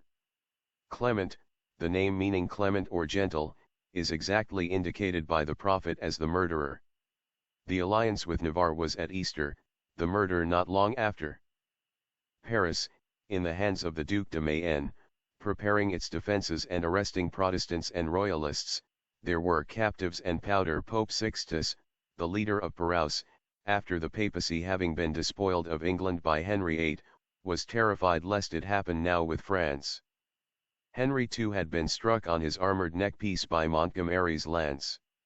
Henry III was stabbed in the little gut, or neck of the colon. Father and son both struck in the neck. Henry of Navarre, surviving member of the alliance, is advised to hang on, for not to the nobles under the Duc de Mayenne shall fall Lutetia, Paris. Henry will survive his opponents. The 7 children of the king are now dead, all but Marguerite, the wife of Henry of Navarre, who had no children. Under the Salic law she cannot rule, and in time Navarre will divorce her. $26 There will be 2 brothers, each the leader of an ecclesiastical faction. One of them will take France at sword's point. P 315 There will be another coup in 606 if he is not then afflicted with grave illness. His armes and power will flourish to 610, his life expectation will hardly go beyond that time. 11 to 95 places long peopled will become uninhabitable, throughout the country there will be a great division, factions of government will be in the hands of men incapable of wisdom, between the brothers there will be dissension and death. X26 The successor to the kingdom shall avenge his brother-in-law, he will occupy the realm under the pretense of vengeance, after the obstacle to his power is cut down, he will show great anger over the death of his own blood. And Brittany will long be held by France. 6:1-24 The buried shall go out from the tomb to bind with his chains the power of the bridge, of Seine. Poisoned with the eggs of the great Barbel the leader of Lorraine will be defeated by the Lord Warden of the Marches. 9-50 Vendôme The deceitful shall soon come into his high power putting those of Lorraine somewhat in the background. The pale cardinal will be the male of the interregnum, the young man will be apprehensive, dreading foreign influence. 9-41 The great Henry will seize Avignon, from Rome the letters will be bittersweet, a letter will be dispatched to an accredited agent to go to Chavigny at Chinon, Carpentras will be taken by the Dark Duke, who wears the cardinal's panache. Presage 22 Cut off by sea, trenches are dug around the occupied city, the great personage and the newly chosen king are weakened. Follow the fleur-de-lis, enter the camp of broken faith. The white plume will have to put forth a strong effort, V18 The unfortunate contender in the duel, the cardinal, will die, P317 His victor will celebrate with a hecatomb. He will draw up an edict of freedom based on early law, the wall will fall to the prince on the seventh day. Cop. The house of Lorraine will give place to Vendôme, the high will be put low, and the low exalted to high places, the son of Ammon will be chosen at Rome and the two great personages will be defeated. Cryptic as these verses read, they tell a perfectly straight story. Two brothers in royalty, Navarre and Mayenne, lead the Protestant and Catholic factions. The winner of the war, Navarre, will not live beyond 1610, he was assassinated then, a coup or an illness will mark his year in 1606, he nearly died of illness in 1603, but Guizot speaks of it as if it were of long standing, and it may have begun when the prophet said. Henry of Navarre did claim the crown to avenge Henry III, his brother-in-law. He seized Brittany, previously tributary, but autonomous under France, it had belonged to Queen Claude, grandmother of Henry III, Nostradamus said in a verse, previously given, the cadet branch, the Bourbon, will plant its foot on Armoric soil, Armorica was the old name of Brittany. Thereafter Brittany remained as a province of the crown. The buried is Coligny who, through his Protestant successor, Henry of Navarre, will enchain the power of Paris. The barbel is a fish equipped with prongs to spear its prey. The fish, in the centuries, is always a religious symbol. Here, the barbel, the vicious fish of the false religion, Protestantism, will poison with the eggs it lays, hopes of the house of the Catholic faction under Guise Lorraine, so that it is defeated by Navarre. The latter is Lord Warden of the Marches because he comes from the border kingdom of Navarre, a bulwark against Spanish aggression. But when Henry claimed the throne, the Duc de Mayenne put up a counter-claimant who was none other than Navarre's uncle, the old Cardinal de Bourbon, who had come over to his side. It was in this cardinal's house that the prophet had lodged while in Paris. But nothing can stop Vendôme, one of the family names of Navarre, although he is worried and doesn't know what Spain is going to do about all this. His first concern was to see that his uncle, whom he had under guard, didn't escape and get himself crowned. The cardinal was at Chinon in the care of Sieur Chavigny, who was also old, like the cardinal, and nearly blind. Henry sent a courier with a letter to the governor of Saumur bidding him at any price to get the cardinal away from Chinon and under proper guard, which was done. But the poor old man, the contender in the duel/one died, as the prophet said, not long after. The Battle of Arcaz, 1589, the first of Navarre's two great victories, was as the prophet indicates it. Mayenne was between Henry and the sea, blocking help. Henry had a complete line of trenches dug surrounding the castle and town of Arcaz. Nor does Nostradamus forget to mention the white plume of Navarre, so famous in song and story. Victory, he tells us, will crown Navarre in the battle, that is what he means by follow the fleur-de-lis. It is the beginning of the taking over by the House of Bourbon to the prophet of faithless line the royal lily emblem of Capet. Meanwhile the letters from Sixtus were very bittersweet. He admired Navarre, but he didn't want a Protestant ruling France. Henry of Navarre at once began to put into practice his ideas of toleration which later were shaped into the Edict of Nantes. The son of Anion, the religious turncoat and heretic, Navarre, of course, was chosen at Rome, after his purely political conversion to Catholicism. Thus were the two great personages, Mayenne and the Cardinal, defeated. The Cardinal is dead, but we are not yet finished with the Duc de Mayenne. And, reader, if the history of France seems unduly involved, don't shoot the prophet and the author. Like the pianist, we are doing our best. IX57A King will replace the line of Dreux, the northern branch, and will seek a law that will change the situation from anathema. While the heaven is thundering with preparations for war, the new brood will destroy themselves and the king too. X45 The unfulfillment of the promise made at Cambrai, the shadow over the reign of the faithless Navarre will make life very precarious, until, accepted as king by Orleans, he will find a wall to lean on. Presage 76. Before the legate of the earth and sea, the head of the Cape Tien line will accommodate himself to all that is required. Mayenne will listen in silence and will, of his own advice, grant as little as he can. In Arbrisseau, Vesomy, and Crevary, he shall set out at night in the hope of capturing Savona. The lively Gascon, with de Givry and Lachaurie, will penetrate the old wall and grab the new palace. 6132 Hatred will produce uncommon stratagems, rebellion will sow death throughout the country. When the foreigner returns from his trip, the people will exalt the entry of the Protestant. Navarre and his rule were under the ban of the Church, they were anathema until his conversion. The prophet in this verse looks forward to Henry's end when fanatical hatred destroys him, and with his passing the new brood, the Protestants, gradually lose their political power, shorn of royal protection. It was, however, hardly true that they were responsible for their own destruction. Henry had early renounced Protestantism at Chambray, but he hesitated to take the final steps against the feeling of his own party. Only after he was bulwarked by the support of Orleans, which came over to him, did he feel strong enough to take the step, which he did in 1593. He then accommodated himself to the requirements of the Pope, the legate of the earth and sea. After his conversion, Henry took Paris the following year. On the 14th of March, the civic powers of Paris, having decided to admit him, forbade meetings of the Mayenne faction.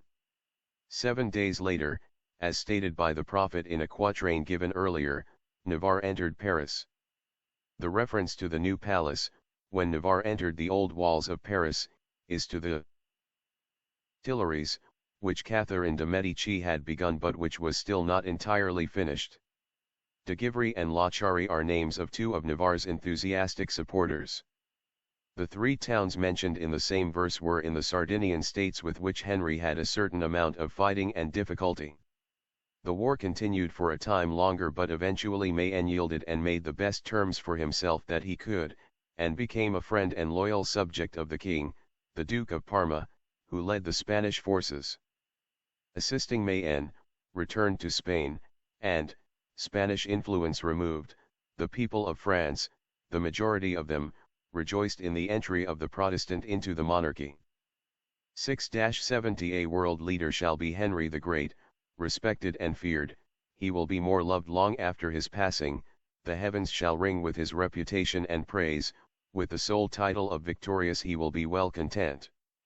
19-45 Never will he be without something more to ask for.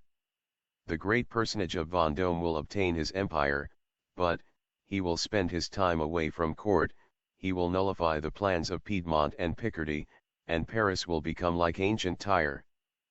111-88 From Barcelona by sea shall come a great fleet, all Marseilles will tremble with terror, islands will be seized, help blocked by sea, the traders will swarm on land.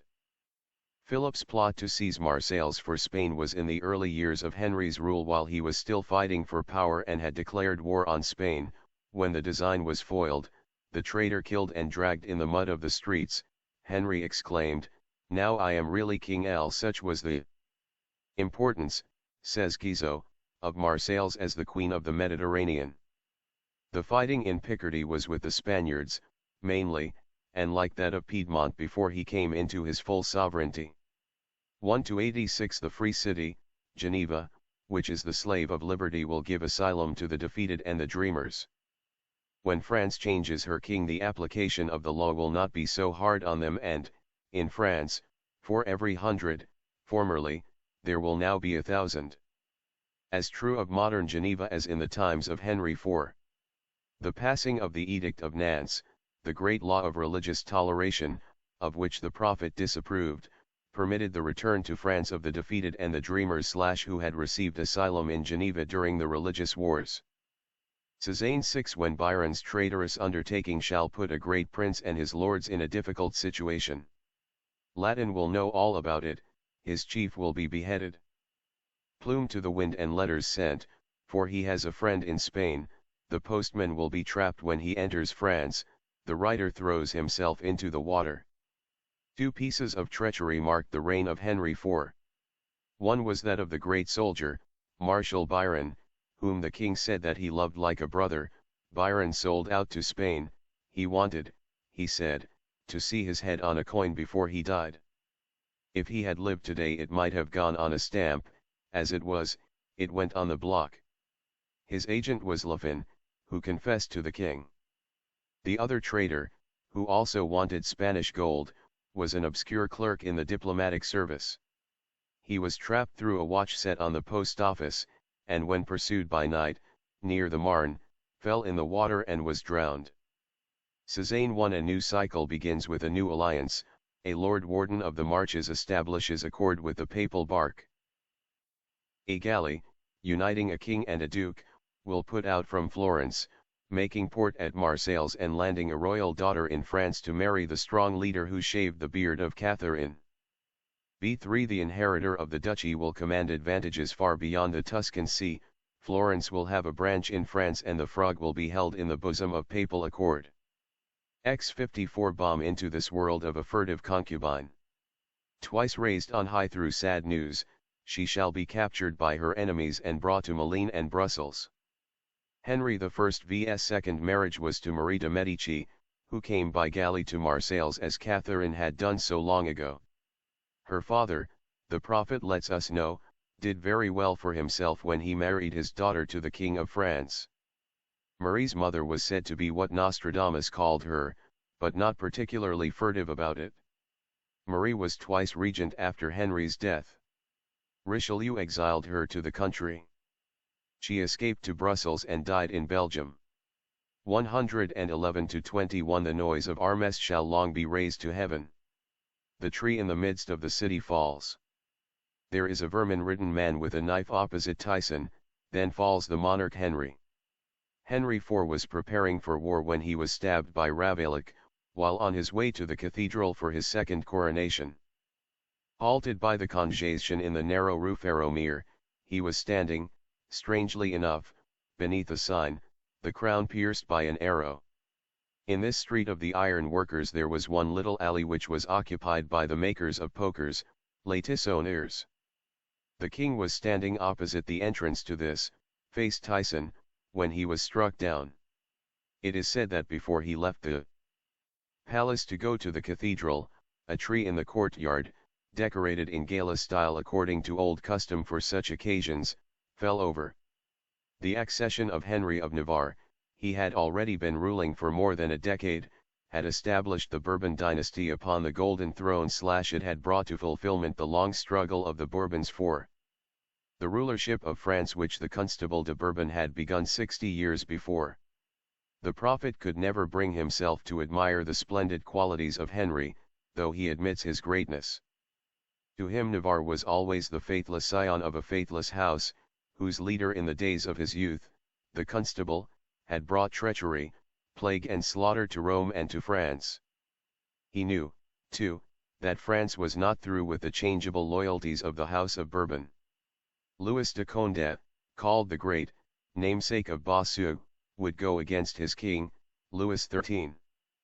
Philippe Égalité would vote for the beheading of his own brother, Louis XVL, and Louis Philippe would abandon the flag of the Fleur d'Us for the tricolor. The prophet had spoken bitterly of that, it hurt him. However, with the coming of Henry, the Bourbons were henceforward France, and to those who ruled after Henry, Nostradamus gave spiritual allegiance as he followed them in his prophetic visions. The author regrets that space forbids the presentation of the great periods intervening between Henry IV and the contemporary scene. It is in our own time, as prophesied by Nostradamus, that the last of the Bourbons is to rule France, the man who is to be her greatest king, who is to arise and guide the nation back to glory. This king will close the cycle of both the Bourbons and the monarchy of France. It was, however, the reign of Henry of Navarre which closed the cycle of the people Nostradamus knew, born in his lifetime. The world had greatly changed since he came into it. Still, there was always something of its familiar character left while there remained some of those born in his lifetime and acquainted with the old ways. Now that is over. The world which he describes from this time on is a world different from his experience, and known only to his prophet's vision.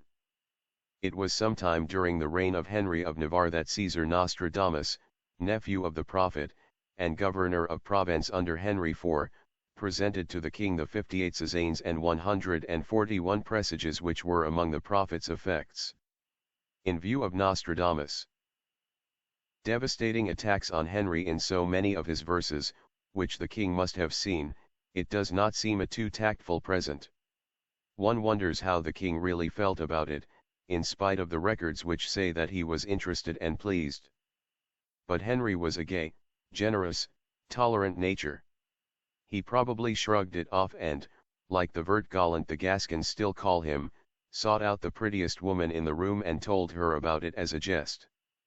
Claude de Savoy more Mars than Narbonne. See Law de Savoy, Duc de Villars, Marshal General of France, and the man who was more like Mars than Narbonne, was the hero of France in the War of the Spanish Succession.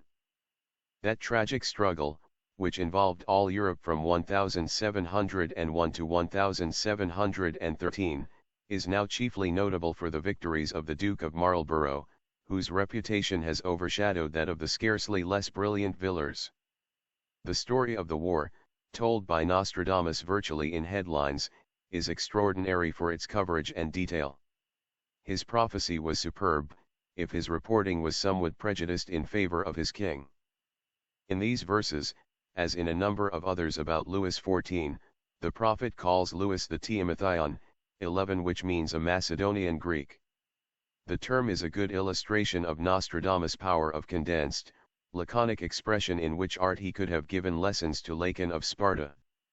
In this one word, Euromathian, he has made an historical commentary on Le Grand Monarch. The Capetian kings had a real, if shadowy, claim to the blood of Alexander the Great since the days when a Russian princess, descended from Philip of Macedon, Alexander father, had married an early king of France. Alexander the Great repudiated the paternity of Philip, and called himself the son of the sun, claiming Apollo for his father.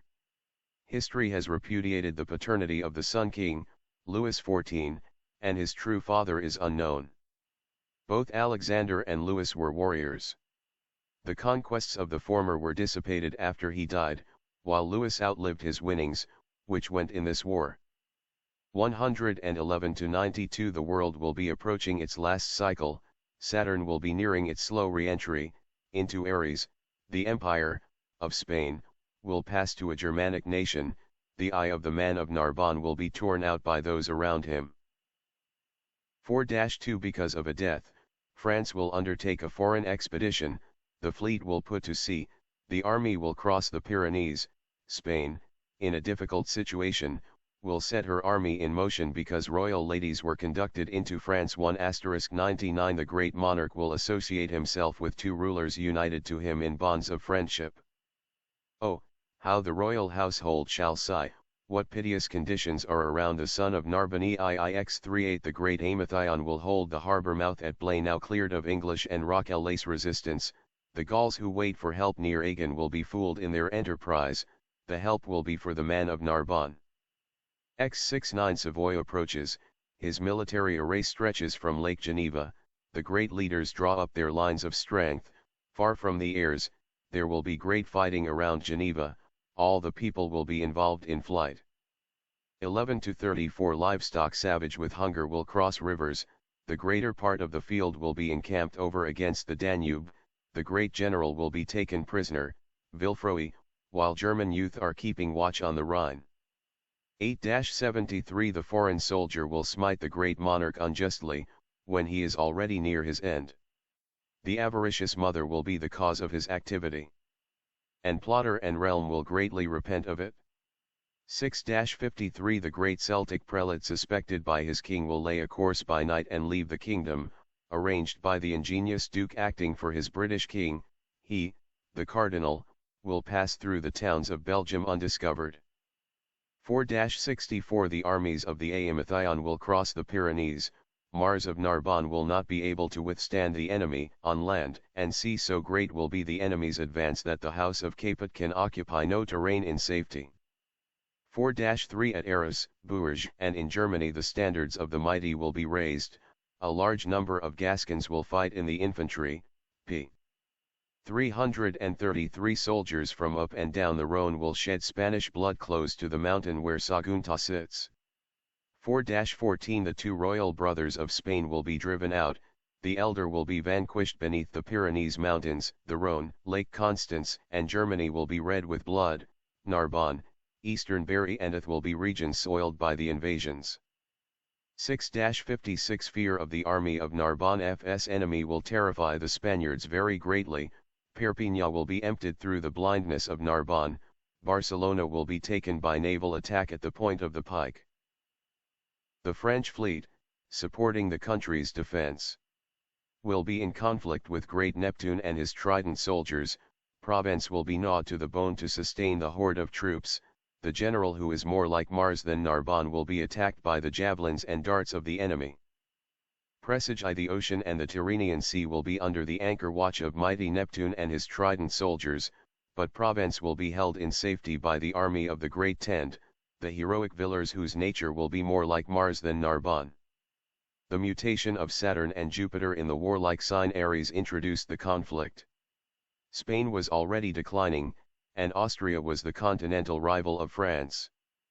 Two Spanish princesses married two French kings, Louis XIII and XIV, the Spanish king, dying without heir, willed his realm to the part Spanish grandson of Louis XIV. Spain was divided over this arrangement, and the rest of Europe strenuously objected to it. So Louis marched, the others counter-marched with a counter-claimant, and the fight was on with everybody in it, including England. Louvet, Louis' war minister, was so jealous of Villars that he would not give him command until a series of disasters had made the French situation desperate. Marshal Villefroy, commanding for the French against Prince Eugene of Savoy and the Duke of Marlborough, was beaten and taken prisoner. Louis started out with two weak allies, and only a German elector stayed with him. Villars was given command after the damage had been done. He couldn't then stand up against Marlborough, and failed in one battle to foresee his moves. He had his eyes snatched out metaphorically in several ways. The fighting raged from the Danube to the west coast of Spain, and from the lowlands to the Midi. This war saw the first use of the technique so familiar today, the large-scale devastation of areas affecting civilian population, and it was France that used it. Louis was criticized by the rest of the civilized world for doing it. Livestock maddened by hunger, but the prophet wouldn't say that it was Louis' fault. Capet could do no wrong. The foreign soldier is the Duke of Marlborough. Nostradamus sees him attacking Louis, then an old man, unjustly. The avaricious mother who put him up to it was Queen Anne's England. Marlborough was recalled, and English feeling later turned against him. He was criticized on the home front for the enormous slaughter of Englishmen which marked his victories. Villars said to Louis after Malplaquet, 11 If our enemies win one more such victory they are mined. The Celtic prelate was the Cardinal de Bouillon, who left France and travelled secretly across Belgium under an escort from Marlborough. Both candidates for the Spanish throne were in turn driven out, but eventually Louis' grandson carried the day, with the rival, descendant of an elder branch, out of the picture, and the era of the Spanish Bourbons began. England's trident soldiers won her Gibraltar in this war and gave her the anchor watch of the Mediterranean. In the early part of the war, the Camisards, French Protestants, revolted and expected help would come from the coalition. They awaited it near Agen, but Villars broke their revolt, and the help did not come. Villars was more than a match for Prince Eugene, and after Marlborough had gone home, won the spectacular victory over him at Denain, which ended the war. Voltaire called Villars fanfaron plein d'honneur, which is very close to more Mars than Narbonne. Nostradamus often uses the part to denote the whole. He does this in his mention of Provence will be safely held. He means France, but he wanted to imply a tribute to in the recollection which Provence evokes of the earlier Claude de Savoy, his friend, whose valor was more exclusively associated with that part of France. In the 20th century AS this last chapter is being assembled with the horrid word deadline-o, anathema to writers slow ringing in the author's ears. One portion of her attention is on the radio, one on the newspaper, and the rest on the ancient quatrains, written so long ago, and yet so full of meaning for those who live in the present day. Today's news is in the prophecies of the centuries. Russia and England are now fighting on the same side, while war rages in the Orient, just as Nostradamus predicted. Before this book is off the presses, more striking predictions may have seen fulfillment.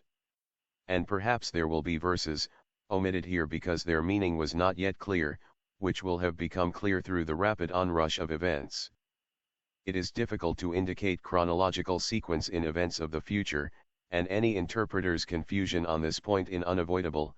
Nostradamus may have juggled order to further mask identification and meaning. Also, many of the quatrains had to be omitted for lack of space. Those most pertinent to our time, and to the development of the future, are given first consideration here. The final chapter of the historic cycle of the Nostradamus predictions is naturally the most exciting to us who live in the midst of its predicted alarms and tragic drama and can foresee, in part, some of the fearsome days of the future. Nostradamus has given in the course of the centuries many dates, both actual years and astronomically stated times. He has not given, directly, the date for the emergence of France from her yoke of bondage. But in the opinion of this author he has given it in the number of his verses, one of the cryptic methods which he enjoyed using for his half-concealments. The final edition of his work contained 10 centuries which by right should have totaled 1,000 quatrains. There were but 944. If one takes these two facts as giving the elements of a historic date, and adds them, the date is 1944. This is not to be taken, however, as the date for the crowning of a new king of France, but rather perhaps of his coming to the fore, or raising the royal standard, together with a new attitude in France. In other words, it is the turning point. Several verses indicate that the stabilization of Europe, and the fullness of a new king's power will not come until 1952-3. The present pretender to the French throne is Henri, Duc de Guise. He corresponds in the facts of his life to the description given by the prophet of the coming king. The last king of his line, he would be the first to bear the name Henry since the founder of the Bourbon dynasty, Henry of Navarre, and would complete the cycle of the House of Bourbon-Orleans, whose first ruler was born within the lifetime of Nostradamus. 1914 and its consequences. A horrible war in the Occident draws near. The year following its outbreak there will be a scourge so powerful and terrible that young, old and livestock will be affected. There will be blood and battle when Mercury, Mars, and Jupiter are in France. In March, 19 is, the second year of World War I, these three planets were in conjunction in Pisces. The Sun, in the chart of the Third Republic, is in the 9th degree of Virgo, the opposing sign to that of the conjunction. The full moon of that month, occurring March 1st, on the day of the Second Battle of Ypres, fell on 9 of Virgo, exactly on the sun of the Republic. The new moon of the 15th of March fell in Pisces, thus giving emphasis to the other planets in that sign which, since it is opposite Virgo, is the house of enemies of the government, and of war.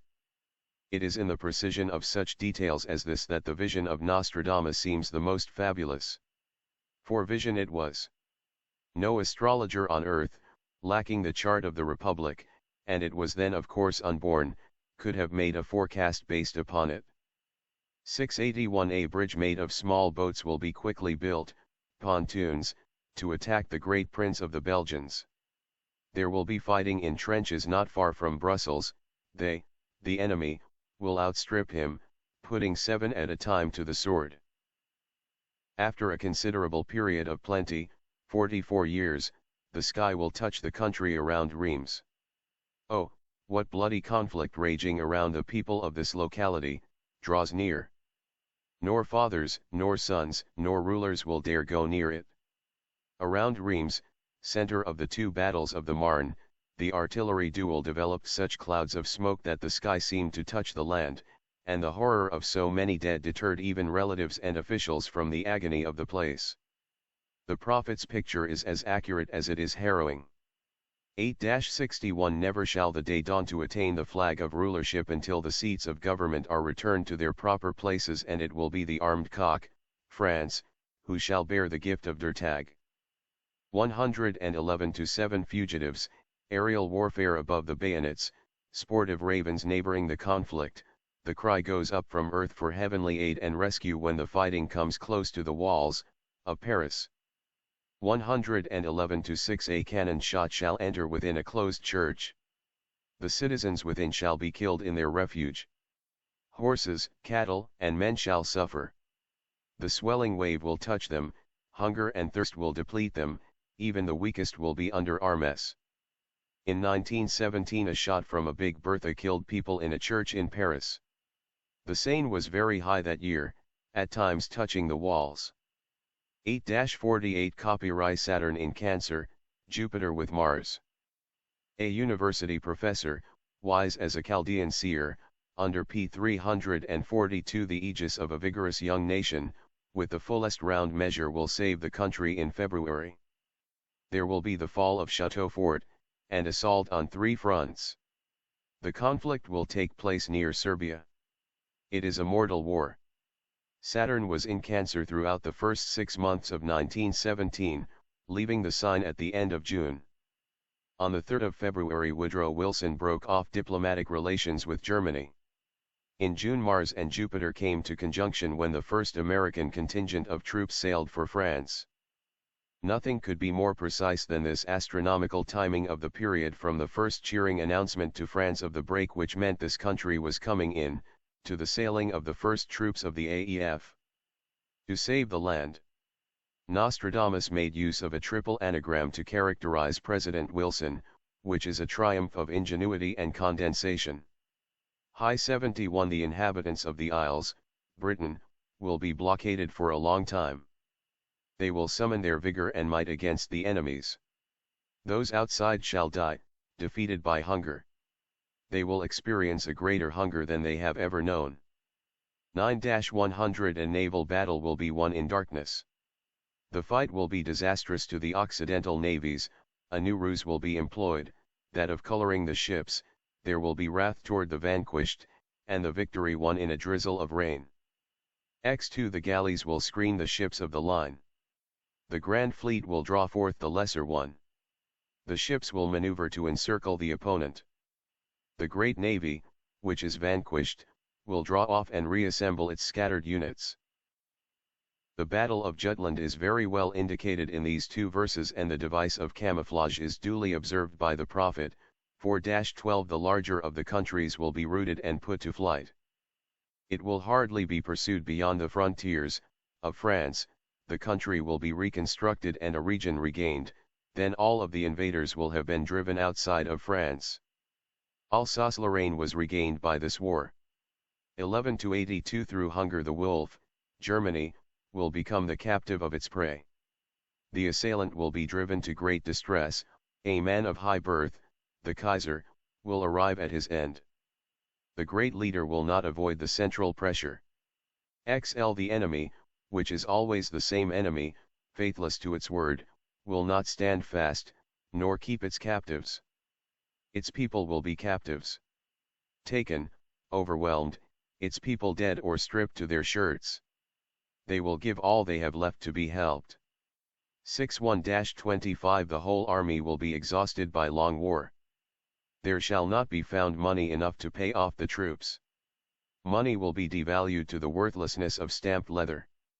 The ancient Gaulish coinage will shrink, from full moon size, to a crescent.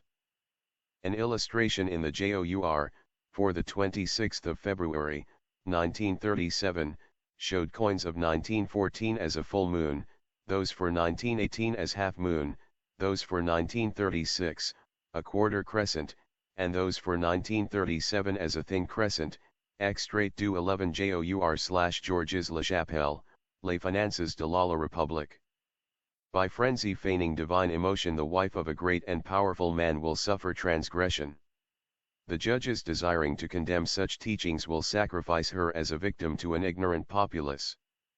The Tsarina of Russia and the influence of Rasputin. 1-14 The Slavic nation will sing songs and chants, they will present their petitions. Their princes will be captured and their lords imprisoned at the coming into power of brainless idiots who will be accepted as if they were divinely inspired. This is a clear picture of the Russian Revolution. X-22 For being unwilling to agree to separation, he will be recognized thereafter as unfitted and the King of the Isles will definitely be driven out. p. 346 And another will occupy the throne when he will no longer sign himself king. 838 When the kingdom is divided and quarreling over the brothers, one of them will take the arms and name of Britain. The English title, of the other, will be tardily considered. Night overtaking him, he will leave for France. These are the events around the decadion of ed ward 8. Asterisk Not from Spain but from ancient France. Shall be he who is elected to guide the tossing bark of the church. He will have trust in the enemy, who during his reign shall become a great scourge. In the papal elections of 1922 many thought that the papacy would go to the Spanish cardinal, Mary del Vat. It was given instead to Monsignor Ratti, Pius XI, who though Italian, came from what was anciently Cisalpine Gaul. B*92 After the elevation to the papacy, which will last for 17 years, 5 will change in the revolution of this term. Then one will be elected from the same time who will not be very conformable to the Romans. Pope Pius XI reigned 17 years. The 5 governments which underwent changes in his time were Italy, Germany, Austria, Czechoslovakia and Spain. Pius XII is not too conformable to Mussolini's ideas. The League of Nations v13 Near Lake Leman there will be a house of prostitution presided over by a foreign woman, who will seek to betray the city. Before she is murdered by the Germans, there will be a great flight. Then those from the Rhineland will begin their invasion. The house is the League of Nations, run by foreign policies. Nostradamus, as we have seen, in earlier quatrains here included, did not trust the League. X49 The garden of the world where is the new city, Geneva, situated in the corridor between 2 mountains, will be seized and plunged into the vat and forced to drink the envenomed, sulphurous waters. 1-47 At Lake Leman the preachments will cause irritation. Days will drag into weeks, then months, then years. Then they will fade away completely and the judges will condemn their empty laws. 9-92 The king will desire to enter into the new city but his enemies will eventually drive him out. A captive, he will be free. False things will be spoken and perpetrated. The king, living outside, will keep himself aloof from his enemies. The captive king is highly jealousy. 11*64 The gentry of Geneva will be parched with hunger and thirst. p. 349 Their closest hope will eventually fade away. The imposition of the law will have the Genevese trembling on the point of war. but the fleet will not be able to protect itself in the great port, Toulon. Yes, that was the time they imposed the Italian sanctions and the British fleet backed down. 1 to 100 For a long time in the sky a grey bird will be seen near Dole and the land of Tuscany holding in its beak a green branch. Soon the great man will die and he will conclude the war. The reference to the dove and the olive branch of the League of Nations seems to close with a reference to the death of Woodrow Wilson. Perhaps the exigencies of rhyme induced the prophet to mention his concluding war, after the man will die. The meaning is clear enough, but cart before horse. The palace birds will be driven off by another bird, German eagle, soon after the Prince Hitler comes into power. How many times that enemy, Germany, has been driven back across the river, Rhine *p. 350 caught outside its own country. The tether of the bird has been seized and held. 1 to 87 The central fire of the earth which causes temblors will make a trembling around the new city.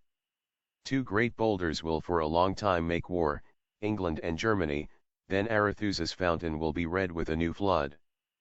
1139 A year before Italy is in the conflict, the Germans, French, and Spanish will be struggling for power. The schoolhouse of the Republic will fall, League of Nations it and its people stifled to death. 4-59 2 will be besieged with burning anger. They will quench their thirst in two level cups. To the strong man who has had the edges of his power filed off, and to the old dreamer, and to the Genovese, will be exhibited the track of the Aryan country. The two besieged, or limited, by the League, are Hitler and Mussolini quenching their thirst for power with Czechoslovakia and Ethiopia. The strong man is Daladier, the dreamer, Chamberlain. Asterisk. 11 to 40 A little later, but no great interval, by land and sea will come the great tumult.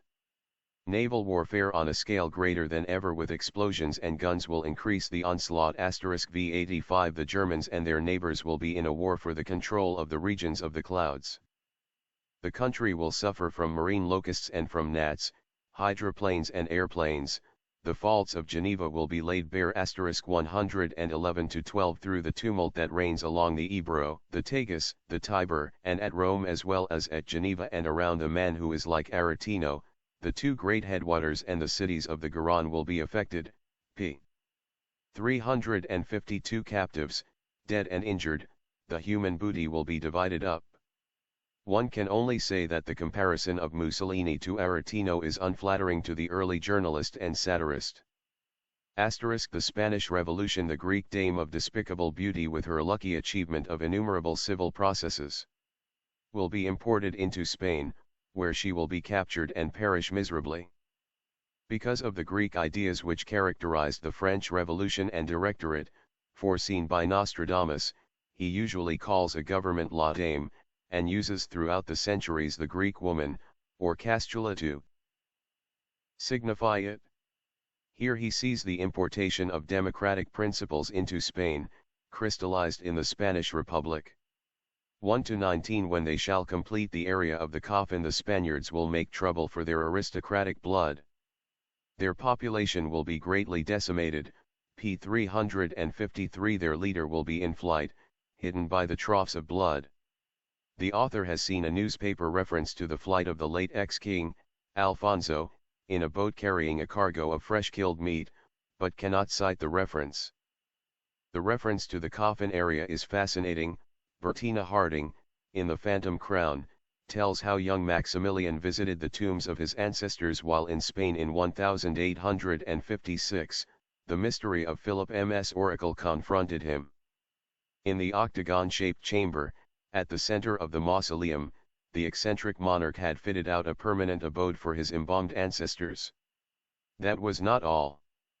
After providing accommodation for 10 defunct forebears, he had added with dreadful insight, space for as many crowned successors to himself as he deemed probable. Tier on tier the marble coffins stood, 30 in all. And only 3 were empty. But the Queen, Isabella II, was fitting up a nursery in her palace at Madrid for this expected heir, Alfonso XII. Would there then be but one more Alfonso? A 13th? The Archduke fell into uncomfortable reflections while a phlegmatic guide rattled a bunch of keys. "When they are quite full," the man said, pointing at the coffins, "we will get the Republic." The construction of the tombs, the coffin, was probably begun by Philippit during the lifetime of Nostradamus. X48 In the southernmost part of Spain the standard will be raised and will go out to the end and the confines of Europe. The revolution will touch closely the bridgehead of the Ain.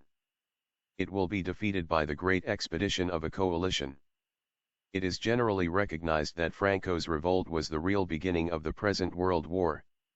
6-64 No one will keep any treaties of peace. All who accept them will agitate through deceit. While peace and truce are protested by land and sea at Barcelona, the fleet will be caught in its activity. 111-75 Pau, Verona, Vicence, Saragossa. Throughout Spain and Italy, there will be the long swords, the lands humid with blood. The corruption of the great granary will be so great that though help will be near, the remedies will be very far off. 6-10 For a time the church will follow its colors, black and white, the two will be intermingled. The reds and yellows will seem to be like their own asterisk. The land will suffer blood, scourge, hunger, battle, and will be maddened by revolution. The robes of nuns and of the priesthood are black and white. Red and yellow are the Spanish colors. Franco's party will have the confidence of the church for a while, because ostensibly the Franco revolt is on behalf of royal restoration. *X*14 The Republic of Valencia, without guidance and by reason of its nature, will be hardy and timid by turns. Seized by fear, it will be conquered. Accompanied by its pale prostitutes, it will be convicted in the prisons of Barcelona. In place of the wife, the daughters will be killed. Murdered by a criminal fault which will not be allowed to endure. Little clad, within trenches they will be overwhelmed. The wife will quench her thirst in the Italian Sea. The wife is the royal government whose principles will survive, though her children are murdered. 6-19 The true flame will engulf the government which wished to put to death the innocents. Near the time of assault the Etmi will become inflamed, and one will see a prodigious thing in the Bull of Seville. 111-62 Near the Douro, the Sea of Capsares not having been cut off, the great mountains of the Pyrenees will be pierced. The man with the short hand and the pierced tongue, a criminal, meaning the survivors of the Republic, will carry his plots into the south of France near Carcassonne. 4-70 Contiguous to the Pyrenees a leader will raise a great force against the Eagle, Italy. Exposed and feudal forces will be exterminated. The leader will be pursued as far as Navarre.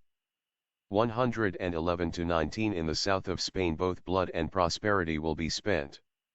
A little before they change their proconsul there will be great scourge and war, famine and thirst will be seen. Their prince, their great warden, will die away from his own land. The recent death of Alfonso XIII confirms his prophecy for Spain's great. The Second Great War 11-56 When corruption and massacre have not put a stop to the situation and there is death in the bomb craters struck from high heaven. The head of the church will die when he sees the ruin and those who are shipwrecked dinging to the rock. The death of Pius XI in 1939 6 months before the outbreak of war. 1-91 The myths acting in human guise will be the authors of this great conflict. p. 358 Before serene heaven, sword and lance will be a less mighty affliction than will be the trend toward the left hand. The meaning of this is that the old gods and myths revived will dominate human action. Such a revival has been seen in Germany, and Hitler's belief in his relationship to the figures in Wagnerian drama is well known to all readers of magazines and newspapers today. The left hand meant in the prophet's day, not communism but peace or pacifism. This verse, from a man of peace, is a powerful indictment of the pre-war policy of his country.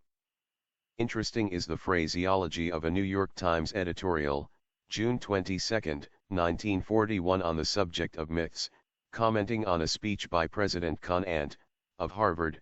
President Conant's new nihilists are the people who believe in the myth as the great motive force in history. To stir the masses you don't need to tell them the truth. Just tell them anything that gets them excited. 11. 26 The kings and the princes will raise up chimeras. There will be empty prophecies and divination will be exalted.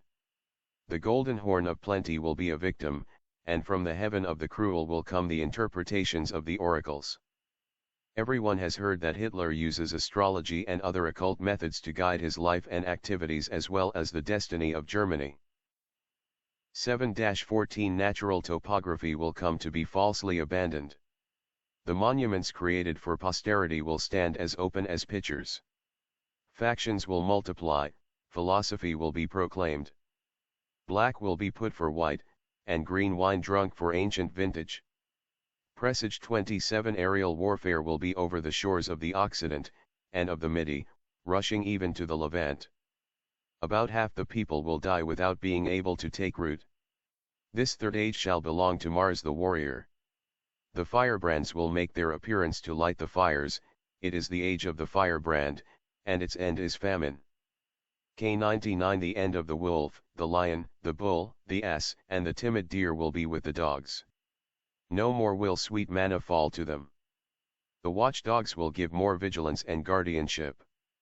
Italy and Spain 6132 Born in a hovel and elevated to a regal height is he who, empty and vain, will come to tyrannize over the land. He will raise a force for the march from Island, he will exhaust Faience and Florence of men and money.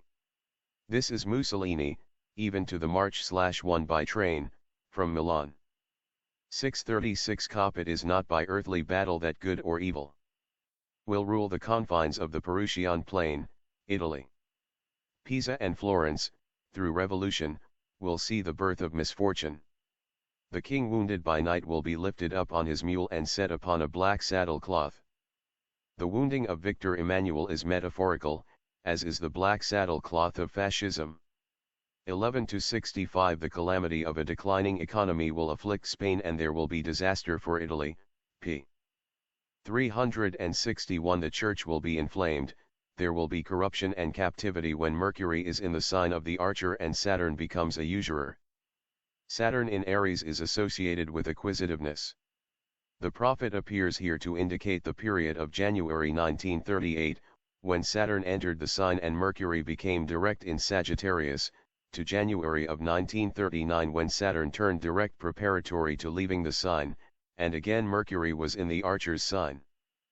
Nostradamus pays close attention to the times when the planets change from retrograde to direct motion, as did all of the older astrologers who would have noted these details in the prophet's mention of astronomical timing. This time was a period of new and grave economic problems for both Italy, which had not then entered the war, and for the United States whose economic policy, bomb of the war, was not then fully formulated. The death of a pope during this period would have been felt by Nostradamus as a further deep affliction to Italy. 61-20 Agents speaking the Italian language during April and May will cross the Alps and travel overseas. He of the calf will explain in a harangue that he is not coming with the purpose of wiping out the life of France. This verse seems to describe 1940 in the spring when Mussolini's agents were active on all fronts before his entrance into the war. He of the calf is Hitler born under Taurus, sign of the bull, ox, or calf. The prophet here implies that he is not only Taurus, but the golden calf as well. He, Hitler, was, as one recalls, busily explaining that he had nothing against the French, only their government. 435 When the virgins are faithless to their trust, the home fires will become extinct, the largest number will join the new league, Hitler's new order. Rulers alone will have in their keeping the means to make war, Etruria and Corsica will become a fiery gorge by night. 633 The last army raised by bloody Saul will not have power to guarantee the sea. Between two rivers he shall dread a military power. The Black One of Wrath will repent his actions. Obviously a reference to Mussolini, the dark man with his black shirt legions. The land between the two rivers, referring to the Po and the Tiber, is Italy. The defeat of the Italians, so recently, is clearly given. 4-20 The proclaimed union, Axis, will not last a great while. The greater of the two will make changes and reforms. When the nation is paralyzed in its ships, then Rome will have a new leopard. It was the Mediterranean defeats of the Italian navy which paralyzed the power of Italy and threw her at the mercy of Britain, causing Hitler to move in and take control. Leopards were the famous device of the Plantagenets, and Richard I, the Crusader, carried them to the Orient. This provides one analogy to the present Crusade of England, and the fact that the Mediterranean battles were fought for control of the eastern bases. The leaderless people of Spain and Italy will see death and defeat within Italy. Their leader, Mussolini, will be betrayed by his irresponsible folly. Blood will flow everywhere across the latitude of Spain and Italy. 6-30 The sack approaches with battle and a fire and a great shedding of blood, p. 364 Along the Po and the other great rivers, the initiative will be held by Oxtenders. After expecting it for a long time, Genoa, Mise, Fossano, Turin, all the way to Savillano will be captured. Oxtenders is a play on words referring to Hitler's birth under Taurus, and also is a reference to the low, or ordinary, parentage of Hitler and Mussolini. 9-76 The rapacious leader, dark and bloody, issued from the hide of inhuman Nero, will have his left wing defeated between two waters, Po and Tiber. He will be destroyed by a young man who will reorganize everything. Dictatorship organized by Mussolini eventually defeated by the coming Henry V. 6-98 Ruin to the Italians in terrible plight through the power of fear. Their great city will be captured, a corrupt deed. Monarchy, populace, and temples will be violated. The Po and the Tiber will flow reddened with blood. 11-54 By a foreign nation quite different from the Romans, their great city, Rome, will be affected after they have already gone through a powerful revolution. The government, fascist, without forces, because of a different country, will see their chief captured for lack of a burnished sword. It has all been reported in the newspapers. First the fascist revolution, then the coming of Hitler. Italy helpless, her sword in a beautiful scabbard, but dull and rusty when drawn. X20 All the friends who held together the party, fascism, will be pillaged and put to death for their harsh uncivilized propaganda. Their effects will be declared confiscated, for never will the people of Rome have been so outraged. V21 The death of a Latin monarch will involve those whom his rule has assisted. The fires will be lighted, the booty divided, there will be public death for his hardy associates, fascists. V14 When Saturn and Mars are conjoined in Leo, Spain will be captured, the African leader will be trapped in the conflict.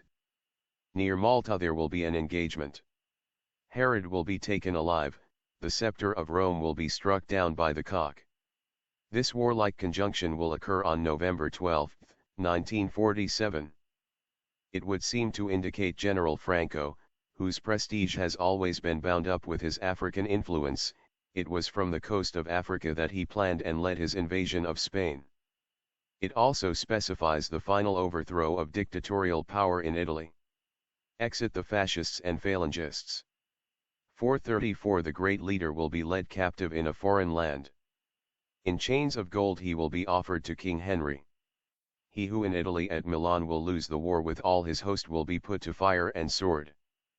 Since there was nothing in the rule of Henry of Navarre corresponding with this verse, it must apply to the coming Henry V and the downfall of the Italian dictatorship. Fascism is particularly associated with Milan.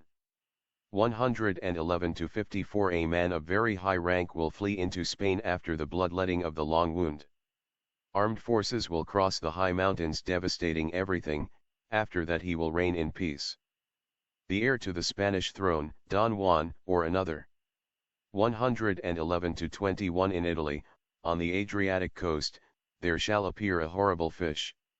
It will have a human face and an aquatic fin. It will be taken outside on the hook.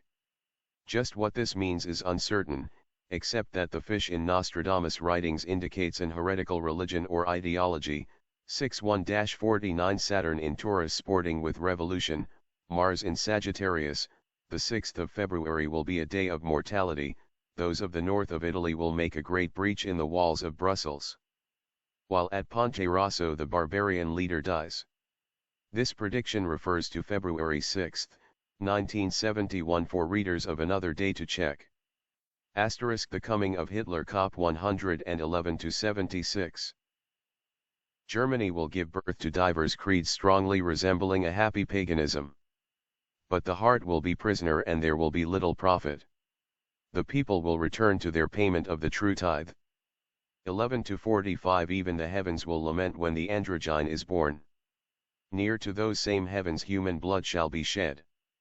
Through death too late will a great people be renewed, the French. Late though early the expected succor will come. The bisexual interests of Hitler have been frequently commented on in the press. Late and early refers to the long interval elapsing between the fall of the monarchy and this modern restoration, which will begin early in the Great Struggle, 1944. 1K6s From the Aryan height there shall arise one who is both elevated and obscure. His evil will affect the country at the junction of the Saône and the Rhône, Lyons, p. 369 On the day of Saint Lucia, December 13, his soldiers will be hidden in the woods of him who has the most horrible throne ever known. X46 In life, destiny, and death he will be a base, unworthy man of gold. But he will not be the new Elector of Saxony, from Brunswick will come the token of affection, the hypocritical seducer will pose as the restorer of the people's rights. Hitler will not be a second Martin Luther, nor the patron of Luther, the Elector of Saxony. His Reform 11 movement will not be lasting. V5 Copyright under the holy pretense of giving freedom from servitude. He will himself usurp the power of the people and the city. He will be able to do his worst because of the falsity of the young prostitute, French Republic. The treacherous, preeminent one will read his book to the country. Probably no one will need to have it pointed out that the dramatis personae of this verse are Hitler, France, and Mein Kampf. X10 stained with murder and enormous adulteries, the great enemy of the entire human race, who will be worse than his forefathers, his uncles, and his fathers will be, in fire, battle and revolution, bloody and inhuman. This sounds like what a large part of the world thinks of Adolf Hitler today, and recalls to the frivolous, his sisters and his cousins and his aunts etc., 4-66 Under the protective coloration of 7 revolutionaries divers experimenters will sow their seed. Pits and fountains will run with poison, these human devourers will be inspired by the power of Italy. It has been noted that Hitler, who was inspired by Mussolini's success, has consistently surrounded himself with 7 leaders who carry out his orders and develop his ideas. Whether this is happenstance or related to some of his ideas on occultism is not known, but the number 7 has some association with the occult in the minds of many and its legends are very ancient. 11-99 years the vegetarian will hold his power in peace, then he will meet downfall in a thirst so bloody that on account of him a great people without faith or legality will be destroyed by one who is more easygoing. 1933 plus 9 equals 1942 unless the time should be counted from Hitler's rise in 1932. V18 The besieged peoples will strain at their agreements a week after they are faced with the cruel issue * blood will flow in their repulse. 7 will get the axe when the government which wove the fabric of the peace is itself a captive. This very well describes conditions after the fall of France. The author does not know the exact number of members of the former government now dead or imprisoned at Ryan, but it is close on 7 * France, through Clemenceau, was responsible for the Peace of Versailles. The crossed brother maddened by lust will kill Bellerophon because of preface * p. 372 The enraged woman whose fleet has sailed for 1,000 years will drink bitter brew, thereafter both shall perish * This verse is as puzzling as it is intriguing. The Bellerophon was the ship that took Napoleon to St. Helena. Here it is a symbol of England. Classically, Bellerophon was a hero who retired after involuntarily causing the death of Praetus, his friend and hunting companion, while both were guests in the house of Praetus' one father-in-law. The meaning could be that England allied with a government of France, the Republic, which is not the true son of France but an in-law, while both are guests of France, will meet tragedy, that England, at Dunkirk, will be responsible for the death of Praetus, the French government. Then the symbolism changes, and seems to indicate Britannia, for 1,000 years a sea-going power from the days of William the Conqueror, will taste defeat, and thereafter both Britain and her antagonist, Germany, the crossed brother, will perish. VI 99. The efficient enemy will turn about in confusion. The great country, will be defeated by ambushes. Spain and Western Africa will refuse to play along, with Hitler, p. 373. There will be defeat near the river where are the remains of antiquity, Tiber. This appears to be a forecast of the eventual defeat of Italy and Germany, the efficient enemy. 11:6-11-90. When among the crossed ones there shall be found a man with a troubled mind, then in the Holy Land shall be seen the horned bull. The home of the Virgin will be filled with swine, no ruler will be able any more to sustain order there. Rudolf Hess is said to have fled because his mind was troubled at the thought of occupation and war in the Holy Land, which shocked his Catholicism. The horned bull is Hitler, the Turian, who has brought the war to the Holy Land. When the Robin Moor was sunk, the New York World Telegram carried a story from the survivors which stated that the submarine hoisted no flag, but was painted with the large device of a red bull. So that it would seem that not only the forces of Hitler, but also his actual astrological insignia are in evidence in the far places. 6-77. By reason of the fraudulent victory of the leader who shall be cut down, p.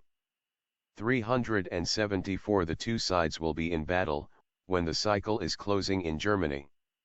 The leader and his governmental offspring will be destroyed in home territory. The monarchy and the papacy will be pursued in Rome. This seems to mean Hitler's destruction by his own people. In the course of events the great ruler will be forsaken, and the inebriate, drunk not with art but with power, will be no more of this life.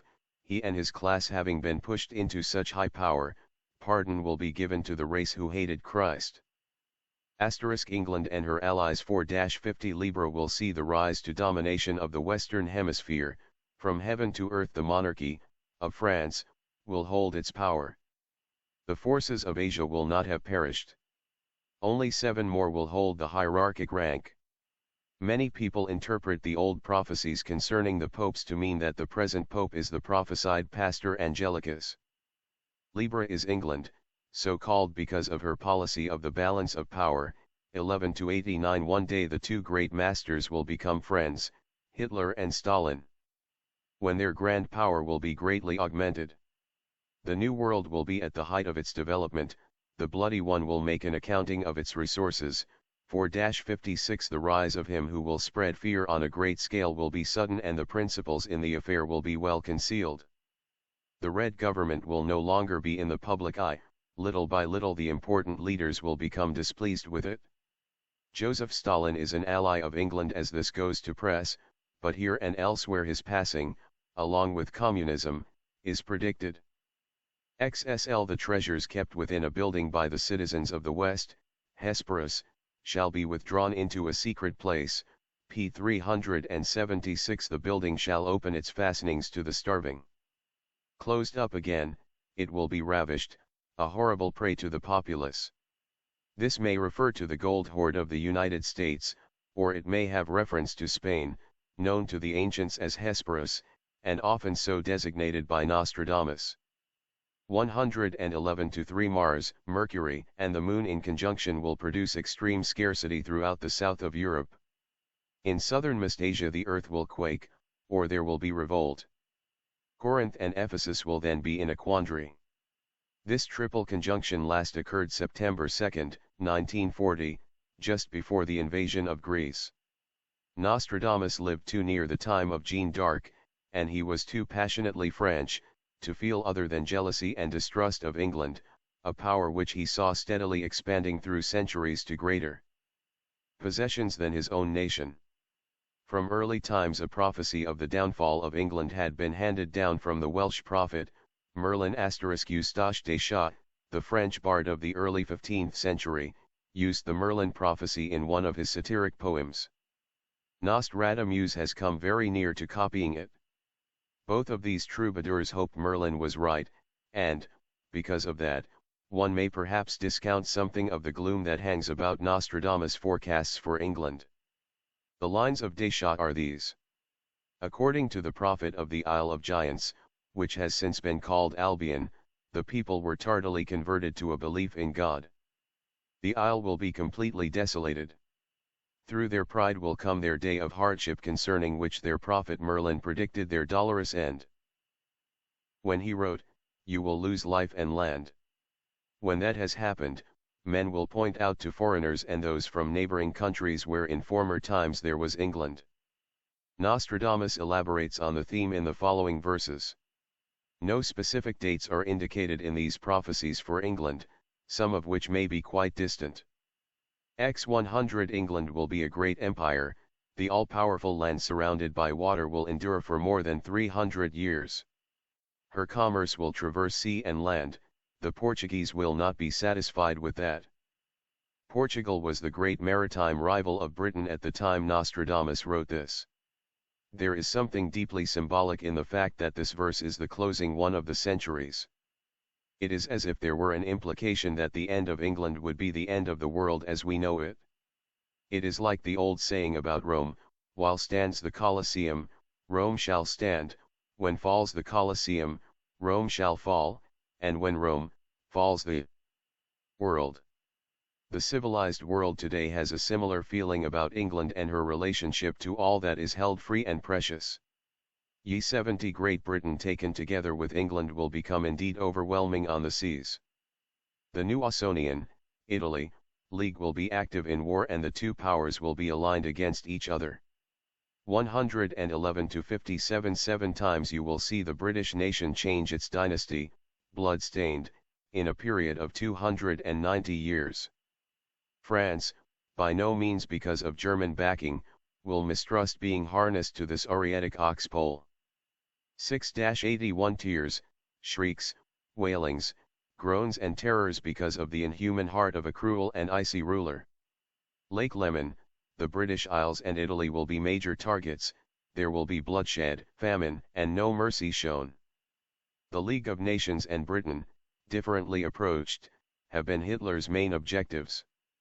6-90 Ignominy stinking and abominable will after the event be hailed as felicity.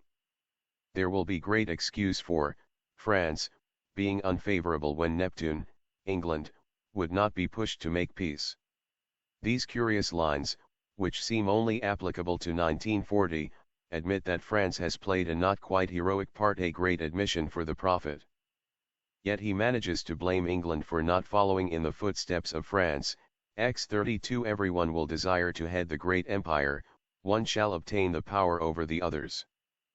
But there is little time for his power or life, 2 years his navy will sustain him. If within the isles there will be such a horrible tumult that nothing will be heard but bellicose factions. The insults of the brigands, Axis, will become so great that they will go so far as to range themselves in a strong league. 111 to 71 Where there is expectation of creating famine there will be surfeit. The patrol of the seas, like a dog in the manger, will ration oil and wheat to the various nations. It was all right with Nostradamus when England blockaded the seas in 1914 to the advantage of France. The same situation is all wrong in 1941, and England is then dog in the manger. 6-21 When those of the Arctic pole are united together, in the Orient there will be a great terror and fear. The newly elected Pope shall sustain the great church, Rhodes and Byzantium will be stained with foreign blood. As this book goes to press, Russia is invaded, and Winston Churchill announces that England will assist her, the two northernmost empires, those of the Arctic pole. The fighting and terror in the Orient are at peak. 4-63 At a time very close to an elongation of Venus the two great leaders of Asia and Africa will be active. The arrival of the forces from the Rhine and Danube will be reported. There will be cries and tears at Malta and the Italian coast. 11-93 The law of more will be seen to decay. It will be followed by another and much more seductive doctrine. The Premier of Moscow will eventually fall defeated by offerings and propaganda of a leader with greater drawing power. Sir Thomas More, contemporary of the prophet and author of Utopia, was the ancestor of communism. The prophet seems to blame his ideas beyond those of Rousseau, though he mentions the latter for the tragedies produced by the communistic ideology. How closely this verse follows the headlines and reports on the Russian-German conflict, as this book goes to press, June, 1941. 611-64 Within the Isles the children will be transported. 2 out of every 7 will be in despair. Those of the soil will be supported by it, but the name and the skin will be captured by the League, and hope flees. $50 A little later, after England has laid the wolf, Germany, as low as earth, war will be seen resisting revolution, rekindling in such violence of human bloodshed that little but the bodily envelope of skin will be left. Bread will be scarce, but swords abundant. 1x51 The earthquake occurring at Mortero will half engulf the navy of St. George berthed in nearby waters. Peace will be asleep, war will awake. In the church at Easter the chasms will open. B59 The English leader will tarry too long at Nîmes on the way to Spain to help Enobarbus. Many will die through open war that day when the comet shall fail to strike Artois. 8-7 The fortress beside the Thames will fall, the government blockaded within. Thereafter along the coast it will be stripped bare, their adversary will behold the corpse, then he will stand inside the barrier. Iki 32 The great sepulchre of the people of Aquitaine, England, will be off the shores of Tuscany, then war will be near the German frontier and bringing terror to the people of Mantua. 11-78 Great Neptune will lie at the bottom of the sea in the mingled blood of Arabs and French. The isles will go down in blood because they took up their oars too late, and more, because they concealed their plans so badly. VLLL 97 In the confines of the war the destiny of Britain will change, near to the shore where 3 fine young nations will be born, p. 384.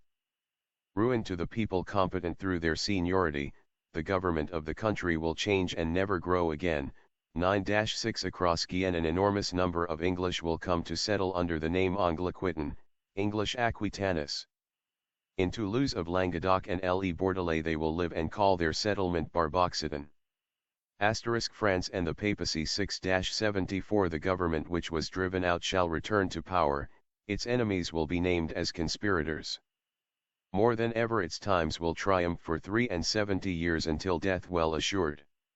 This is a peculiarly interesting verse. In his letter to King Henry the prophet speaks of the great trembling of the earth together with the increase of the new Babylon, wretched daughter, of the revolution, augmented by the abomination of the first Holocaust, 1792. It will hold its power for just 73 years and 7 months. Then there shall issue from the long barren tree, of the monarchy, born at the 50th parallel, latitude of the Franco-Belgian border, one who will revitalize the entire Christian Church. And there shall be created a peace, union, and concord between the children of opposed and separate races, if 1944, as previously analyzed from the number of verses and centuries, this author may possibly be alone in seeing such a connection, certainly the first to say so. It constitutes Nostradamus' date for the beginning of France II, over which the new and great Henry V is to rule. If to the date of the Battle of Sedan, September 1, 1870, the 73 years and 7 months of the prophet are added, it brings us to March, 1944, if the 73 years are subtracted from the date of the downfall of Napoleon III at Sedan one gets 1797, dating the rise of Napoleon. Napoleon III died in 1873, which is a kind of echo of the number Nostradamus mentions, not in a prophetic connection, the Hebrew prophet Joel. This is in the letter to the king. It seemed odd to single out for no reason this one short biblical book and not to refer to other prophets. But on looking into Joel, one discovers that the book has just 3 chapters and 73 verses. The French Republic has had 3 chapters too, the First, Second and Third Republics. This number 73 is a peculiar one. Nostradamus gives the precise date of the French Revolution, also in the letter to the king. Then will be seen the beginning of events of long duration, and in the first year there will be a great persecution of the Christian Church. This will break out in the year 1792. The people will think that it is a renewing of the age. 11. If 1792 is taken as a starting point, and 2 additions of the number of Joel, 73, are made, one has the date of 1938. Returning to the quatrain, the verse of course refers to the government of Napoleon I, which returned to power under Louis Napoleon. Yet as has been shown, the verse has a much more subtle application, and the 73 years does not refer to the tenure of power of either man, but to cycles which included their years. The rise of one and the downfall of the other give points of reference for use of the number.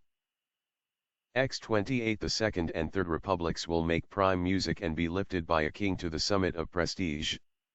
But the grass will grow thin to emaciation, and the expose of false self-indulgence will deprive them of power. Nostradamus severely blamed Louis Philippe, whose reign was the beginning of the Second Republic, in other verses, for his catering to democratic ideas, and abandoning the flag of the lilies for the tricolor. He is the king referred to here. 430. More than 11 times the populace has refused the monarchy, all influences have been alternately augmented and lowered, and so low will they sink that little gold can be sewed up for keeping. Later there will be famine, corruption, and exposes of hidden matters. There have been 12 elected presidents of France, in addition to the first 2 who were royalist in sympathy. 8-96. The synagogue, sterile and bearing no fruit, will be received, excepted among the infidels of Babylon, where its sad, miserable leader will have his wings clipped by the daughter of persecution. Paris, *. Leon Blum's tenure of office. * 432. The times and localities will compel meat to be replaced by fish. P. 388. The law of the commune will work in an opposite fashion. An old man will hold the power, then he will be removed from office. The friend of all things pertaining to the mob will be relegated to the background. The boomerang in both defense and economics which marked the Blum regime is predicted. 6-50. Within the pits the old bones will be found, the remains of incest committed by the stepmother. The state will change, the skeleton will rattle, and Mars will be ascendant on its star. Nostradamus never fails to ascribe the faults of democracy in France to its hideous beginnings in the French Revolution, the stepmother of the Third Republic. He hears the rattle of its bones in the revival of communist ideas in the Blum regime. 1-3. When the blown litter of the whirlwind drives against them, they will hide their faces with their cloaks. A new class of people will trouble the Republic and the revolutionaries, and the royalists will judge all matters from opposing points of view. The Tagolards, or hooded ones, who hid their faces, arose to fight the leftist tendencies of the French Republic, and by so doing played into Hitler's hands. 9-51. The people will band themselves together against the red factions. There will be flame, battle, and revolution while the heart is avid for peace. Those who weave their plots will do so at the point of death, save one, Hitler, who will bring ruin upon the entire world. 8-91. In the country watered by the Rhone, where the crossed ones will be almost united when the 2 which constrain, Mars and Saturn, are met in Pisces, a great number will be punished by the deluge. This probably referred to the conjunction of 1938, when the harmony between the Axis members was at its height. Mention was made in the press of their conspiracies, notably those of burning French ships. They had their headquarters in the valley and mouth of the Rhone. The deluge here is the figurative one of the onset of tragedy. VLLLX. A number, in the government, will be confused in their expectation. This will not be forgiven by the population, who will be of the opinion that they should persevere in their hope, but the great leisure to do this will not be given to them. Cézanne 36. Those without power, wishing to acquire power, will spread a great rumor all through France, the honeyed tongue, the veritable chameleons. The incendiaries, the firebrands, the agitators, the Toms, Dicks, and Harrys, the purveyors of news, their bite will be like that of the scorpion. 6-133. Through fraudulent government the country will be despoiled of its forces. The fleet attacked, channels open to espionage. Two pretended friends will form an alliance, awakening hatred long lulled to sleep. The ancient enmity of France and England. 634 The mechanics of flying fire will cause the people who are besieged to revolt against their leader. p. 391 Within the nation there will be such sedition that they will be defeated in their despair. 11-77 With projectiles, fire, and chemicals they will attack, and be repulsed with fire. Cries and groans will be heard on the midnight air. People will be placed within hidden ramparts, the traitors will escape by an underground route. b. 43 For a long time the country will be abandoned where the Seine and the Marne flow together. The soldiers from the Thames will be despised, they will be driven back from those whom they were supposed to guard. I-41 The city, Paris, will be assailed by night. Few will escape in the conflict near to the sea. Dunkirk, the prostitute, Republic, when her son returns to her defeated, will perish of poison hidden in the folds of propaganda. II-87 Afterwards there shall come from the neighboring lands p. 392 a German prince who shall sit upon the golden throne, France. In captivity and through experiences with the tides of revolution the Republic will be reduced to servitude and shall no longer endure. The golden throne in Nostradamus' writings is always the throne of France, whose ancient emblem was the lilies of gold on the white flag. Nostradamus often uses prince or king when speaking of a foreigner of great power. Hear Hitler.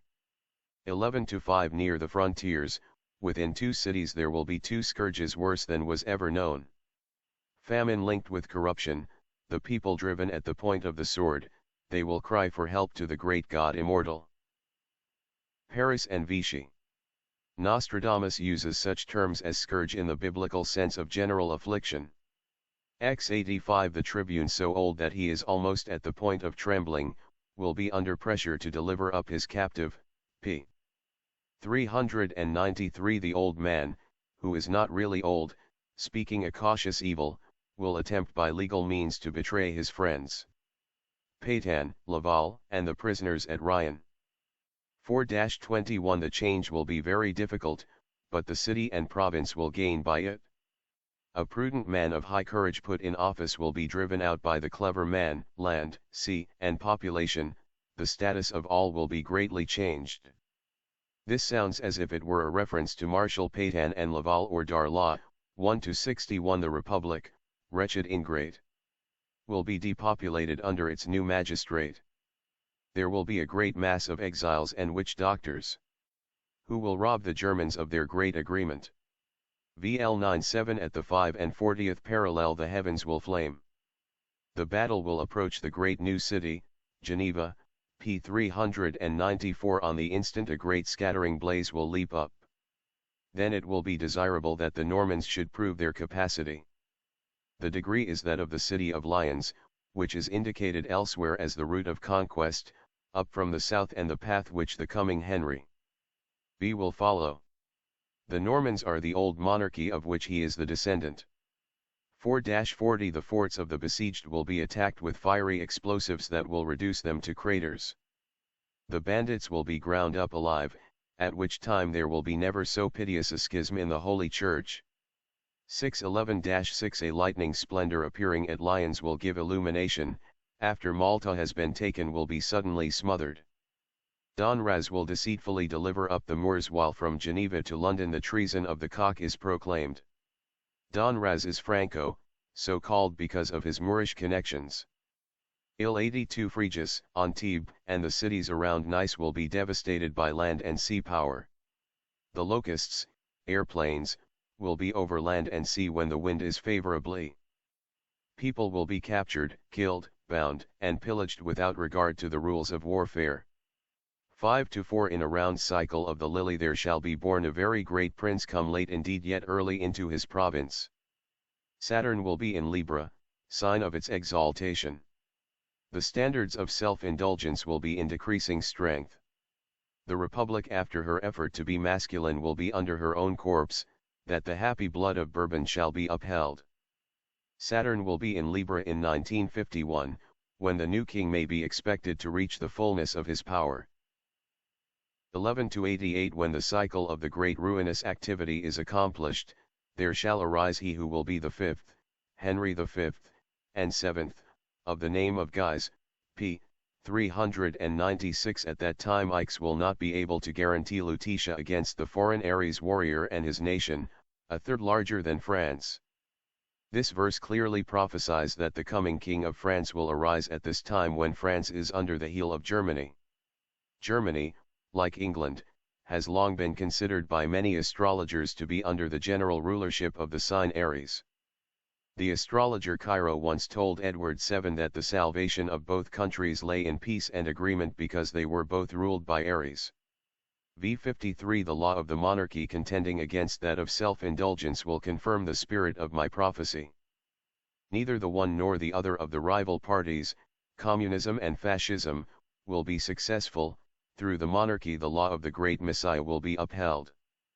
3-5 Near the long default of two great luminaries which will come to pass in April and March, oh, what a dearth! But two great and kindly gentlemen by land and sea will succor all parts. Nostradamus indicates in verses, not given here, that the coming king of Spain will be a friend and companion at arms of Henry V. 1-51 In the watery triplicity there will be born one who will have Thursday for his gala day. His reputation, praise, and power will spread by land and sea, he will be a tempeste to the people of the Orient. The present pretender was born July 5, 1908, with the sun in the watery sign Cancer X71 by the forces of earth and air. The very great revolution will be frozen when in time Thursday shall be venerated. Never was there one so fair as he shall be, the four quarters of the earth shall honor him. Thursday, the day of Jupiter, planet of ecclesiastical hierarchy, is here used in contradistinction to Friday, sacred to the Mohammedans. The meaning is that of the Christian king, Henry V, whose reign will be closely harmonized with the Church. 6 High, Henry V, will assemble forces to carry him to empire, and in the Vatican the Pope will be of the blood royal, of France. The Flemish, the English, Spain and Paris will fight against Italy and the rest of France. By Paris, here, one assumes that he must refer to the Free French movement representative of the former government seated in Paris. But the verse is puzzling in advance of the event. S15 The newly elected father of the great ship, papacy, will for a long time give illumination like a clear flame serving as a lamp to this great land, and at that time the coat of arms belonging to his name will be linked with that of the happy one of Bourbon. From the Levant to the Western Ocean and the land of the setting sun his memory will be honored. X42 The human rule of angelic birth will base its power on peace and union. War will be captive and half cloistered, for a long time peace will be maintained among men. The Pastor Angelicus, of the prophecy of Malachi, is the Pope yet to come, and is the one indicated by the prophet in this verse. Apparently he is to be of royal French blood and hold his office while Henry V is King of France. This prediction does not check with the papal succession given by Malachi. S53 Many will die before the phoenix dies to renew itself. Until 670 shall he dwell. Having passed 15 years, 21 and 39. The first is subject to illness. The second to battle and danger to life, and to fire and revolution is subject 39. If these numbers are added and the sum added to 1870, the resultant date for the rebirth of the phoenix is 1945. X*44 When there shall be a ruler who will go contrary to the will of his own people, a scion of Blois, the blood royal of France, will subjugate the Italians, Mernal, Cordova, and the peoples of Dalmatia. Thereafter the spirit of the seven will be with the king, and he will make offerings to the souls of his ancestors. When Mars and the scepter shall be conjoined under Cancer, there will be calamitous war. Not long thereafter a new king will be anointed, who for a long period will bring peace to the land. June, 1951. Both Sun and Mars were in Cancer in 1940, but not close enough for conjunction. This checks the previous verse giving the same year, and indicates that fighting will go on until the turn of the decade. Copyright VLLL 52. The king of Blois shall reign in Avignon. From Amboise he will dispose his forces the length of the Indre, In the angle of Poictiers he will break the wings of the Holy Empire in the neighborhood of the Bonny. The angle of Poictiers is what military men still call the strategic position in this terrain which dominates the approach to Paris. The Holy Empire is that of Germany. Bonny is thought by Fontbrun to mean the Bohemians Czechs. This author doubts it, but does not know what the interpretation is. The original line consists of only 2 words, and there is probably a trick reading. Such verses were an art in the prophet's day. Vllll pow, nay, Laurent will be a man who is more of fire than of blood. He will swim in praise. The great man will put down the insurrectionists. He will refuse entrance to the despoilers. He will enclose the name of the Pope in the country where the Durance flows. In this verse, which begins the 3 centuries dedicated to Henry, King of France II, Nostradamus indicates the Bourbon ancestry by addressing the coming king by the name of the birthplace of the Bourbon line, Pau, and 2 other towns in Béarn. Avignon, the papal city, is near the confluence of the Rhône and Durance. v6 The Pope will lay his hand on the king's head and implore him to establish peace in Italy. The king will change his scepter to his left hand, token of peace, and from being a king he will become the Pacific Emperor. 8-18 The offspring of the fleur-de-lis will cause its death. A little after its rebirth the old confusion will arise, the 3 lilies will come to an end because of it. The rescued fruit will change and become as crude flesh. Princes and lords, all who are accustomed to make war, cousin German, brother with brother, ended is the tree of the happy line of Bourbon. The very lovable princes of Jerusalem, ended by the commission of an enormous and execrable deed. The people will feel the effect when the bottom drops out of their economy. KTZS He who had been so long awaited will never come again within Europe. In Asia there will arise a man of the League, sprung from the Greek tradition, democratic or communistic, who will spread his power over all of the kings of the Orient. In the last 3 verses the tragic end of the House of Bourbon is indicated, and reaction against the monarchy. 899 By the power of 3 temporal kings it shall happen. The Holy See will be changed to another place. There the bodily substance of the Spirit will be restored and the new locality will be accepted as the true seat.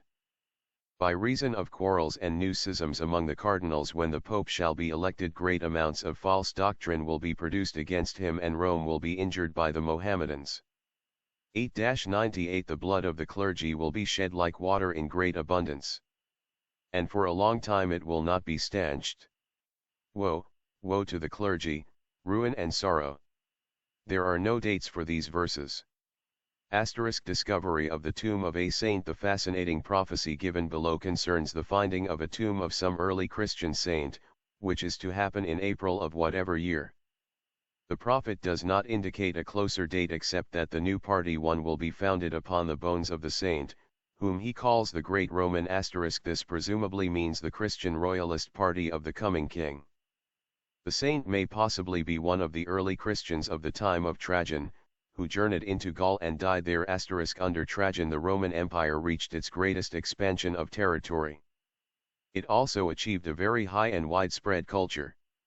The persecution of Christians was, however, very severe. The verses seem to point to an analogy between Trajan and the imperialist ambitions of Mussolini, who is perhaps typified in the mention of Prince Ulpian. Trajan's name was Marcus Ulpius Trajan. Nostradamus' reference to the golden lamp of Trajan would seem to mean the spiritual lamp of Christianity which, though buried under persecution, still glows in its secret place in the old Roman province, now Provence. The parallel is made by the prophet between the persecuted Christians of Trajan's day, of whom the old saint may have been one, and the modern Christians, whose lamp must also burn in secret, persecuted by dictators. 6-66 At the foundation of the new party will be found the bones of the great Roman. A fissure will reveal the marble of the sepulchre, 3 covered, after an earthquake in April. 931 Exposure of the government will put an end to the hecatomb. P 405 When the source of the stream is traced, a freshet will lay bare the marble and lead of the tomb, which will be that of the great Roma, and whose motto was Deus in me. 611-59 The weak faction will occupy this locality, those in high places will make horrible outcry, from their vantage point the strong group will stir up trouble, the tomb will be found near Embrun, where the inscriptions will be uncovered. Vi15 beneath the tomb will be found a prince worthier than he of Nuremberg. The Spanish government, its power lessened, will, when the sun is in Capricorn, January, be denounced and betrayed by the great leader of Wittenberg. Nuremberg and Wittenberg refer to Hitler. V66 under the ancient buildings sacred to hearth and home. Not far from the ruined aqueduct, Pont du Gard at Nîmes, P406 are the luminous metals of the sun and moon, there the chaste, golden lamp of Trajan is still burning. VII66 when the inscription 0 M. Deus in me is found and the ancient tomb with its lamp is discovered, the law, the king and Prince Ulpian will be put to proof, the royal standard and the duke will go into hiding. 111-65 Discovery of the tomb of the great Roman will be followed next day by the election of a new pontiff. The College of Cardinals, engrossed in quarrels, will not ratify the election. The sacred chalice, the church itself, will inhibit the authority of the heir of St. Peter. 1-25 Lost, refound after concealment for so long a cycle, an age the shepherd will be venerated as a demigod, until the moon has completed her grand cycle, when the ancient saint will be dishonored by those of another faith. The rise of the Orient. The author, some time ago, cited some of the predictions in the following verses to a well-known military commentator. He said that they were not news. That men in his particular work who were always scanning future horizons for long-range prophecies of their own had long accepted the rise of the Orient as a fait accompli of the future, and that for this reason the political forecasters gave triple attention to every item that came out of Asia and Africa. Nostradamus in his own day saw the might of the Orient and its menace to Christian Europe, and he knew that cycles return. 8-59 Twice lifted to power, twice overthrown, the Orient like the Occident will weaken. His adversary after numerous struggles, rooted by the sea, in a pinch will fall. 9-6D In the conflict with the barbarian with the black headdress bloodshed will make Dalmatia tremble, the might of Araby will rear its headland, the frogs will shake with fear, Portugal will give help. The frogs are the French, that is the ancient name from Merovingian times. 6-85 The great city of Constantinople will be destroyed by the French, the forces of the Turban will be taken captive. Help will come by sea from a great leader of Portugal. This will happen on the 25th of May, the day of Saint Urban. Probably the prophet looks back from this advanced time to what is Portugal today, as this is a small country and may be incorporated in a large one. A modern French commentator, realizing its size, says, naively enough, that Portugal will send for the U.S. fleet. VLLL 77 Antichrist will be 3 times annihilated, 7 and 20 years blood will be shed in war. Dead heretics, captives, and exiles there shall be, blood, human corpses, crimson waters and hail upon the earth. 1-18 Through the negligence and discord of France an opening will be given to the followers of Mohammed. p. 409 The earth and sea of the north of Italy will be blood-soaked. The harbor of Marseilles will be filled with ships and sails. 111-44 The ancient monarch driven out of power will go to fetch his help among those of the Orient. For fear of the cross he will fold his standard. In Greece he will go by land and sea. V112 The sea will not be safe for the monarchy, those of self-indulgent life will hold all Africa, no longer will the hypocrites be in occupation, and a portion of Asia will change. Life will be frankly hedonistic in Africa without the mask of moral hypocrisy. V5 In the country of Arabia Felix there shall be bomb a puissant leader of the Mohammedans. He will trouble Spain and conquer Granada, and from beyond the sea he shall invade the people of the Italian west coast. 6-80 From Fez the rule shall attain to the countries of Europe, their cities will be fired and their people pierced with a blade. The chief leader of Asia will bring a great troop by land and sea. He will pursue the royalists, the priests, and the cross to their death.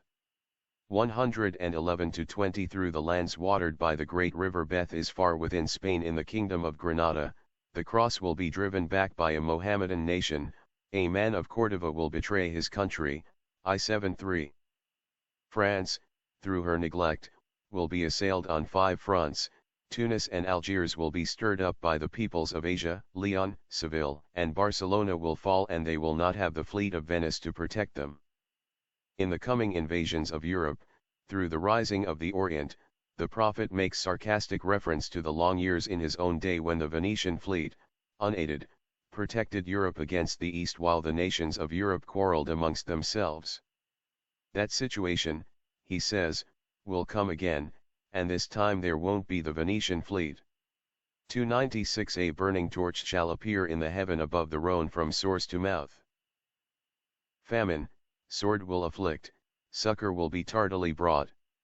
The Persian will turn to the invasion of Macedonia. 9-73 The monarch of the blue turban when he has entered into Foy will rule less than an evolution of Saturn, 29 years. The king of the white turban and the high courage of Byzantium will be manifest near the time of holding when Sun, Mars, and Mercury are conjoined in Aquarius. This conjunction takes place February 18, 1981. Presage 35 France shall be greatly saddened by a death. The mother Antitrice shall be bereft of the royal blood. Government and lords will be made orphans by the crocodiles. P 412 strong cities, castles, and towns will be taken by surprise. May Almighty God guard them from these evils. The crocodiles are the people of Africa and tropical Asia who will overwhelm France, the mother Antitrice, after the final fall of the Bourbon dynasty. B75 The Church of God will be persecuted. The sacred temples will be despoiled, the child shall strip the mother of everything, the Arabs will join the Jews. V25 The rule of the Church will succumb by sea to the Prince of Arabia when Mars, Sun, and Venus are conjoined in Leo. Across Persia will come full near 1 million troops. The true serpent will invade Byzantium and Egypt. The date of this conjunction is August 21, 1987. The end of the age not only ever since the Christian era, but long before in the songs and lamentations of the Hebrew prophets, the end of the great precessional era of the fishes, Pisces, has been foretold in a wealth of tragic and saddening detail. It is not the end of the world, as many people of old times thought, but the end of a grand period, and the birth of a new age with a different type of thought and civilization. Nostradamus prophesied that it would be marked by the downfall of old Europe, and be ushered in with earthquakes and eclipses such as the Bible describes in the scene of the crucifixion. Science recognizes that from time to time the Earth changes the inclination of its axis. They know this from fossil remains, which, for example, show that Alaska had once a warm climate, and other localities show that similar changes have taken place. But science has no knowledge of what causes this change, nor in what cycle of years its return may be expected. Nor does Nostradamus specify the date for this occurrence, but by implication he links it with the phenomenon of the double eclipse which will take place in 1999. The 2 eclipses will occur in the sign Leo, a partial one on July 28, and a total one on August 11. The event is a very rare astronomical phenomenon. Camille Flammarion wrote of it in detail. All astronomers then living will prepare to observe it with every advanced resource of scientific equipment. Nostradamus, in both his letter to the king and in his verses, has given his picture of what he predicts will affect the entire world. Science is just beginning to have an understanding of terrestrial phenomena, such as floods and earthquakes, coming as the result of celestial phenomena, the doctrine held by astrologers for thousands of years. Science has arrived at some limited conclusions forced by the necessity for better long-range weather forecasting. But the study of earthquakes, floods and volcanoes, made in the light of the gravitational and magnetic strains and stresses of the Sun, Moon, and planets, is still in its infancy and as yet almost nothing is known about it. The wise men of old knew these things, and Nostradamus knew them. He needed no telescope for the double eclipse, and he not only saw it, but he saw the train of events that came with it, something no giant telescope can show. In his letter to the king the prophet has this to say of the last years of the 20th century, then shall begin the great empire of Antichrist in the invasions of Xerxes. And Attila, one who will revive the king of the Angumofs, and the Oriental invasion, who will come with a countless throng, so that the advent of the Holy Spirit, from the 48th parallel, will make a great change and chase away the abomination of Antichrist that made war on the sovereign vicar of Christ, the Pope, and against his church for a time and to the end of time. This will be preceded by an eclipse of the sun, of denser darkness than has ever been seen since the creation and up to the passion and crucifixion of Jesus Christ, and from that time until the coming one. There will take place in the month of October a great translation made so that the earth will seem to lose the weight of its natural motion in an abyss of endless darkness. There will be premonitory signs in the spring, and there will be extreme changes, overthrows of kingdoms, and earthquakes. In the last period all the Christian kingdoms, and those of the infidels, will be shaken for 25 years. The wars and battles will be more injurious.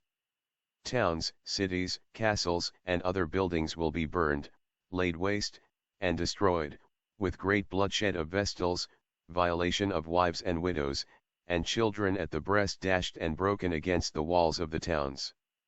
Satan, the prince infernal, will commit so many evils that nearly the whole world will be afflicted and desolated. After this has endured for a certain length of time, Saturn will almost renew his cycle 29 years, but God the Creator will bring an age of gold. He will heed the affliction of his people, and he will bind Satan and throw him into the abyss. Then shall begin between God and man a universal peace, and Satan will be bound for 1,000 years.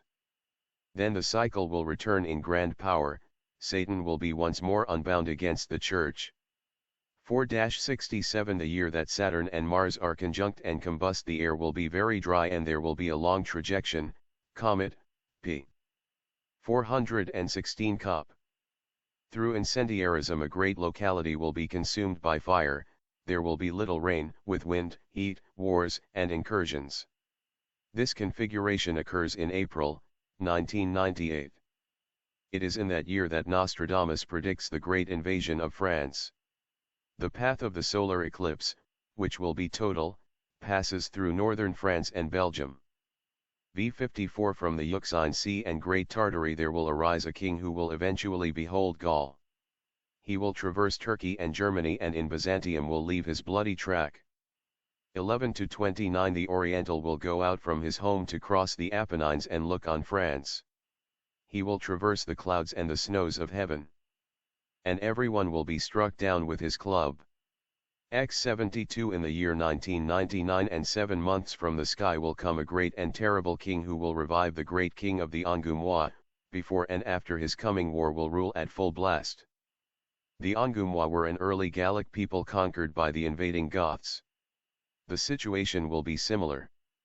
111-84 The great city will be desolate, of her inhabitants not one shall remain to dwell there, wall, sex, building and virgin will be violated.